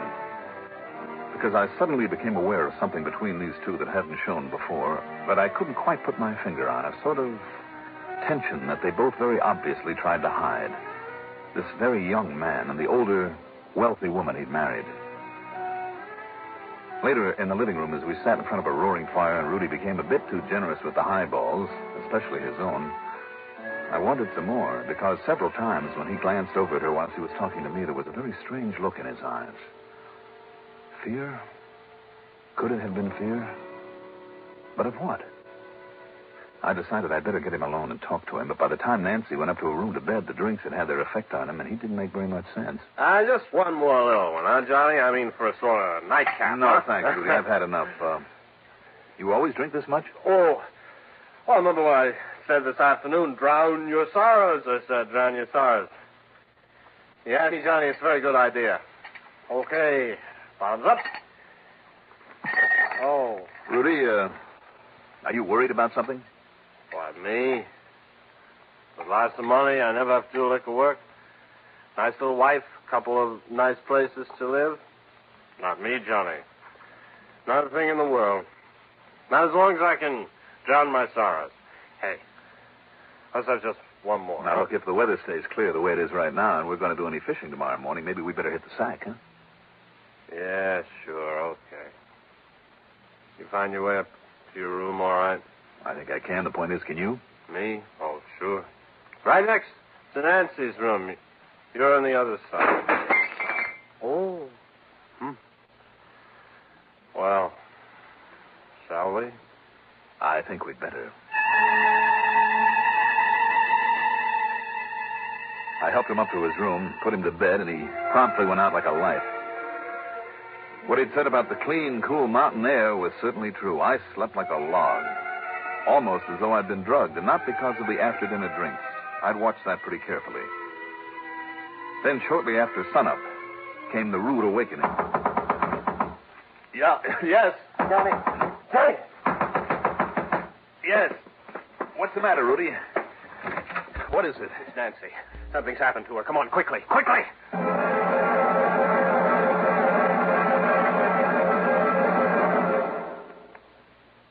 Where can you find such entertainers as Buster Davenport and his Talking Minor Bird? Where can you find Lucille and her magic ocarina, or Little Billy and his 14-piece jug band? Well, frankly, we don't know where you can find them. But one sure thing, here on the CBS Radio Network, you find the top names in show business: Arthur Godfrey, Art Linkletter, Gary Moore, Bing Crosby, and Rosemary Clooney. And you find them here every weekday morning.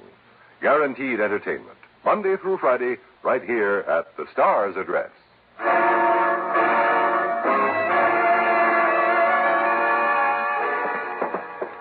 All right, what is it, Rudy? What's happened? She's gone. Nancy's gone. Something's happened to her. Look at this. Her bed's been slept in, but she isn't here. All right, now, just take it easy.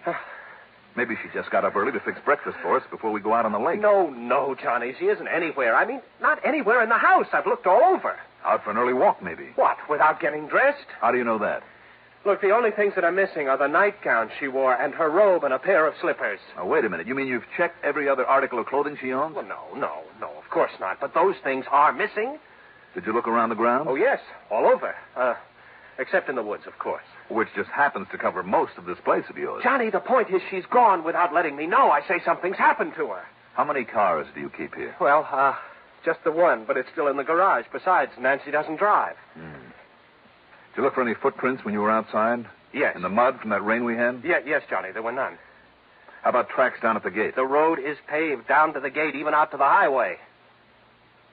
Is there any way off the property except through that gate? No, there's no other way out.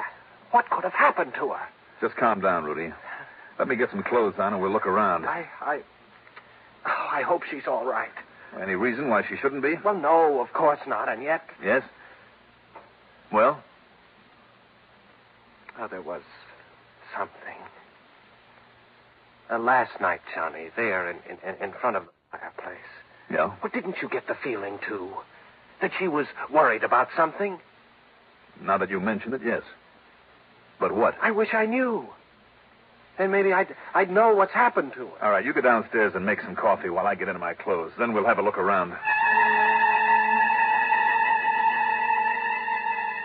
I still didn't understand all his alarm until we had to look around that place. And I mean all of it. There was no sign of her anywhere, no clue as to why or where she'd gone.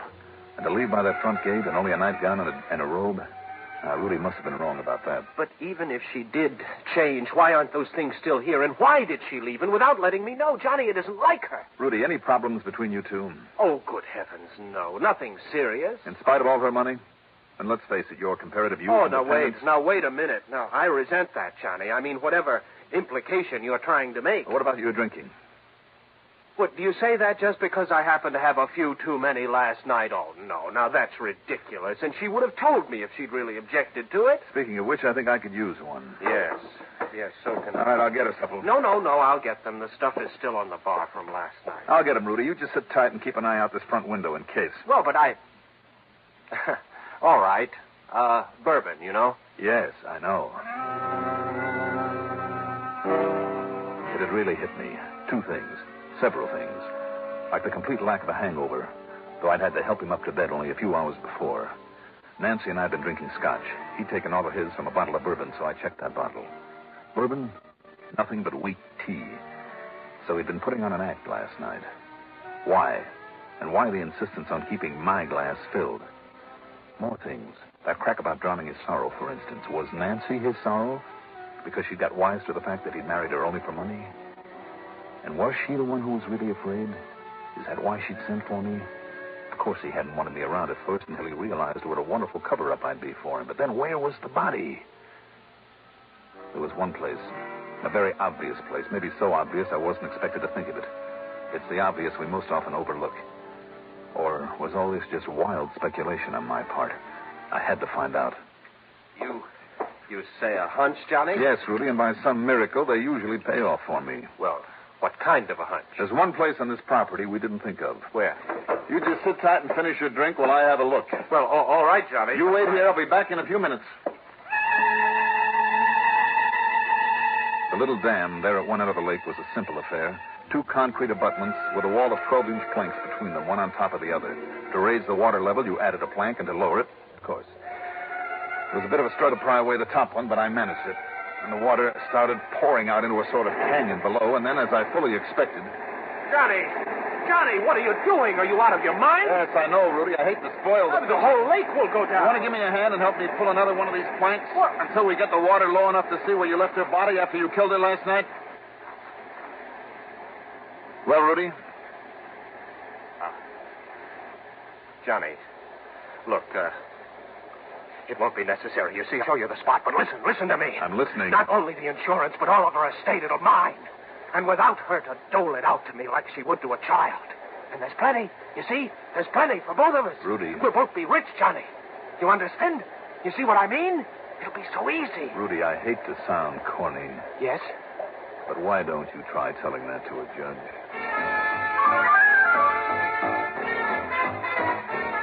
Any comments? Why bother? I hate this kind of case. But it does happen. Expense account total, including mileage on the rental car and the trip back to Hartford, $71.70. Yours truly, Johnny Dollar.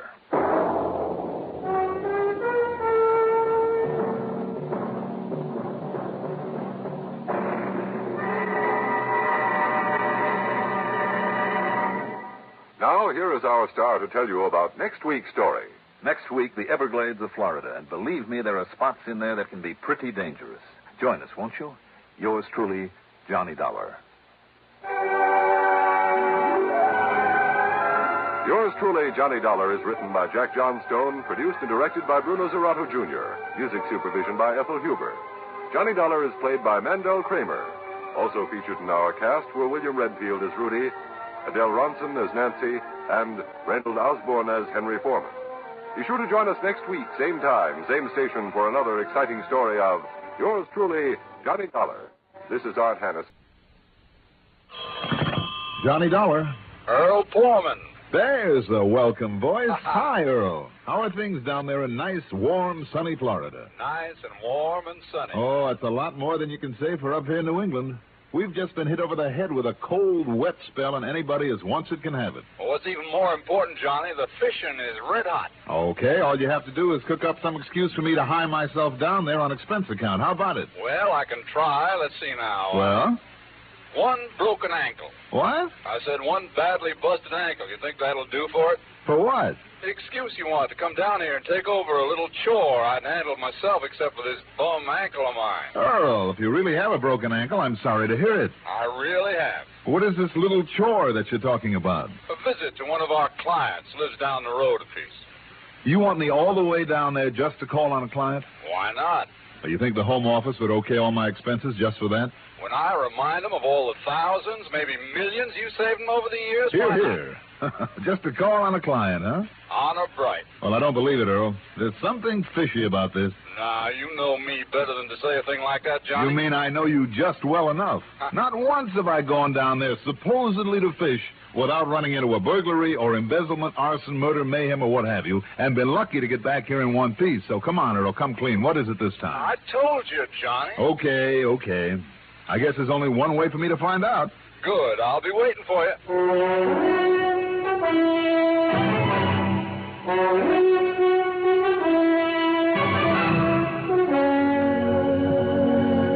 The CBS Radio Network brings you Mandel Kramer and the exciting adventures of the man with the action-packed expense account, America's fabulous freelance insurance investigator. Yours truly, Johnny Dollar.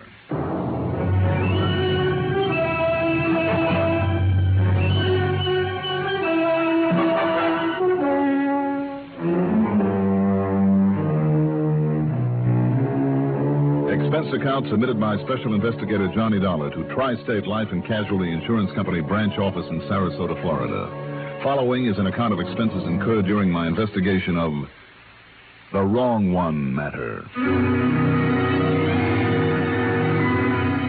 Expense account item 1, $87.70 for a cab to Bradley Field, then plane fare to New York to Tampa to Sarasota. Item 2, $3 for a taxi to the office on Main Street that Earl Pullman shares with Don Boomhauer, a prominent realtor in those parts. Earl, the lower part of his right leg in a plaster cast and a crutch under his arm, hobbled around pretty uncomfortably. Sit down, huh? Are you kidding? That's all I've been doing now for nearly 2 weeks, ever since the doc put this blasted cast on my ankle. Earl, would you like me to autograph it like the kids do? No, thanks. Seriously, Johnny, this darn thing has been driving me nearly crazy. I don't doubt it, Earl. I'm awfully sorry. Sitting around the house doing nothing day after day, and Mike having to play nursemaid to me all the time. Why, do you know this is the first day I've even been down here at the office? How is Mike? Be sure to give her my love, huh? Well, give it to her yourself. You'll be staying with us, you know. Fine. Anyhow, I suddenly got the idea that if you'd come down here and run the boat, well, we could go out in the Gulf, tie into some whoppers, and maybe it'd take my mind off this thing for a change. You know something, Earl? That is the best idea you have had in years. Yeah, well, I didn't think you'd object too strenuously. That talk about a job for me to do while I'm here was just a bluff. Not a bit of it. Yeah, help me to sit down, will you? Sure. Just take it easy now, old man. Now, don't give me that, you... Oop. All right. I got it. I got the crutch here. I'll set it right here. There we are. Now, in the corner of the desk, that letter, you see it? This one? Yeah. Mailed only yesterday. You call this a letter? On a piece of wrapping paper. Read it, Johnny, if you can. Well, I can try. Dear, W-E-R, dear Mr. P-U-R-E, Pure Man? Never mind the spelling. It means poor man. I hope so. You know, anybody who thought of you as being pure would be out of his mind, Earl. Okay. So you made a funny. No, I was absolutely serious. Okay, just forget the bad spelling and translate the best you can. All right. Dear Mr. Poor Man, if your company don't want to pay off my insurance real quick, come see me real quick. Account of my pal, B-L-E-A-K, Bleak. Blake. Johnny Waldo Blake is beneficiary. Oh. On account of my pal Blake is away... What? Gatorin. And can't help me, so you better hurry. S-I-N... signed Mr. Emmett? Emmett Dennery, the client I mentioned over the phone. Ooh, I'll say this for your Mr. Emmett Dennery. He is no mental giant. Well, he is still a client. How much of a policy, Earl? $2,000 straight life. $2,000? That's a lot of money to some people. Well, I know it is, but is it enough to justify my expenses all the way from Hartford? Well, now you know the real reason why you're here. Ah, you are a good man. Who is he, Earl? What's this letter mean? Johnny, Mr. Emmett Dennery is a client I've never even seen. All I know about him is what Pete Fisher told me. Fisher? Yeah, he held down this office before I took over. He died 2 or 3 years ago. Oh? Well, anyway, Emmett Dennery and his pal, Waldo Blake, are a couple of old crackers, live down in the swamps, down the Everglades. Mm-hmm. Apparently, they scrape out a living, trapping and killing animals and then selling the hides. Anyway, it looks like Emmett's pal is away somewhere, gatoring. That means after alligators. I thought it was illegal to kill alligators in this state. Well, sure it is. Anyhow, Emmett wants somebody to go to see him. Well, here you are, and we can justify your expense account to the company. And after you've paid your little visit to him, you and I can do some serious fishing. Okay? Earl, it sounds to me as though he's pretty scared of something. This part here. If your company don't want to pay off my insurance real quick. Only thing he needs to be scared of, Johnny, is a game warden. I'd bet on it. I wonder. Do you know where he lives? Well, here, I can show you on this map that Fisher had the foresight to pin on the policy. Here you are. You call this a map? Here. Sarasota. I'd never know it. And here's Fort Myers, so this has to be the main highway, the Tamiami Trail. Mm-hmm. And this, well, maybe it's only a wagon track right into the Everglades. And right here is where Emmett's supposed to live. Think you can find it? Well, I can try. Okay. Now, you take my car, drive me home, and then get on your way. And as soon as you get back here, if it's still daylight... Earl. Yeah? If I remember right, this Everglades country can be pretty dangerous in spots for somebody who doesn't know his way around. Oh, you make out all right. You did the time before, didn't you? Oh, sure. So, what do you got to worry about? You tell me.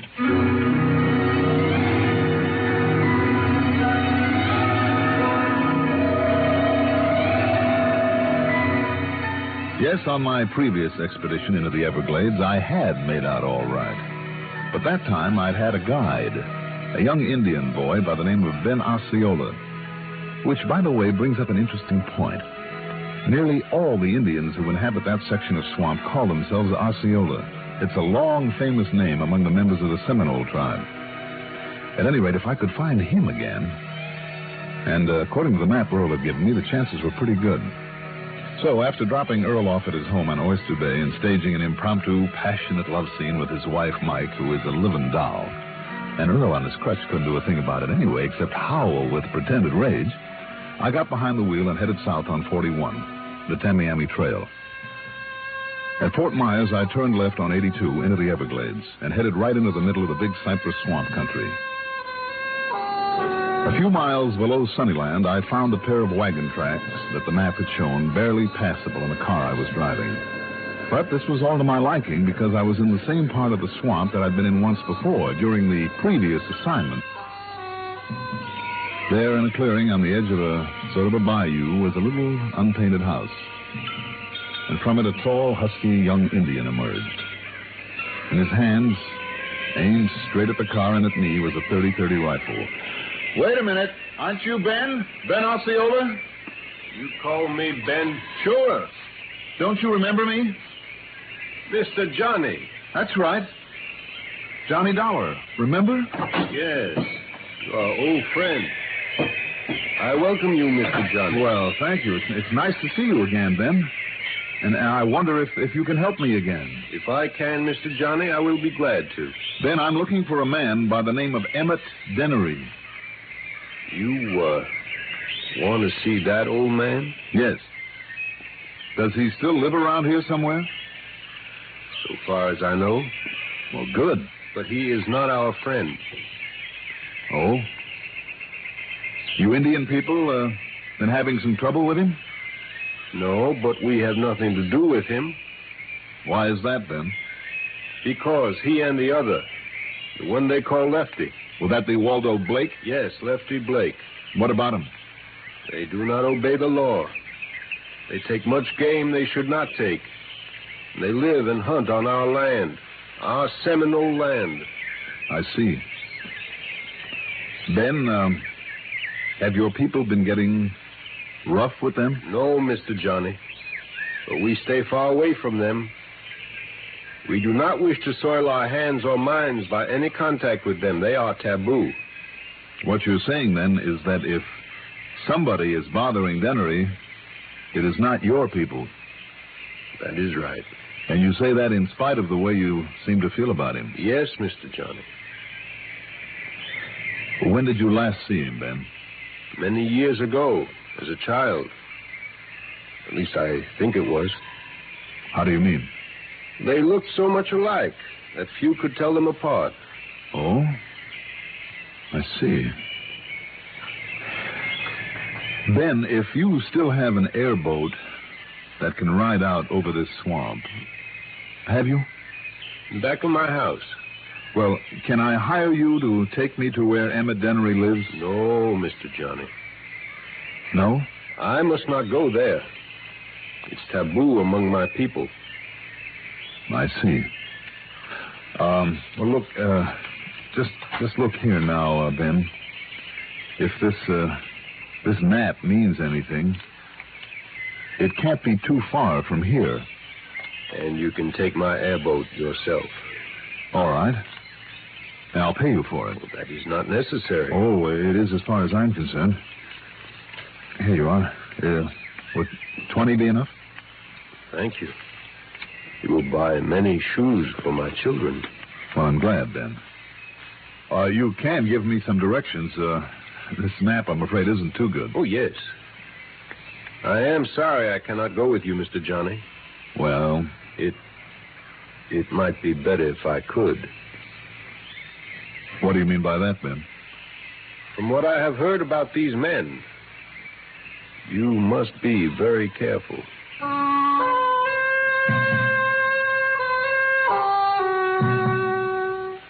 Ever ride one of those airboats? It's a flat-bottomed aluminum hull about 12 feet long, and the bow is squared off instead of coming to a point. Two precarious little seats are propped up high in the middle of it. And at the back is a motor with an airplane propeller. They're safe, all right, but tricky, if you know what I mean. Anyhow, I climbed aboard and took off.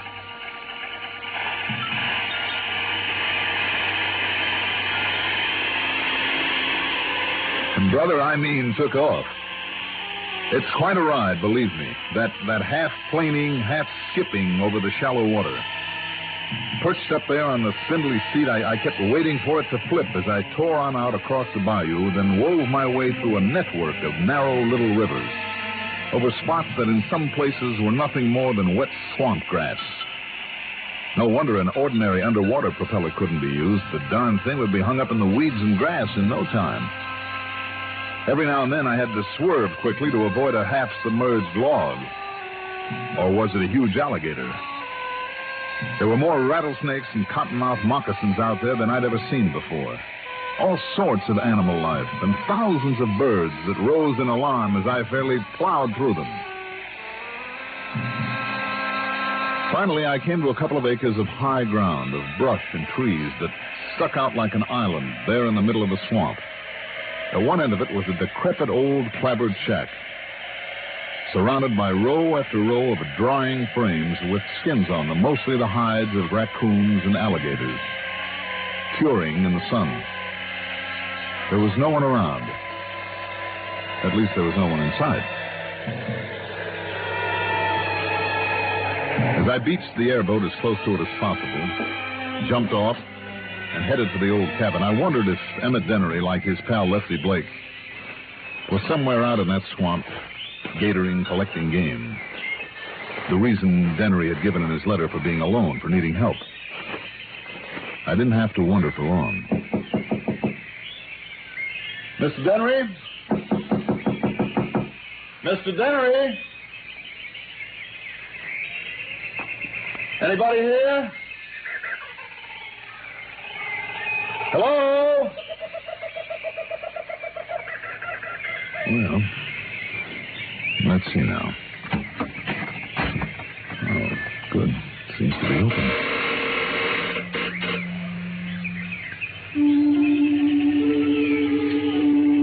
A dank, fetid odor met me as I pushed open the rickety door into the dark, windowless, one-room shack. It was almost nauseating. And after the bright sunshine outdoors, it took my eyes nearly a minute to see anything in that dark, gloomy interior. There was no covering on the floor except the dirt, of which there was plenty.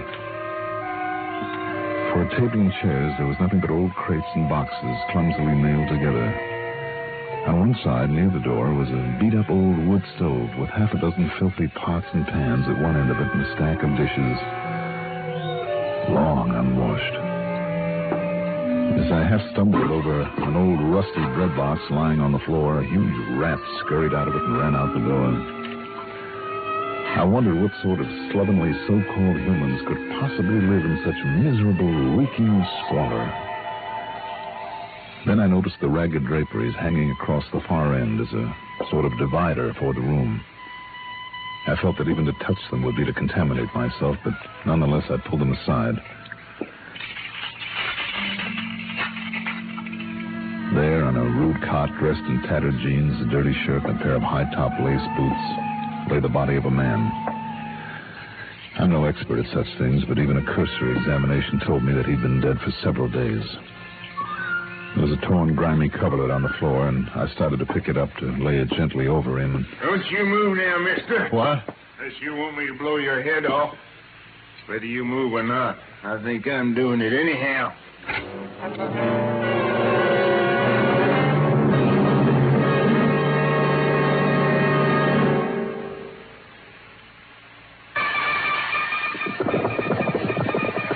Hi, sports fans. This is Pat Summerall, glad to be back with the Frost on the Pumpkin and other signs of the football season.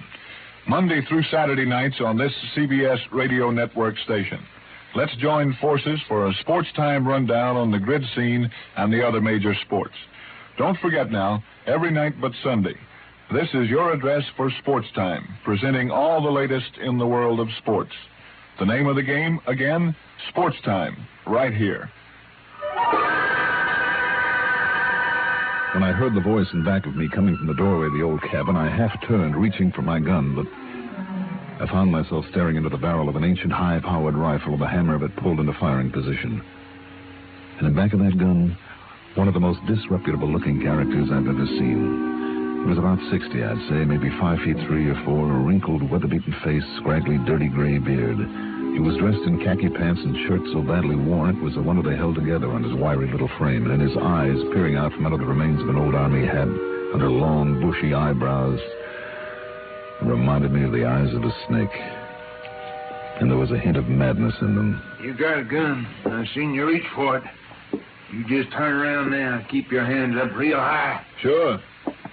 Why not? I take it now. That gun of yours. Like this. Well?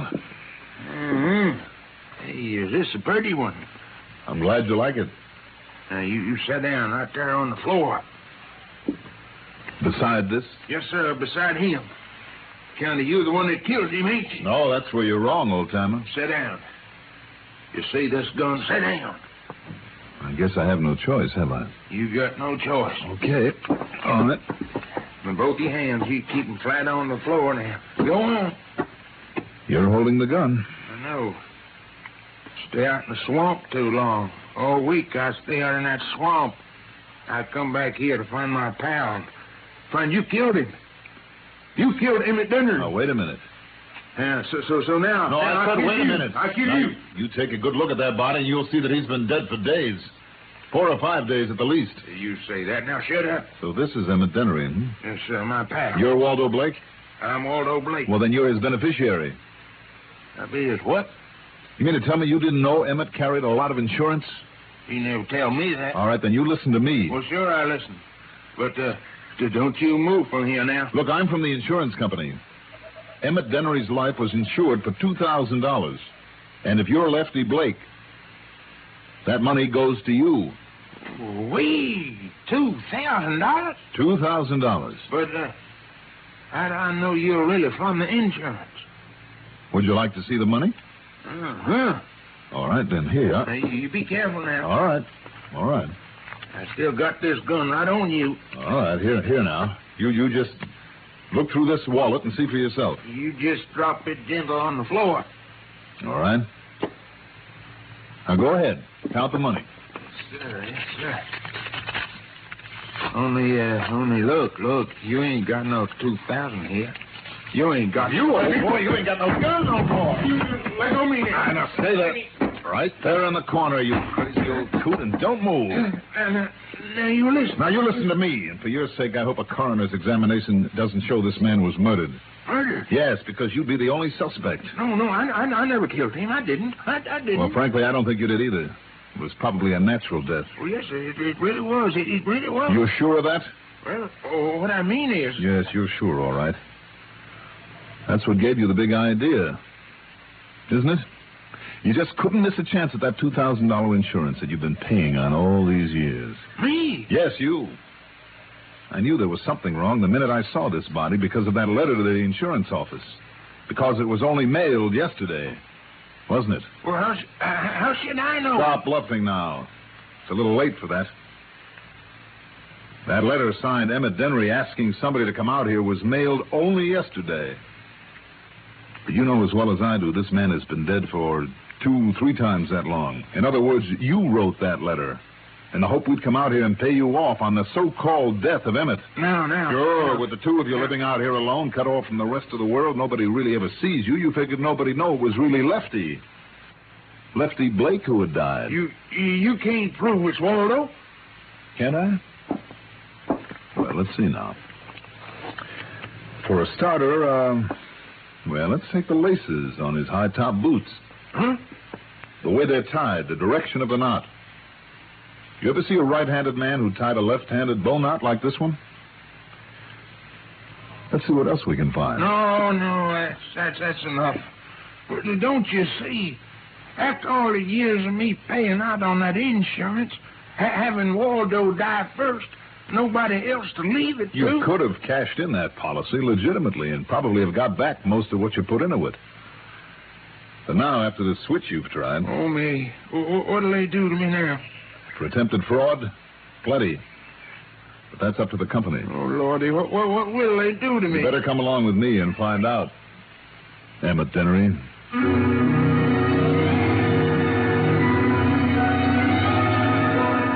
So there you are, Earl. Like I said to the old rascal, it's up to the company now. As for the total on my expense account, let's wait until I can total up the cost of all the fishing we're going to do. Okay? Yours truly, Johnny Dollar.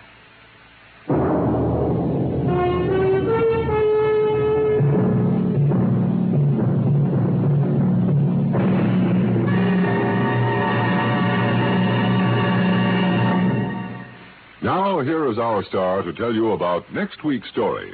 Before I do that, I'd like to extend a word of welcome to a new radio station joining the CBS radio network today. It's WNEB, Worcester, Mass., an important new link in our coast-to-coast family of CBS radio network stations.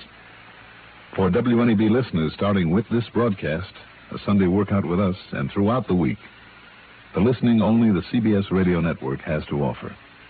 Welcome, WNEB Worcester. Next week, a fishing guide who turns out to be a guide to murder. Join us, won't you? Yours truly, Johnny Dollar.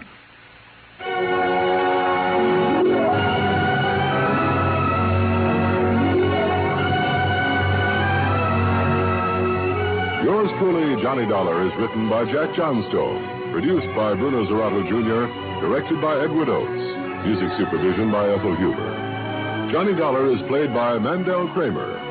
Also featured in our cast were Martin Blaine as Earl Poorman, Bill Lipton as Ben, Jim Bowles as the Man. Be sure to join us next week, same time, same station, for another exciting story of yours truly, Johnny Dollar. This is Art Hanna speaking. History from where it breaks nightly in The World Tonight on the CBS Radio Network. This is WROW Music, Albany, New York. Do you know a new family just moving to your neighborhood? Welcome Wagon would love to welcome them. Welcome Wagon helps all new neighbors to feel welcome and wanted here in the Capital District. Each gracious Welcome Wagon hostess brings baskets of gifts from Tri-City merchants. She brings greetings from the community to these newcomers, answers questions everyone wants to know about the Tri-Cities. You can make sure your new neighbors benefit from Welcome Wagon service. Just call State 59640 and give the Welcome Wagon hostess the name and address of your new neighbors. She'll call on them and present them with a basket of gifts from civic-minded businessmen. You'll be helping your neighbor and your Welcome Wagon hostess who carries on this valuable community service. In the Albany, Troy, Schenectady metropolitan area, call State 59640. That's State 59640 for Welcome Wagon. Johnny Dollar. Oh, I beg your pardon. This is Earl Poorman's residence. Well, it better be. Who's that, Earl? Who else? Now, listen, Johnny. The idea of sneaking out of the house on me this way and at the crack of dawn. Where are you, Earl? Down here at my office. What? Well, why not? I thought you and I were going fishing this morning. We are.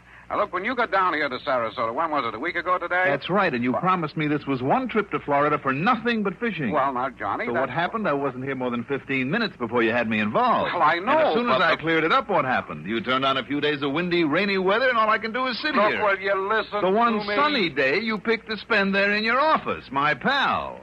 Did I say I've come down here to work? What else? Well, now, you remember that item in the Herald Tribune the other day about your being here? Yes, and the one in the evening paper and the blurb on WSPB, and I thank you for the publicity. All right. What has that got to do with the weather and the fishing? Well, I said, will you listen to me? Okay. And it better be good. Well, it is, and you're going to love it. Now, all that publicity you just mentioned has every fishing guide within miles making offers to take you out on the Gulf. You know, to prove to you once and for all that the fishing down here is just as good as Todd Swam and his Chamber of Commerce advertise. So? So I came down here to look over these offers and decide which one we'd take advantage of today, now that the weather's cleared. And have you? I have. Old Captain Barney Beale. Good. He runs a half-baked fishing camp down at Lemon Bay and is not only a good skipper, but he happens to be a client, a policyholder. Uh-huh. And he guarantees to find us snook, sea trout, blues, bonito, pompano, kings, anything you want. So if you'll hop into my car and pick me up, we'll be on our merry way. Now, you sure there isn't some teeny little unimportant insurance matter that maybe I'd better just kind of look into before we head for the briny deep? No, sir, Johnny, I swear it. I promise. Cross my heart and hope to die. Well, you coming? Okay. I'm coming. But if he tries to get me involved in another mess...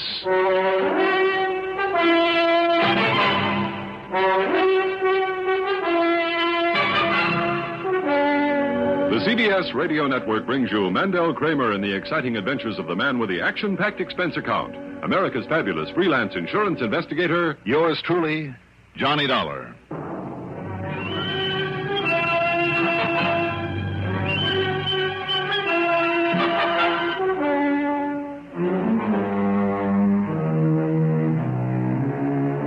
Expense account submitted by Special Investigator Johnny Dollar to Tri-State Life and Casualty Insurance Company branch office in Sarasota, Florida, where I thought I had gone for a few days of fishing. But following is an account of expenses incurred during my investigation of the Guide to Murder matter.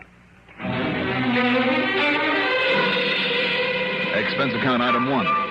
Well, after all, as long as I was on expense account, why not be nice about it?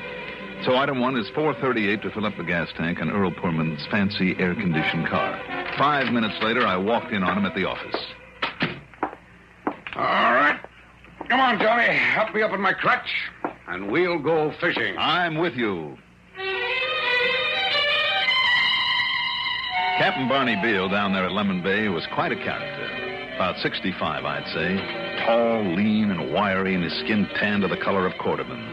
His deep-set eyes were that peculiar bluish gray that made you wonder if they were looking right on through you, and sharp enough to spot a seagull diving after bait a half a mile away. His boat, the Barney B, looked as well-weathered as he did, and the faded lettering across the stern showed the old craft had come from Gloucester, Mass., which helped to account for his speech. Instead of a southern drawl, it was pure New England. Yeah, born in New Hampshire, Mr. Dollar. But I learned my sea fishing down off the Cape. Cape Cod, Captain? Yes, sir. Off the George's Bank and the Nantucket Shoals. Develops a kind of instinct in a man, it does. Well, I hope that instinct's working today. Hasn't failed me yet. Not in all the 7 years I've been a guiding down here to this country. Now, you see that long stretch up ahead with the mangrove islands on to either side? Yep. Snook Alley, they call it. Now then, let's see if we can hook up one or two.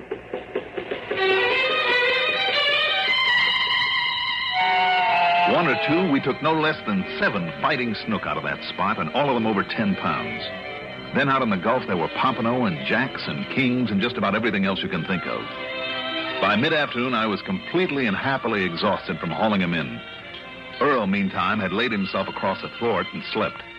So we went on back to the dock, selected a couple of nice pompano to take home, then trudged wearily over to where I'd parked Earl's car. That's a mighty pretty car you got there, Mr. Foreman. Yeah, well, a lot of good it's doing me these days with this busted ankle. Having to depend on Johnny here, the speed demon, to get me around. A lot more fancy than my old Maxwell it is. Did you say Maxwell? Yep. Drove it all the way down here from New Hampshire, I did. 1922 Maxwell. And it's still running? Yep. Had it up to Venice after groceries just a week ago, last Saturday. You'd like to see it? I sure would. Earl, would you mind waiting? No, go ahead, Johnny. Right over here in the garage, Mr. Dollar. 1922, huh? Yep, and the finest car I ever owned. Come to think of it, the only one. Real cheap to run, too. That's why I keep it. Now then, here we are.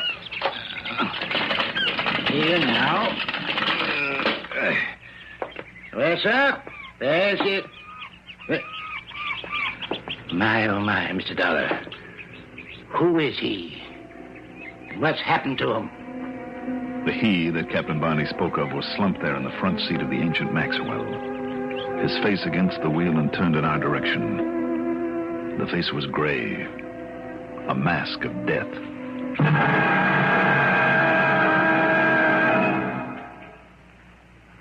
Proud we are, we being the CBS radio network, to be able to bring you on this station each weekday the songs of Bing Crosby and Rosemary Clooney. In addition to the sparkling Bing Crosby-Rosemary Clooney show, we're equally delighted to present at this same time each weekday the assorted talents of Art Linkletter, the house party man, Gary Moore and Durwood Kirby, and the rousing Arthur Godfrey Time. There's no business like show business, and nowhere else such a fine sampling of same than on this blockbuster CBS Radio Network Entertainment Fest. The nicest thing about it is, should you miss any or all of these great stars on a Monday, you can catch right up with them the next day, or any weekday you're so minded.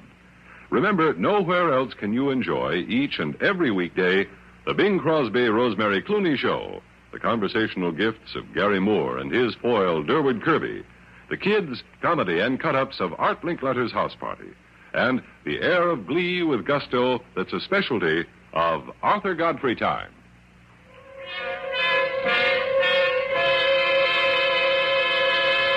A quick examination of the body made it pretty evident that the man, whoever he was, had died of carbon monoxide poisoning. What's more, the ignition switch of the old Maxwell was in the on position. The gasoline gauge said empty. More important, I could find no marks on the body that might have indicated a struggle of any kind. My, Mr. Dollar, this is a terrible thing. Terrible. Do you know who he is, Captain Barney? No, can't say I ever saw him before in my life. But he's certainly dead, isn't he? He's certainly dead. Handsome man, too. Can't be more than maybe 50, 55 years of age. Mm-hmm. Look at that beautiful head of hair. Oh, nice clothes, too. Yeah. You better not touch him. Oh, don't you worry about that. When did you say you last used this car of yours, Captain? Week ago, last Saturday. Did you fill the gas tank then, by any chance? Yep, filled it up to top. See, huh? Empty now. Yes. And the garage has been locked ever since? Ever since, Mr. Dollar. Nobody else but me has a key for it. But now, look here, sir. Don't touch anything, Captain. Oh, I won't, sir, I won't. You see here? latch on this window is open.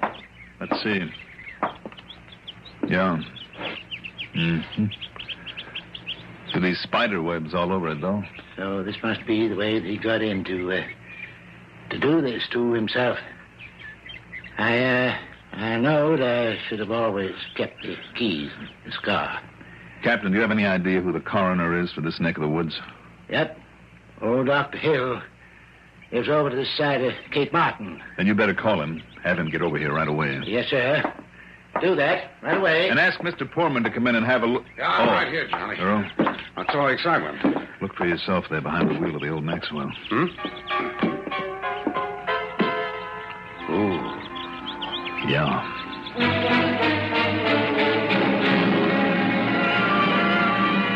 How long has it been dead? Well, sir, Mr. Dollar, I'd say about a day. I see. Or maybe 2. Oh? Or maybe even 3. So for the sake of the record, I'll say it's been 2 days. Yes, sir. And the cause? Well, exactly what you said, Mr. Dollar. Carbon monoxide poisoning. No question of it, sir. That's what it is. That's what I'll put on the certificate. Any idea about who he might be, Doctor? No, and I'll tell you this, sir. There's no patient of mine would ever commit suicide this way. You're sure it's suicide? Well, of course it is. You don't see any marks on the body to indicate otherwise, do you? No. Well, of course you don't. But I assume you'll do an autopsy anyway, won't you? Autopsy? No, sir. No need for it. No need for it at all. No. I'll be on my way. Just 1 minute, Doctor. Now, you just stop worrying about it, Mr. Dollar. I'll have the boys come along over here and pick him up and take him to the morgue at Cape Martin, where I keep my office, and if anybody wants to claim him, all well and good. Well, just the same, sir. If nobody claims him, why, they'll see that he gets a decent burial in the potter's field. And that'll be that. So you just stop worrying about him, huh? Okay. You're the doctor. That's right. Good day, Mr. Poorman. Captain Barnett. Bye, Doctor. Goodbye, Doctor. Good day to you, Doctor. Well, Mr. Dollar. You're absolutely sure you don't recognize him, Captain Barney, now that you've had another look at him? Absolutely certain, Mr. Dollar. Well, I know he isn't any client of ours, so the doctor says, Johnny, why worry yourself about it? No point in it. Yes, maybe you're right, Earl. Sure, leave it up to local police if there is anything to investigate. And you don't really think there is, I hope. Come on, Johnny. Let's get on back to Sarasota before you start trying to blame me for getting you involved in something. Earl, why don't you and Captain Barney load those fish into the car, while I take just one more look at this? Instead of wasting time on further examination of the body, I went back for another look at the window that Captain Barney had pointed out, where the dead man had apparently made his entry, carefully closing it after him. One of the panes was a brand new one, put in only recently. By whom? And why? There were several shards of glass from the old pane there on the floor, so I picked up one of them, cleaned it very carefully, and then by the simple expedient of moistening the corpse's hands, took a set of fingerprints.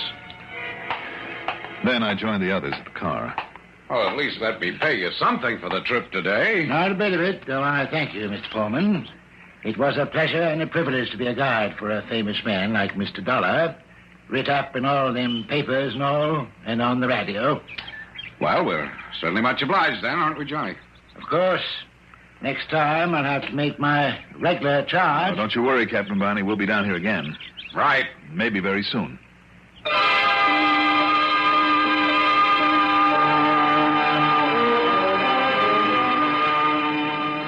Well, it's a fine way to end a pleasant day. But I told you I'd get you some good fishing, Johnny. And if you meant that about coming down here again, I'm all for it. Of course, that means you'll have to stick around a bit longer than you may have planned, because tomorrow I thought we might take my boat out and maybe just... Johnny? You listening? Oh, of course, Earl. See Captain Barney again, you said. Oh, well, that's almost what I said. Look, what's bothering you anyway? You mean maybe the kind of casual way that he took the finding of that body in his own garage? Among other things. Hey, wait a minute. We better go back there again. We forgot to look and see if there was a wallet or any papers or anything to identify. No, the doctor and I both looked very carefully. There was nothing. Well, I suppose a suicide wouldn't want anybody to know who he was. That's wrong, Earl. Most suicides practically advertise their identities, and almost all of them leave a note of some kind. But if you're thinking in terms of murder, Johnny... Are you? I'm not sure yet. But you said yourself there were no marks on the body or anything like that. I know. None that showed. If only that old Dr. Hill would make an autopsy after I find out who that body belongs to. Oh, now, look, Johnny, what's the point of it? And you're supposed to be down here on vacation, and you're supposed to... What? What's the matter? What the devil is that you have in your pocket? Oh, careful, Earl. It's a little piece of window glass I picked up on the floor of the garage. A little piece of what? Who knows? Maybe it'll give us the key to a murder.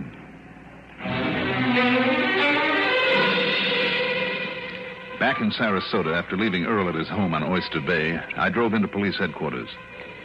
The man I went to see was another Barney, Lieutenant Barney Phillips. He'd been of tremendous help to me many times before, and I knew that he would be again if he could.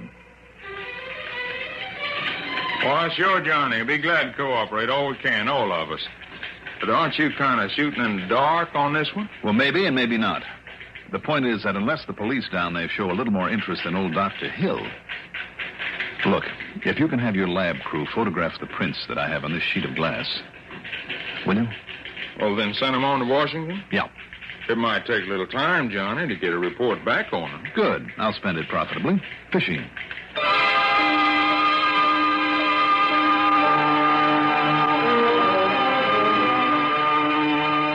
It was 2 days later that Lieutenant Phillips called and asked me to drop in on him again. Yes, sir. Your suicide had a record, all right, Johnny. His name was Maury Spencer. Maury Spencer? Yes, sir. He used to operate up in New England along the coast, dealing mostly in fishing boats. I see. Haven't heard from him, or, well, that means he hasn't been caught in trouble, though, for a couple of years. You said dealing in fishing boats, Racket as old as the sea itself. He'd steal a boat, sneak it into a yard, repaint it, and disguise it pretty well, then pass it off on some sucker who thought he's getting a bargain. Mm-hmm. Must have been pretty active, too, because, well, he sure had enough aliases. Here, you look at this. Maury Spencer, alias Spencer Morrison, alias Rusty Spangler, alias Baldy Spangler, alias... Did you say Baldy? Oh, here, I completely forgot to show you this picture of him. This man, your suicide? What? Well, there is some resemblance here, but I'm not sure. See, a little bald spot on top of his head. I don't get it. Well, now, look, Johnny, if those prints were his, this has to be him. Of course. It's plastic surgery. What? If he had the record you say he had, why not plastic surgery? Well, sure, an awful lot of crooks have done it, you know. Now, wait a minute, though. Here in the picture, this bald spot. That body had bushy hair all over his head. Well, I never heard of plastic surgery for that. Captain Barney even went so far as to mention it himself, that nice head of hair. Okay, Lieutenant. Thanks a lot. Well, where to now, Johnny? Maybe to prove that suicide was a murder.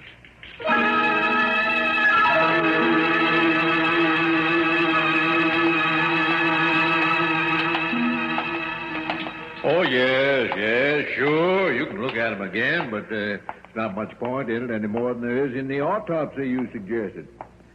Yeah, right in here. Hope you don't mind the cold in this place. Where's the light switch? Right here, sir. Mm-hmm. No, sir, an autopsy would be just a waste of time. Would it? Which drawer, Doctor? Right here. Well, let's see now. Hey, there's no point in you trying to pull the hair off his head. Isn't there? Well, look, Doctor. Oh, great day. This man had himself a top piece. That's right. A small toupee, just big enough to cover that little bald spot. But it's such a good one. Do you see what's under it, Doctor? Well, that's a hole. That's a wound there in the skull, like from an ice pick or something. Or maybe from the point of a gaff. A gaff hook of the sort of big game fishermen would use. It could be. Or a fishing guide. And it wouldn't necessarily have killed him instantly, would it? In that particular spot? Well, no, sir, unless it was deeper than this seems to be, but it certainly would have rendered him unconscious. Yes. So that he could be propped up in that old car, the engine turned on, the garage closed up, and the actual death would be, as you said it was, due to carbon monoxide poisoning. Why, yes, sir. Okay. How would you like to round up a couple of the boys on your police force and have them follow us? Yes, sir. Us, Mr. Don? Well, Earl Pullman's with me, waiting outside in the car. But follow you to where, sir? Well, I thought we might take a little run down to Lemon Bay again to see Captain Barney.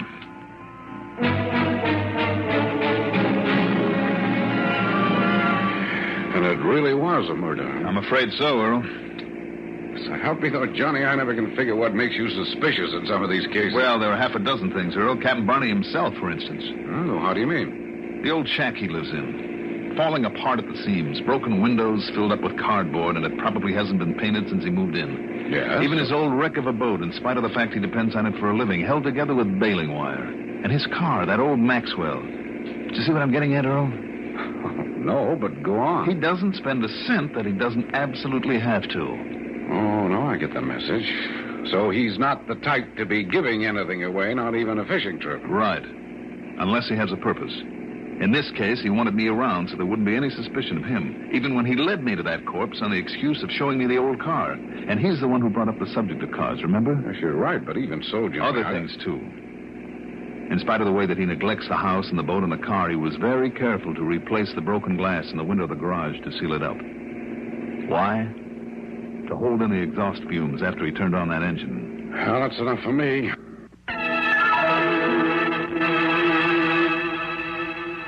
I suppose I should have known I couldn't fool a smart young fellow like you, Mr. Dollar.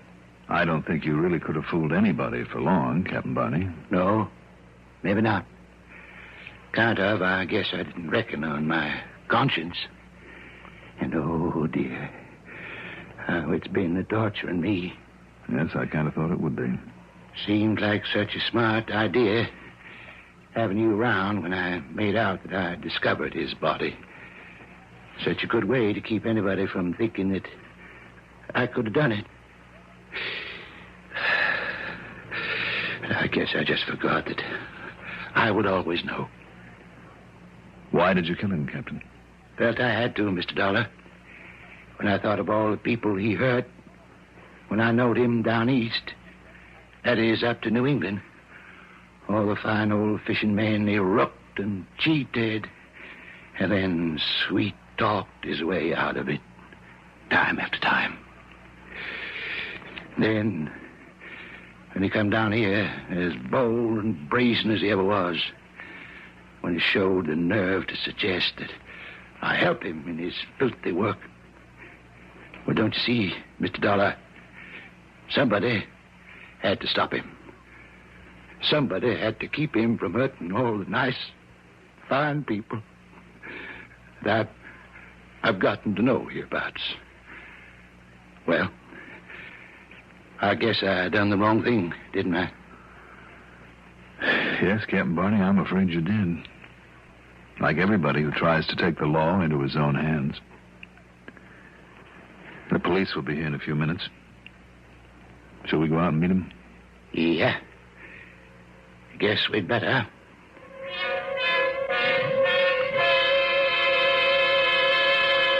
I don't know. Who am I to judge? But I hope they handle the old fellow as gently as possible in spite of what he did and must pay for. Expense account total? Well, this time it's only plane fare and incidentals for the trip back to Hartford. Call it $85. Yours truly, Johnny Dollar.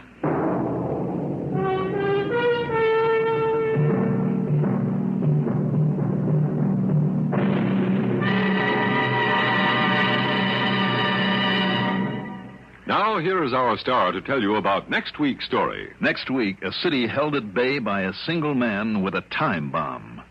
Join us, won't you? Yours truly, Johnny Dollar. Yours truly, Johnny Dollar, is written by Jack Johnstone, produced and directed by Bruno Zerato Jr., music supervision by Ethel Huber. Johnny Dollar is played by Mandel Kramer. Also featured in our cast were Ivor Francis as Captain Bonnie Beale, Ian Martin as Earl Poorman, Lawson Zerby as Dr. Hill, and Jim Bowles as the police lieutenant. Be sure to join us next week, same time, same station, for another exciting story of yours truly, Johnny Dollar. Art Hanna speaking. Complete. The most complete news in broadcasting is CBS News on the CBS Radio Network. At roll 59 on your Tri-Cities dial, this is WROW Music in Albany, New York. Many merchants and businessmen of the Capital District offer you expert services and a complete line of fine products. When you shop, we hope you patronize the civic-minded stores and institutions that display the Welcome Wagon sponsor emblem. That emblem identifies the prestige firms who are playing a vital part in the life of our community through their sponsorship of Welcome Wagon service. When the Welcome Wagon hostess pays a call, her basket contains a gift from each of these progressive firms, along with a warm greeting to the newcomers. In this way, the Welcome Wagon sponsors help to extend the welcome of the whole community to the family in its new home. If you have new neighbors, call State 59640 and give their name and address to Welcome Wagon. And if you have any question concerning Welcome Wagon service, remember that number, State 59640. It's the Welcome Wagon number.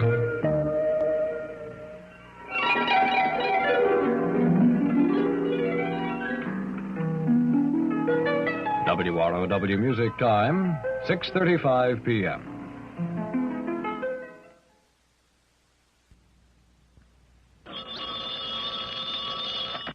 Johnny Dollar. Dollar, my name is Parnell. Hank Parnell. I live out here in Muddy Gap, Wyoming. Mr. Parnell. Yeah, just call me Hank. All right, Hank. And what did you say the name of your city is? City? Why, it's only a little town, Dollar. Muddy Gap, Wyoming. Muddy what?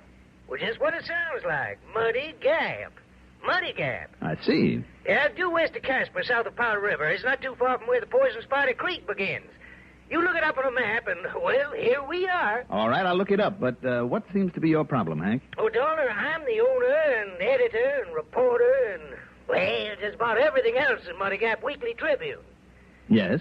I'm also the only agent for at least 50 miles around here for the Great Southwest Insurance Company. Oh, I see. Yes, sir. Now, I wonder if you could hightail yourself out here in one big fat hurry.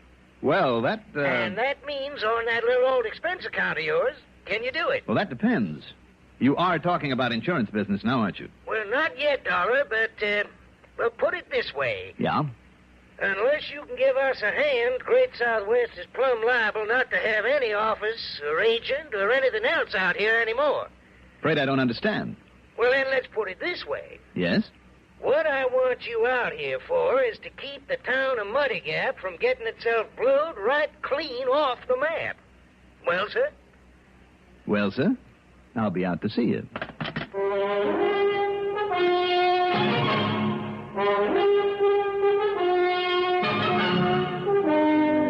The CBS Radio Network brings you Mandel Kramer in the exciting adventures of the man with the action-packed expense account, America's fabulous freelance insurance investigator. Yours truly, Johnny Dollar.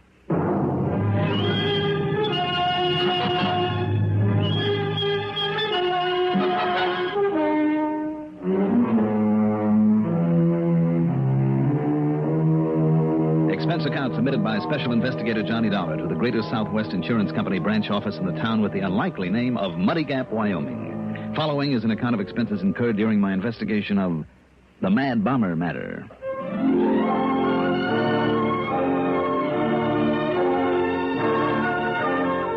Expense account item 1. $192.80 transportation by plane, train, and car to Muddy Gap.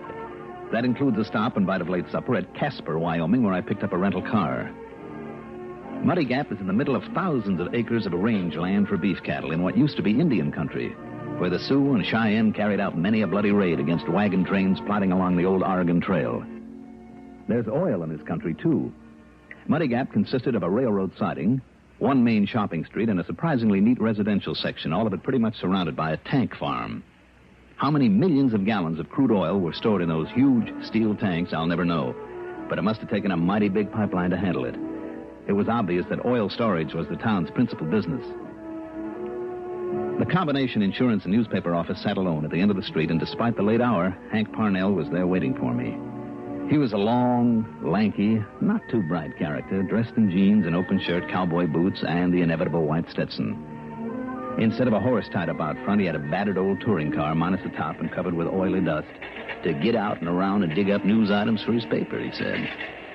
Oh, and I guess I forgot to tell you, Dollar, I'm also mayor of this town, a sort of city clerk. And dog catcher as well, Hank?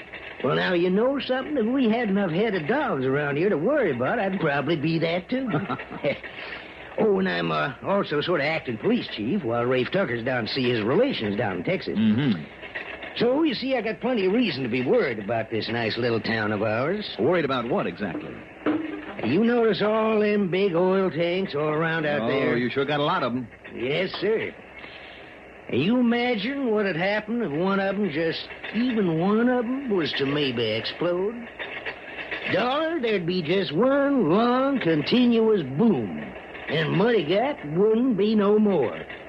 And maybe nearly 300 nice, fine people either be dead or, at the very least, homeless. Well, do you think something like that might happen, Hank? Unless you can somehow stop it, Dollar. Or rather, I mean stop him. Who? Billy Benbow's his name. Born and brought up right here in Muddy Gap. Yeah? A real bad boy. Always in trouble. Been a little older, he'd to spend most of his time in a jail. Mm-hmm. So when the last war came along, my father, he run this paper then. He got an idea for ridding us of Billy.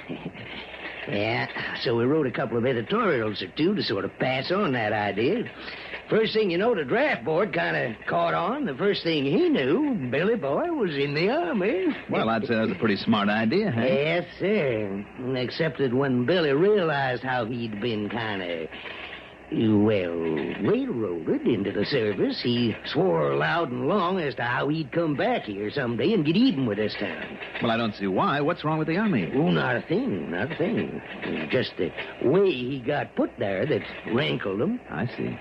Anyhow, all the time he was on the other side, they had him working on explosives. He got to be a real expert. Every time he'd set off a charge, to blow up a railroad or a bridge or whatever, he'd say, now, that's for so-and-so. Ba-hoom. And this one's for so-and-so. Ba-hoom. And every time he'd name somebody here in this town, starting, of course, with the draft board.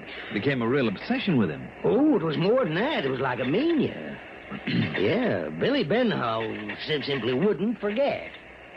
Now, surely, Hank, after all this time... Now, wait a minute, Dollar. All right, go ahead. Where it was all the damage and destruction he was doing, or whatever it was, I'm not sure. But, Dollar, there at the end of the war, well, maybe it was shell shock or battle fatigue or whatever they want to call it, Billy went completely off base. Oh, that's too bad. Yeah. The first thing he did when he set foot back in this country, back there on the East Coast, was to start blowing things up.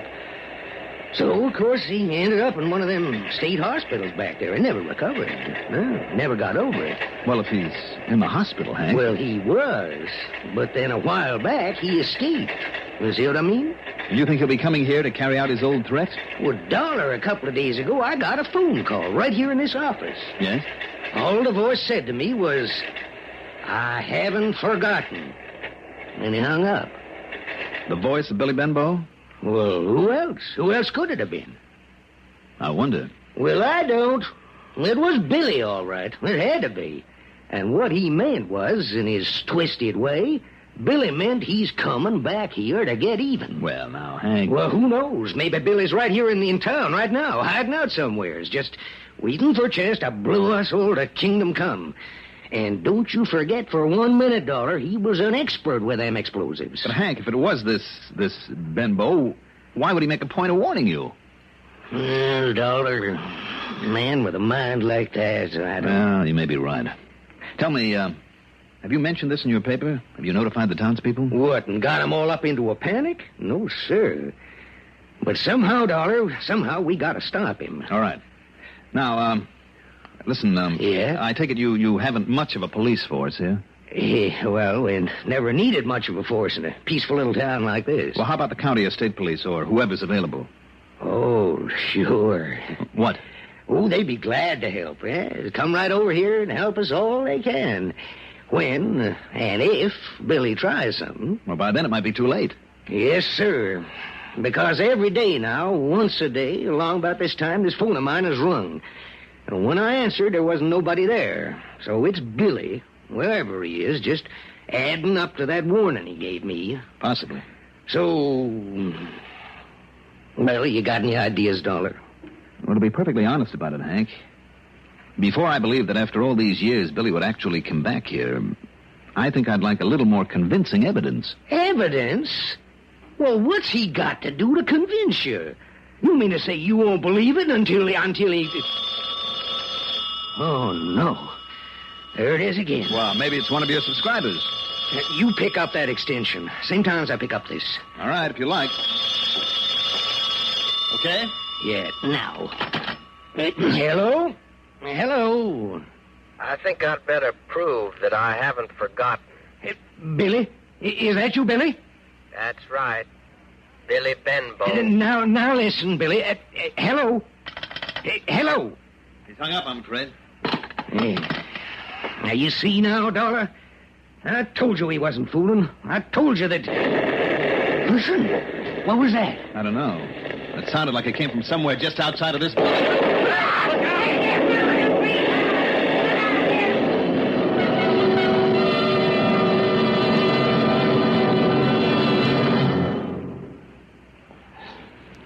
Remember how much racket automobiles used to make? Time was you practically had to bellow to make yourself heard above the chatter and roar of the engine, the howl of the wind rushing by, and the rattling a rough road gave your poor old buggy and brains. Nowadays, with vastly improved automotive engineering and magnificent new superhighways, you literally purr along the road. This is a vast improvement, but one that can offer danger if you're not alert. You're sitting behind the wheel with the miles of highway unrolling smoothly beneath you. Suddenly a sharp curve jumps in front of you, and you find that you have to use all the skill of a professional racer to navigate that curve without getting into real big trouble. Your car was so quiet that your speed had crept up stealthily during those long miles of straightaway. You were burning along without realizing it. The point here, a simple one, is this. Your speedometer was put there for a purpose you can't afford to forget. Keep alert, take care, and get there. The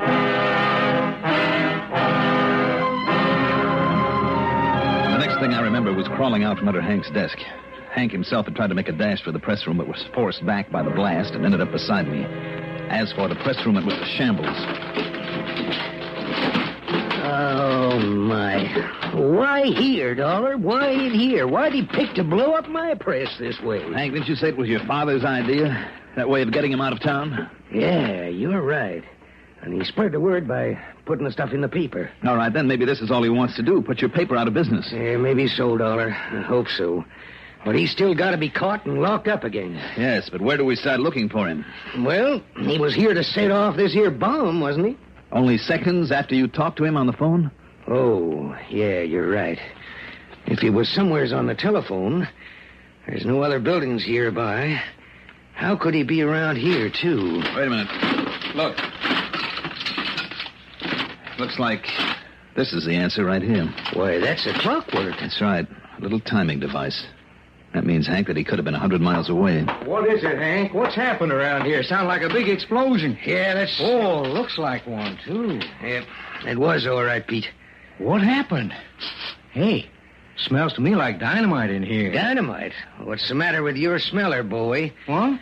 Well, just that big can of benzene I had for cleaning up the type I use on the paper. It was, huh? Yeah, that's what it was. I had the dang thing up a little too close to the heater, and it blew up, that's all. Boy, sure funny it didn't start a fire then, Hank. What do you mean, funny? We were lucky, that's all. Well, I guess you were. I'll tell you this, though, Hank. Just don't bother right now. It was only the can of benzene. No, I mean about you saying there wouldn't ever be any excitement around here when I took on this job. Oh, yeah. It looks like I was wrong. What is your job, Pete? Oh, I'm sorry. I should introduce you to. This is Pete Branson. Huh? Oh, yeah. Him and Tony Batten are the rest of the police force here in Muddy Gap. Mm-hmm. Yeah, glad to meet you. What'd you say your name is? Johnny Dollar. But now listen, you hear the hoax out there? Yeah, Tony's out there, too. Well, you and him just keep that mob out of here, will you? Tell them everything's okay. It was just that... Just that can of benzene, like I said. Sure, Hank. Now, go on now. You and Tony keep that mob out of here. Okay. It's okay, folks. Just had a little accident back there in the print shop. Everything's under control. But just to make sure, Hank don't want anybody hanging around. Now, Branson? come on, Tony. Let's get him all away from here. Come on. What happened to him, Hank? What, you mean his face? The way it's all cut up that way? Yeah. Well, it tells me he once got drugged behind a horse. You know, foot caught in a stirrup. Oh, I see. So the one thing he won't ever do anymore is get himself on top of a horse. Me, I don't blame him. Hank, that excuse that you gave for the explosion. Oh, you think I should have told him the truth and let him spread the word and get the whole town into a panic? Well, if we were sure there won't be any more of them, that Billy's satisfied his yen for revenge by putting your paper out of business, okay, but if your fellow townspeople are still in danger... And didn't you mention the draft board? Who are they? Oh, they're all long gone, Dollar, except for old Grandpa Whedon. Oh, Lord. Well?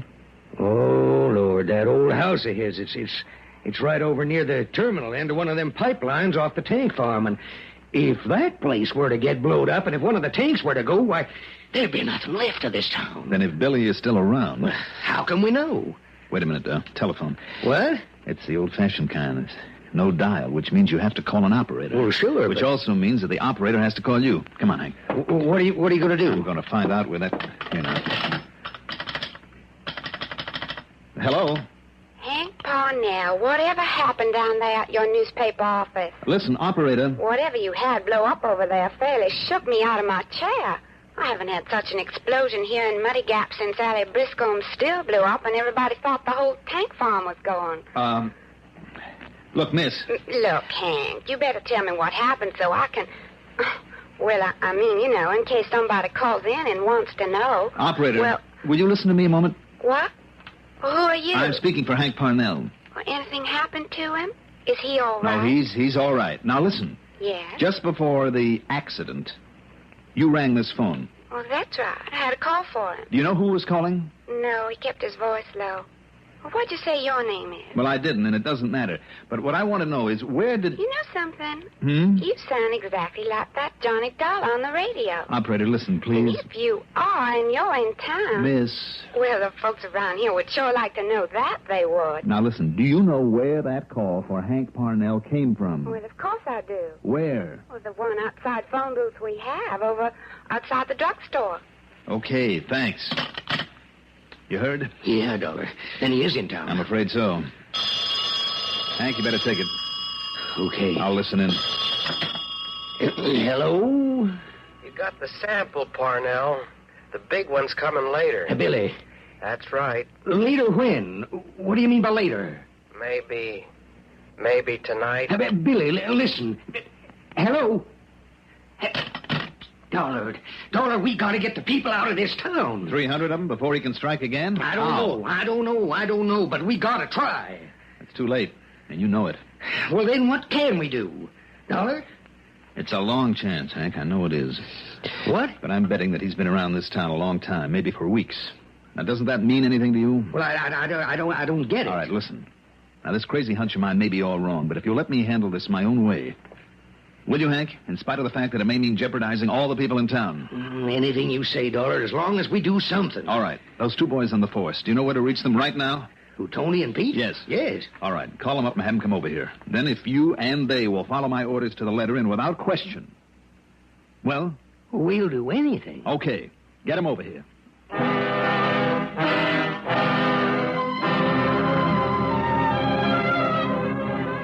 It meant staking a lot on my limited knowledge of the criminal mind, possibly risking a lot of innocent lives. But I felt sure now that my hunch was right. Fortunately for my plan, Tony Batten got there first. When I told Hank and Tony what their job was, for a moment they couldn't believe I was serious. But they agreed to say nothing to anyone, not even to Pete. Tony went outside, then waited in Hank's old car. When Peter Branson arrived, Hank put him under my orders, and he and Tony took off. Well, I guess I was right, huh, Mr. Dollar? That was some kind of set explosion in here, wasn't it? That's right, Pete. It was set, all right, by an expert. And you got some idea who might have done it? Either you and I are going to find out, or this town's in danger of being blown to bits. Are you kidding? Not a bit of it. I see you carry a gun. Yes, sir, right here in handy. And if what you say is true, maybe you ought to have one, too. Well, you better let me have yours then, Pete. Well, now, wait a minute, Mr. Dollar. It's your idea. Well, yeah, I know, but... Well, let me have it. Orders, Pete. You're under my orders, remember? Yes, sir. All right. Yes, sir. Here you are. Good. Now, shall we go? Where are we headed? Out to see an old man.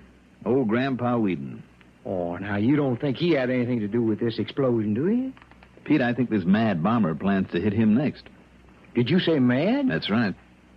Oh, I see. We're going to go over Grandpa's place with a fine-tooth comb because a bomb may be planted, may be ticking away out there right now. And if we don't find anything out there? Well, we'll see. But why do you think this man would pick on him? Is it a man? Well, I certainly guess so. But why on Grandpa? Well, because once he was a member of a draft board. Well, now, that don't make sense, does it? Maybe not, but does anything make sense where a madman is concerned? You're calling him mad again. You don't like that word, huh? Well, it makes no difference to me, but if it was a madman out on the loose out there... Pete, he might look every bit as harmless as you do, or as I do. Yeah, I see. Okay, then. Let's go on out there and have a look, but I'm betting we don't find anything. You don't think so, huh? Well, I bet on it. Well, then maybe we won't. It seems to me Hank had a little trouble remembering your last name, Pete. How long is it that you've been on the force? Huh? Oh, a few weeks, I guess. Mm-hmm. Ever since you first came to town, huh? Why, yeah, practically. Mm-hmm. And before that? Oh, you know, working around the ranches. And... Oh, I thought you didn't ride. Well, no, not anymore. Oh, what do you do then? Oh, you know, odd jobs. Well, why are you asking? Well, your hands. They look kind of soft to me, you know. Oh? Another thing, come to think of it, seems to me you immediately recognized the smell of dynamite when you came in here.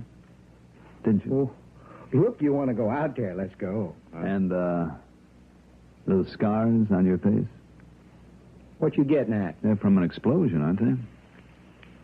I said, what you getting at? I've seen too many of those kind of scars not to recognize them. And you knew that because of them, nobody around here would recognize you. Didn't you, Billy? Okay, Dollar, that's enough. You see this? You got another gun, huh? That's right. So instead of reaching for the one I gave you, just you reach up high. Now reach. I knew I'd have trouble when you come in town. Because you ain't dumb like the rest of these jerks around here. But not anymore, Dollar, because I'm going to kill you.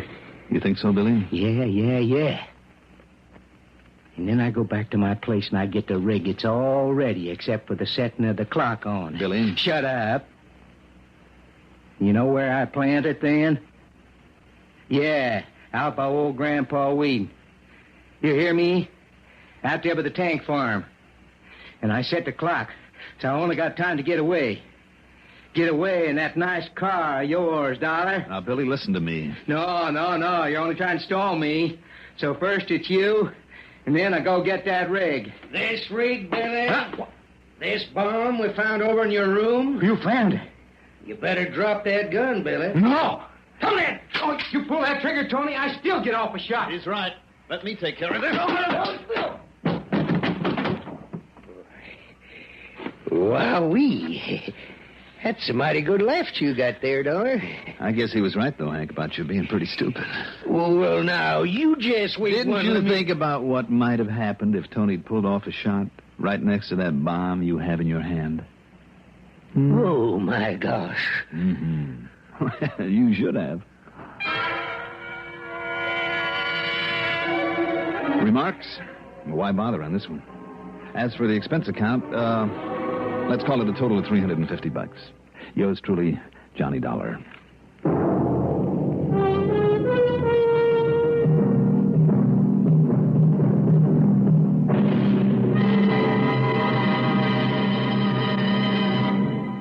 Now, here is our star to tell you about next week's story. Next week, a beautiful girl, a handful of coins, and a mysterious disappearance. Join us, won't you? Yours truly, Johnny Dollar. Yours truly, Johnny Dollar, is written by Jack Johnstone, produced and directed by Bruno Zerato Jr., music supervision by Ethel Huber. Johnny Dollar is played by Mandel Kramer. Also featured in our cast were Court Benson as Hank Parnell, Lawson Zerby as Pete Branson, Cliff Carpenter as Billy Benbow, and Barbara Cassar as the operator. Be sure to join us next week, same time, same station, for another exciting story of yours truly, Johnny Dollar. Art Hanna speaking. The #1 network for news, expanded CBS News on the CBS Radio Network. This is WROW Music in Albany, New York. A newcomer in town can feel mighty lonesome. Welcome Wagon hostesses make these newcomers feel wanted when they make their cordial welcome wagon visits. Their baskets contain useful gifts from civic-minded businessmen, invitations to participate in varied social and volunteer activities of the many civic agencies in the community. In addition, every welcome wagon call recipient in the greater Albany or Schenectady areas, as well as Delmar, Latham, or Scotia, is invited to attend the local Welcome Wagon Club. This is an organization of newcomers all anxious to make friends. Various Welcome Wagon Clubs vary from 30 to 150 members who meet monthly. Their interests include bowling, golf, cards, handcraft, and dancing. You can help to make your new neighbor feel at home. Call State 59640 today and make your neighbor eligible for the many opportunities in a Welcome Wagon Club. Remember, State 59640.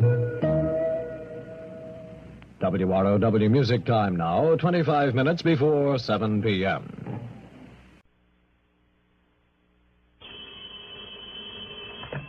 Johnny Dollar. Tell me, old boy, how's the weather? Cold, wet, and miserable, and who are you? Charlie Warren, Johnny, out here in warm, sunny Southern California. Oh, you lucky dog. Don't I know it. I spent too many long, cold winters at the home office there in Hartford not to know it. You're still with Worldwide Mutual? Sure am. Always will be, I guess, unless they try to move me out of this Los Angeles office. Boy, when I think how you must be suffering back there in New England with all that cold and snow and sleet. Okay, Charlie, don't rub it in. We can't all be as lucky as you are, and just think of all the beauty you're missing. Yeah? Like what? The clean, crisp, invigorating air, the sparkle of the sun on sleet-covered branches, the sound of sleigh bells, rolling fields drifted high with pure white snow. And all that mud and slush you have to plow through there in town, and don't tell me otherwise. Okay, you've made your point. I'm feeling even worse than I did before you called. Now, what's on your mind? Any good reason why you shouldn't be out here enjoying the sunshine, the warm breezes, the smell of orange blossoms, the palm trees, and beautiful broads barging around in bikinis, and all the other delights of this subtropical paradise, and I want a badge from the Chamber of Commerce? Yes. What? Money. Well, now, that's no problem. Oh, it isn't. Well, why should it be? When the company's going to pay the freight. Provided, of course, you keep that crazy expense account within reasonable bounds, but just once in your life. Oh, Charlie, you touched me to the quick. Have I ever done otherwise? Oh, no. I mean, except for an occasional nickel or dime here and there. Or an occasional C-note now and then. Well, after all, Charlie. Well, seriously, Johnny, I need you. I need your help. Are you free to fly out here? I don't know why not. Okay, now, according to my watch, it's a little after 4 p.m. And according to the clocks here in the wilds of Connecticut, it's a little after 7. Huh? Oh, yeah, that's right. Now, look, suppose I take a prop job that'll give me time for a little sleep along the way, and I'll see you first thing in the morning. Okay? I'll meet you at the airport. Okay.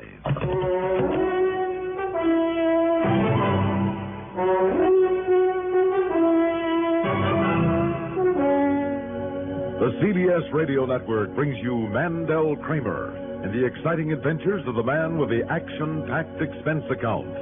America's fabulous freelance insurance investigator, yours truly, Johnny Dollar.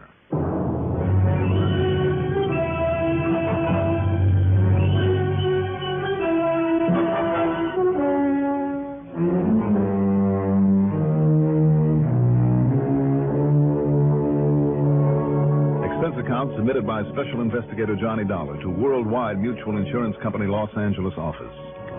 Following is an account of expenses incurred during my investigation of the Cinder Elmer matter.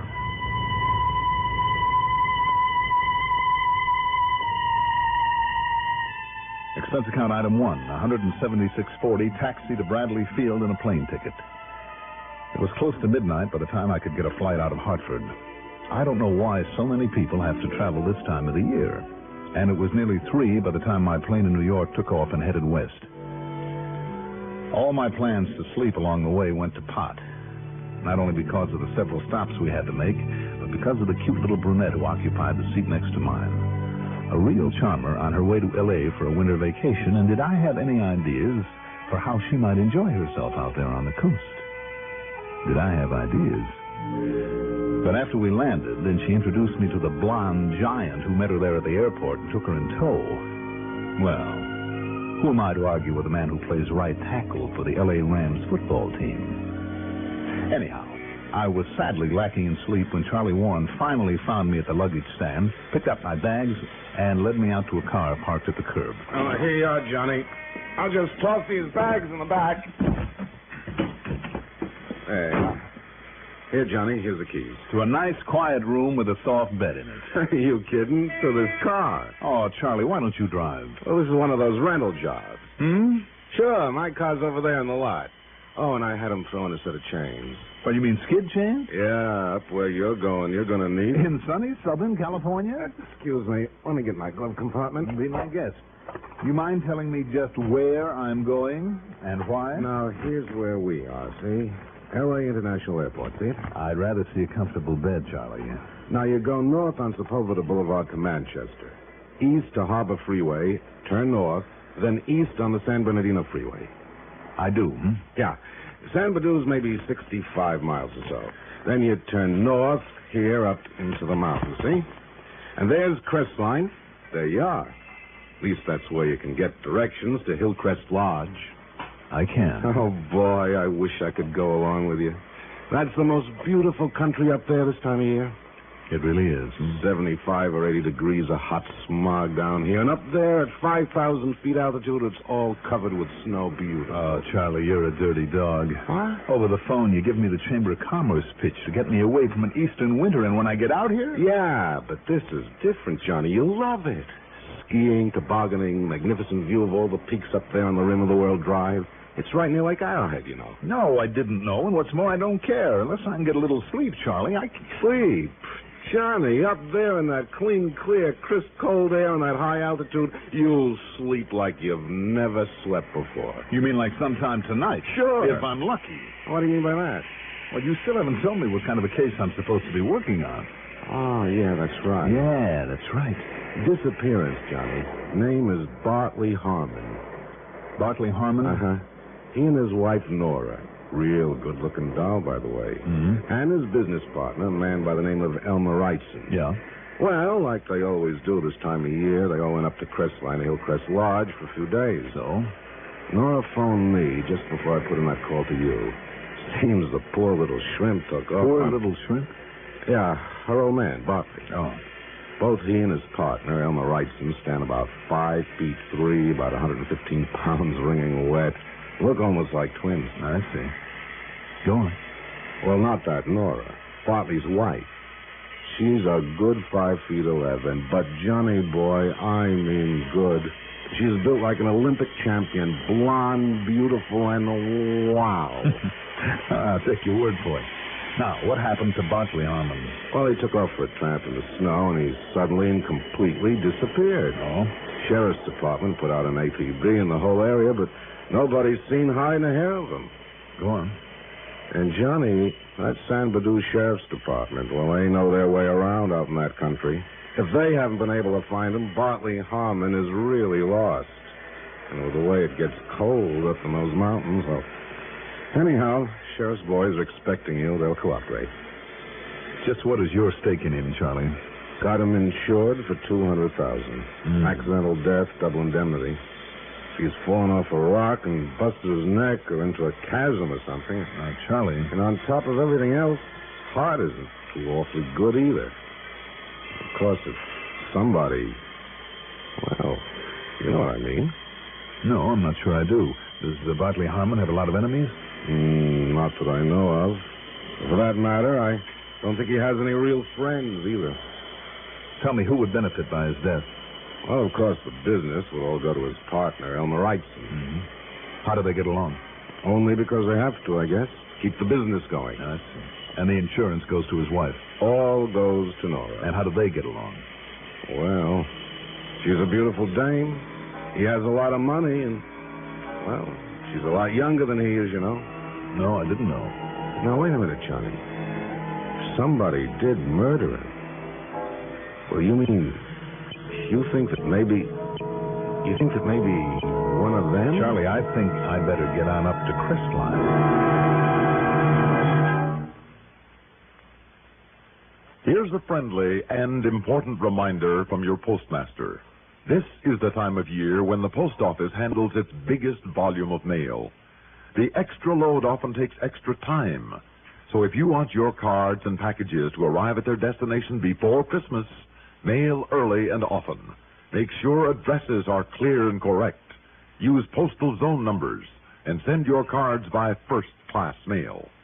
For a merrier Christmas, shop early, mail early.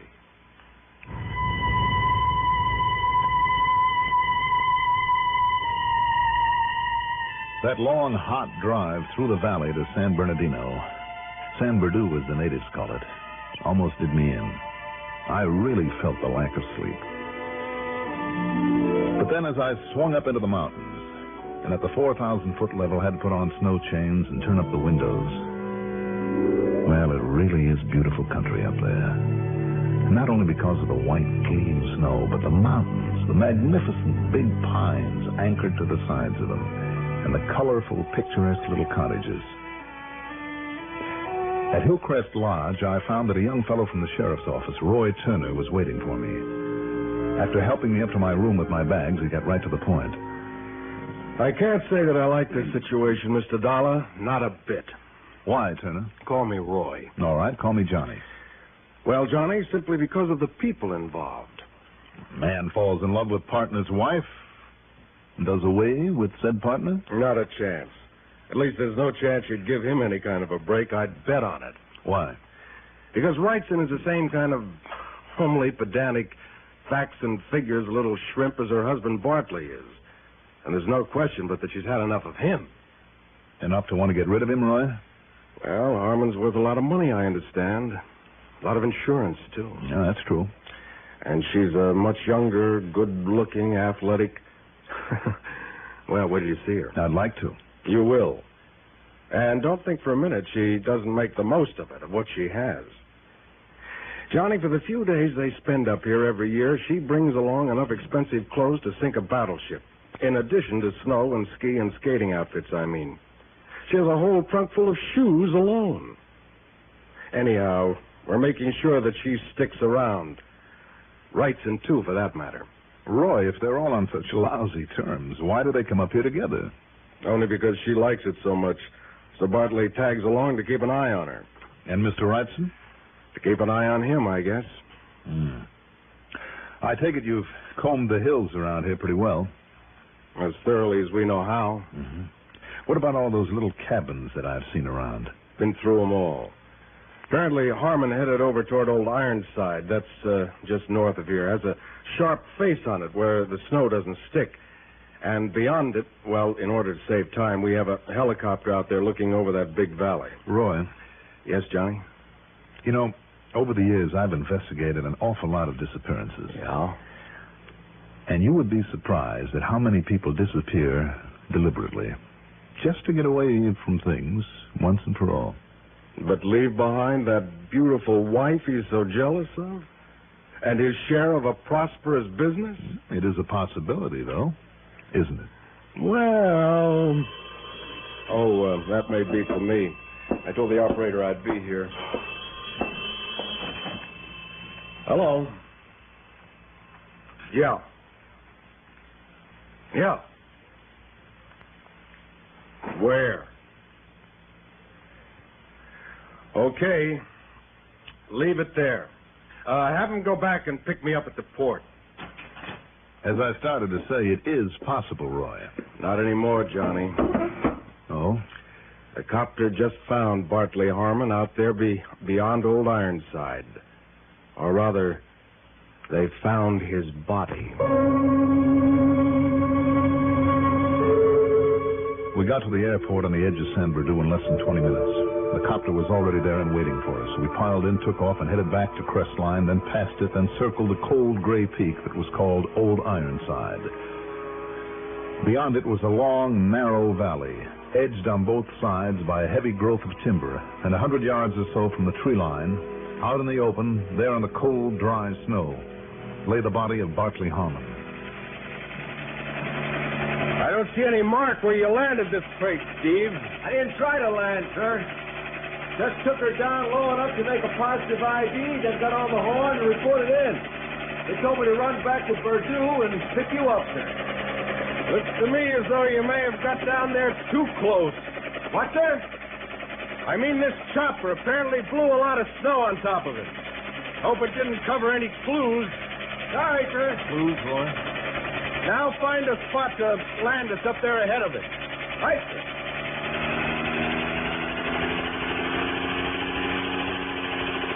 I can't help wondering what Harmon was doing way out here and alone. Oh, he and Wrightson believes that old legend about a cave full of gold out in this valley. Often came to look for it. You know, while his wife was busy skiing or skating or tobogganing. With his bad heart, Roy? Well, actually, it's only a mile or so from the lodge, so I guess he figured it wouldn't be too much for him. Looks like he figured wrong, though, doesn't it? Yeah. Kind of knocks my theories into a cocked hat, too. You've given up the idea of murder. Yep. Set us down here anywhere, Steve. Right, sir. And we shall see what we shall see.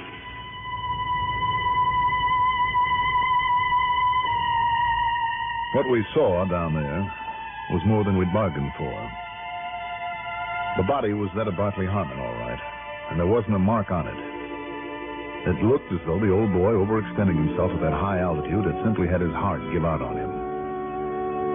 Until we found two things. One, another set of footprints leading to the spot, much smaller prints that could have been made by a woman's snow boots. And second, beside them there in the snow, a cigarette butt with lipstick on it.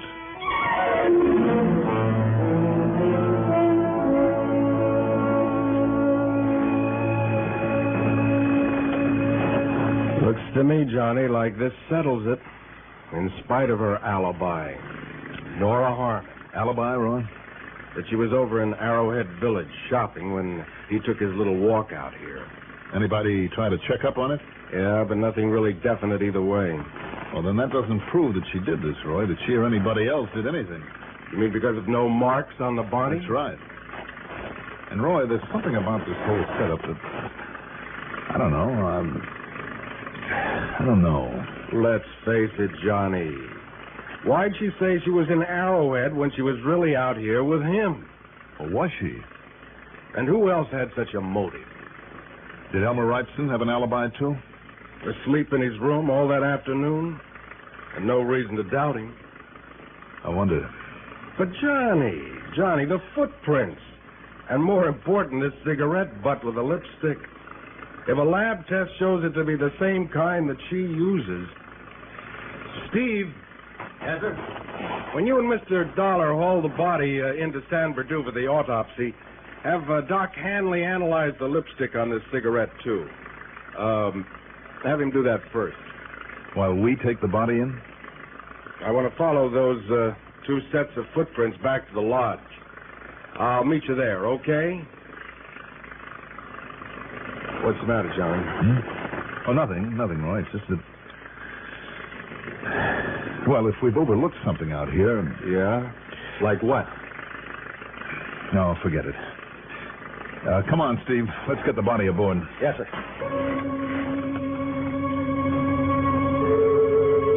Doc Hanley told me that the lipstick was quite unusual. While he went ahead with the autopsy, I had Steve drive me up to the lodge. A $5 tip to a light-fingered bellboy got me one of Nora Harmon's lipsticks out of her room. When I got back and showed it to Hanley, he was certain it was the same as that on the cigarette. As for the result of his autopsy... Beaten to death, Mr. Dollar.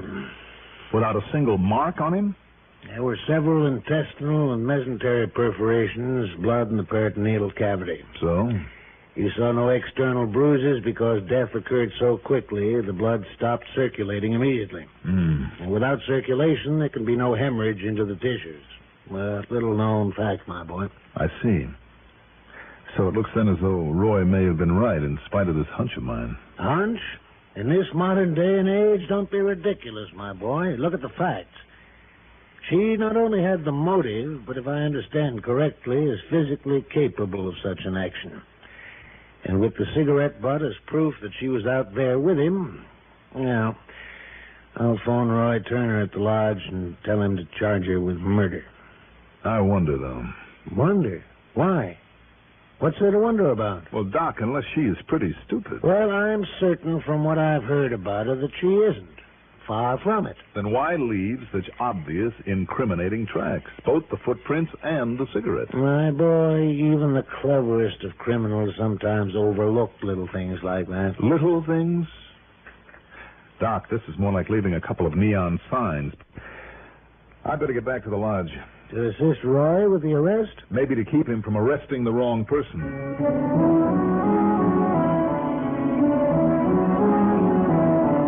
As I walked into my room at the lodge, Roy was just hanging up the phone. Okay. Okay, Doc. Yeah, that's good enough for me. I'll bring her in right away. Roy, before you do that... Yeah, I know, Johnny. The doc told me what you said to him, and I agree with you. It was pretty foolish for her to leave such obvious signposts. Not at all like her. Okay, then. But following up those sets of tracks out there really clinched it. How do you mean? Oh, he went for his little walk in the snow alone, all right, but she followed him. And every time he stopped to rest, she also stopped, but a couple of 100 yards behind him and well hidden by the trees. And more important, Johnny... Yeah? Every time she stopped, she lit up and smoked one of those cigarettes. And they are the same brand she uses. I've checked on it. Then, when he took off again, she dropped the butt in the snow and followed him again. Until finally, when she had him far enough away to be safe... Bango. Now, wait a minute. One other little thing, too, Johnny. Roy. While you were down there in San Bernardino, I compared those footprints with a pair of Nora's shoes. Same type and size. Wait a minute, will you?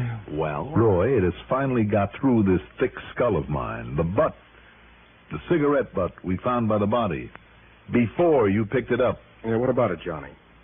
Listen, did you find some more out there? Several, just further proof. Did you leave any of them laying around out there? Well, sure. One or two are all I need for evidence. All right, come on. We're going out there and look at them. What? Yes. Unless you can visualize exactly what that first one looked like lying there beside the body. Well, I don't know. Because I can. And, Roy, before you do anything foolish like arresting Nora Harmon, you better have a look at some of those others. Now, come on. The first place she stopped is just ahead. Good. Glad it hasn't snowed for a while. But I still think this is a kind of silly waste of time, Johnny. And I tell you that both of us ought to be shot for not having been more observant. You still haven't told me what this miraculous inspiration is that... Oh, here we are. And you see? That butt lying there with that same lipstick on. Here, I'll take it along. No, don't touch it. Huh? Just take a good look at it, Roy. Don't you see? It wasn't crushed out. It was simply dropped there on top of the snow. Well, sure, so what? Then what put it out? Well, the snow. What else? Did it? What do you mean? If that cigarette was still burning when it was dropped here on the snow, don't you see, Roy? Don't you see? It would have melted some of the snow while it was going out. Wait a minute, Johnny. You're right. Of course I am. All those butts you found were smoked and put out somewhere else. No doubt by Nora Harmon because of the lipstick. Then somebody else carefully picked them up and saved them. And for only one reason, Roy, to plant them out here beside these footprints. Wrightson? Right. Elmer Wrightson, the only other person with a motive. But the footprints from her shoes. Didn't you say that she's a big girl? And that Elmer is a little shrimp? Yeah. And if he wears a snow boot like hers, we've got him. But if he doesn't, Johnny? Didn't you also say that she has a whole trunk full with her? Yeah. Well, wouldn't you have at least a couple of pairs of snow boots? Sure, I've seen them myself. Any reason, then, why he couldn't have borrowed a pair of hers and then put them back? Yeah, but if he didn't, Johnny... Well, let's try it, Roy. Let's try the Cinderella bit on him, Only it'll be, Cinder Elmer. We'll make him put on a pair of her snow boots, and if they fit... Well, are you game to try it? Nothing to lose, Johnny. Let's go. Her snow boots fit him all right. And little old Cinder Elmer, oh, the dumb jerk should have known better. He should have made us come up with some really concrete evidence. But luckily for us, Elmer just broke down and confessed to the whole bit. So, once again, it's up to the courts. Expense account total, including the trip home, $377.80. Yours truly, Johnny Dollar.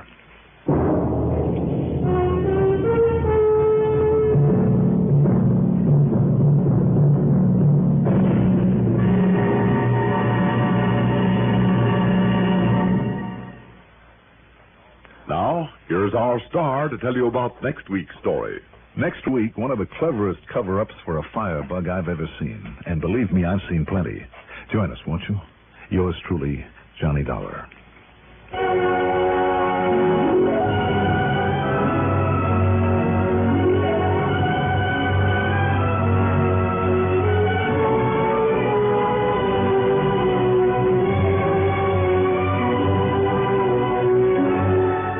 Yours truly, Johnny Dollar, is written by Jack Johnstone, produced and directed by Bruno Zerato Jr., music supervision by Ethel Huber.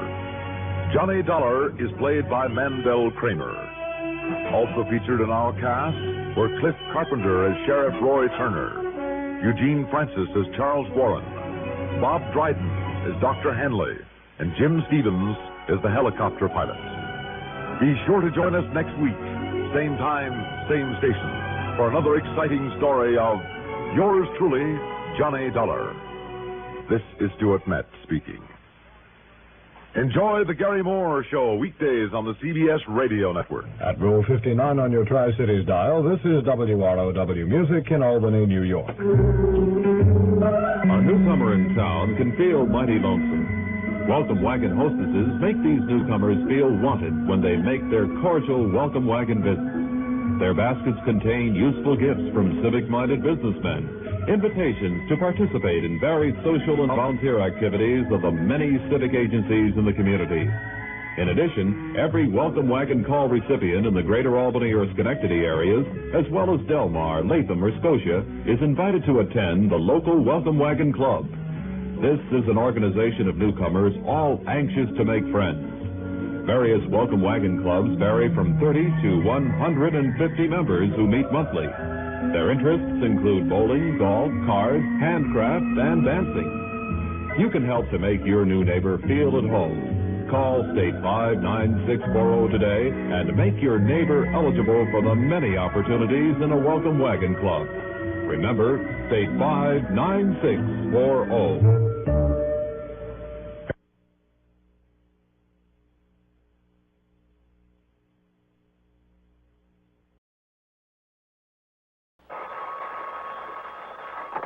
Johnny Dollar. Bert Helfer. Johnny, Merry Christmas to you. Well, hi, Bert. Same to you. Thanks. Only what are you doing in your office on a Friday afternoon so close to the big holiday instead of out shopping? Well, I'll tell you, Johnny. Now, listen, Bert. I'm overworked, I'm tired, and I'm not taking on any investigations till after Christmas. Okay, by me.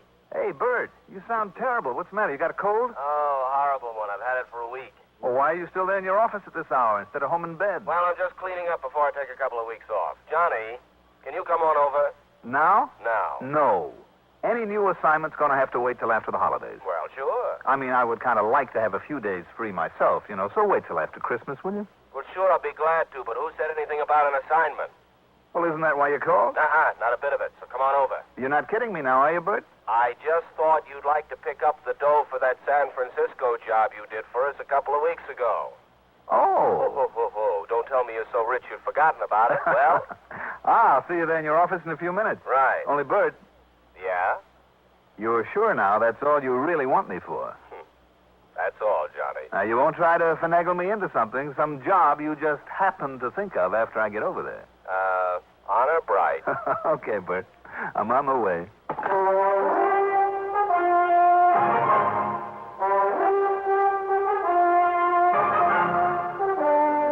The CBS Radio Network brings you Mandel Kramer and the exciting adventures of the man with the action-packed expense account, America's fabulous freelance insurance investigator. Yours truly, Johnny Dollar.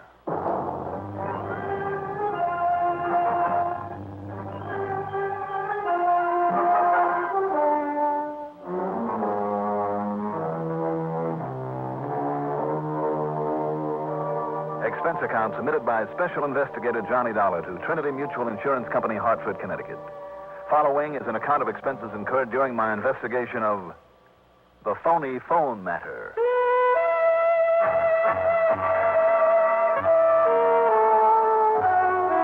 Expense account item 1. After checking out with my call service, $1.20 for a cab over to Bert Helfer's office high in the tower of the Manley building, overlooking most of the city. Lo and behold, there wasn't a soul in the place except Bert himself. Most of the lights were off. The rows and rows of typewriters and calculating machines were covered and quiet. The filing cabinets neatly cleared and closed. Even the telephone switchboard off in one corner was untended, although I noticed one patch cord plugged in, the tiny light above it burning. It was Bert's line in use. Yeah. I'll take care of it just as soon as I get back here in the office again. Yeah, that'll be on Tuesday, January 2nd. Good. Thank you, and a Merry Christmas to you, too. All right, Johnny, sit down. Well, I'll say this for you, Bert. You are certainly the loyal company servant. Well, I just want to be absolutely sure everything's taken care of so they won't be calling me down there in Miami Beach to lay down my water skis and come back here before my vacation's over. Oh, I can't say I blame you. And here you are, baby. Here is the money for that San Francisco job. You want to count it? How come in cash? Don't you still have some Christmas shopping to do? Don't we all? And the banks will be closed by the time you get out of here, so... Well, I just tore up the check and pulled this out of petty cash. Well, good for you. And hooray for petty cash.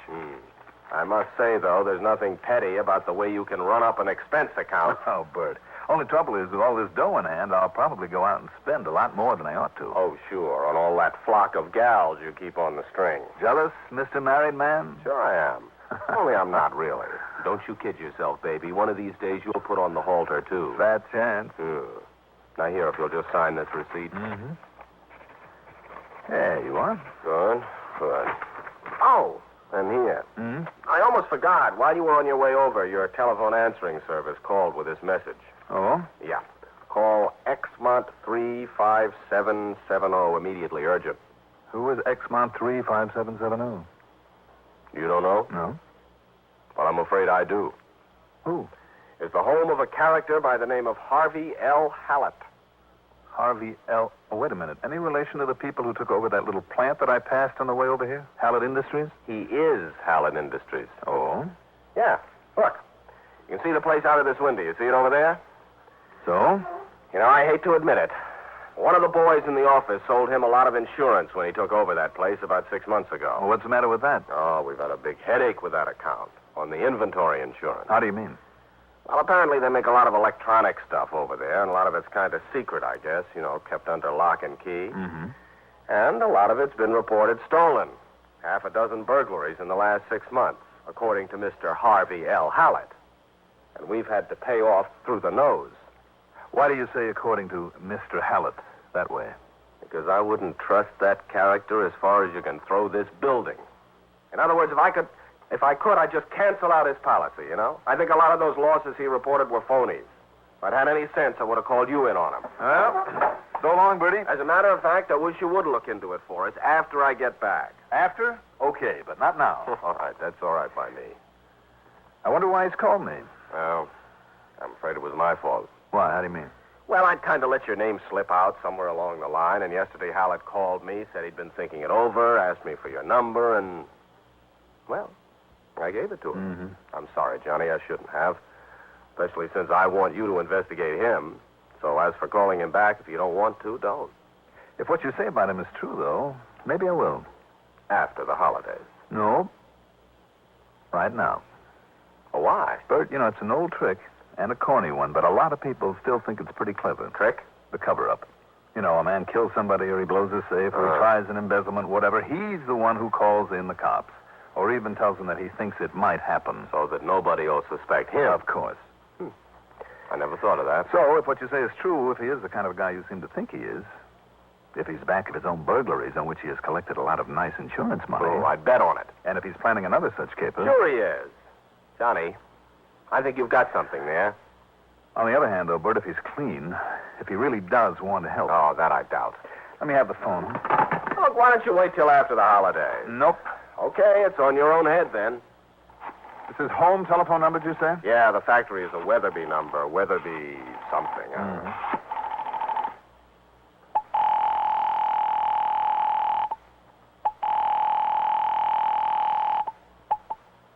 Hello?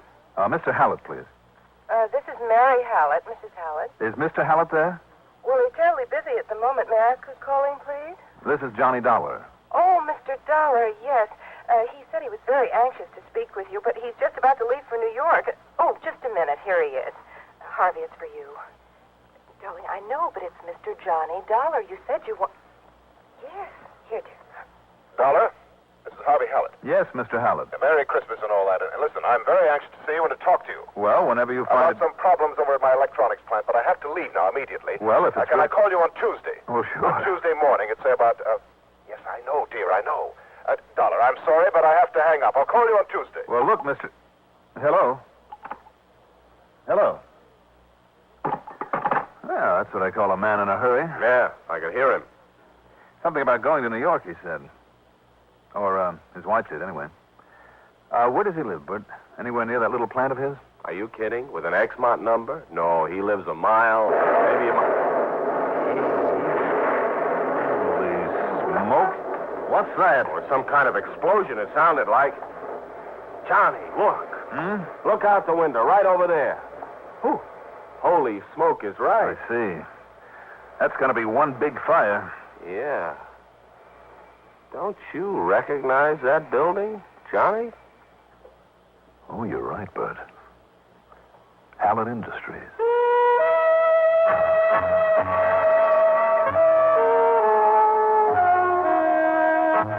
Item 2, $1 for a taxi over to the scene of the fire.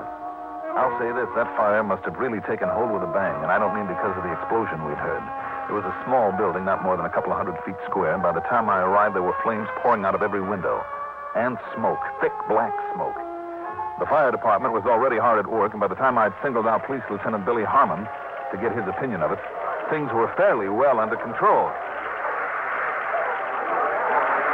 Hey, Lieutenant, what brings you here? Only one thing, Mr. Harvey L. Hallett. What do you mean by that, Lieutenant? I'm the patsy got assigned to those burglaries that he had. You know something? No, tell me. I got just exactly nowhere on him. And you know something else? Yeah? Now, I can't prove this. Can't prove a thing for that matter, simply because, well, I can't, that's all. But I also can't get over the feeling the reason I couldn't get anywhere was because our friend Mr. Hallett didn't want me to. Didn't want you to? You mean no cooperation? Just the opposite. Too much cooperation. Oh? So much, I couldn't make a move without finding him underfoot, making like he was doing everything he could to help. I see. But actually, all he was doing was getting in the way. He'd suggest so many possibilities and demand I follow him up. I didn't have time or opportunity to follow up those I'd thought of. Not properly, that is. Smoke. The old misdirection bit, if you know what I mean, Johnny. Johnny, I don't trust that guy. Seems to me I've heard somebody else give out with that same opinion. When I got the word this place was going up, well, you know what I think, Johnny? Arson? I'd bet on it. And if it is, you can be sure the boys in the torch squad will spot it. They're in there working on it already. You know, Hanley and Jimmy Beckett. Yeah. You ask me, they're the two best arson men a police department ever had. They're a pretty good pair. And if it is arson, you can be sure my number one suspect will be none other than... Wait a minute. Oil off! Conroy! Keep those people back in the line before... Come on, keep them back there. Hey, you, mister. What do you think you're doing this... Oh, you. Lieutenant Harmon, how did this happen? I heard the explosion all the way over at my home. Now, you claim you were at home, Mr. Hallett? Yes, of course I was at home. Can you prove that? I beg your pardon. Yes, I'm afraid he can, Lieutenant. Oh, you're Mr. Dollar. That's right. You call off your trip to New York? Well, I was just leaving. I heard the explosion and saw the smoke, so I drove on over here. No, you just drove on over, huh? Yes, I did. What happened? Dollar, what started this? Well, I'd say that you know just as much as we do. Or a lot more. What's that? Excuse me a minute. Yeah, what is it, Beckett? Look at it, Dollar. The whole plant, the whole business, all gone up in smoke. Yeah. Pretty well insured, though, isn't it? Huh? You think that money can make up for all the time and work and worry that went into it? All gone up in smoke. Mr. Dollar. Yeah. The color of that smoke. That was the first thing I noticed, Mr. Hallett. The smell. The odor. Yes, I know. The storeroom is full of solvents. Highly volatile solvents. You think that caused the explosion? It must have. But how? The storage arrangement was approved by this very fire department. It was like a vault. There was no way that any heat could get into it. Well, you think then that maybe somebody did, But how? It was always locked. Wasn't there supposed to be a watchman on duty? Of course, old Ben Matthews. Dollar, if he was anywhere near that explosion when it occurred. Oh, no. In other words, if it was arson by somebody the watchman may have seen. Arson? I said if. And if that watchman did see anybody around. Arson, all right, Dollar. Boys are sure of it. They are, Lieutenant? I can't believe it. As for Ben Matthews, the watchman, well, I don't think there's much question but that he did see who did it. And that he knew him. No? Then you mean Ben is still alive? That door had a dead latch on it. Took a key to open it inside as well as outside. I know, and old Ben had orders not to admit wait anyone and that... listen, Mr. Hallett. I'm sorry. Go ahead, Lieutenant. Ben's key is still in the inside of that lock. So he let somebody in. Now, that means somebody that he must have recognized. Why do you say that? I knew old Ben. I know he had orders not to let anybody in. Not anybody. Isn't that true, Mr. Hallett? Yes, of course it is. So I know he wouldn't. But of course, if his boss told him to open up... Now, just a minute, Lieutenant. If you're implying what I think you are... Yeah? Well, if the shoe fits. Don't worry, Mr. Hallett.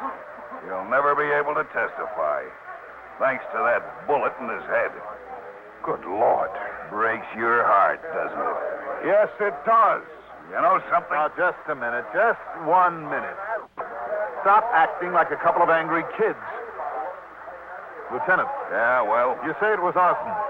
With a murder on top of it. And Mr. All right. Now, what kind of a device was used? Device? What do you mean, What kind of a timer to set it off? Nothing. No device. Only a paraffin wick. Into a bottle or tank of some kind of that solvent in there. How long a wick? Only a couple of feet. And that means that somebody was in there only seconds before it went off. And that somebody, Mr. Hallett... I tell you, I was at home on the other side of town. That's right, he was, Mr. Hallett. What did you say, Dollar? He was at home, Lieutenant. I know, because I called him on the telephone only seconds before this thing started.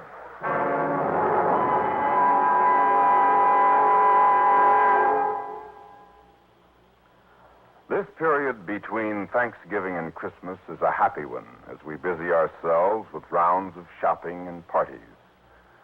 But for hundreds of thousands of families abroad, it's like any other time of the year, a time of hunger. So why not share your holiday joy with one or more of the less fortunate families? Send them Care food packages. They cost only $1 apiece and contain enough food to supplement family rations for a whole month. So send your dollars to Care, New York, 16, New York.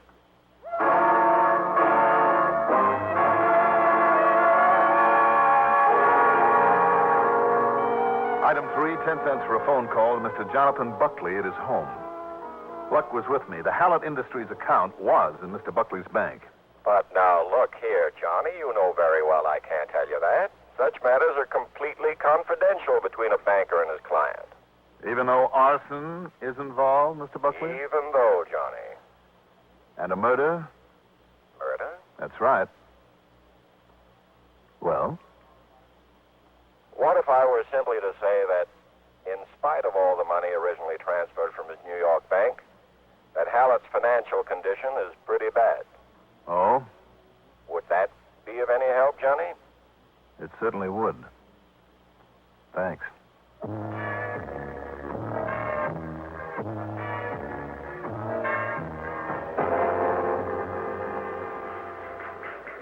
Another thing, Dollar. Yes, Lieutenant. After those so-called burglaries, I checked over every one of Hallett's 8 employees myself. There isn't a cleaner bunch of people anywhere in town. Well, even so. I'm sure of it. What's more, I've known every one of them personally for years. Even went to school with a couple of them. So you see what I'm getting at? Hallett. Hallett is the only one we don't really know about. Where'd he come from, Lieutenant? Who knows? You think he'd tell us? The truth, that is? Oh, wait a minute. Mr. Buckley of the bank here. What's he got to do with it? Funds transferred, he said, from... Hey, you want to trip me to a call to New York?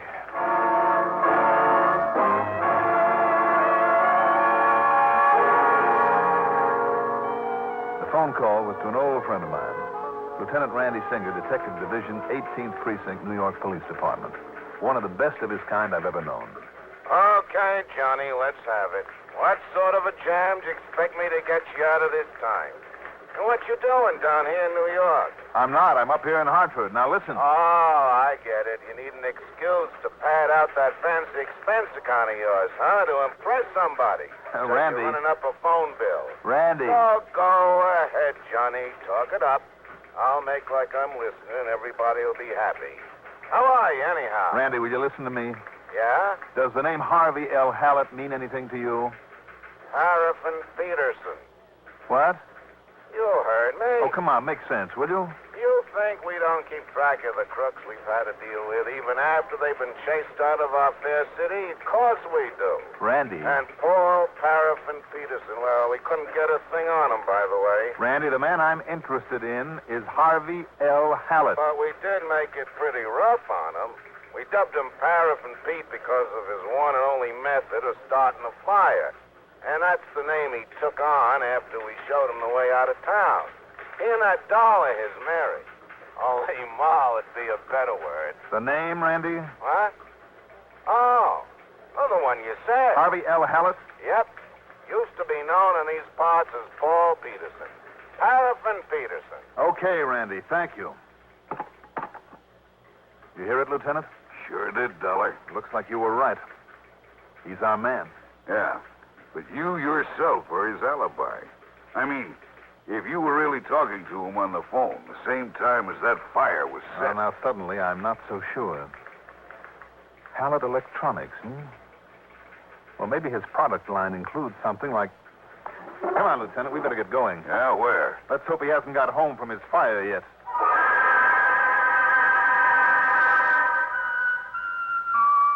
When we got there, Hallett was just walking into his front door, which means he didn't have time to put away the device that his wife, Mary, had been careless enough to leave sitting on a table not more than 2 feet away from the telephone. Now, just a minute, Mr. Dollar. What... Yes, Hallett?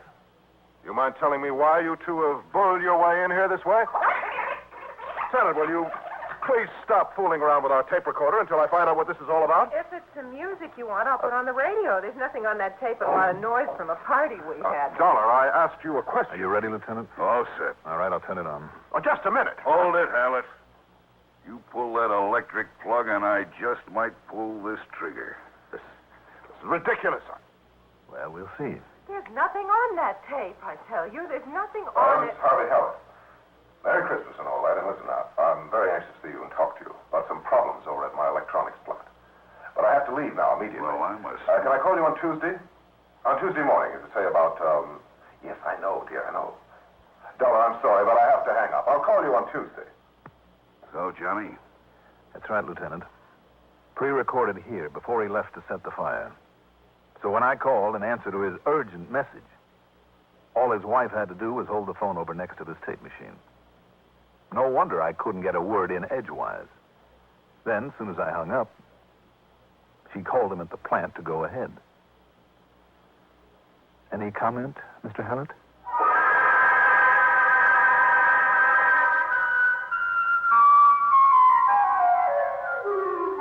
expense account total? Forget it.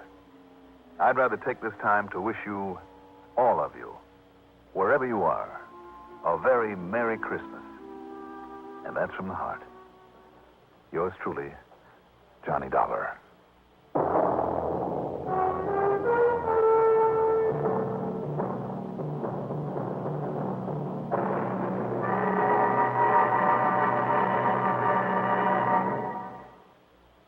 Now, here's our star to tell you about next week's story. Next week? Well, next week, there won't be any case. But I think you'll want to be here anyway. Next week at this time, you'll be hearing our annual Christmas Eve Sing with Bing. We'll be back 2 weeks from now. Merry Christmas from yours truly, Johnny Dollar.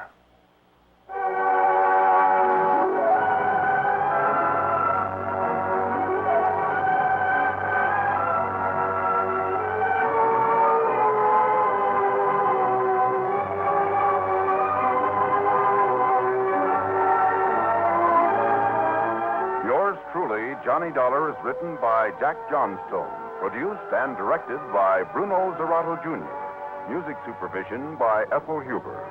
Johnny Dollar is played by Mandel Kramer. Also featured in our cast were Jackson Beck as Lieutenant Billy Harmon, Michael Caine as Harvey Hellett, William Redfield as Bert Helfer, Terry Keene as Mrs. Hellett, Eugene Francis as Lieutenant Randy Singer, and David Kern as Jonathan Buckley. Remember, no story next week, but yours truly, Johnny Dollar, returns 2 weeks from now with his next exciting story.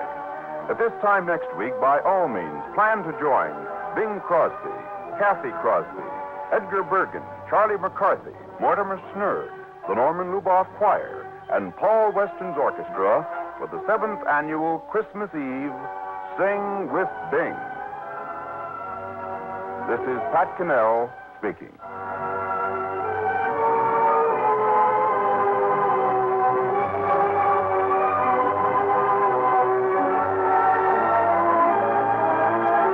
The stars shed their inhibitions on Arthur Godfrey time weekdays on the CBS radio network. Johnny Dollar. Happy New Year, Johnny, and many of them, and may your shadow never grow less and all that sort of stuff. And the same to you, cheerful Charlie. Yeah, only it's Hal. What? Hal Kemper. You know, Eastern Liability and Trust. Hal, how are you? What's a good word? You made any plans for dragging in the new year in the usual fashion? Oh, in my usual fashion, yes. Well, what's that supposed to mean? Well, it means that instead of getting myself hooked into some big, noisy, drunken party, and then risking my one and only life among all the crazy drivers who'll be seeing double because of the parties they've attended. Here. Instead of greeting 1962 with a hangover headache, I have other plans.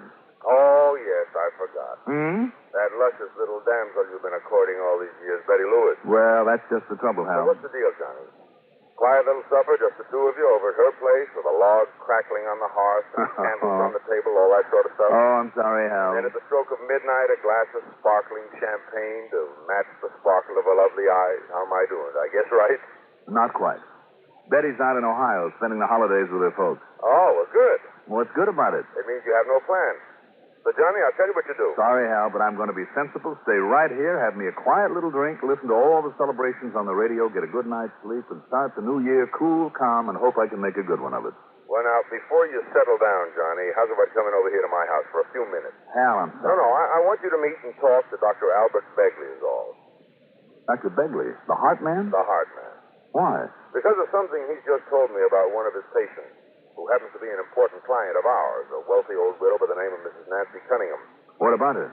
You come on over here to the house. Let Dr. Begley tell you. Hal, on New Year's Eve? Look, I thought I got over the point that I'd rather stay out of a car tonight. Let's wait until sometime in 1962, like tomorrow, maybe. Now, only one trouble, Johnny. If we do wait, if what Dr. Begley says is true, that nice little old lady might never live to see 1962. Oh? Yeah. I'll be right over.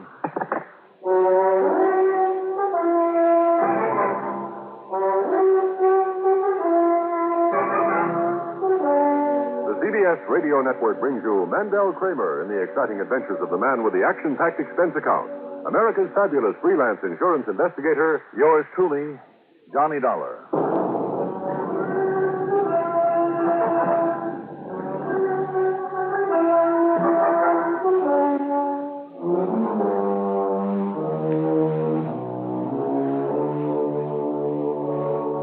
expense account submitted by Special Investigator Johnny Dollar to Eastern Liability and Trust Insurance Company, Home Office, Hartford, Connecticut. Following is an account of expenses incurred during my investigation of the one too many matter.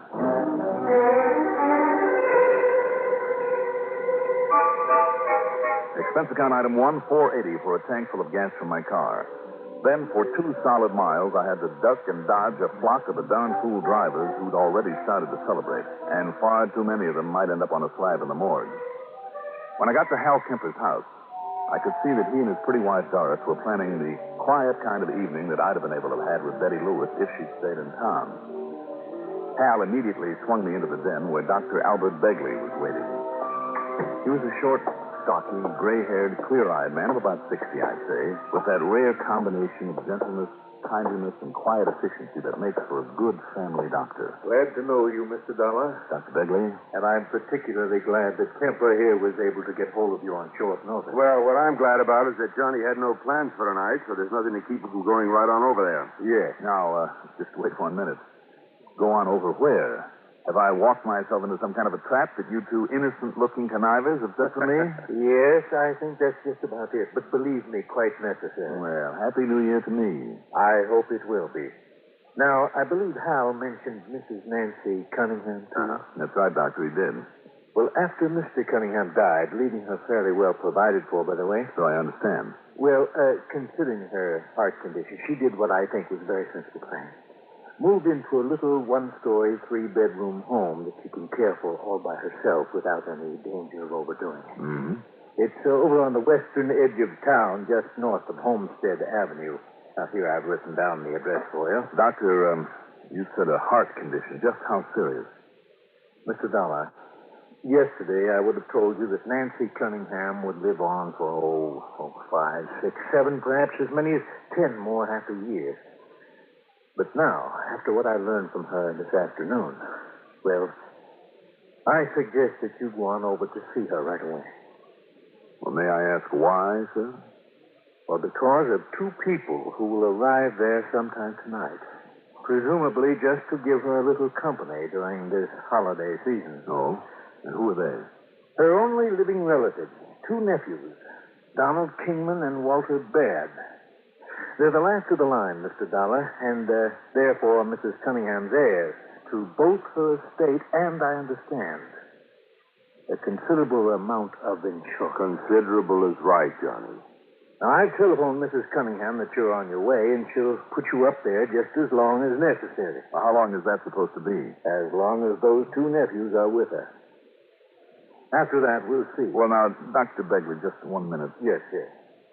Do you mind telling me just why you've taken it for granted that I'll go along with this? Not at all. You see, I am firmly convinced that one of those young men is going there for only one purpose. And what's that? To murder Mrs. Cunningham. Doctor? You really believe that one of her own nephews is going to see her just to murder Mrs. Cunningham? Mr. Dollar, I'm certain. And before it's too late, Johnny. What do you mean by that, Hal? I mean, she called me just a few days ago. She told me that she's done all she wants to for them. She's going to change her policy to name some charity as principal beneficiary. What charity? Well, it's just the trouble. I don't know. Probably some clinic or hospital or something. Anyhow, she said she'd talk it over with me sometime next week, but not before. So, meantime, the boys are still in. Well, the mere fact that they're going to spend New Year's Eve with her. Before she can change her policy, Mr. Dollar. Before they can be cut out of it, don't you see? The only time they ever went to see her before was when they needed money. But now, all of a sudden, they're being good-hearted Joes. Keep her company. Help her welcome in the new year, huh? Well, I don't believe it. I agree with the doc here that one of those guys is going to get her out of the way, while they can still benefit by it. You say one of them. And you said that too, Doctor. Well, which one, Walter Baird or Donald Kingman? Well, that's just it. Even though they've certainly never looked or act like the sort who could do such a thing, there's still the evidence, Mr. Dollar. What evidence? Well, during Donald's last visit, while he was away from the house, a couple of gunshots crashed through the window, narrowly missing her. Oh? The The police were able to trace those shots to Donald? No, it was Donald who called the police, made them investigate. And if that wasn't done just to take suspicion off himself. Now, just wait a minute, Hal. What did the police find out, Duncan? Nothing. They decided those shots were strays, fired by some careless youngster over in the woods. And they let it go at that. I see. Well, it could have happened that way. Yes, I know. But I also know that when he was just a little tyke, Donald was quite a rifle shot. Another thing. Yes? Dollar. That evening when he left, it was bitter cold, so the heat was on in the house. It was on low. She'd planned to leave it on overnight. But it suddenly went off completely. Well, now, Dr. Begley, Well, if I hadn't happened to drop by and discovered where a small cotter pin had jammed in the regulating mechanism, where it could have been placed by a human hand. Mr. Dollar, you remember that. Why, do you know that she could have frozen to death that night? Doctor, you know as well as I do that neither of those things can be called real evidence of an intent to kill her. I don't believe it. Mr. Dollar, I believe that one of those boys, possibly both of them, are planning to kill her. And now that she's planning to change her insurance. They haven't much time. Do they know that? Well, they must. But you're not sure. Does it make any difference? Don't you see, Mr. Dollar? They don't get her insurance until she's dead. That's the point, Johnny. And unless she dies before she can change the beneficiary. Well, don't you see, there can be only one reason why they give up the sort of big party or dance those boys would usually go to on a night like this and spend their New Year's Eve with her. Or am I just acting like a suspicious old fool? I don't think so. You, Johnny? I don't know, Hal. Tell me, where do Walter Baird and Donald Kingman live? Up in Springfield. Together? No, just a couple of apartments up there. Neither of them is married. Mm-hmm. How old are they, by the way? Oh, middle 20s. Don is assistant manager in a supermarket, and Walter has a job in a bank, I think. Yeah. Doctor, did Mrs. Cunningham tell you what time she's expecting them? Sometime this evening, she said. In other words, Johnny, you better get on your horse. Okay. I'll go on over and see her.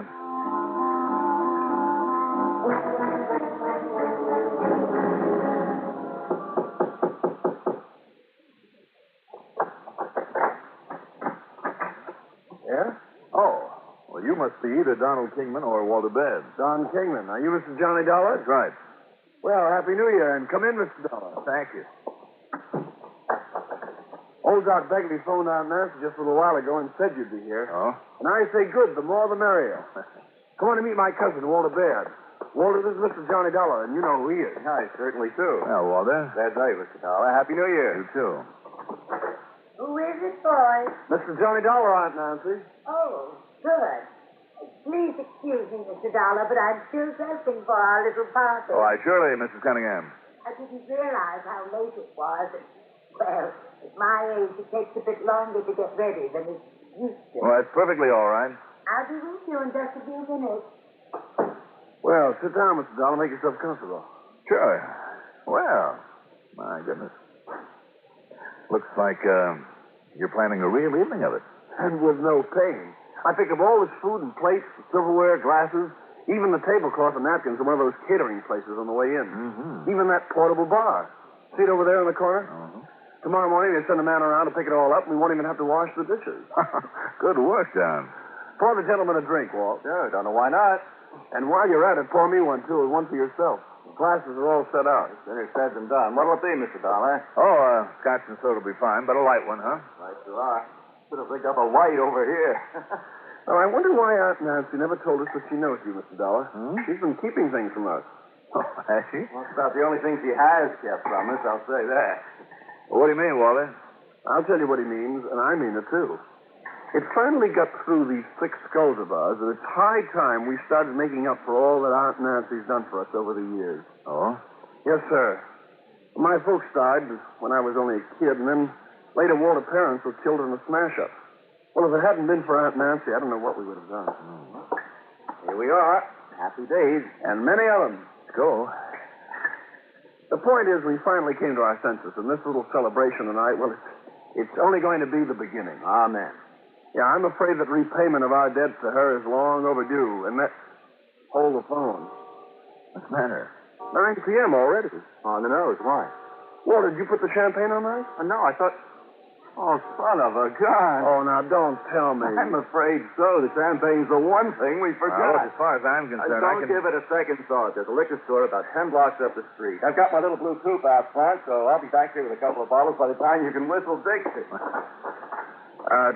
Tell me, Mr. Dollar, how long have you known Aunt Nancy? Mind if I ask you a couple of questions first, Don? Not a bit. Like me to sweeten that up for you first? No, thanks. This is fine. Well, I think I'll add a little scotch to mine. Walter makes them pretty pale. But go ahead with the questions. Well, Only what was that? probably some crazy driver out there wrapped his car around a tree. Must have done a good job of it. Now, tell me this, Don.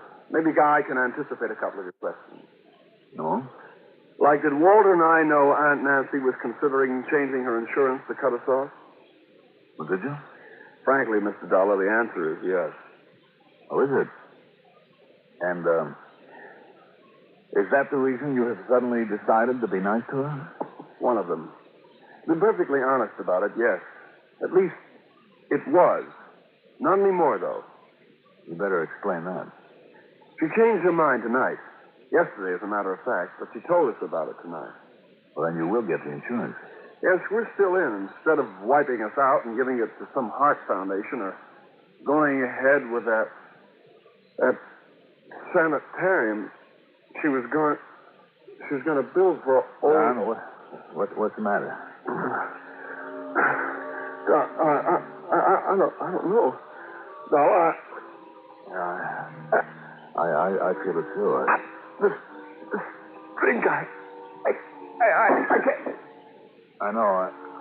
I can't get out of my chair. Dollar.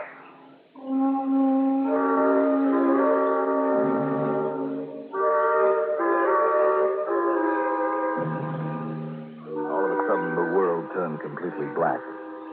I vaguely remember rolling off my chair onto the floor and then nothing for what seemed a century or two. Finally, in a sort of a daze, I could see a policeman standing above me and feel the flat of his hand slapping me in the face. Hey, all right. Come on, Dollar. Wake up. Wake up. Boy. Rogan. That's right.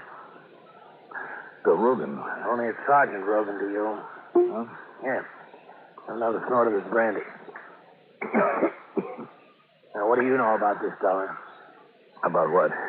This other guy stretched out here the same as you are. Who is he? Oh, that's Don Kingman. Yeah? What about that body in there in the bedroom? Body in the bedroom? That's right. Old Mrs. Cunningham. Huh? Dead with a bullet in it.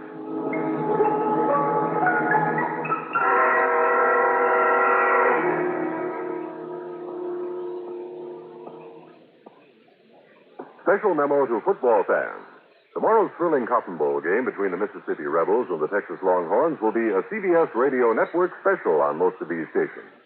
They say the man to stop tomorrow is the galloping halfback of the University of Texas, Jimmy Saxton. But the word's around that Mississippi has a pretty strong team, too. So be on hand for the exclusive radio coverage of the Cotton Bowl game in Dallas, Texas, tomorrow at your electronic 50-yard line.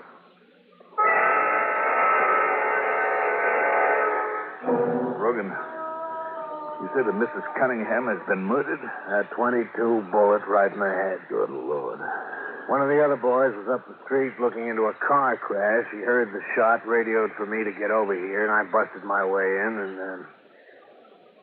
well, what do you know about it? All I know is that Don and I were sitting here having a drink. First Don collapsed, and then it hit me. That was it, Rogan, the drink. I'll say it was. You see the sediment here in the bottom of your glass? Huh? No. Don't touch it. You don't touch anything until the lab crew gets in. All right.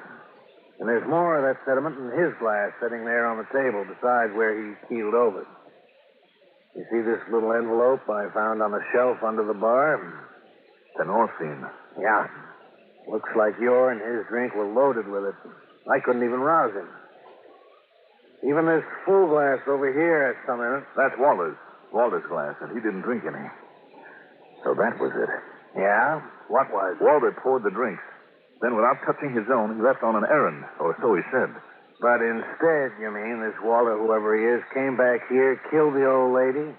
That his so-called errand was only to make himself an alibi, to make it look as though he wasn't here? All he had to do was show up at that liquor store. I thought that if anybody might try to kill her after all the big build-up I got, but I guess I was wrong. Yeah, look, will you start making sense? Rogan, it looked as though all you have to do was find Walter Baird. Baird, huh? You got any idea where to find him? What time is it now? 10:40. Well, he can't have gone very far. Well, where'd you see... Now, hold it a minute. Sergeant Rogan. Yeah? Yeah? It was who? Okay. You sending a lab crew over here? Right. Dollar, is your head clear enough now to know what you're talking about? Well, I think so. What time did Walter Baird leave you two here? Well, wait a minute. The mantel clock had just struck 9. According to my watch, well, let's see. Yeah, it's on the nose. And that crash down the block happened less than a minute after 9. Some drunk smashed into a little blue coupe that was coming from this direction. The blue coupe? Yeah, the drunk is dead, and the other guy's in the hospital, but he'll get over it. And this other guy? Yeah, Walter Baird. So he couldn't have done this any more than Donald here could have. I mean, if Don passed out, like you say. But who then? You said you busted in. That front door was locked tighter than a drum. And there's no sign of anybody else having broken in. Well, the proof that Walter couldn't have done it. Well, then who? Dr. Begley? What? The way that he so carefully laid out for me all the reasons that Walter and Don had for wanting her dead? That is a cover-up, so I wouldn't suspect him? Yeah, well, now, and wait a that minute. charity that she might have left her money to? Some hospital or clinic, Hal Kemper told me? That's something Dr. Begley wanted money for? So much that he was willing to kill her? And as a doctor, an old friend, he'd have a key to the house, possibly. You sure you're feeling all right, Dollar? It wouldn't make any sense. Make no sense at all. You think you were making any? If he hadn't changed her insurance yet, and he must have known that, so killing her wouldn't do him any good. Dollar, listen. Yeah, what? We know that Walter couldn't have done it, okay? And we know that Donald couldn't have done it. So, that leaves you. Oh, let's not kid about it, huh, Rogan? Okay, then. Are you sure this doctor who might have a key would be more likely to know about the penorphine that was used on you? Anybody would know about that stuff and be able to get it. But are you sure this doctor has nothing to gain? The only ones who could possibly gain are Walter Baird. And he's out. And Donald here, who... Wait a minute. Well, Don couldn't have done it. Look at him. Wait a minute. Maybe I was a little befuddled from that drug, but look, this glass. This glass of Donald. Don't touch now. Just leave it there on the table. The point is, Rogan, did you touch it? Did you? Of course I didn't. I told you, Donald. Then that's it. It has to be. Dollar. Donald. Knocked out by the penorphine? Sure he was. And still is. That's right, but not until after he killed her. Ah, but didn't you say Listen to me now. Those glasses have the drug in them, all right. All 3 of them, to make sure that I'd get some of it. And not only you, but them too. No, because if Walter himself hadn't suggested going out for the champagne, Don would have told him to, before Walter could touch his drink. And that ducking out would make Walter the only suspect in the murder. Well, of course. The only thing that cleared Walter was the accident that Donald couldn't foresee. All right. Right after Walter left, Don took his drink over to the bar to make it stronger, he told me. Actually, it was to get rid of the drug in it and pour himself a fresh one. Yeah, well, now he came back here, took a couple of sips, and when he saw the stuff was beginning to hit me, he made like he was passing out. Then, when I fell on my face, he got up, killed her, came back in here, poured some of the drug into his drink again, and passed out legitimately. And with what he thought was a perfect alibi that I would have to back up for him. Dollar, that's a darn good theory. And maybe that's the way it happened. What do you mean, maybe? When he comes to, we'll face him with it, and if he can prove otherwise, I'll eat your shirt. But whatever gave you the idea? The glass of his, Rogan. The fact that it is now sitting there on the table. Huh? He put it there after he'd done the murder. After? Yes. After he actually took the drug that made him really pass out. I don't get it. All right, listen. When he faked it, earlier, when the stuff hit me, Donald dropped his glass. Oh? Yes. It rolled onto the floor. It was one of the last things that I saw and heard. Look, see there? It left a little stain right there on the floor. Hey, you're right. He dropped it to convince me that he was passing out. But now it's up on the table. And only he could have put it there, Rogan. Satisfied?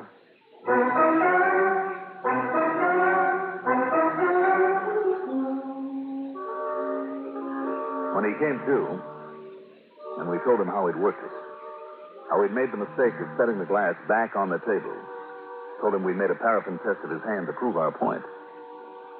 Well, Don not only confessed, he showed us where he'd hidden the guns. Expense account total, $4.80 for that tank full of gas. Yours truly, Johnny Dollar.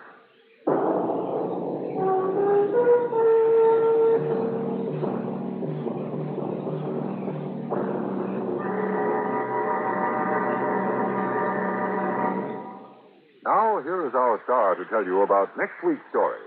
Next week, I'll be back with another case for you. But for now, I would like to wish all of you the very best of New Year. Yours truly, Johnny Dollar.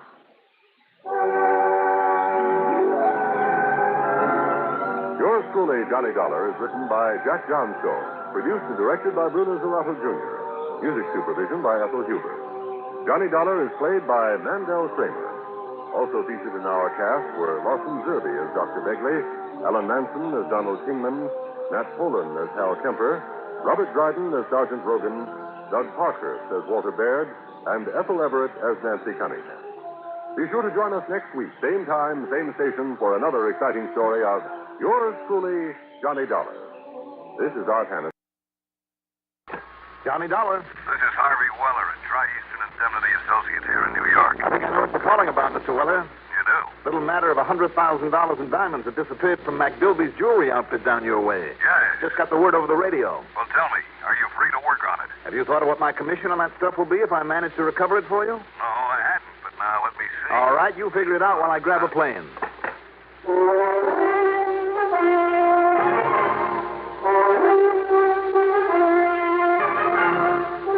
The CBS Radio Network brings you Mandel Kramer in the exciting adventures of the man with the action-packed expense account, America's fabulous freelance insurance investigator, yours truly, Johnny Dollar.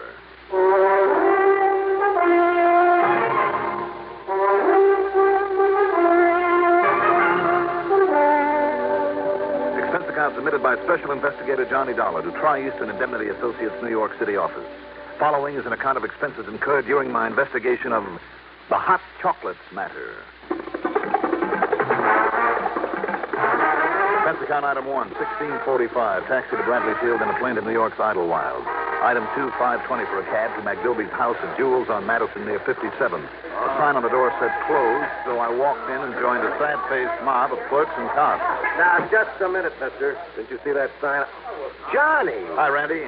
I might have known the indomitable Lieutenant Randolph Singer would be in charge. Yeah, here I am. But how'd you find out about it so soon? It only happened 2-3 hours ago. Never underestimate the power of radio, Randy. Now, what's the plot? Well, Johnny... Here it is, Lieutenant Singer. Huh? Oh, right, Mr. McDilby. Thanks. And if we find anything else missing that is not on that list... Yeah, you be sure and let me know. I certainly shall. Here, meet Johnny Dollar. He's a special investigator. Mr. Dollar, I am very glad to see you, sir. How are you? Yeah, Johnny's a special investigator for the insurance company. Yes. I know all about him. Lieutenant, Mr. Dollar, you can count on me as a great admirer of both you personally and the fine work that you do. Well, I thank you, Mr. McDilby. Now, perhaps we'll be able to get to the bottom of this. Now, if that's supposed to mean you didn't expect us to get to the bottom of it, McDilby... You heard the man, Randy. No, of course not, Lieutenant. But I am glad that Mr. Dollar is here to work with you. Oh, sure. He'll be a lot of help. If you don't get in my way. If I don't... Now, about how much do you figure the total loss, Mr. McDilby? Fush, I'm afraid it's close to $104,218.51 approximately. Approximately? Yeah, that's what it comes to on this list. Tell me, were there any witnesses to the robbery? Have you had any word on poor Mr. McDuggan, Lieutenant? Yeah, I checked with Bellevue Hospital just before Johnny got here. And? Well, they doubt very much if the old man will pull through. Terrible. My heart is filled with grief to hear that. Who is McDuggan, Randy? The old night watchman. Whoever did this job came in just before opening time, tore him up with a .38, and then just helped himself. Aye, to approximately 104,200. Yes, you told me. How did he get in, Randy? I mean, after all, if there was a night watchman on duty. Aye, and a good one. McDuggan was not only a personal friend, but an old and very, very faithful employee. Well, there was no sign of tools on the doors or windows, Johnny, and the burglar alarm was still on, so either he somehow got hold of a key or McDuggan let him in. Somebody that McDuggan knew, then. Possibility, all right. But now it looks like he'll never be able to tell us. Terrible. Now, who came in here and found out what had happened? You, Mr. McGilby? No, sir. It was Miss Tavish, my chief clerk, who always opens up the store. Would you like to have a word with her? Later, maybe. These people here, are they all your employees? Yes, sir. Only one that's missing is Daniel Fairling, cleaning boy. Oh? Oh, don't worry, Johnny. I've already ordered a rundown on all of them and put out an APB on young Fairling. Well, you're improving, Randy. Well, thanks, pal. Now, does anybody beside you know the combination of the safe, Mr. McGilby? No, sir. But the safe wasn't touched. Do you mean that you left over $100,000 worth of stuff lying around out here in the showroom? Ordinarily, no, sir. But we closed up so late last night after a special sale we were having. And was McDuggan on the job? McDuggan's in Bellevue, Right, but now listen, Johnny. I'll see you later.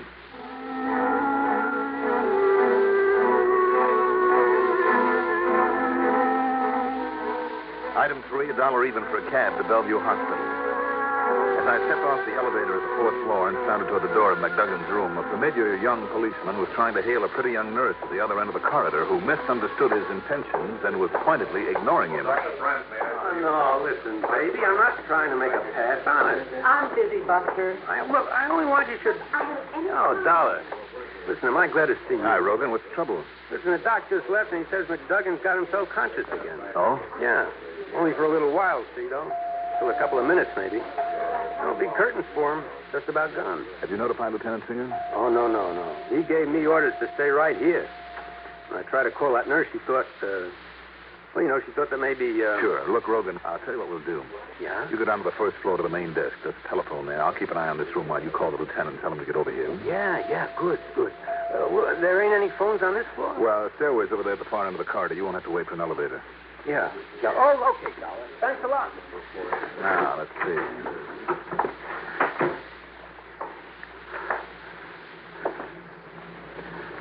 Mr. McDuggan? Mr. McDuggan, can you hear me? Ask. Yes? Ask somebody something? Who? Ask. Fairling. Fairling? Danny Fairling. He did this to you? Ask Danny. Mr. McDuggan. Mr. McDuggan. Nurse, get a doctor in here quickly.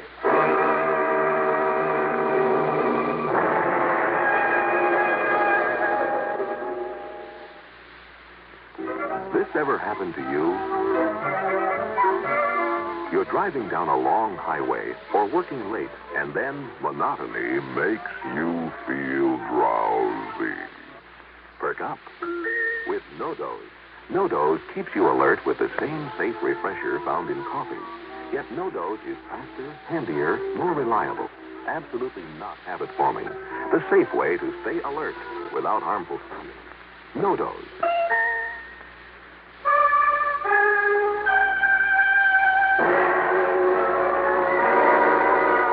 This time, I tore on down the stairs to get to one of the phone booths I'd noticed on my way in. But as I reached the 2nd floor landing...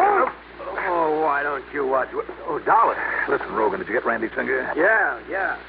Lieutenant's coming right over, but, hey, you left old man McDougan alone? You get on back to him and hope he lives until Randy gets here. Oh, yes, sir. In the phone book, I found only one Daniel Fairling listed. Item 4, another $1 for another cab to a shoddy apartment building in a section the other side of the Williamsburg Bridge, not too far from the docks that line that side of the East River. The push button beside the name Fairling in the outer lobby didn't work. Then I found that the front door was open. I went in, up a rickety stairway to start looking for apartment 3B. see now. Here we are. Danny? Danny, open up. Danny Fairling? Hey, what's the racket? What's all the noise? What's the matter with you? I'm looking for Mr. Daniel Fairling. Well, you won't find him here. What? Only his missus. He moved out. Oh, to where? Only it looks like they're going to patch things up again like they always do, and then he'll be back. What do you mean? Some fancy delivery boy was here a while ago, delivering a box of fancy chocolates to her. That's what I mean. So if you ask me, You know where I can find him? Well, he works to one of them fancy jewelry stores up on Madison Avenue. But why didn't you ask her? Well, I did, but there's no answer. Well, I didn't see her go out, so knock some more. Well, I'll try, but I don't know if... What was that? What was it? Inside the apartment. Do you have a key? No, sir. And the landlady, she's out. What was I that? don't know. While I break in the door, get to a phone, will you, and call the police? You're going to break down the door? Yes, go on. Will you please? Yeah. Go on. Okay. Okay, let's go.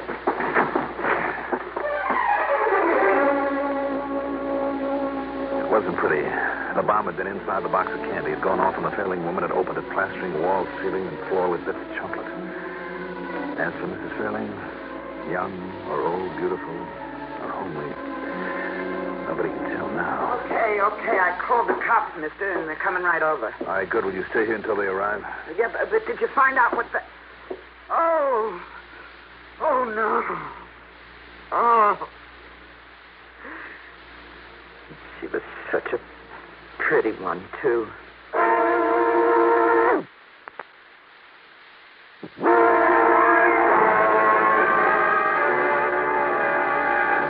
Item 5, 10 cents for a phone call to Lieutenant Singer's office at the 18th Precinct. Yeah, Johnny, I got there. But just in time to watch old McDuggan die, and without saying a word. So, what about you? You have any luck when you saw him? He was able to say only one thing to me, Randy. Yeah? What was it? The name of that cleaning man that McDilby mentioned to us this morning. The one that's missing? Danny Fairling? Uh-huh. But all he said about him was... Well, then we're in luck. We're really in luck. Why do you say that? You hop in a cab and get on over here. Look, Randy. You'll see, Johnny, you'll see. Now, come on over here and as fast as you can. Item 6, $1.90 for a cab to the 18th Precinct headquarters. Well, I've always told you we don't waste any time around here, Johnny. First rundown we made was on that Fairling. When we found that Danny boy had a record. A record? As long as your arm. So, Natch, we put out the word on him. And you know when the boys downtown picked him up? When, Randy? About the same time you and I were talking there in McDilby's shop. No? Where'd they find him? Oh, some little room in a house way downtown. They didn't try his apartment? Well, sure, but his wife said he and she were on the outs and told them where to find him. And if they hadn't left, they might have saved her life. What? A box of candy blew up in her face, Randy, when she opened it. Oh. Don't worry about it, though. It's out of your bailiwick. Oh, now, just a minute, Johnny. Come on, I want to talk to this Danny. But listen, do the police in that precinct know about his wife? Yes, they know. There's nothing you can do about it from here. We'll see. Well, in here, Johnny. All right. Open up, Joe. Yes, sir. Well, here's our boy. You're talking about me, Fat, but I demand to know where you're holding me. What kind of grounds have you got? Fairling, I demand to know what you did with all those goodies you took from your boss's jewelry store, and the quicker you start talking, the better for you. That's a fact. Yeah? Now, who are you? My name is Johnny Dollar. Oh, Johnny Dollar, huh?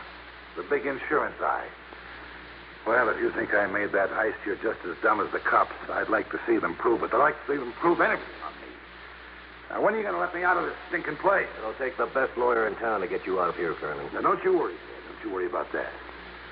When the time comes, I'll have a lawyer. I'll have a lawyer that'll make a monkey out of you guys. Can't prove a thing on me. If you didn't pull the heist, Danny. Oh, now, Johnny. How come you didn't show up at the store this morning? Because I was late getting there. And when I saw the mob and heard what happened, well, do you think I was going to hang around and beg for a pinch? Me? With my record? Did McDilby know about your record when he hired you? You mean I should go around blabbing about it?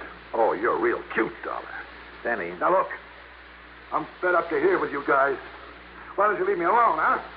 Or else let me out of here. Saying the bit about his wife on him, Johnny. No, don't you, Randy. What? What'd you guys say? Danny, if you didn't pull that job, do you have any idea about who might have? Sure, like maybe everybody who works in that joint. You know anything? No. That's all now. You all through with me? There's a standard offer that I'm authorized to make. If you can and will furnish information that will lead to the arrest and conviction of the guilty party and recovery of the merchandise, the insurance company will give you the best legal assistance possible. Now, isn't that sweet of them? All right, Randy, let's go.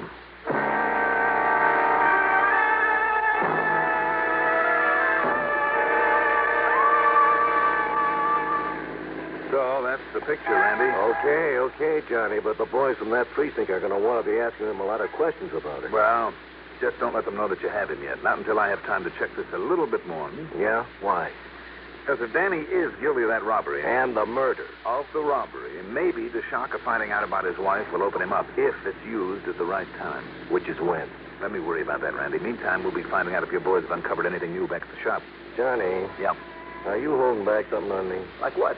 Like what maybe old man McDuggan said to you there at Bellevue? All he said was, ask Danny Fairling. And to me, that says we're holding the right man. Well, I wouldn't bank on it, Randy. You have a better idea, Johnny? For both the robbery and the murder? Yes, I have an idea. And I don't like it.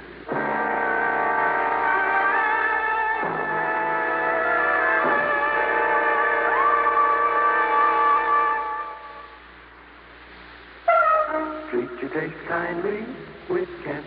Treat your taste kindly with Kent. Treat your taste kindly with Kent. Smoke Kent, the micronite filter cigarette. Yes, people who want to get away from harsh, rough-tasting cigarettes know that the one to switch to is Kent. And there's a very good reason why. Kent, with the micronite filter, refines away harsh flavor, refines away rough taste for the mildest taste of all. Yes, that's your reward for smoking Kent, the cigarette that made the filter famous. So when you want to get away from harsh, rough-tasting cigarettes, remember, the finer the filter, the milder the taste. And you decide to treat your taste kindly with Kent. Treat your taste kindly with Kent. Smoke Kent, the micronite filter cigarette.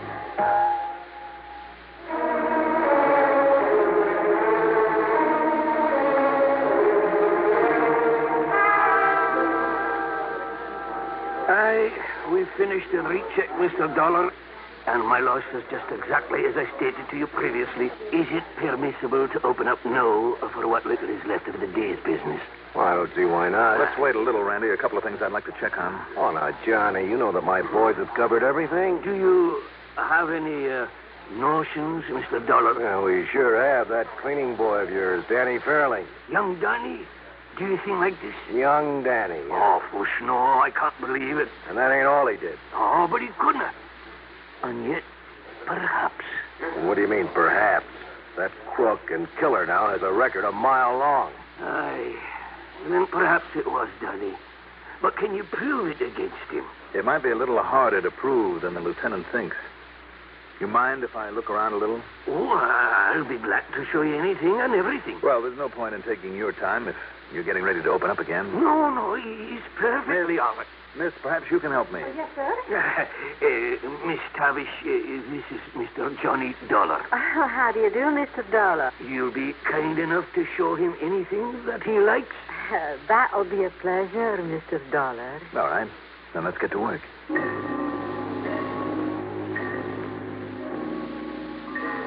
I was sure that Randy's men had done a good job, but I had to follow through on this idea that was bugging me. And that meant looking for something. Anything to back it up. And then I found it. In a small cleaning closet in the back. How did this box of chocolates get in here?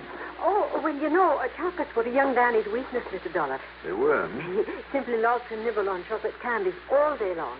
I see. And so whenever he'd do an errand or a special favor for one of us, we'd buy him a box of them. Those French ones are his favorite. The sort he couldn't really afford. Any address on this box? Yeah. All right, Miss Tavish. Thank you very much. You're very welcome. You've been more help than you may realize. Well, find out anything, Johnny? Plenty. I'll see you later. Where are you going? To a candy shop over on Fifth Avenue. Candy shop? Mm-hmm. Then, with your permission, Randy, I want to see Danny Fairling again. Well, sure. Alone.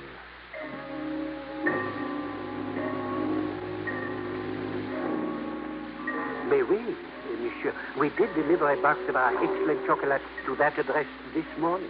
Just chocolates, I remember it well, monsieur. Now tell me. Because the gentleman who made the purchase last evening took them with him, but then came back later and asked that we deliver them today. How much later? Oh, perhaps an hour. Mm-hmm. Plenty of time to open the box, take out some of the candy. Tell me this. That customer, was he a small, tough-looking young fellow? Oh, no, monsieur. He was a well-dressed English or a Scottish gentleman. Thank you, my friend. You've just helped me solve a murder. Murder? Or I should say two.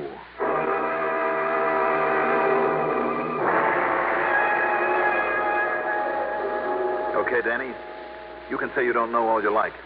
But I'm convinced that McDilby himself killed McDuggan and pulled that robbery. Oh, you are, huh? Yes, I thought of that as a possibility the minute I learned the place hadn't been broken into, that it had to be somebody McDuggan knew and knew well and let in there. And just how are you going to prove that? I'm also sure that you were part of the plan. Ah, you're not. That instead of getting there late, you got to that shop early this morning. That you saw McDilby, saw what he did. And because you knew what he was up to, you were there to give yourself a handle for some blackmail if he didn't come through for you. Because he'd told you to stay away this morning, to stay at home. That would put you on the spot, Danny, wouldn't it? Because of your record, and immediately remove any suspicion from him. Am I right, Danny? All right. Don't say it, not yet. But that was the deal, wasn't it? Neither you nor anybody else have got a thing on me. I know. I know there's no direct evidence against you, Danny, any more than there is against McDilby. That's the reason he promised that if you play along with him, he'd not only give you a cut of the loot, but make sure that you had legal help that would keep you out of the pen. Isn't that what he promised you, Danny? Well, come on, you can't deny that, can you? Do you think for a minute he was going to keep any such promise? When you and ex-con made such an easy whipping boy when nobody cared what happened to you? No, Danny. McDilby had other plans for you so that you'd end up like McDuggan did on a slab. You haven't thought of that, had you? No. You're crazy, Charlie. You're crazy. Am I? Well, what about your wife, Danny? What do you mean about my wife, huh? What do you mean about her? What's a little family argument got to do with this? Maybe a lot. So what if maybe I did walk out in Pearl for a couple of days? It isn't the first time I did that, but I was going back to her, like I always do. Because I love her, you see. So what about her, huh? Now, why are you bringing her into this? You like chocolates, don't you, Danny? Yeah, sure I do. So what? Especially the French kind. Okay, so what? And McDilby didn't know that you'd moved out on your wife. So why should he? Him or anybody else? So he thought that you would be there at the apartment this morning, didn't he? Yeah, maybe so. But so what? What's that got to do with Pearl? Now, look, start making sense, Dollar. That's the reason he sent the box of chocolates there. Huh? The box, Danny. So that makes him a crook and me an accessory? Danny, the box had a bomb in it. What? A bomb? Yes. It killed her. Pearl. Pearl. Sorry, Danny. You listen to me. If the law doesn't kill him for it, Dollar, I will.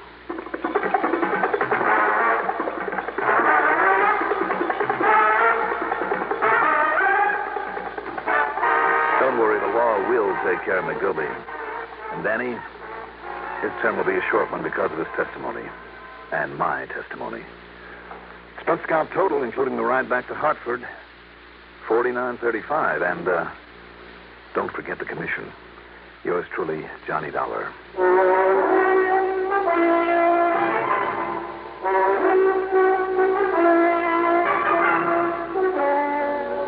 Now, here's our star to tell you about next week's story. Next week, high adventure in a colorful, romantic gold rush country that can also be very deadly. Join us, won't you? Yours truly, Johnny Dollar. Do you like a car with plenty of pep? A car with reserve power for safe passing? Most good drivers do. But they don't like to pay extra for premium gasoline. Listen, in 3 out of 5 cars, regular priced Sinclair Dyno gasoline matches performance of premium gasolines, saves you up to 4 cents a gallon. Almost anywhere you see the Sinclair Dinosaur sign, you can save up to 4 cents a gallon with Dino. Drive with care and buy Sinclair Dino gasoline.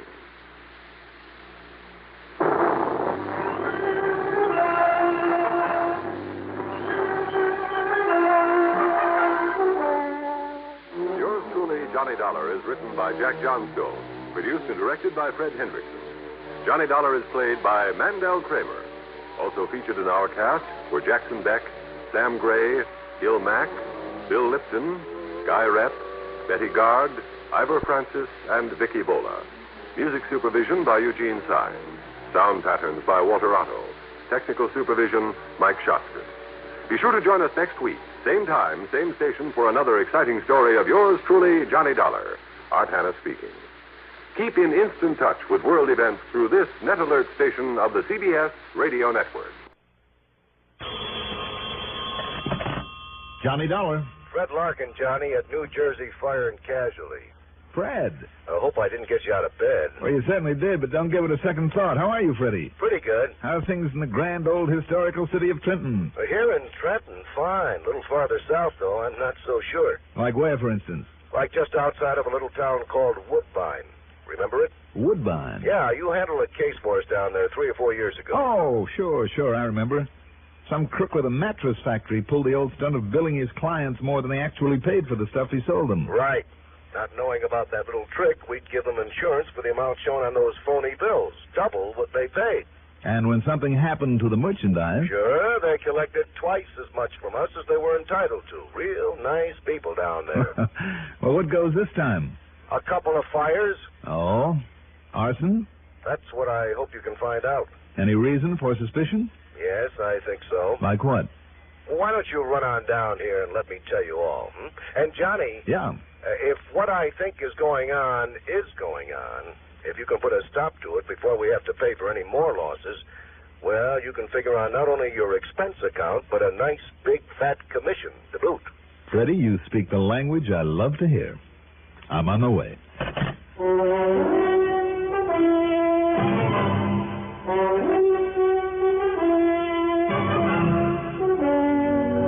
The CBS Radio Network brings you Mandel Kramer in the exciting adventures of the man with the action-packed expense account, America's fabulous freelance insurance investigator, yours truly, Johnny Dollar.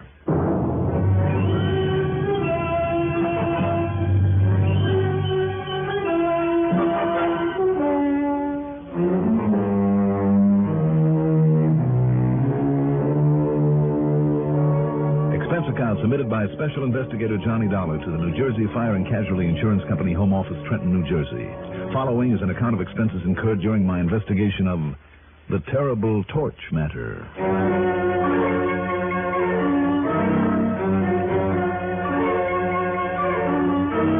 Expense account item 1, $20.50, and that covers a taxi out to Bradley Field, then plane fare to Philadelphia, PA. Item 2 was $50 deposit on a rental car. I headed north on Lucky 13, crossed the Delaware at Morris, better than George Washington did, I might say, and landed in Trenton, the Jersey state capital, shortly after noon. Since Fred Larkin's office is right there on State Street, I made like a starving Armenian. He took the cue and hauled me over to Hildebrecht's for lunch. What makes me believe it was arson and there'll be more of it? Well, I'll tell you, Johnny. You think there'll be more of it, Freddie? Unless you can throw a monkey wrench in the works. How well do you remember Woodbine, Johnny? Oh, I don't know. It's mostly farm country down there, as I recall. That's right. Acres and acres of sandy soil, scrub oak, and pine trees. But in the little town itself, there's a hat factory, a couple of dress factories, and the Golden Bedding Corporation, the plant you investigated before. And which one of them burned? No. The 2 fires that we've had to pay for so far. 2? 2. They occurred just outside of Woodbine, about halfway between Woodbine and Dennisville. Mm-hmm. Because those plants in town I mentioned seemed to have done pretty well, some promoter came along, bought up a couple of 100 acres, and promoted a little industrial section big enough for nearly being a factory. I see. Well, it's sort of a funny place for that kind of thing, though, isn't it, Freddie? Well, that's just the point, Johnny. It's a lousy place for such an operation. Too far from any of the regular supply sources, a long, long way to ship their finished goods, All their fuel and power have to be imported, labor's hard to get, and so on. Yeah. In other words, the big pitch for those companies to get out of the high rent, high labor cost area didn't mean a thing. They've been slowly but surely going broke. And there's nothing like a good fire to pay off the bills, provided there's plenty of insurance. Right. And like I said, there have been 2 of them so far. And I'm afraid there are going to be more. Why, Freddie? Well, simply because an idea like that, when it pays off so nicely, and when it can be gotten away with, can be very catching. You have a point there. When you say gotten away with, does that mean the police were able to find no signs of arson? Right. But when you talk about the police, don't forget how small that town is. No. When was the last fire? About a week ago. A week? And you wait till now to call me? I know. But I only found out about the second one yesterday. Afraid that means a pretty cold trail. But I'll see what I can do. Good. Now, how many factories are there in that little complex? About a dozen, did you say? 11, Johnny. And here's the point. Yeah. 8 of them are owned by people who are one way or another related to each other. No wonder you're afraid the idea might spread. Right. All right, I'll tell you what I'm going to do. I'm going to call in some help. In the form of Smokey Sullivan. Smokey Sullivan? That's right. Smokey? Yep. That sounds like the name of somebody who'd commit arson. He's one of the best, Freddie. What? Smokey probably has set more successful fires than you and I ever heard of. He got away with it for years. Well, then I don't understand. Since doing time, he's going legit and is of more help to me over the past 4 years than anybody else I can think of. Well, it's just the same, Johnny. But he knows more about firebugs, their methods, their eccentricities, the little trademarks that some of them leave behind than any man alive, believe me. That's why he's been of such use to me. Okay, Johnny, if you say so. You know what his job is right this minute? What? He's a kind of consultant for an arson squad up in Boston. It's been made a matter of public knowledge. As a result, arson up there is pretty much a thing of the past. No kidding. No kidding. Well, in that case, of course. He's on the payroll, too? Well, whatever you say. Good. One more thing, Fred. Yes? Is there any kind of a bank there in Woodbine? I don't know. I imagine not, but there's a loan office that I guess kind of serves as a bank. I know that some of our checks have been cashed through it. Good. Not much more than a one-man operation, though, I understand. All the better. Is it? Why? Well, could be a mighty good source of information for me. Oh? Yeah. How? And for what kind of information? Let's just wait and see.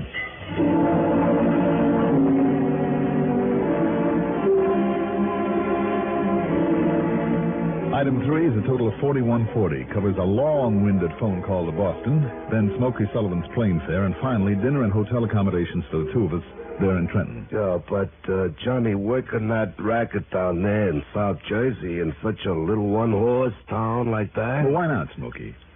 Without a smart metropolitan police force to contend with, it'd be a cinch for a good torch man. I mean, for him to get away with it.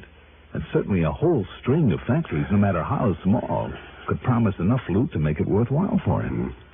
Another thing. Oh, yeah, Johnny. A lot of those plants are owned by people related to each other who got suckered into setting up and operating in that unlikely place by some smart promoter. Now, if that family group all came from one place, from one big city, maybe that'll give us a key as to where they dug up their firebug. Who knows? Maybe that gang has used an arsonist before, or wherever they operated before. Maybe so, yeah. Smokey, the point is that if a couple of them have found out what they think is the answer to their financial troubles, the rest of them are liable to try it, right? Well, yeah, if it was arson, Johnny. That's what you've got to find out for me, okay? Yeah.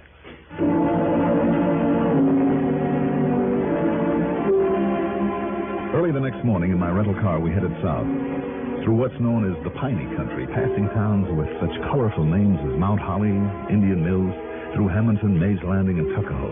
Finally, Woodbine. After signing in at a motel, I gave Smokey the car keys and told him he was on his own while I paid a visit to the loan office. Smokey understood and took off. As for the loan office, it was just what Fred had thought, a one-man operation. And as for the owner, Mr. Hanley M. Becker... What's that? What? You want to know what, Mr. Dollar, did you say it is? Dollar? That's right. Johnny Dollar. What's your business here? Well, I'm a special investigator, Mr. Becker, for the company that's insured a lot of people and property down here in this section. Investigator, huh? That's right. And I want to know the financial condition of every one of the 11 factories at that little industrial complex outside of town. Well, then, why come to me? Well, don't you function as a kind of a bank for some of these people? Well, of course I do, but what's the matter with you, young man?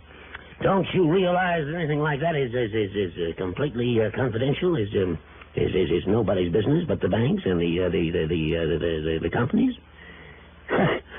Why, what kind of a banker do you think I am, huh? I'm beginning to wonder. Well, you can keep right on wondering. Besides, there aren't 11 of them out there anymore. There's only 9. Thanks to a couple of fires. Yes, blasted. And if the insurance company doesn't pay off on those fires, no, don't you worry, boy.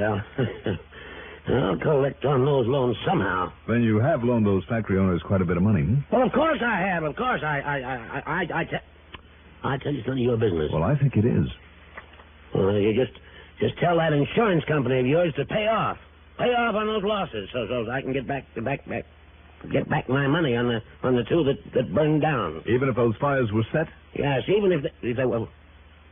What? What'd you say? How do you know? Well, I don't. Well, how do you know they were... What? What was that? What? I said I don't know. Not for sure, that is. But I intend to find out. Because if they were, Mr. Becker, and if the owners can be tied into it, or you or anybody else concerned... Me? Believe me, there will be no payment of insurance. You can bank on that. But, well, there's no insurance, then, well, then what'll I... Well, that is to say, if they don't... well, what I mean is... And you're accusing me? No. Just calm down. Oh, yes, sure. Calm down. Well, but these things you're saying, now, Mr. Dollar... Let's take things one at a time, shall we? I said you've loaned them a lot of money. Haven't you? Well, yeah. Well, they had to pay off on the property when that promoter up north threatened to put them out of business.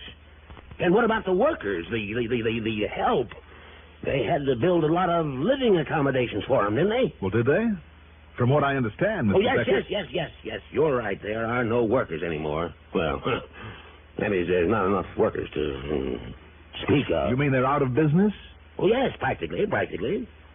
Nothing much in use out there but the warehouses where they keep their goods. It's a lot of stuff they'll probably never use now.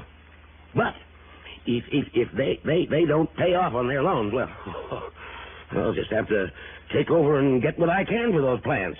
Is the ones that are left, that is. Not if they're burned down first. What? What'd you say? Huh? Use your head, Mr. Becker. If they're burned out the way the first two were, and if we find out that there was arson involved... You really do think that there might be other fires? Oh, but good heavens, Mr. Dollar, don't you see what that would mean? I mean, if they're arson, like you say, why, don't you realize that would ruin me? Possibility, isn't it? Oh, my. Oh, please, now, don't let it happen. It mustn't happen, Mr. Dollar. Listen, I'll tell you anything you want to know, anything you want to know. Just please, ask me. Well, Mr. Becker, for the moment, I think I've learned enough. Oh, but I haven't told you anything. Oh, you haven't, hmm?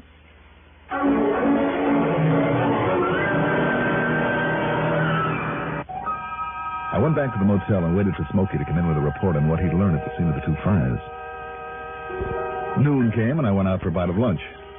That's item 4, $1.10. At 2 p.m., he still hadn't returned. It's funny. He could usually take one good look at the remains of a fire and know almost immediately if it had been set. So perhaps he had found something to really get to work on.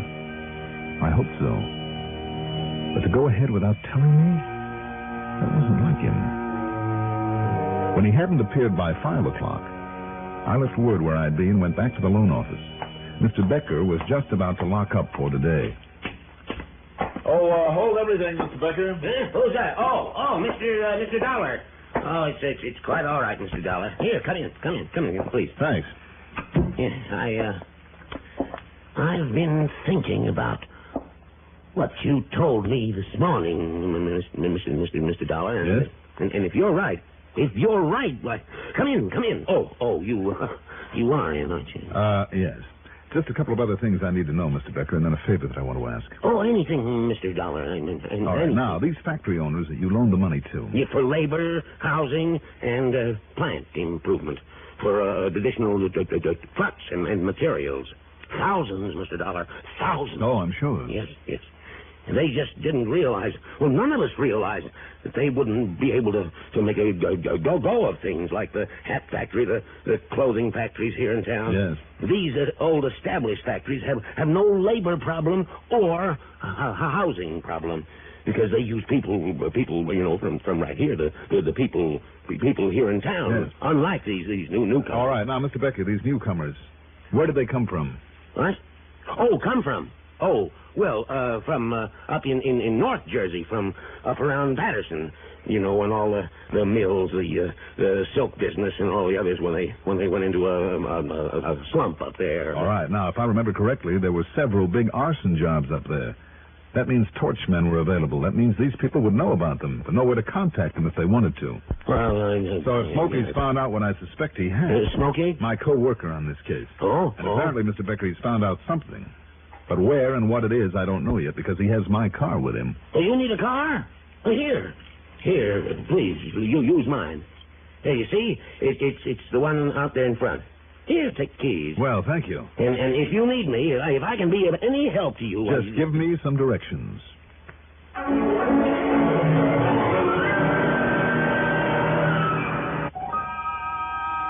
I wondered. But no, it didn't make sense. He was no actor, and his worry and excitement looked genuine. Yet, of course, you can never be sure. Following directions, I headed south on 557, and after a couple of miles, cut over toward the old Dennisville Road. And there it was. The group of 9 factories, obviously not in operation, and a couple of storage buildings, warehouses, all with weeds growing up around them. The same applied to a group of cottages. Shacks would be a better word, scattered out among some pine trees nearby. And then I saw my rental car, not beside one of the burned-out buildings, but next to a big, windowless warehouse. There was no sign of Smokey Sullivan, but a metal side door on that storage building was open. Had he found another setup for a fire there inside of it? Well, there was one way to find out.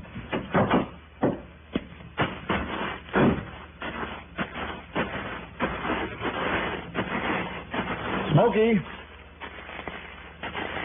Smokey, are you inside there? Smokey? You in here?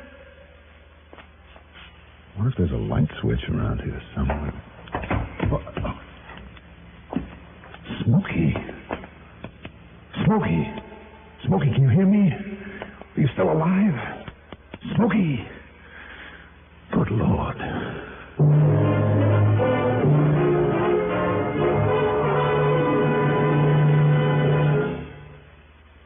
This year, the YMCA marks its 50th anniversary of its work with and for foreign students in this country.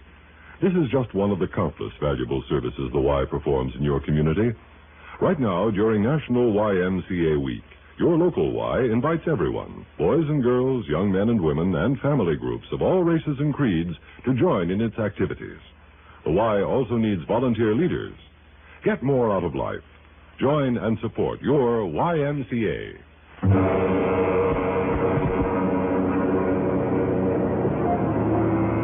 There was still life in Smokey Sullivan. I carried him gently to the car and drove him back to the motel in Woodbine.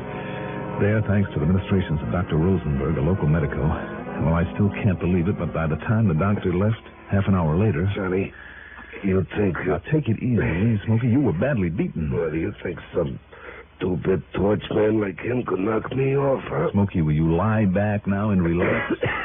I'm too tough, Johnny. I don't care how tough you are. You've got to take it easy for a while. It was Pete. What? Pete Larison, Johnny. Larison? Yeah, from up in Patterson. Oh? Yeah. It all ties together. Why did he do this to you, Smokey? Does Pete Larison know that you're working with me now? Well, I guess he thought I was sign of muscle in his territory. But if he saw you go there, Johnny, and if he knows who you are... Well, how could he? Well, you think he wouldn't? They all do. Oh, Johnny. Now, listen. If you know him, if you know what he looks like, as soon as we get you back on your feet... Look, better yet, just give me a description of him. No, listen to me. Tonight, he's gonna fire that warehouse tonight. Tonight? Yeah, and listen... Well, it's after dark right now. I better get going. Johnny... Smokey, I want you to settle back and rest. About the other, Johnny. Forget it. If I stop him on this one, there won't be any others. No, what I mean by the other...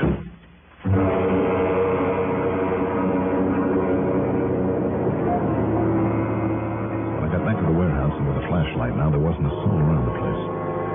I thought. But as I slowly opened that side door again, I was almost knocked over by the smell of gasoline fumes.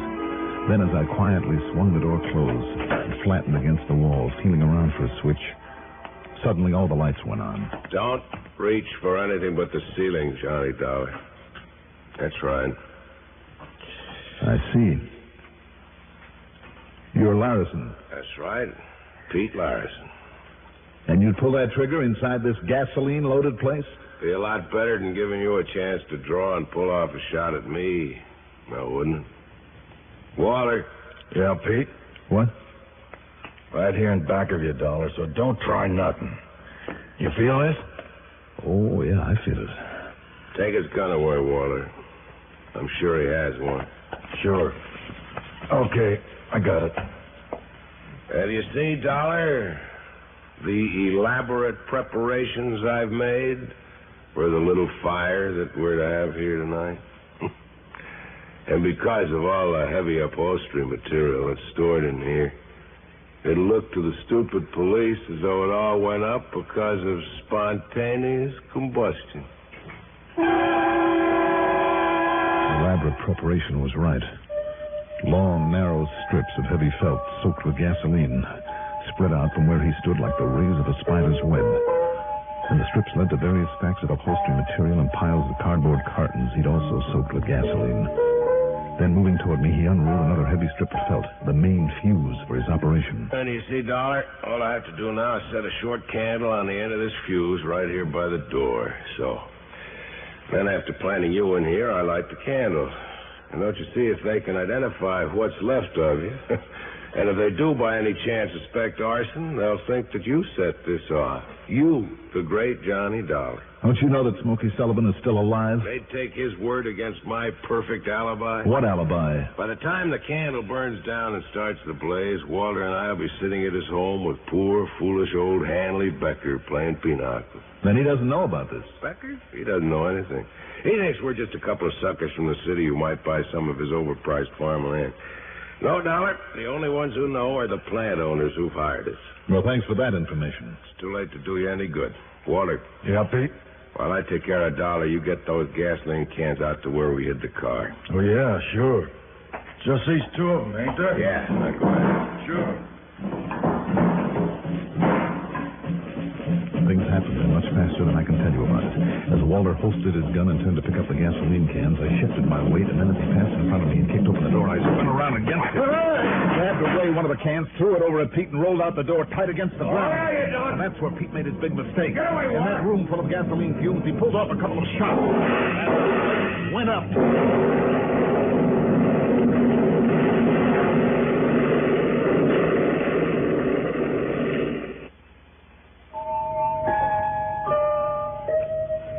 Me? I guess I was lucky. The blast rolled me 100 yards or so across that sandy ground, and I came to only a couple of minutes later. Walter, who was blown against the side of my car, ended up with a concussion. As for Pete, well, I don't think I need to tell you. And that's it, Freddie. The company can prosecute the factory owners any way it sees fit. Expense account total, including a chunk for Smokey, damage to the rental car and the trip home. Call it $1,500 even.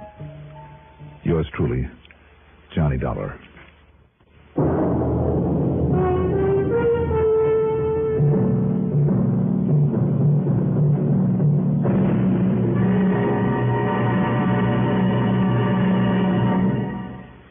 now, here is our star to tell you about next week's story.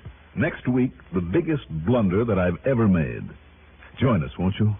Yours truly, Johnny Dollar. Yours truly, Johnny Dollar, is written by Jack Johnstone, produced and directed by Bruno Zerato Jr., music supervision by Ethel Huber. Johnny Dollar is played by Mandel Kramer. Also featured in our cast were Leon Janney as Hanley Becker, Sam Gray as Fred Larkin, Mason Adams as Pete Larison, Larry Haynes as Smokey Sullivan, and James Dimitri as Walter. Be sure to join us next week, same time, same station, for another exciting story of Yours truly, Johnny Dollar. This is Art Hanna speaking. Get the news firsthand and in full, the expanded CBS News on CBS Radio Network.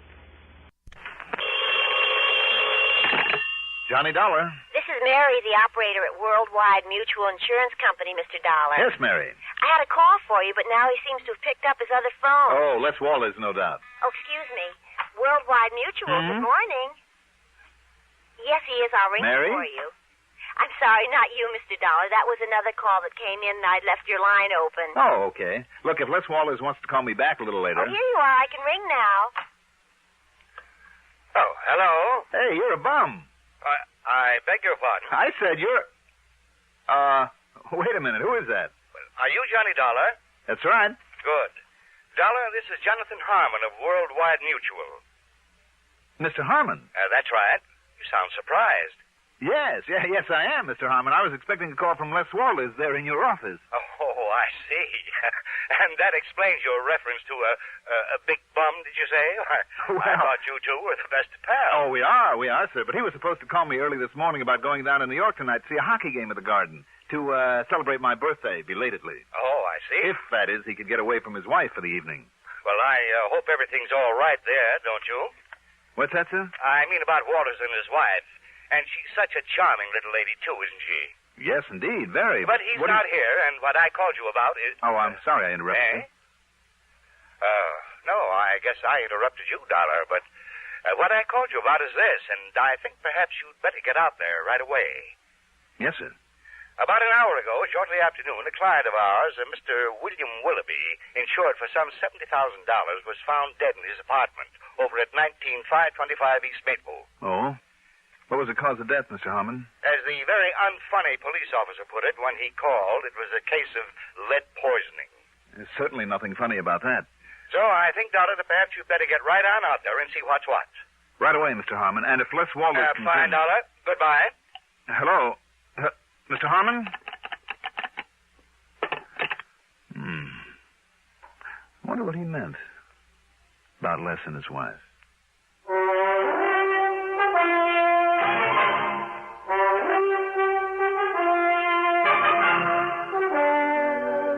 The CBS Radio Network brings you Mandel Kramer in the exciting adventures of the man with the action-packed expense account, America's fabulous freelance insurance investigator. Yours truly, Johnny Dollar.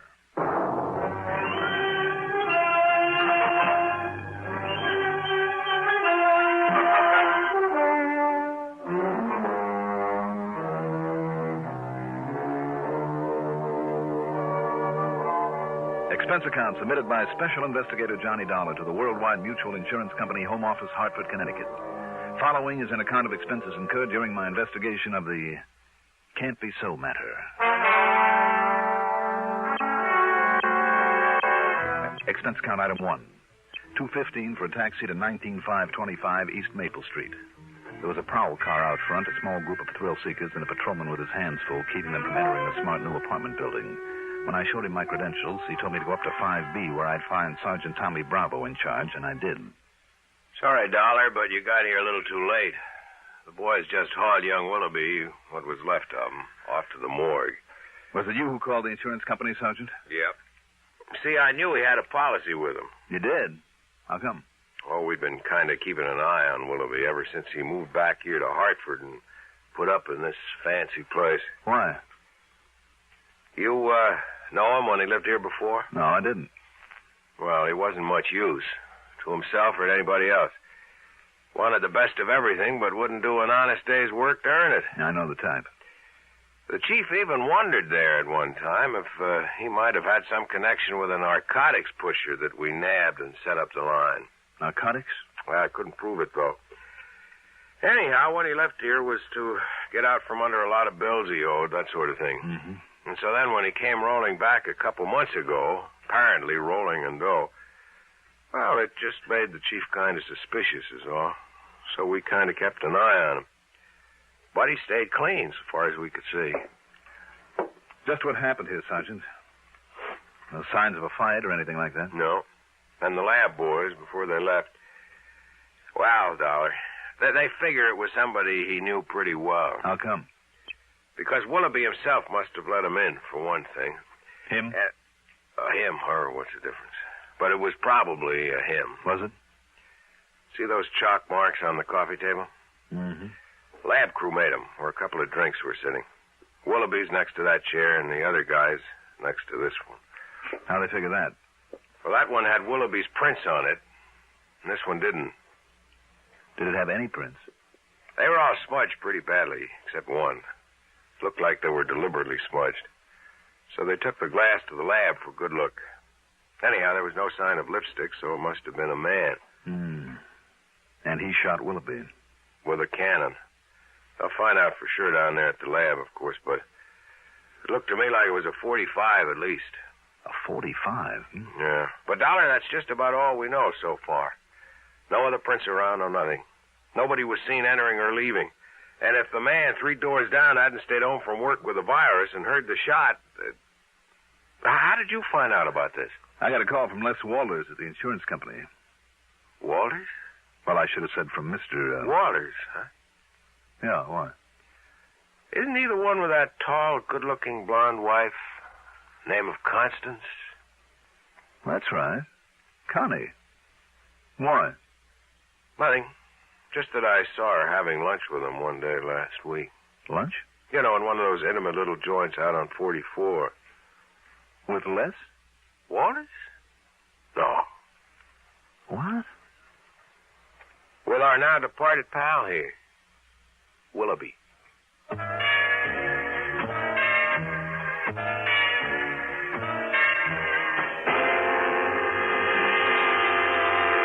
Then I remembered. Willoughby's name was familiar. I'd never met him, but he was the one who'd made such a play for Connie before she married Les. But Les do a thing like this? Impossible. Yet Connie had been seen having lunch with Willoughby at a quiet little place out on Route 44 where the chances were they wouldn't be recognized. Had Les found out about that? Is that why Willoughby was now very dead? No, of course not. I knew Les too well. He simply wasn't the type. And the police apparently saw no reason for suspecting Les, so why should I? What's more, there wasn't a single solitary clue that might point to him. Not yet, anyway. Item 2, $1.75 for another taxi. This time into the Spear Building and the office of Worldwide Mutual.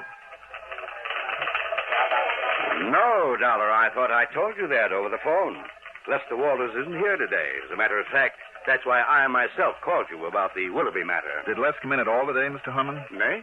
No, not to my knowledge, but then he pretty much keeps his own hours, you know. Sometimes when he's out selling or calling on some of his clients, he doesn't come in here for 2 or 3 days at a stretch. Well, he hasn't even called in or anything like that? Well, not that I know of. You can check at the switchboard, however, if you like.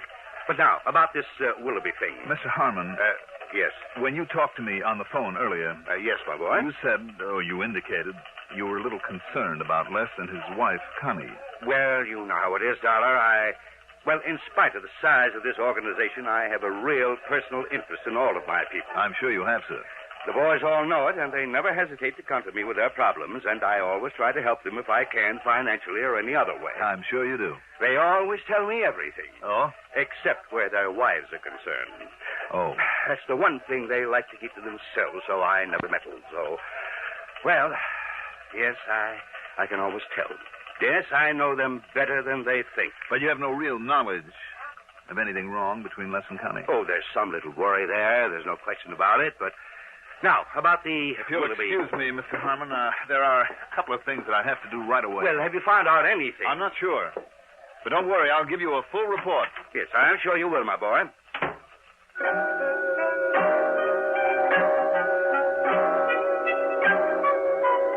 I checked with Mary, the switchboard operator. No, she hadn't heard from Les Walters all day. But he usually checks with me, you know. I mean, when he doesn't come in this way. Excuse me. Good afternoon. I told her then where Worldwide I'd be and that if Les did call in, she was to let me know immediately and from where he called. I told her she was not to mention this to Les. The fact that I was looking for him under any circumstances. Item 3, $1 even for a cab out to the little apartment that Les shared with his wife, Connie.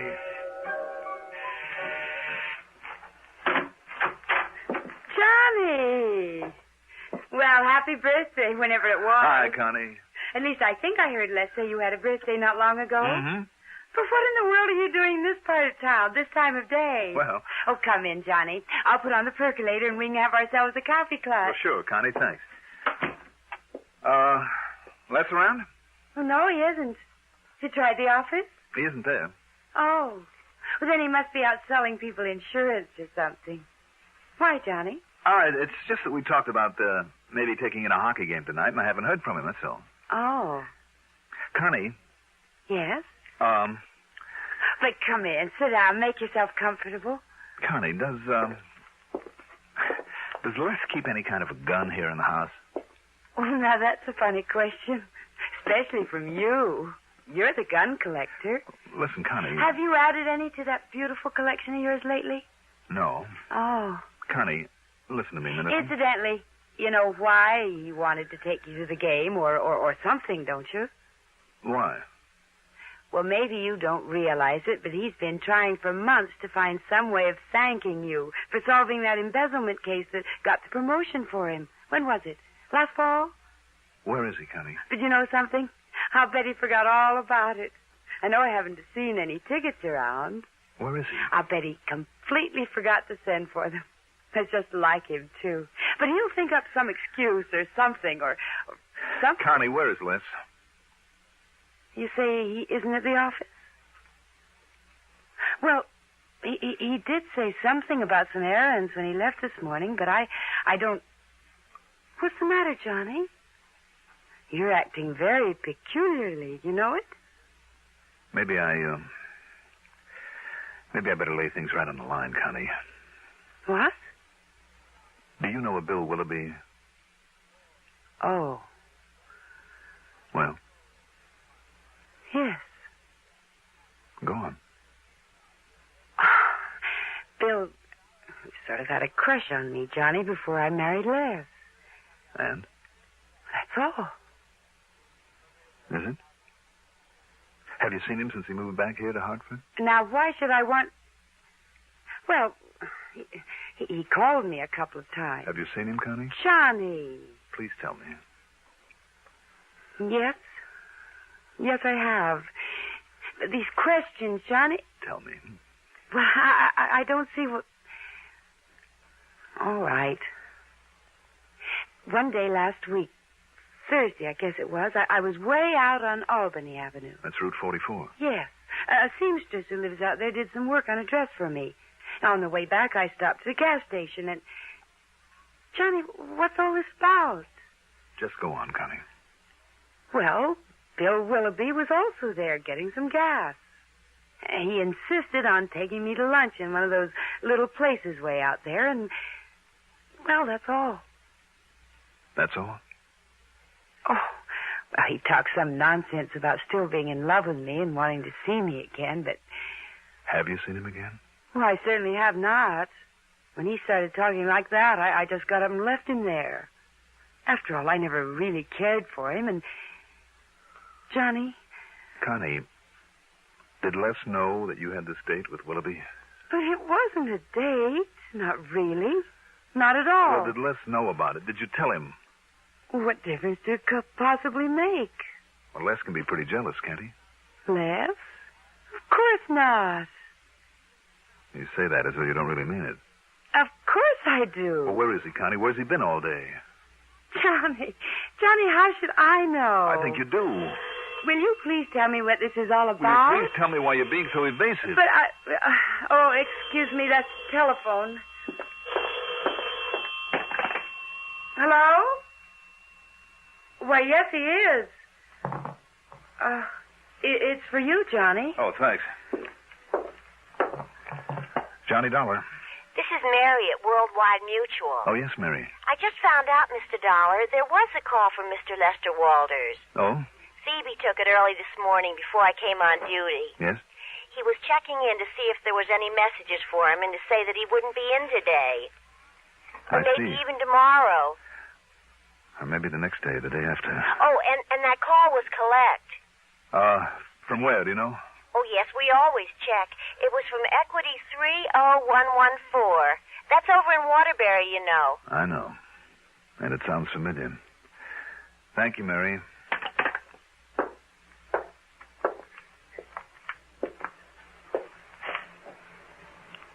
Johnny.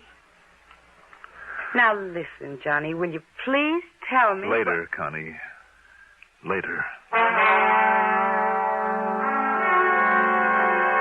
I went to a phone booth at the nearest gas station and spent item 4.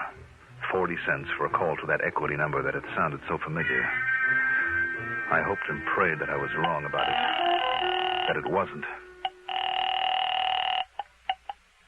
Bearcloth's Gun Shop. Who? Bearcloth's Gun Shop. Gun shop. Can I help you? Did a Mr. Lester Walters buy a gun from you recently? Lester yes, just this morning, early this morning. What kind?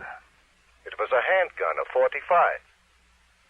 45? Yeah, it was one that... Oh, now wait. Who are you, if I may ask? Never mind.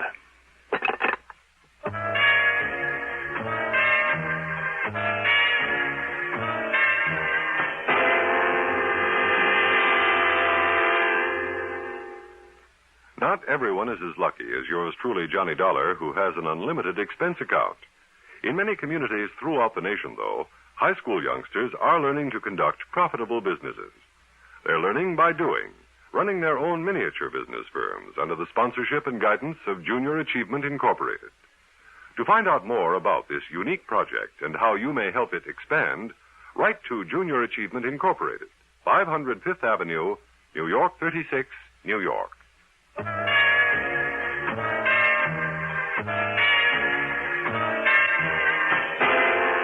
I still couldn't believe it. I wouldn't believe it. And yet all the evidence, every bit of evidence I had. Well, sure, it was circumstantial, that's all, every bit of it. But it all pointed to only one person, to my friend Les Walters. I still couldn't believe it. Yet there it was. His failure to check in at the office the way that he usually did. Didn't he know that would arouse suspicion? His slip-up on our date for the hockey game. Didn't he know that would make me suspicious? Connie's having been seen with Willoughby. If the cops knew about that, why not Les? And then Connie's evasiveness about Les's whereabouts. But did she really know about what finally happened to Willoughby? And the gun. A 45 did it, Sergeant Bravo had said. A 45, the gun shop owner had said. That was sold to Les only that morning. All right, there it was. Okay, now what? Go to the police? Tell them what I knew? Or let them find out for themselves?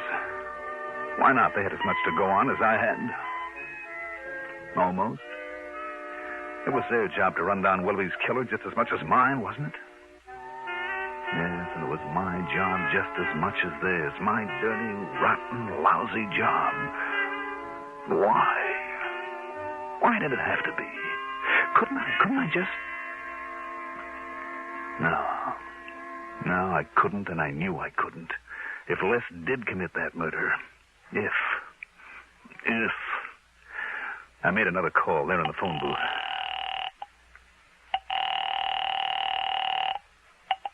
Sergeant Bravo.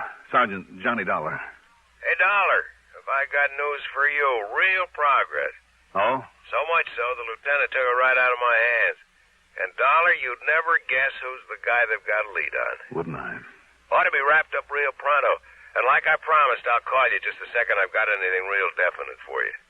Are you at your apartment? No, you can reach me at Les Walters' place. At Walters? That's right. Well, what do you know? Too much, Sergeant. Too much.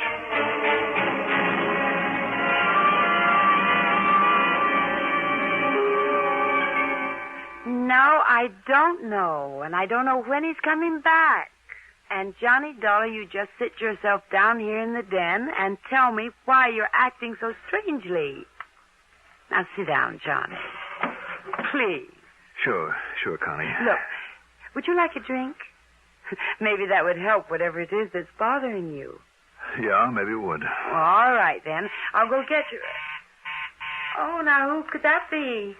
Excuse me. Hi, honey. Les. I'm sorry I'm so late. Les. Need a couple of business deals to win back. Sold a couple of policies. Les, listen. And look, honey, I got it. The gun shop over in Waterbury. Now, wait, dear. Let's wait. Look here. Isn't it a beauty? And honest to goodness, genuine, original, single-action Army Colt.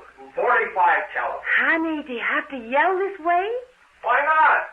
Isn't it a beauty? Do you know who's sitting there in your den? Oh, boy. Johnny Dollar. Oh. Yes. Well, you didn't tell him anything, did you? No. So go on in and make the best of it. Go on, Les, while I get the phone. Okay. Well, Hello? I didn't expect to find you here waiting for me, Johnny. Kind of spoils all the big surprise. But here you are, baby. Catch it. Thanks, Les. Well, don't you like it, Johnny? Should I? Oh, now look. After seeing that gun collection of yours and seeing what was missing from it, and after what you did for me last fall and with that birthday you had, well, listen, I've been negotiating with the old man Berghoff over in Waterbury for 2 weeks to get this for you. What's the matter, Johnny? Johnny? Oh, yes, Connie. That phone call is for you. Sergeant Bravo, I think he said. Oh, thanks. Johnny? No, Johnny Dollar. Well, it's all wrapped up, Dollar. Well... Yeah? Yep. Prints on that glass led the lieutenant straight to him. Well, what was that? The killer, the one that knocked over Willoughby. It was Shorty Scarpone, one of his pals in the dope racket. Broke down and confessed the whole thing when the lieutenant busted in on him. And Dollar... Oh, brother. Oh. Johnny. Okay, now, what is bothering you? What's bothering you anyway? Me? Yes. Yes, you. Not a thing. Believe me, not a thing. Connie, where is that drink and we'll celebrate? Good. My birthday and a lot of things.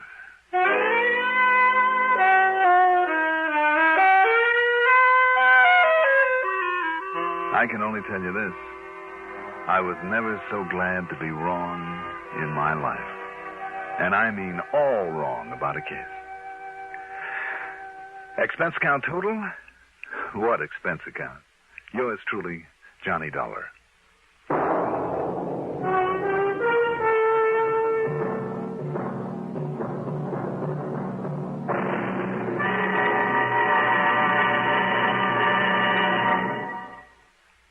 Now, here is our star to tell you about next week's story. Next week, a talisman. A good luck charm that proved to be anything but. Join us, won't you? Yours truly, Johnny Dollar.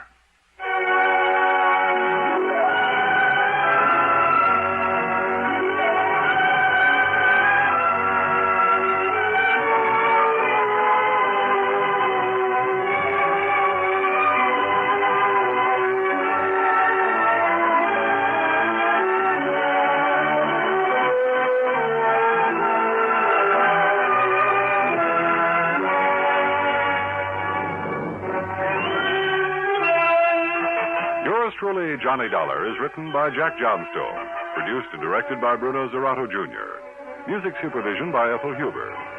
Johnny Dollar is played by Mandel Kramer. Also featured in our cast were Mason Adams as Sergeant Bravo, Margaret Draper as Connie Walters, Arthur Cole as Jonathan Harmon, Pat Hosley as the telephone operator, Casey Allen as Les Walters, and Sam Gray as Mr. Berghoff. Be sure to join us next week, same time, same station, for another exciting story of yours truly, Johnny Dollar. Art Hanna speaking. Dilbert Kirby's favorite program, The Gary Moore Show, on the CBS Radio Network. WROW Albany. Welcome wagon hostesses rate their work as the most fascinating public relations job in the whole world. In the United States and in neighboring Canada, too, you will find thousands of welcome wagon hostesses who do a vitally important job every day of the week.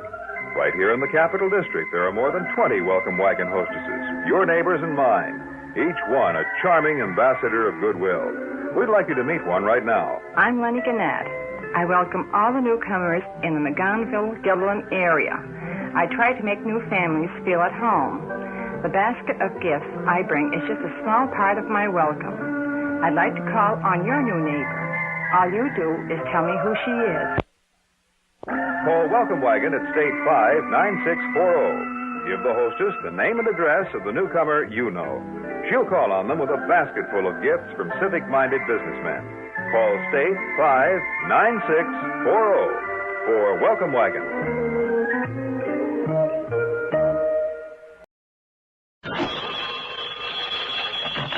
Johnny Dollar. Hi, Johnny. This is Ted Newberry over here at good old Union States Casualty. Well, hi, Ted. What's this I hear about you going off the deep end a couple of weeks ago and getting yourself engaged to, what's her name, Mary Ann Hooper? Idle rumor, son. Just idle rumor. Oh, since when does an idle rumor hit the society pages of the Sunday paper? Oh, that.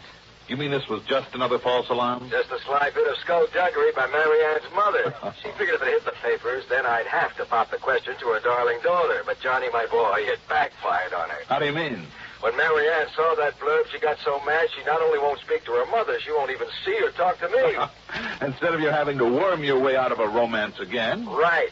Thanks to dear old Mama, and without having to go through any soppy farewell scenes, I'm back in circulation and ready to play the field. Well, just you wait, though, Ted. Huh? When you do fall, and I mean all the way, including the marriage route, you are going to fall so hard the crash will be heard halfway around the world.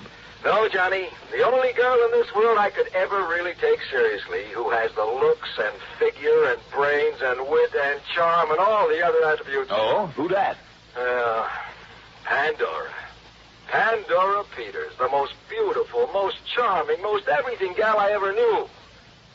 So when she does finally come to see and talk to me, okay, what happens? Oh, tell me. All she wants to know is how and where and when she can see and talk to you. Well, you can't win them all, you know. What was that? You heard me, so it looks like you're the lucky one. And, she's really everything you say she is? Everything. So I smothered my feelings and set up a date for you, subject, of course, to your confirmation. When? Today, okay? Why not? What time? 2:30. That's about a half an hour from now. Great. Now, let's think about the place. It's all set. Oh, it is, hmm? Where? In this cozy, quiet little office of mine. Oh, now, wait a minute, Ted. That's what I suggested. That's what she agreed to, so that's the way it'll have to be. Oh, Teddy, you're a bum. Take it or leave it, Johnny. Well? I'll be there.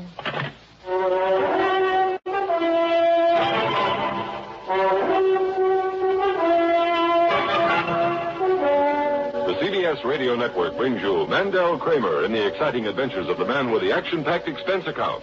America's fabulous freelance insurance investigator. Yours truly, Johnny Dollar.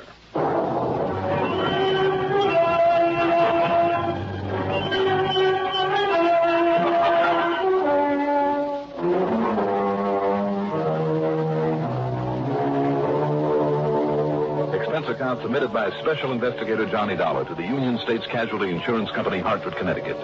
Following is an account of expenses incurred during my investigation of the Nugget of Truth matter.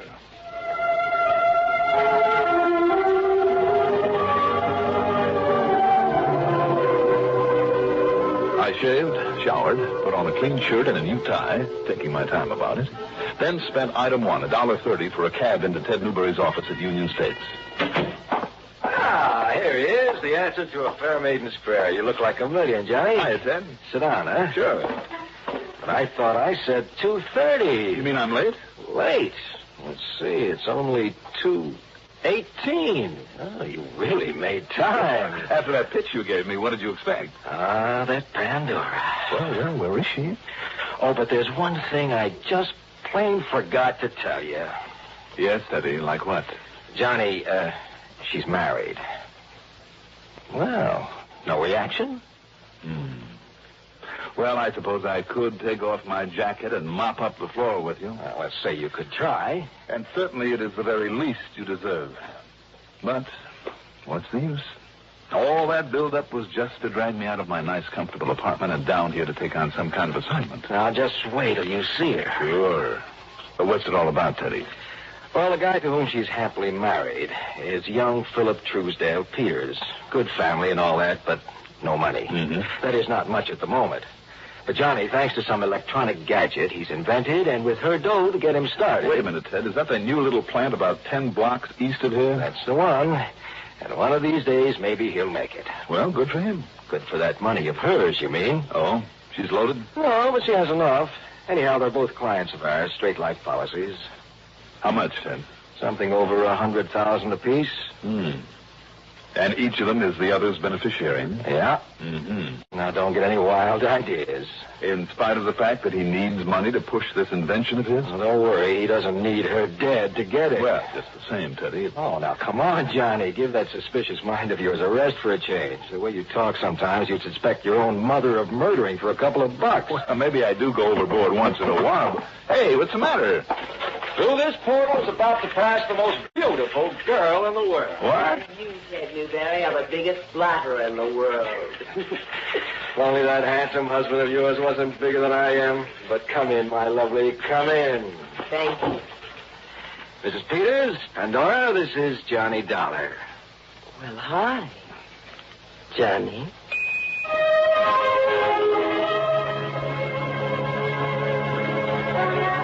I'll say this. What I stood there staring at was worth staring at. 25 or 26, maybe. Tall, willowy, blonde. A faultless complexion with just enough makeup to enhance her natural beauty. Eyes a kind of gray-green, with little smile wrinkles at the corners. A cute little tilt to her nose and soft, full lips. And a darned attractive figure in a dress that didn't hurt it one bit. But there was something missing. Or maybe it was the other way around. Something there that shouldn't have been there. In her voice, in her eyes, I'm not sure. But there was a subtle coldness there that wasn't quite right. Not with all that beauty. The calm, calculating female that's invariably more deadly than the male? I wondered. I said hi, Johnny. Oh, I'm sorry. And did I lie to you, Johnny, about this gorgeous, glamorous creature? Oh, now, Teddy. What, so help me, how anybody like you could ever have any problems? Pandora, But I do have one. And I'm afraid it's a pretty serious one. That's why I wanted to see you, Johnny. What is it, Pandora? Johnny, somebody is threatening to murder me. Really? Here, Pan, you better sit down and tell us what this is all about. Yes, thank you. Oh, I'm sorry. That's all right. I am. Just the key to the Peters family car. Yeah. Thank you. Oh, wait a minute. What? Little charm on this keychain. How about that? Little golden skull. Very unique. Looks hand-carved. Well, it is, Johnny. From a single nugget that my grandfather found out in California back in the 1800s. Oh? It's my good luck talisman. Well, if you're being threatened, honey, you'd better hang on to it. Don't you worry, I will. But now, let me tell you. Yes, I think you'd better. Well, it started about 2 months ago. Little notes stuffed into the mailbox. We live out on Barclay Drive, you know. Better put that down, Johnny. It's 128 Barclay Drive. Oh, I'll remember it. Go on, Pandora. It was right after Phil got the final patent on his invention. Just what is that invention, by the way? Oh, it's some kind of an electronic battery, I guess you'd call it. Just a tiny little thing that might be used in rockets or something. I see. And Philip hopes to make a lot of money with it. You don't sound too enthusiastic about it. Well, I wasn't. At first, Johnny. It looked to me and my lawyer like just a waste of time and money for him to work on it. But when those notes started, well, I told Philip to go ahead with it. At least until the money ran out. So he put up that little factory building, and he's buying machinery and all sorts of things for it. The threatening notes made you change your mind. Yes, Why? because I'm just plain stubborn, I guess. Well, what'd they say? Well, the first one started out with a quotation, a kind of a religious thing. What was it? Do you remember? What profiteth it a man if he gain the whole world, but suffer the loss of his own soul? Uh-huh.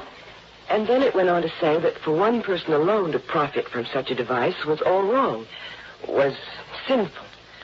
Unless you give it to the whole world, you'll be sorry. That sort of thing. That doesn't seem like such a dire threat, Pandora. And what's more, it was meant for your husband. Well, that's what we thought, Johnny. And Phil just laughed at it. He said it was the work of some crackpot. Just the same, Pan. He should have taken it to the police. Well, he did, Teddy. And their opinion? They agreed with Phil. Because of that word sinful, they said it was probably some religious fanatic, that such things happen all the time. But then more of them came. And they got more threatening. Threats against my life, Johnny. Your husband's life, you mean? Well, we still thought so. And the police gave Philip a sort of bodyguard for a while. But then yesterday, another one came in the mail. It was addressed to me, in my name. And it said... Yeah? It said that... Oh, here, Johnny, I made this copy of it. Well, let's see. Blind, foolish woman. It is you who are guilty.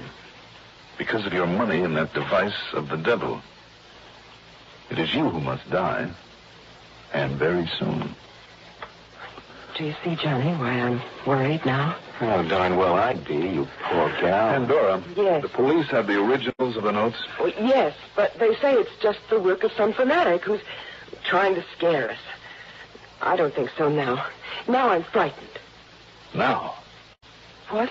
You weren't frightened for your husband when you thought they were meant for him? Oh, well, no. Because, well, he just sort of passed them off. He laughed at them. The way the police did. But now, well, don't you see? Yeah, maybe I do. Now, what do you mean by that, Johnny? Or, maybe they're right. Maybe I am getting all upset over nothing. Maybe it's just some crackpot. But won't you find out, Johnny? Won't you make sure? Pandora. You bet he will. What are your plans for the rest of the day? Well, I can't just stay locked up in the house all the time. Of course not. At least not unless you've got some police protection out there. Yes, well... Where's Phil now? Over at the new plant. Huh? It's in operation already? No, but he goes down every day in case they deliver machinery and furniture and things. And what time does he get home? The bus always drops him off in front of the house about 5:15. And your plans meantime? Well, I have to do some shopping, then have a fitting here in town about 3:30. That'll take about an hour. Yeah. Then I'll drive out to that farmer's market on Spring Road, where I always buy the meat. I promised Phil a steak tonight. And then? Then it'll be time to go home and get dinner ready. At least that's what I planned. What should I do? Well, until I've had a talk with the police, I see no reason for you to change those plans. Now, listen, Johnny, she needs protection, so if there's anything I can do... Oh, no, it's all right, Teddy. With Johnny on our side now, I think everything will be all right. You don't feel that you need police protection? Well, do you? I mean, until you find out how serious these threats really are. Unless the police convince me otherwise. I'll be in touch, Pam. Good. Thank you. I feel better already, Johnny. You're a darling. And thank you, too, Teddy, dear. Bye. What a gal. I don't get it. Huh? What do you mean you don't get it? Teddy, there is something very fishy about this thing. Very fishy.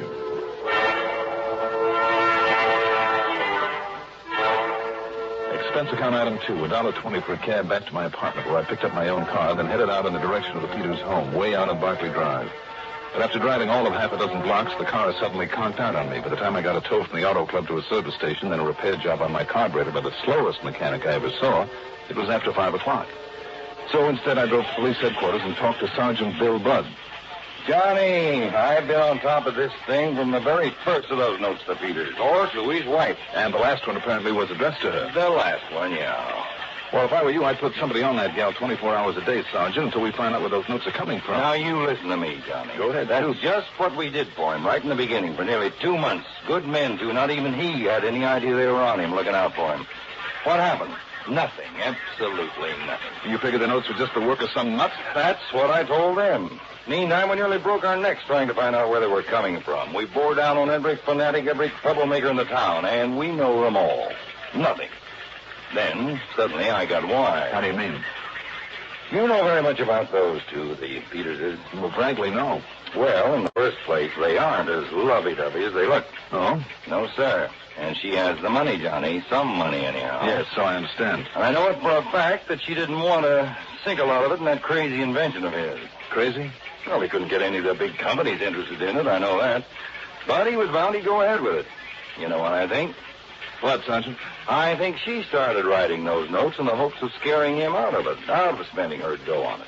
You see, if he did scare and quit by himself, then he wouldn't blame her for his giving up on it. And, Johnny. Yeah? That would explain how those notes were getting to him, in spite of all our attempts to locate the source. See? Well, it's a possibility, I suppose. But what about the one addressed to her? She hoped that would be the clincher, that's all. Of course, your little theory might explain why she didn't jump at the chance to have a bodyguard. You suggested that to her? Yeah.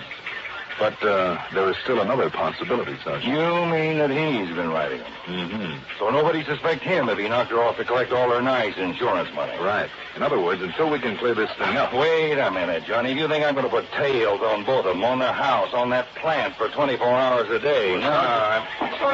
Sergeant Bud. Mr. Peters. Sergeant, I knew it. I told you something like this would happen. And don't you see, after that last threatening letter, it was Pandora. It was she this killer was after. Now, wait a minute. Because it's been her money going into my invention, into the plant, and, this is terrible. Wait a minute. What do you want, Conroy? I'm sorry, Sergeant. I try to keep him from barging in this way. What's the matter with you? Aren't you going to do something about this terrible thing that's happened? Well, what terrible thing? You know what he's talking about, Conroy. Yes, sir, Sergeant. You see, I'm the one that found the body. The what, did you say? The body? Yes, don't you understand? Don't you understand? My wife, Pandora, she's been murdered.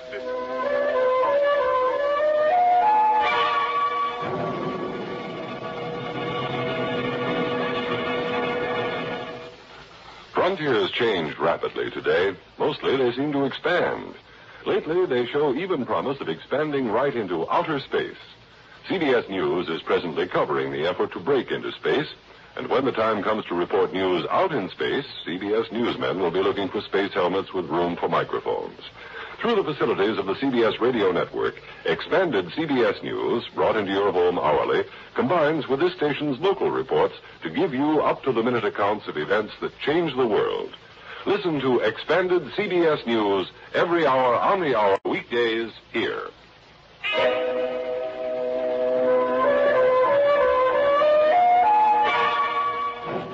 Your wife was murdered, Mr. Peters? Yes. Pandora, somebody killed her. When, Mr. Peters? Where? How should I know? I'll ask this policeman. He's the one who found her. You didn't see her? No, ask him. He's the one who knows about this horrible, terrible, awful thing. Conroy? If only you'd taken those letters seriously, we could have prevented this. Mr. Peters, if you want our help, you've got to calm down and pull yourself together. Here now. Maybe you better take a slug of this. No. Take a drink. Sorry. Take a drink of this brandy. Now, go on. Go ahead. All right. Thank you. I'm sorry. Please, officer, tell them what you found. Yes, go ahead, Conroy. Well, I was out in my prowl car, you see, in the Spring Road section, my regular beat. Yeah. Well, somebody reported there was a car blocking that little side road into the woods about half a mile this side of the Spring Road shopping section, you know? Where, Pandora went to the meat market. Yes, she always bought the meat at the same place out there. And she said that for dinner tonight... Okay. I can't... All right, now, wait. Go ahead, Tom. Yes, sir. Well, I investigated, and I found this car parked there with nobody inside of it, and the motor was still running, you know? Go on. So, I decided maybe I'd better look around, so I did. And that's when I found her, over at the side of that little pond that's out there, her head all bashed in. No. Terrible way. Can't you say some other way? Now, come on, please. Go on, Conroy. Well, I went on back to her car, cut off the engine, and then went back to the prowl car. Got on the horn to headquarters to Lieutenant Briggs. He's in homicide, you know? Yes, I know.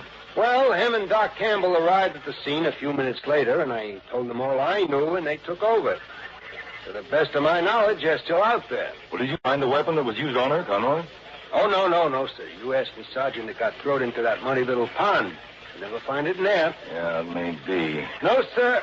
I mean, with all the mud in the bottom of that thing? Yeah, Must be a layer of it 10, 12 feet deep in the bottom, you know? Yeah, okay. I mean, with all the trees around it. Okay, Conroy. And I know. Account of some kids trying to swim in it last summer. Conroy. One of them got stuck. I had to haul him out. And if I hadn't have gotten there when I did... Conroy, where and when did you find Mr. Peters?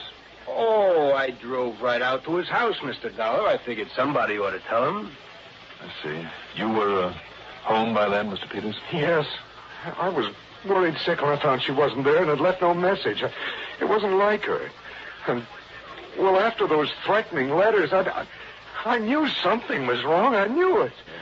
And when this officer came and told me what he'd found, Pandora. Yes, sir. That's when he insisted I bring him right here to see you, Sergeant. Yes. You didn't take him to the spot out there in the woods? No, sir. He had me bring him directly in here. And, Sergeant, if you don't do something about this, if you don't find this killer... Look, we're going to do everything we can now, Mr. Well, if Peters. you'd done something before instead of just talking about it, this wouldn't have happened. Mr. Peters. No, there's nothing to worry about. It's only some crackpot, some troublemaker. It was a killer. Don't you understand that? It was a killer. I'm telling you, we're going to do everything we can. Mr. Peters. Now, excuse me, I got to take this. Sergeant Biden. My wife has been murdered. Yes, he is, Lieutenant. For you, Conroy. Me, huh? Okay, thanks. Now. Yes, sir? Let's see now. Oh, yeah. I guess Well, gee, I'm sorry. Well, now what has he done?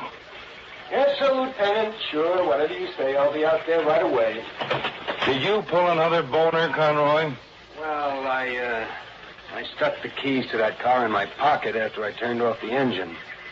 The lieutenant wants them. Well, go ahead then. Take them out to him. Wait a minute. Can I see those keys, Conroy? Oh, sure, Mr. Dollar. Yeah. What? Just an ordinary set of car keys, Dollar? Yeah. And that's why they give us the answer to this whole thing. Yes, sir. Oh, I hope so. You have a set of these, too, haven't you, Mr. Peters? Why, yes, of course. May I see him, please? Yes, of course. Here you are. Thanks. Hey, will you look at that, Sergeant? That's some gold nugget carved to look like a skull. It's just a sort of a good luck talisman. Good luck? Yes. I'm afraid, Mr. Peters, not for you. What? These are the keys your wife had early this afternoon when I talked to her. That means that to get hold of them, you had to be with her. Between the time I saw her and the time her body was found. Dollar. That also means, Mr. Peters, that... Well, do you want to tell us? Well, I had to. Don't you see, I had to kill her. Because of the money. Because I needed the money for my invention. I had to kill her. Sergeant, don't you think somebody better take this all down? I sure do. Thanks, Develop my invention.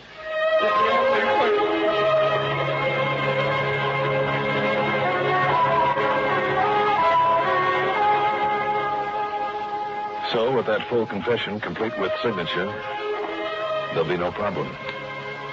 He did it. He'll pay for it. Expense account total? And I may as well include the work on my car. Do you think you can afford all of $20? Yours truly, Johnny Dollar.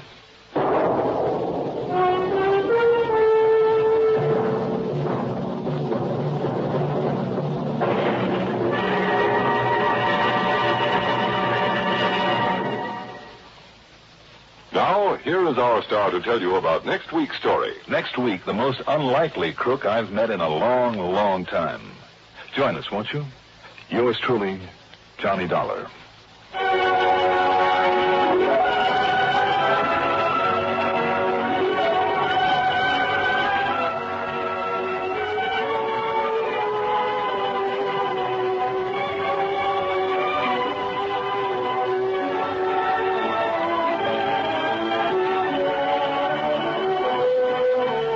Yours truly, Johnny Dollar. is written by Jack Johnstone.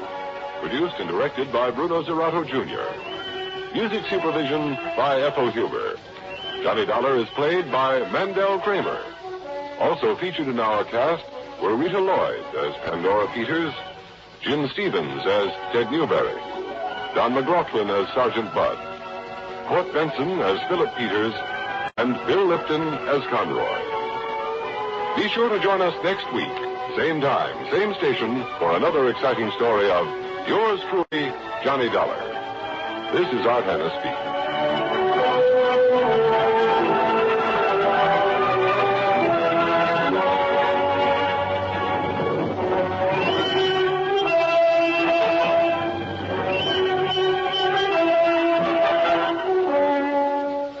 Rizzuto's Sports Time scores for the fans Monday through Saturday on the CBS Radio Network.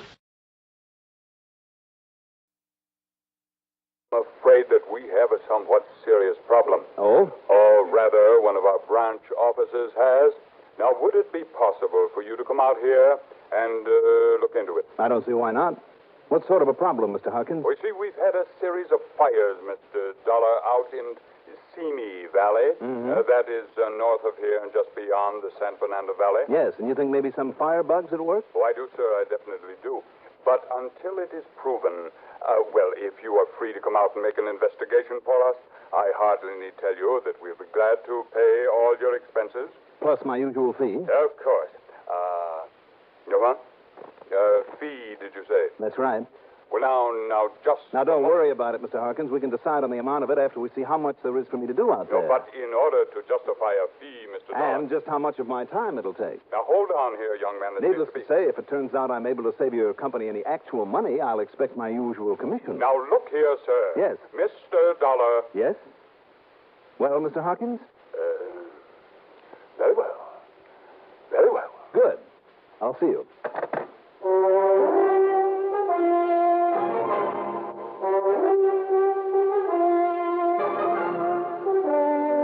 The CBS Radio Network brings you Mandel Kramer in the exciting adventures of the man with the action-packed expense account. America's fabulous freelance insurance investigator, yours truly, Johnny Dollar.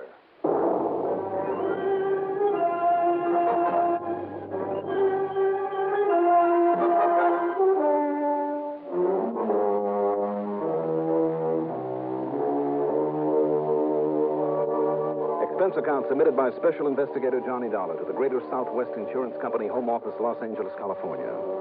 Following is an account of expenses incurred during my investigation of the do-it-yourself matter.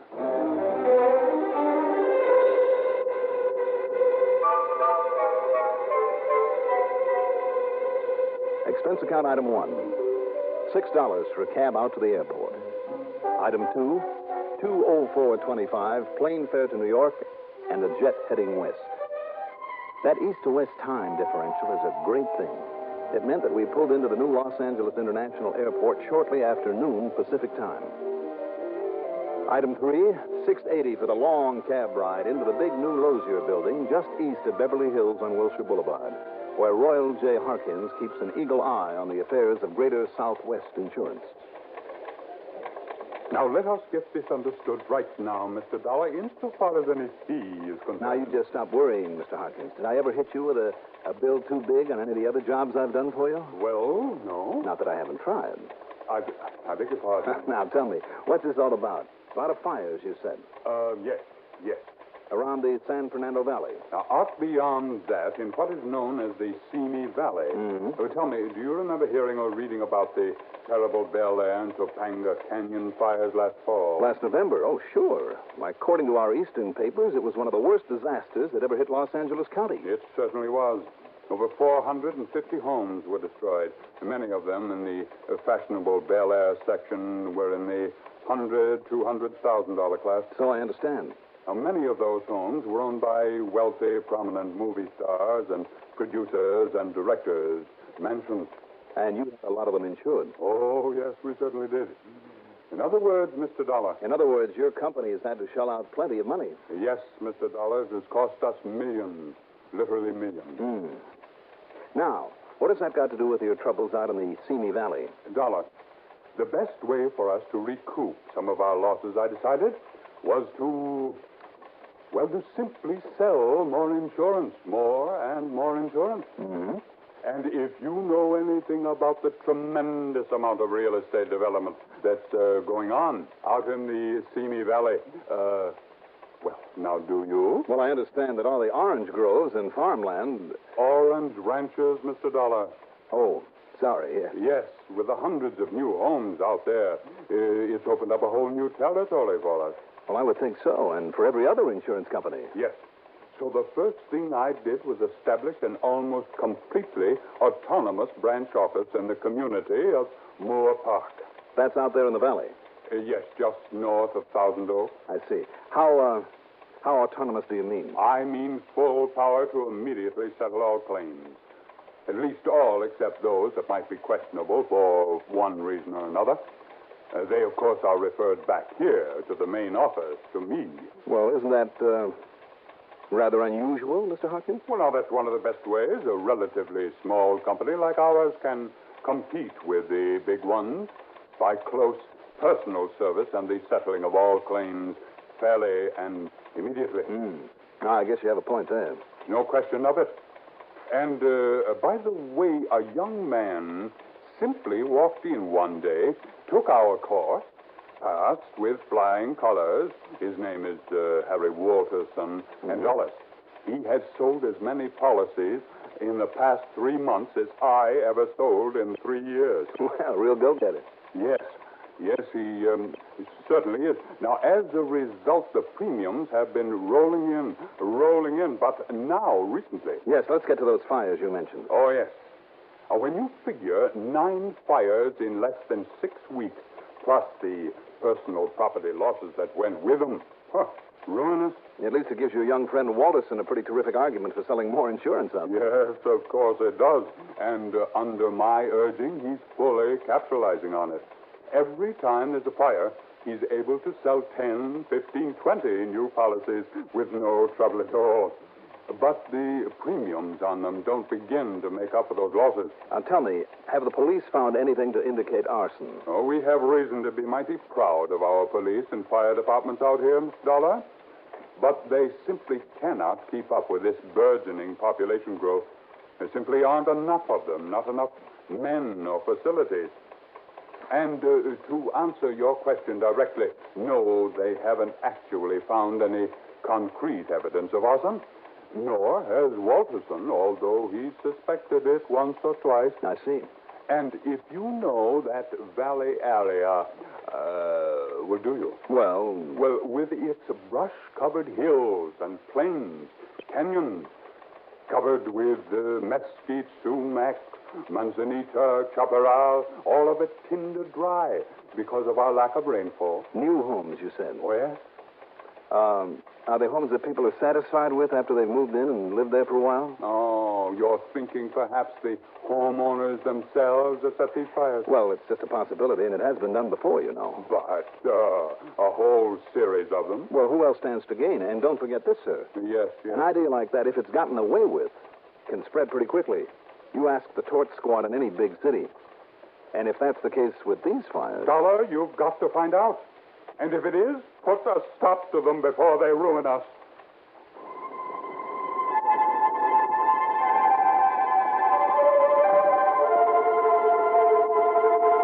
Item 4, that usual $50 deposit on a rental car. I drove west on Wilshire Boulevard to Sepulveda, north over the Santa Monica Mountains to the valley, west on the Ventura Freeway to Thousand Oaks, and then north to the little town of Moore Park. The Greater Southwest Insurance Office was a spanking new little building of fieldstone and white stucco with picture windows all around. Inside, there was only a reception desk, half a dozen girls at typewriters and calculating machines, and down at the end, the private office of Harry Walterson, who got right to the point. The homeowners themselves setting these fires? Well, it's a possibility, isn't it? No, sir, Dollar. And I'll tell you why. Excuse me, do you mind if I just close this door for a second? No, go right ahead. Now, maybe we can hear each other now. I guess I'm conditioned to all that racket out there. You'd have to be. You have a mighty busy little place here. Well, after all, if I'm going to make any money for the company. But as I started to say... excuse me. Go right ahead. Walterson. Oh, yes, Mr. Pretty. Yes, sir, your policy will be mailed out to you tonight. Well, I'm glad you did, too. Yes, sir. Yes, that last one scared me, too. But if you talked with Mrs. Hatcher, you know how fast we paid off on that. Uh-huh. Uh-huh. Yes, sir, just part of our regular service. Good boy. Okay, Mr. Pretty, and thank you. Now, let's see, Dollar. I was... Oops, here's another. Walterson. Burton? Oh, yes, of course, Mr. Burton. Well, fine. Yes, I think you're very wise. And the increase in premium is only negligible. Of course. Take care of it right away, Mr. Burton, and I thank you. Sorry, Dollar. It's all right. Betty, add those 2 outbuildings to the Burton policy. And listen, just hold any calls for me for a while. Now, you said that you don't think that the folks themselves could have set any of those fires. Because those are all brand new homes, and they're nice ones. Mm-hmm. People, families that go to the trouble and expense of moving into a section like that, they want to stay. Yeah, I would suppose so. And listen, Dollar, no policy ever gives complete coverage. You know, because of the personal things, the stuff with sentimental value. Sure. Yet those things have gone up with the rest. And do you think the folks that endanger the lives of their kids? Yet there have been a couple of mighty narrow escapes. One cute little pair of twins that I myself saved. Mm. But most important of all, Dollar, Yeah. you don't know the people who got burned out. I do. Sure, there might have been one questionable character among them, like the one who had the first blaze. But the rest, no, sir. I'd stake my bottom dollar on it. What about that first one? Old man Orloff? Mm. Sure, he was a crackpot, Johnny. You mind if I call you Johnny? No, please. Be my guest. Sure, he hated having so many new people move in around him. But you know what I think started that one? What, Harry? A lot of dead grass and weeds and dried out bushes. And over in the corner of the lot was a pile of broken bottles he'd thrown out.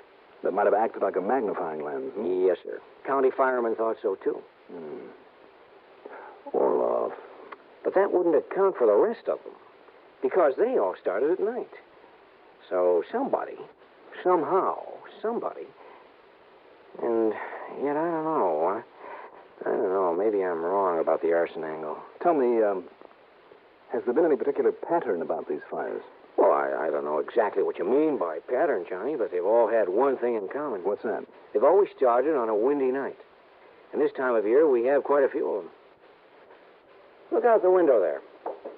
You see the dust beginning to kick up? Yeah, I do. Yeah, and every time I see it, I start getting worried again. No, I can't say I blame you, Harry. But hey, it's getting dark already. Any plans for dinner, Johnny? Well, I thought I'd better get back to Los Angeles and find myself a hotel for the night. Some real good places to eat out here in the valley. Say, why don't you and I just... Oh, wait. I better make sure it's okay for me to leave. Betty, any calls, any callbacks I ought to make before I... Huh? What else? Go on. Oh, you're kidding. Okay. Well? Sorry, Johnny, but it looks like 2 or 3 hours at this telephone for me. Can't let down the clients. Oh, the prospective clients. Right. All right. I'll see you in the morning then, Harry. Good. And believe me, Johnny, if I can be of any help to you. Oh, nuts. Walterson. Oh, yes, Mrs. Duval. Sorry, Johnny. Take it easy, Harry. You'll live longer. Now, how can I help you, Mrs. Duval? Instead of going back to L.A., I grabbed a bite to eat. That's item 5, $1.70. Then prowled around until I found a county fire chief at his home down in Thousand Oaks. I'm afraid he wasn't much help, though. Well, sure, Dollar. We always look around for signs of arson, too, when there's a string of fires like that. Mm-hmm. When we don't find a thing, what can we do? And don't forget, until people stop building those little frame houses, until we get some laws with teeth in them, will make people clean up the brush and old dried-up grass around their places. You know all it takes to start one of those fires? What, Chief? Just one live cigarette tossed out of somebody's car. I tell you, the American motorist is the worst firebug ever lived. Afraid I'll have to go along with you on that, Chief. All too often it makes them killers, too. Yes, sir. Sure, I agree with you. There's been too many fires in that one section. And with more people coming in all the time than we're ready for, people don't know how to handle this dry, brushy country. By the time we or any other department can get to some of those places, why, it's too late. Fire's done its work. There's nothing left to do but... Oh, excuse me. Yeah, go ahead. Steve Barter. Yeah? Yeah. Okay. Well, want to come along? What? Right on cue, Dollar. Another fire. Oh, where? Where else? Up in the Simi Valley. Let's go.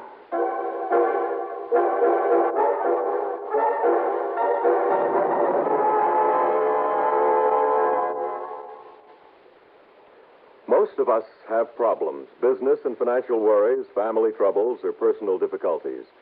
They can build up strains and tensions that, if improperly controlled, can develop into mental illness, America's #1 health problem. There are many effective ways of treating mental illness, but the most effective method is to prevent it before it starts. Write for the free booklet, How to Deal with Mental Problems. The address is Box 3000, New York 1, New York.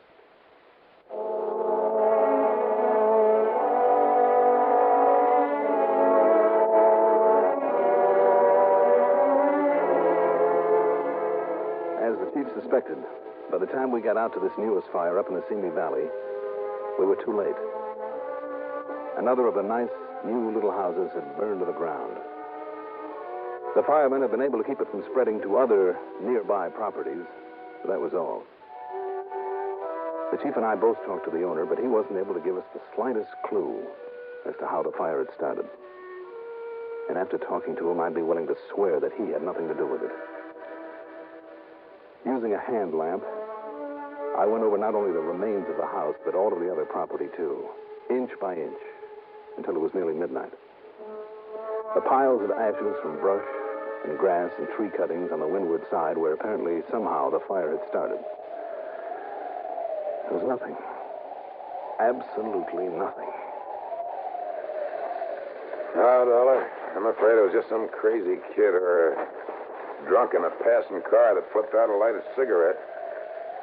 With this much wind, the whole place went up in a flash. No. I just hope he finds out about it and has brains enough to have a conscience that'll plague him for the rest of his life. I'm afraid that won't help this poor man and his wife and those 2 youngsters. Don't you worry about him, Johnny. Oh, hi, Harry. Mr. Walterson? Hi, Chief. Son of a gun, it's happened again, hasn't it? Sure has. How'd you find out about it? Well, one of my neighbors where I live in Moore Park. I guess he'd been over here giving you boys a hand. Oh? I just got back from Hollywood where I'd gone to see a show at Grauman's Chinese, and he stopped me at the front gate. Told me about it. Well, if he was so interested as to come all the way over here, maybe you better give me his name, Mr. Walterson. Sure, it was old Timothy Hanlon. You know him, Chief. Yeah. He was here even before we got here. Huh. Oh, now, wait. If you think old Tim would do a thing like this. No, I wouldn't think so. Anyhow, Johnny, don't you worry about these people here. I'll put them up in a motel for the night at company expense and then pay them off in full first thing in the morning.